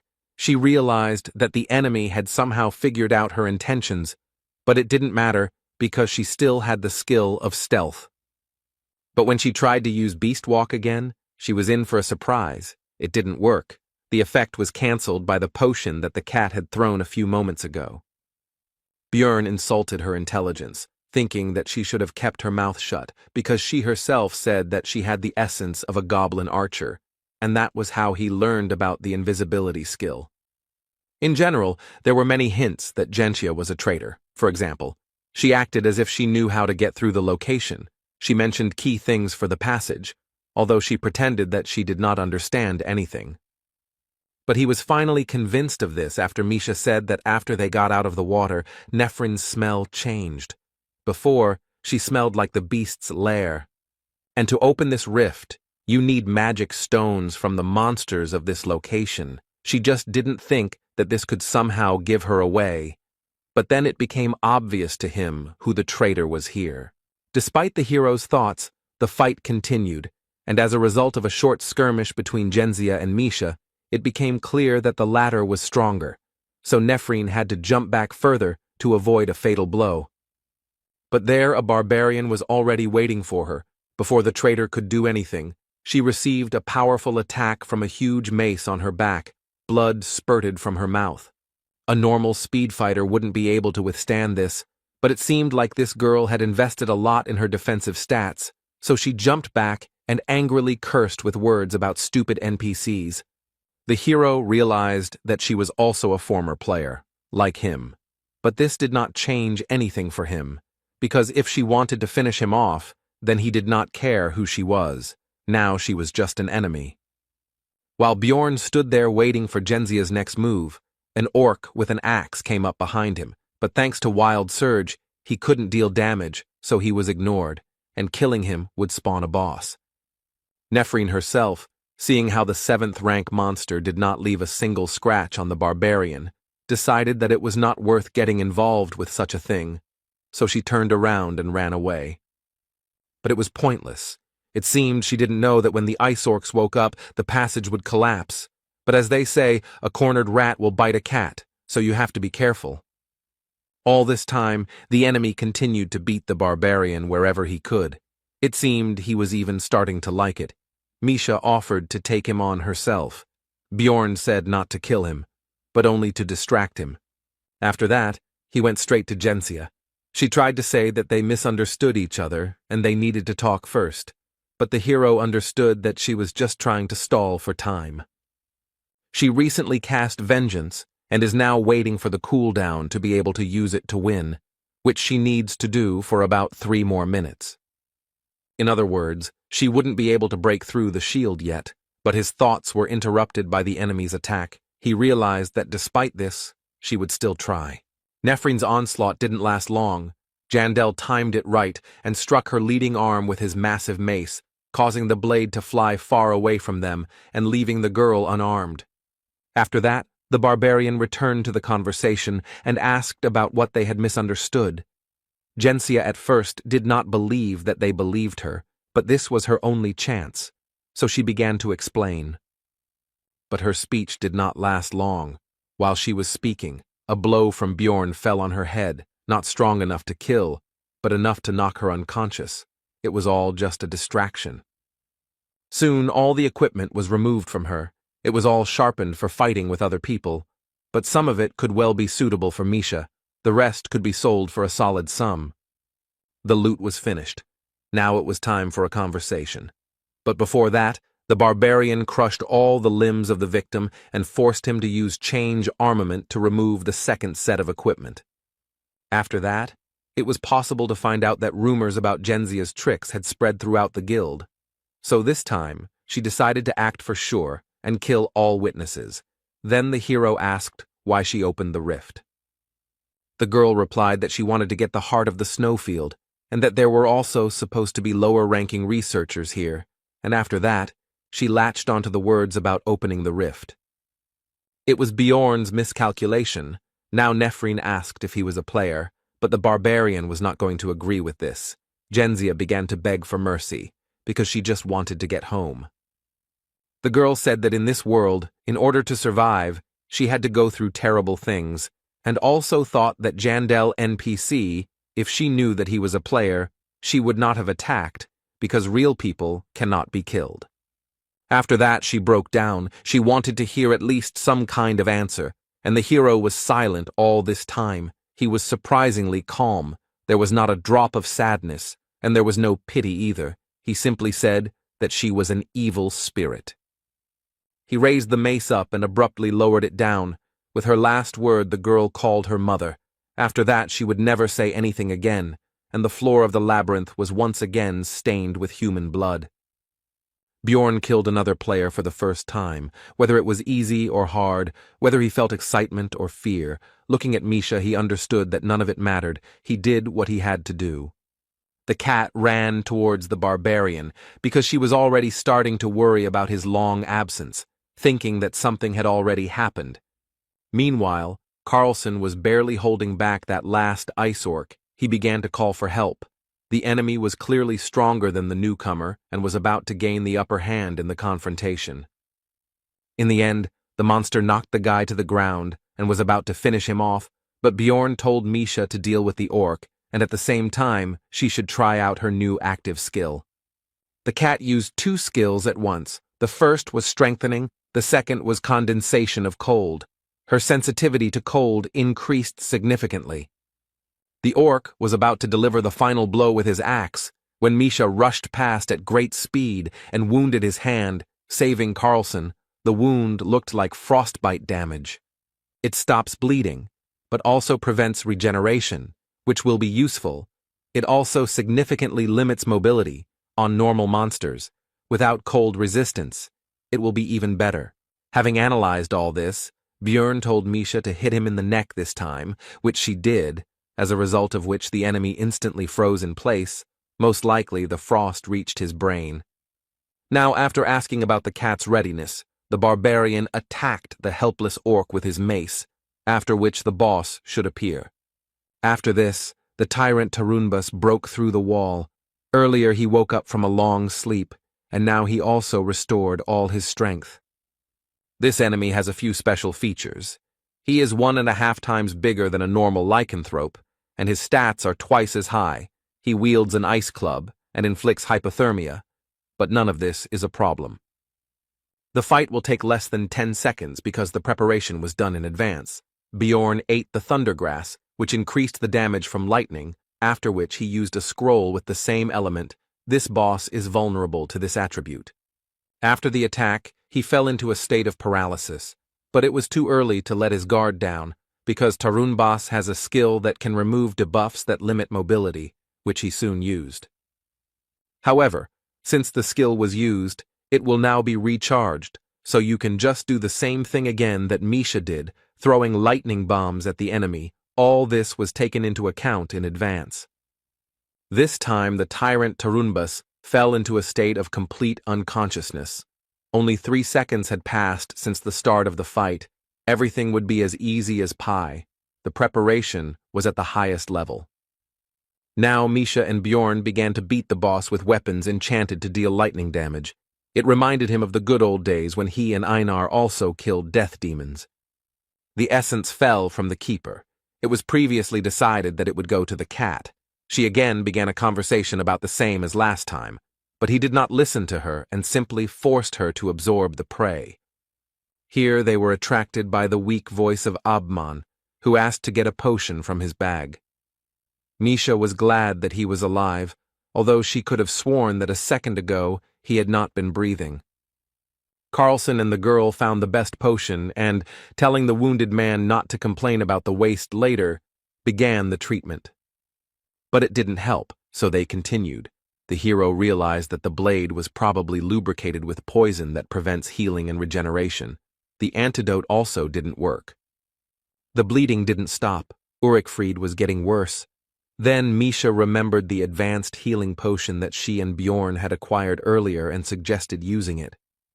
After using 5 regular and 1 advanced elixir, the bear's condition improved more or less. It should even grow back the severed limb. His poison was very strong. After this, Jandel gave Carlson his share.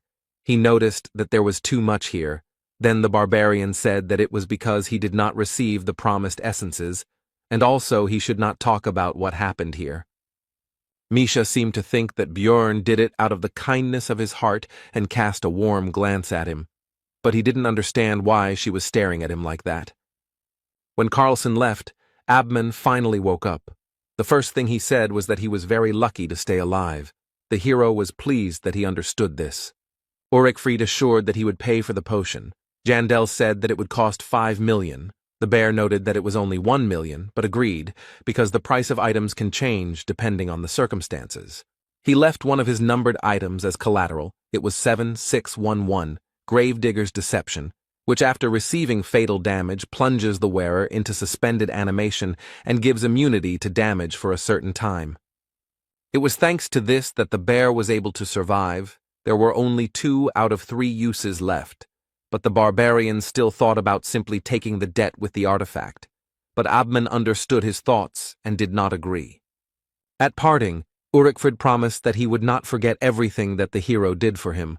Bjorn noticed that he looked very cool at that moment.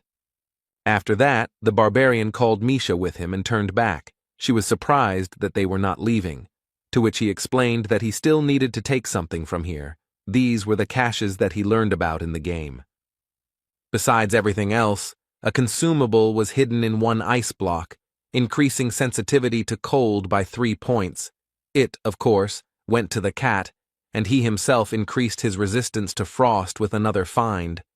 After that, Jandel explained that they had not slept much due to being on duty, so they should rest before continuing the hike, and besides, there was no place safer than a cleared rift. But the barbarian was in no hurry to fall asleep. Now was the time to think about today and the decisions he had made along the way. First of all, he thought about what would have happened if he had been here alone. As soon as the hero killed the player, all sorts of thoughts began to creep into his head. He suddenly began to hope that she would still open her eyes, at least in her world, and her dream would come true. Bjorn was disappointed in himself. And even so, despite all his actions, he was overcome by greed. For Abman's equipment, he could get 30 million. This would allow him to raise his seal to the 6th level. He just had to wait. However, Jandel poured the potion on his wound, deciding that it would be wrong to let him die like that in front of the one he was going to work with in the future.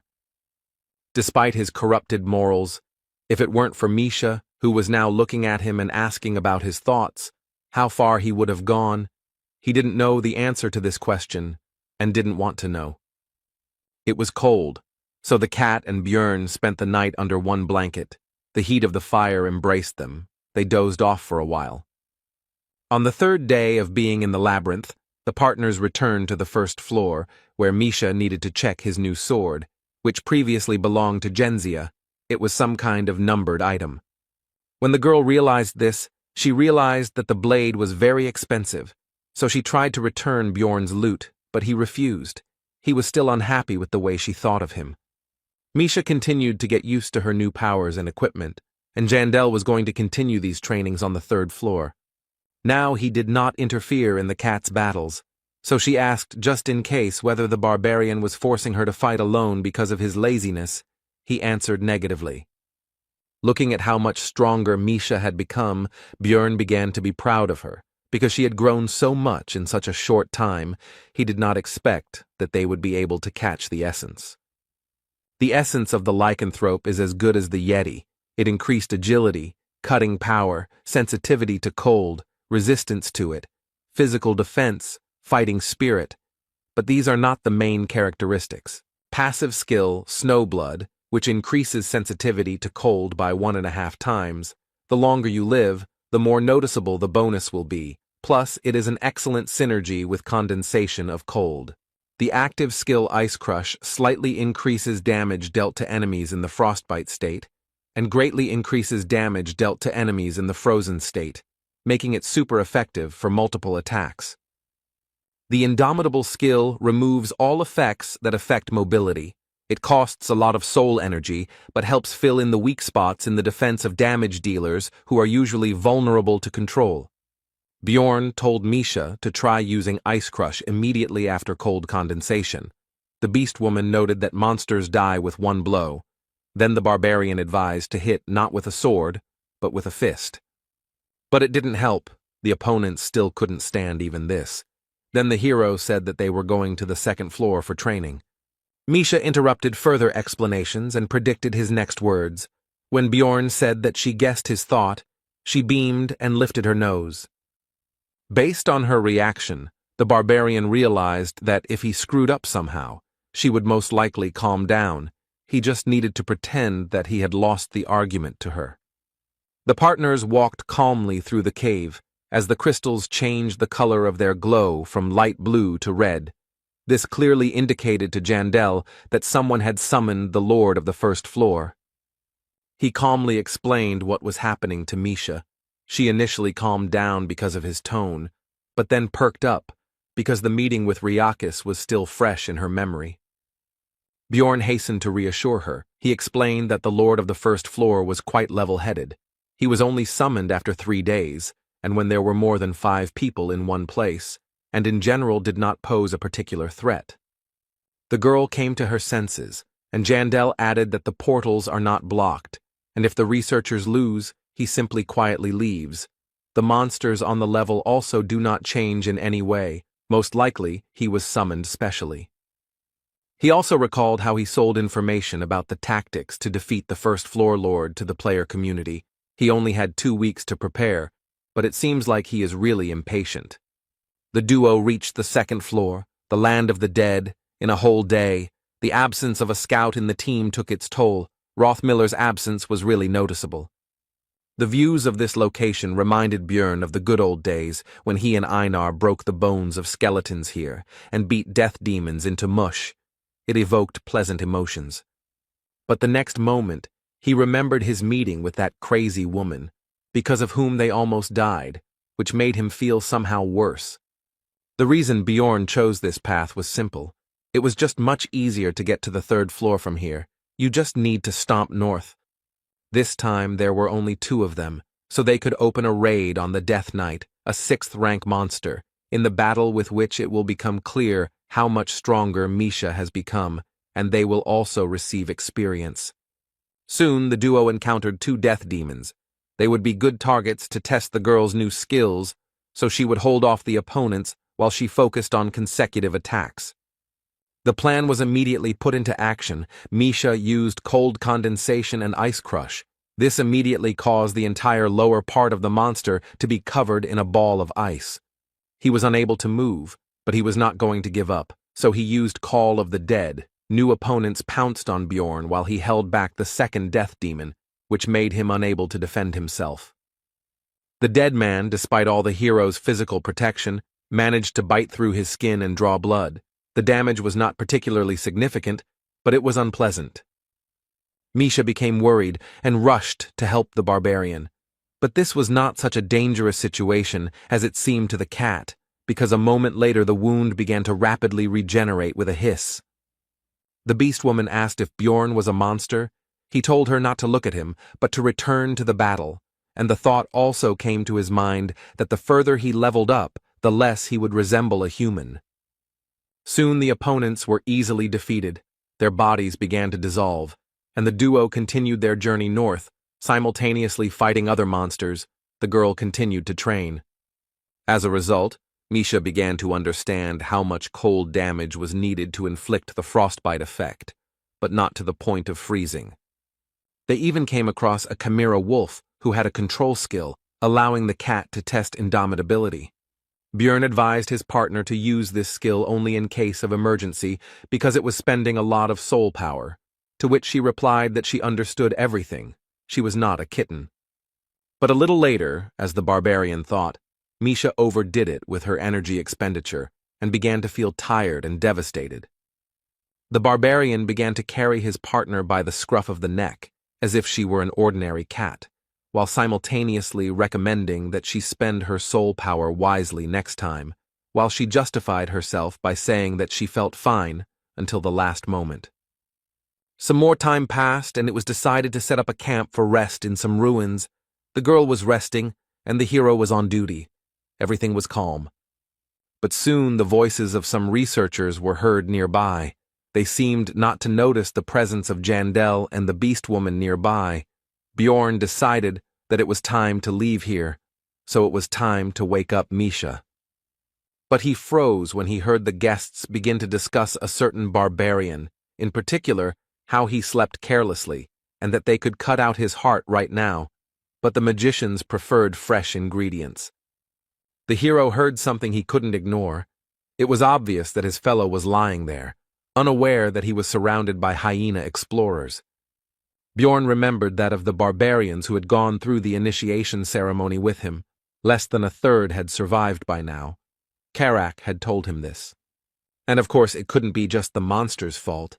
It was obviously the work of marauders aiming for their hearts. Continuing to listen to the researchers' conversations, the hero began to understand that they, it seems, were not going to do anything today. So what should he do? His first thought was to just kill them all. It was a simple and convenient solution, but not ideal, so he came up with another option for the development of events, after which he woke up his partner. The researchers were resting peacefully. One of them, as expected, was on duty. No one expected any incidents. But suddenly they heard a loud cry which woke up the entire detachment, except for the barbarian who was sleeping extremely soundly. It was the hero's voice, who told his partner that he simply wanted to do it. The researchers heard them and were surprised by the unexpected guests, but did not lose their heads and told them not to come closer. After this, one of the squad members hurried to wake up the barbarian and explained the situation to him. He was surprised that it was not monsters that arrived, but other people. He did not understand the danger. After all, his relative was among the guests. They hurried to meet each other. Bjorn introduced himself by his false name, Bjorn, son of Thor, and the second big guy was Karen, son of Tarson. Watching the actions of the barbarians, Misha did not understand what they were doing, although she knew that the hero was pretending, but she still wanted to move away from them because of the atmosphere. After the introduction, Charon turned to his team and said that they needed to lower their weapons because Bayan was not a bad explorer, and Jandel confirmed these words while they seemed to shine. One of the members of this squad twice began to address the barbarian, but he first told him to call him by name. But he made a mistake in this too, calling him Thor. He corrected him again, and soon the hero got him angry. The explorer was still able to correctly name Jandel and said that they should leave here because this is their camp. Then Bjorn said that they can become friends for the night. He began to explain that this was not done above the first floor, but the faces of the other people showed that they were already fed up to death. They had no idea that this was only the beginning.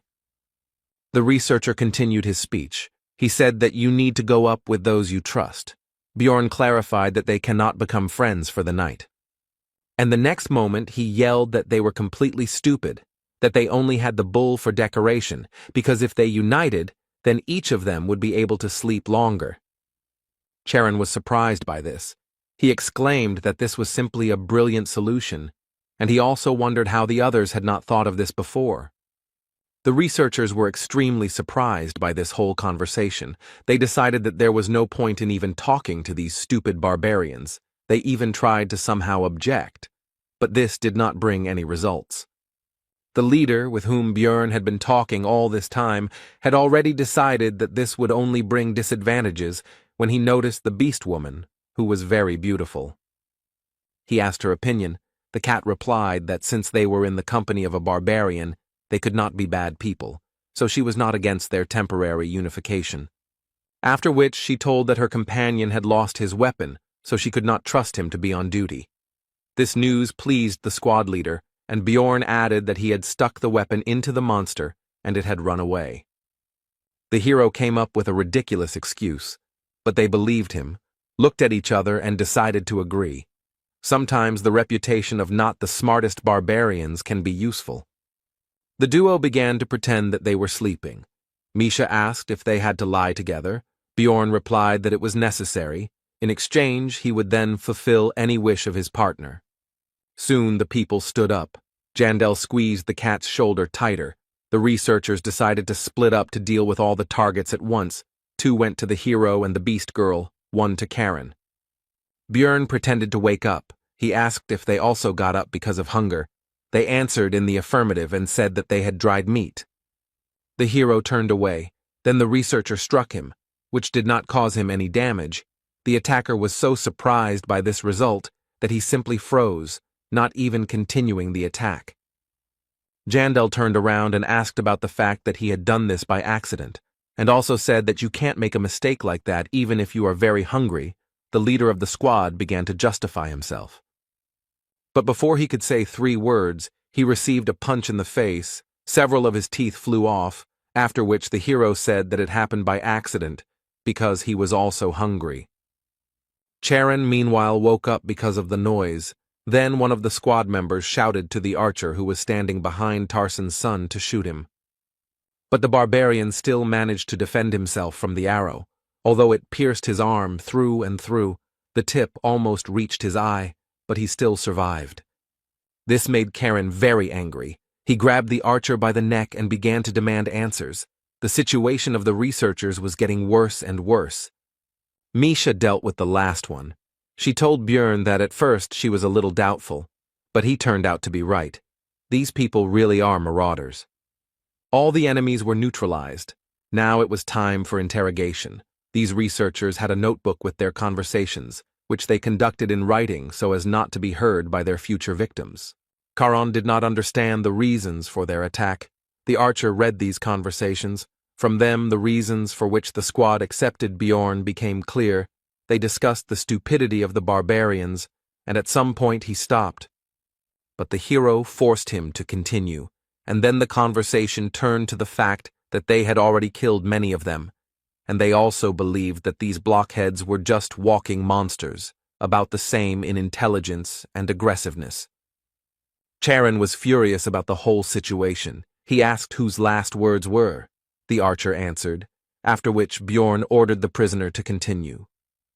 Then the conversation turned to the fact that, in addition to the barbarians, they had good prey, the same stupid beast woman, but pretty, although she probably doesn't just travel with her companion. At these words, Misha interrupted it. She snatched a notebook, read something, and then asked the prisoner who had written certain lines, and upon learning this, she said that the researcher would be hers, to which the hero agreed. After that, they skimmed through the dirty words about the cat. Then there was talk about who would kill whom, and now there was the archer's own phrase about taking on Karen, since he had infuriated him with his condescending attitude toward his class. A shadow fell over the barbarian's face. He asked about what he had done wrong and asked Bjorn for advice, because he did not know what to do next. Soon the archer's head was cut off by Karen's axe. The leader was stabbed to death by Misha, and the last guy, who began to beg for mercy, was taken on by Jandel, who broke his neck. Tarson's son decided to leave himself a battle mark. He dropped a little healing potion. Barbarians consider scars medals. They keep them so that they serve as a reminder of mistakes in order to become stronger later. The marauders had obtained some valuable equipment. Bjorn offered Karen to take some of it for himself. He initially tried to refuse, but was soon convinced. In the end, he took the hammer for himself, saying that he would use it if he couldn't finish someone off with an axe, and the hero thought that having a weapon in each hand was just the thing for a barbarian. Misha and Bjorn suggested that he take something else, even if it doesn't suit him, then he can sell it. After that, they decided to take Karen to the first floor. When the squad reached the crystal cave, the hero decided to introduce himself again, because earlier he had given a false name. Tarson's son immediately recognized the celebrity. He said that it was an honor for him to meet little Balkan, and also added that in that case, he would not mind taking his booty, although before that he wanted to give up his share. Bjorn said that this was right, and also that Karen should not forget that the stronger he became, the easier life would be for the young warriors. At the moment, barbarians are the weakest species. They are in the most vulnerable position, unlike other non-human races. They have a lot of personal potential, but they are often targeted by people with bad intentions, and they are too naive. And the lack of proper training and support also has an effect. As a result, many newcomers become victims of marauders hunting for valuable hearts, and loners become victims of monsters. But what will happen if we gradually increase the number of capable barbarians? This will lead to the fact that the youths will live longer, and then they themselves will become advanced researchers. Then the cycle will start, the influence of the race will increase, and now this is the hero's people, so if he rises, then it will be better for him too. The Magi prove this quite well, because if it weren't for the tower, they wouldn't be able to afford such impudent behavior. So far his actions are practically nothing, but if Bjorn starts helping such people, then everything can change. Having completed his thoughts, Jandel turned to Charon and began to give him a lot of advice, starting with the fact that when looking for a team, you need to choose one where there is at least one non-human. When Bjorn finished speaking, Tarson's son thanked the hero and said that hiding the axe behind a kind smile was indeed an excellent tactic, which surprised Misha and her partner. Charon continued his speech. He said that he would only take people as friends for the night, and if someone showed their true nature, he would open their skulls. And when he meets the young warrior, he will tell his story and give advice, exactly the same as little Balkan gave him, all for the sake of their people. Björn, meeting his gaze, realized that anyone who crossed this guy would find themselves in a very bad situation. After that, Misha and Jandel returned to the second floor, where they wandered for 2 more days. Now they were looking for one special monster. The hero was already beginning to think that he could forget about it. The cat told him not to be sad and asked what this story was about, a huge tombstone in the lands of the dead, from where a death knight emerges on the 7th day. She had never heard of anything like that. After that, Misha said that books don't always tell the truth, so the hero should stop sitting around in the library and start walking with her. Björn was surprised by this specific alternative. But further conversation had to be interrupted. Both felt something strange and became alarmed. They did not know yet, but they were subjected to the effect of the resentment skill, which reduced the effectiveness of healing and regeneration. The hero suspected what had happened, thanks to the time spent in dungeon and stone, so he immediately bit his lip and began to time the time it took for the blood to stop. He was right. Everything indicated that the Death Knight was very close. Apparently he was aggroed immediately upon his appearance. Someone was waiting for him and immediately attacked. Possibly a player, but not a fact. All they need is experience from this monster. There is an option to act, even if someone is already fighting it. Soon the duo ran to their destination, where the researchers actually started a fight with the Death Knight. The hero did not stop the speed of his run and attacked the monster with a swoop. After this, Björn switched on his stupid barbarian mode and shouted to the squad that had just been fighting not to be afraid, because he had saved them. In the end, they started whining. The elf was furious and tried to rush at the barbarian. One of them held her back, the rest just stood there. Misha actively apologized and bowed. Suddenly, one of the people spoke up. He said that he remembered that it was little Balkan who helped him and some others on the 3rd floor. The hero remembered this guy. He was the same dude who took out the researchers during the battle with Riakis. Jandel thought that he could be a former player. The fighter and the magician decided that this was all some kind of misunderstanding, and little Balkan really just wanted to help, because it couldn't be that such a great hero would deliberately snatch the last blow. The hero thought that this was a good reason to be famous. Misha did not believe that it would really work. Everyone remained silent and did not rush to dispel their misunderstanding. After this, the players said that they must have been brought together by fate, so they should get to know each other better. Björn did not mind and introduced himself, after which he began to extend his hand for a handshake. But he frantically stopped his limb when he heard the name of his new acquaintance. He turned out to be Hins Chrisen. This immediately alerted Jandel. The hero could not imagine that this would happen. He grabbed Misha by the hand and ran away. It was terrible. One of the players captured a body with exactly that name. It was simply too much for him. He decided to get away. The cat asked him irritably what had come over him. He replied that he would answer later, also thinking that he should have taken salt with him, and Hans looked after them, and did not understand the reason for such a reaction of the barbarian. Meanwhile, when the first floor had already closed, Karen returned from the campaign with good booty, which immediately attracted the attention of the rest of the barbarians, who this time all survived the first journey. They had many questions for their relative. One even suspected him of looting. Then he invited everyone to come closer and began to tell about his adventures. Charon told about everything that happened in the labyrinth. As expected, the barbarians were furious, but at the same time they were happy with the actions of little Balkan. They considered him a great and wise warrior. Tarsen's son confirmed their words. He raised one of his bags of loot and said that he had achieved all his success thanks to him and his advice. A couple of researchers behind them began to discuss the fact that this gathering of savages was too noisy and that their kind had only one benefit, their hearts. It was obviously impossible to attack them in Rapidonia. Until now, the barbarians were at the lowest level in the hierarchy of the labyrinth, but now Karen was going to change this. He decided to start small. He would teach his kindred what he learned from Bjorn and what he learned himself.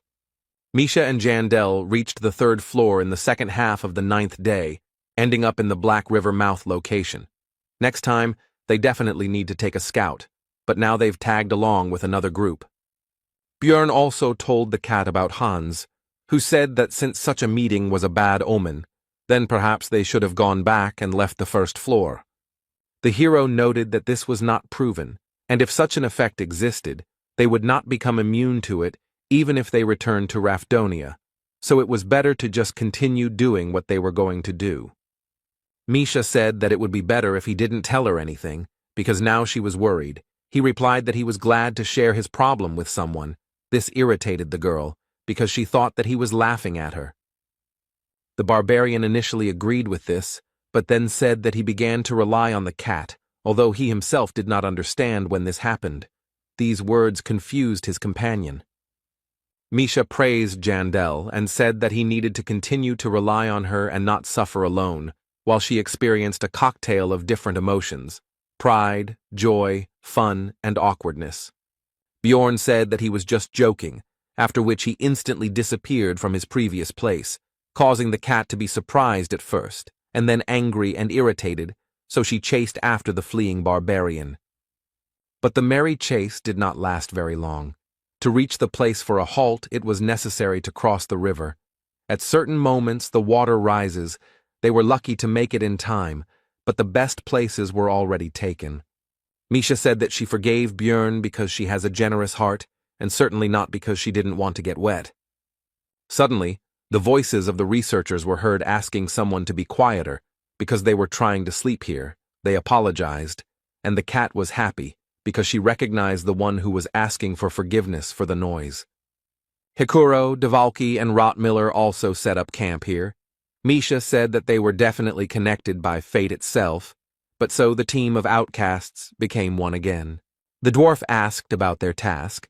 Bjorn answered that it was on the 1st floor. The customer had already returned, after which he inquired about their presence here, because the trio was going to stop on the 2nd level.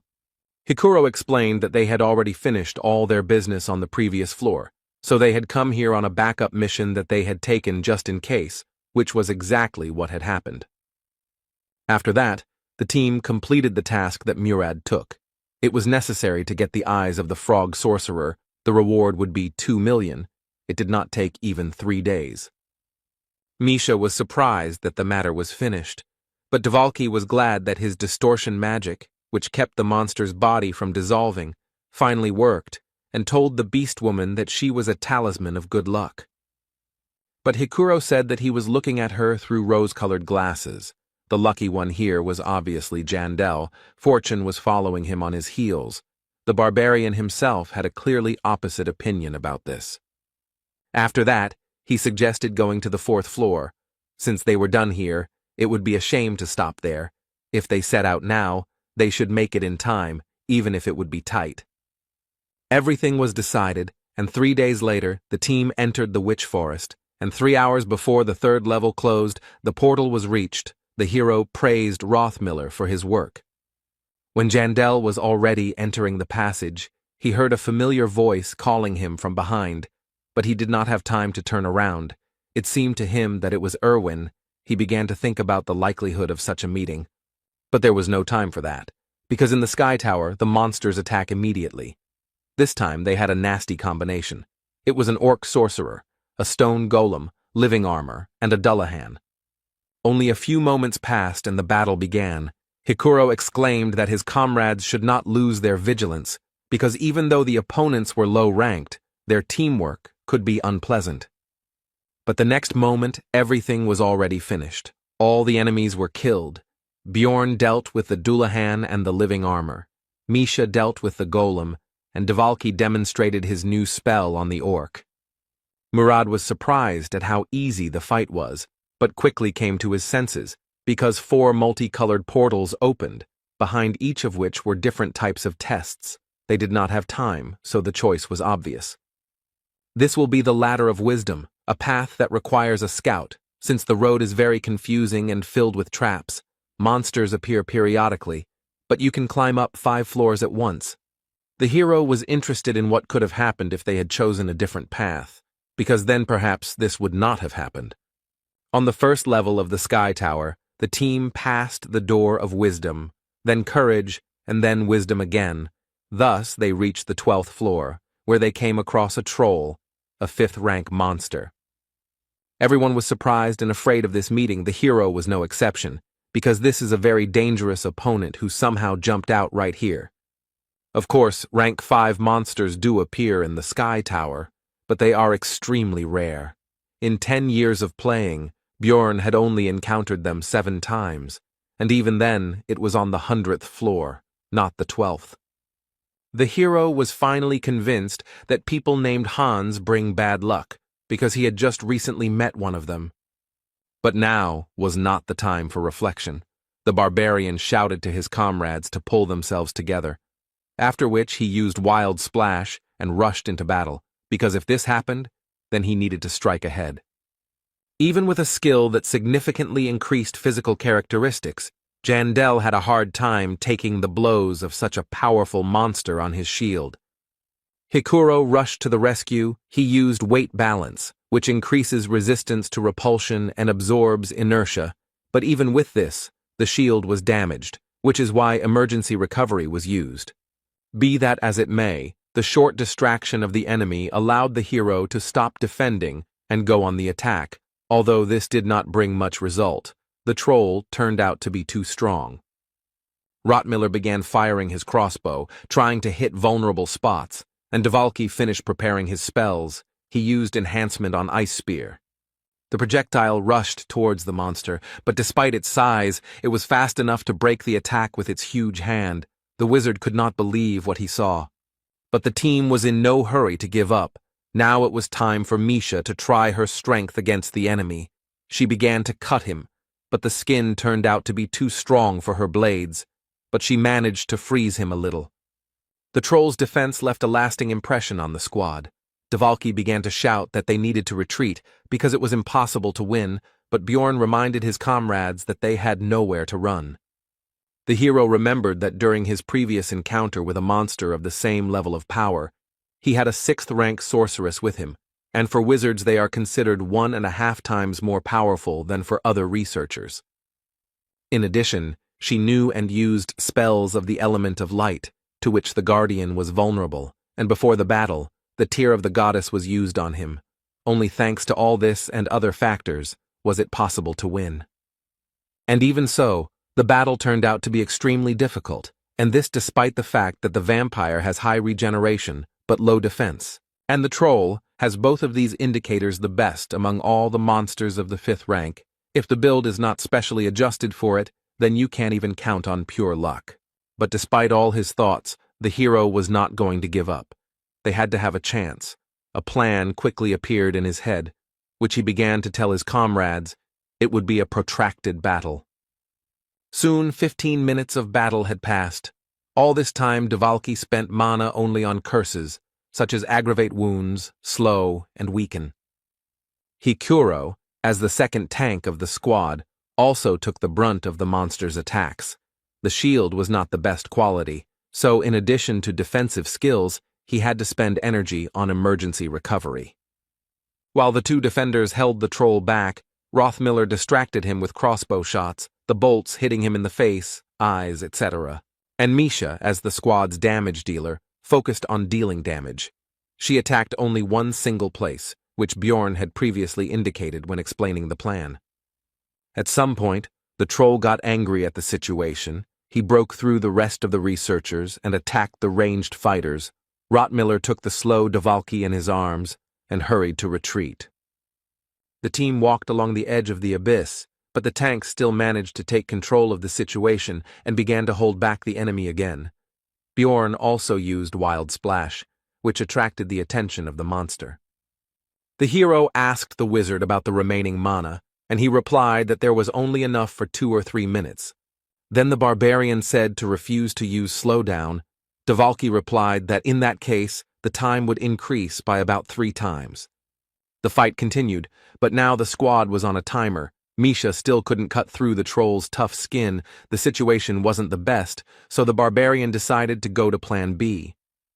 To do this, he left the defense on Hikuro and went around the enemy from behind and dealt a crushing blow with a mace to the enemy's hand, which the cat had been cutting all this time, which had already caused him damage.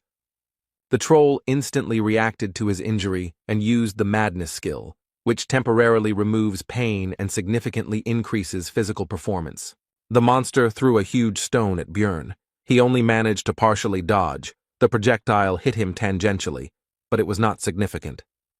The hero attacked the enemy's arm once again with his favorite cry praising Yahello. This attack caused the most damage ever. His arm was now broken. Then Misha attacked. The limb was severed, but the troll used super regeneration, an active skill that must be used on a specific body part and allows any damage to be restored. This skill really lived up to its name, because the hand began to recover quickly. It seemed that it was in vain and everything returned to the beginning. Only the researchers had less energy, but this was not so. Now super regeneration is on cooldown. The hero began to throw off all his equipment. He needs to deal with the enemy as quickly as possible while he cannot heal. Having gotten rid of the equipment, the barbarian could use gigantification. In the allotted time he needed to destroy the monster's brain or heart. Now the battle of 2 giants would begin. He had to cope in 2 minutes. The colossal barbarian immediately hung on Troll's neck, starting to strangle him, and at the same time he began to give orders to Misha. The cat immediately took action. She needed to hit the enemy in the eyes, and also cut Bjorn himself, so that his blood would start to flood the enemy, because due to the essence of the corpse, golem, it is acidic. The troll was rushing and waving his hand. He was trying to throw the 2 researchers off himself, but he hadn't been able to do it yet. Rothmiller could no longer shoot for fear of hurting his comrades, so he simply watched and hoped that they would succeed, while Dvalki continued to weaken the enemy with his curses. It was impossible to reach the brain through the eyes, so Misha tried to break through the skull directly, but the sound that was heard showed that the strength of this 5th-rank monster was too great. The girl said that she couldn't do it, but the barbarian told her not to give up and continue, because they vitally needed to get to the creature's brain. The blinded monster seemed to have already given up hope of throwing the enemies off his body, which is why he became enraged and rushed to those he could reach. To Rothmiller and Dvalki, the monster did not intend to tolerate the curse. It is unknown how he aimed at the wizard, because he should not have seen anything, but it was now and it did not matter. Brown, as a more resilient and physically developed one, took the magician in his arms and began to run away. The troll became extremely purposeful and was no longer distracted by anything. He decided to pursue his new goal to the end. Perhaps he had sensitivity to mana. The battle quickly began to take a different turn. A moment ago, it seemed that victory was near, and now the situation has become extremely dangerous. The most vulnerable members of the squad are at risk. Hikuro tried to stop the huge carcass, but right now his soul energy ran out, which is why he was unable to use his defensive skills. The shield was broken, and the dwarf was wounded. The situation was getting worse. Misha was worried about her comrade, but Bjorn shouted at her to focus on the troll. The girl began to strike with even greater force and speed, putting her whole soul into it. Despite numerous wounds, the monster did not stop, so it soon reached its target. Dvalki received a blow from a 5th-rank monster. The curse's effects stopped affecting the troll, and Misha, after a moment of confusion, pounced on the enemy with unprecedented fury, simultaneously using skills to inflict more damage. Tears flowed from the girl's eyes. Curses at this monster burst from her mouth, but she did not stop, continuing to cut, pierce, and freeze the monster. But Bjorn's energy was not endless.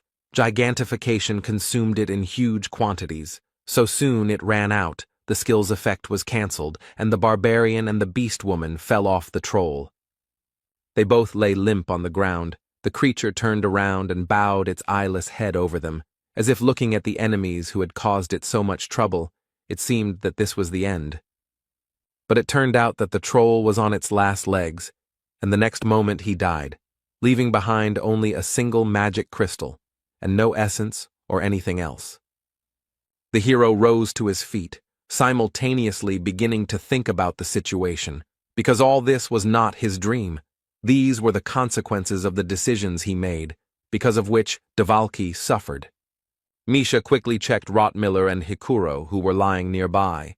The first one only had a leg injured, and the second one was knocked out. There were no critical injuries. The real problem was in Dvalki. He wasn't breathing.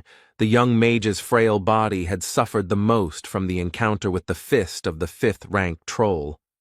Misha was at a loss. Tears were flowing from her eyes. Bjorn simply poured the potion into the mouth of the injured but still living wizard, although he understood that this was a temporary solution. Dvalki is an ordinary human magician who is known for his fragility. Now his spine is almost folded in half, his leg is also broken. There are also internal injuries, since blood is coming from his nose and mouth. At that moment, the hero regretted wasting his advanced healing potion on Abman. All sorts of petty thoughts came into his head that the situation should change. But it turned out not to be so bad. Rottmiller had one of the same elixir, which he bought just in case. Soon the potion took effect. Dvalki felt better. The crisis was overcome. Now he just needed to rest. After that, Misha started crying tears of joy. She said that she was happy that it was all over and no one died. But Bjorn couldn't be happy because too many things had happened that were stressing him out.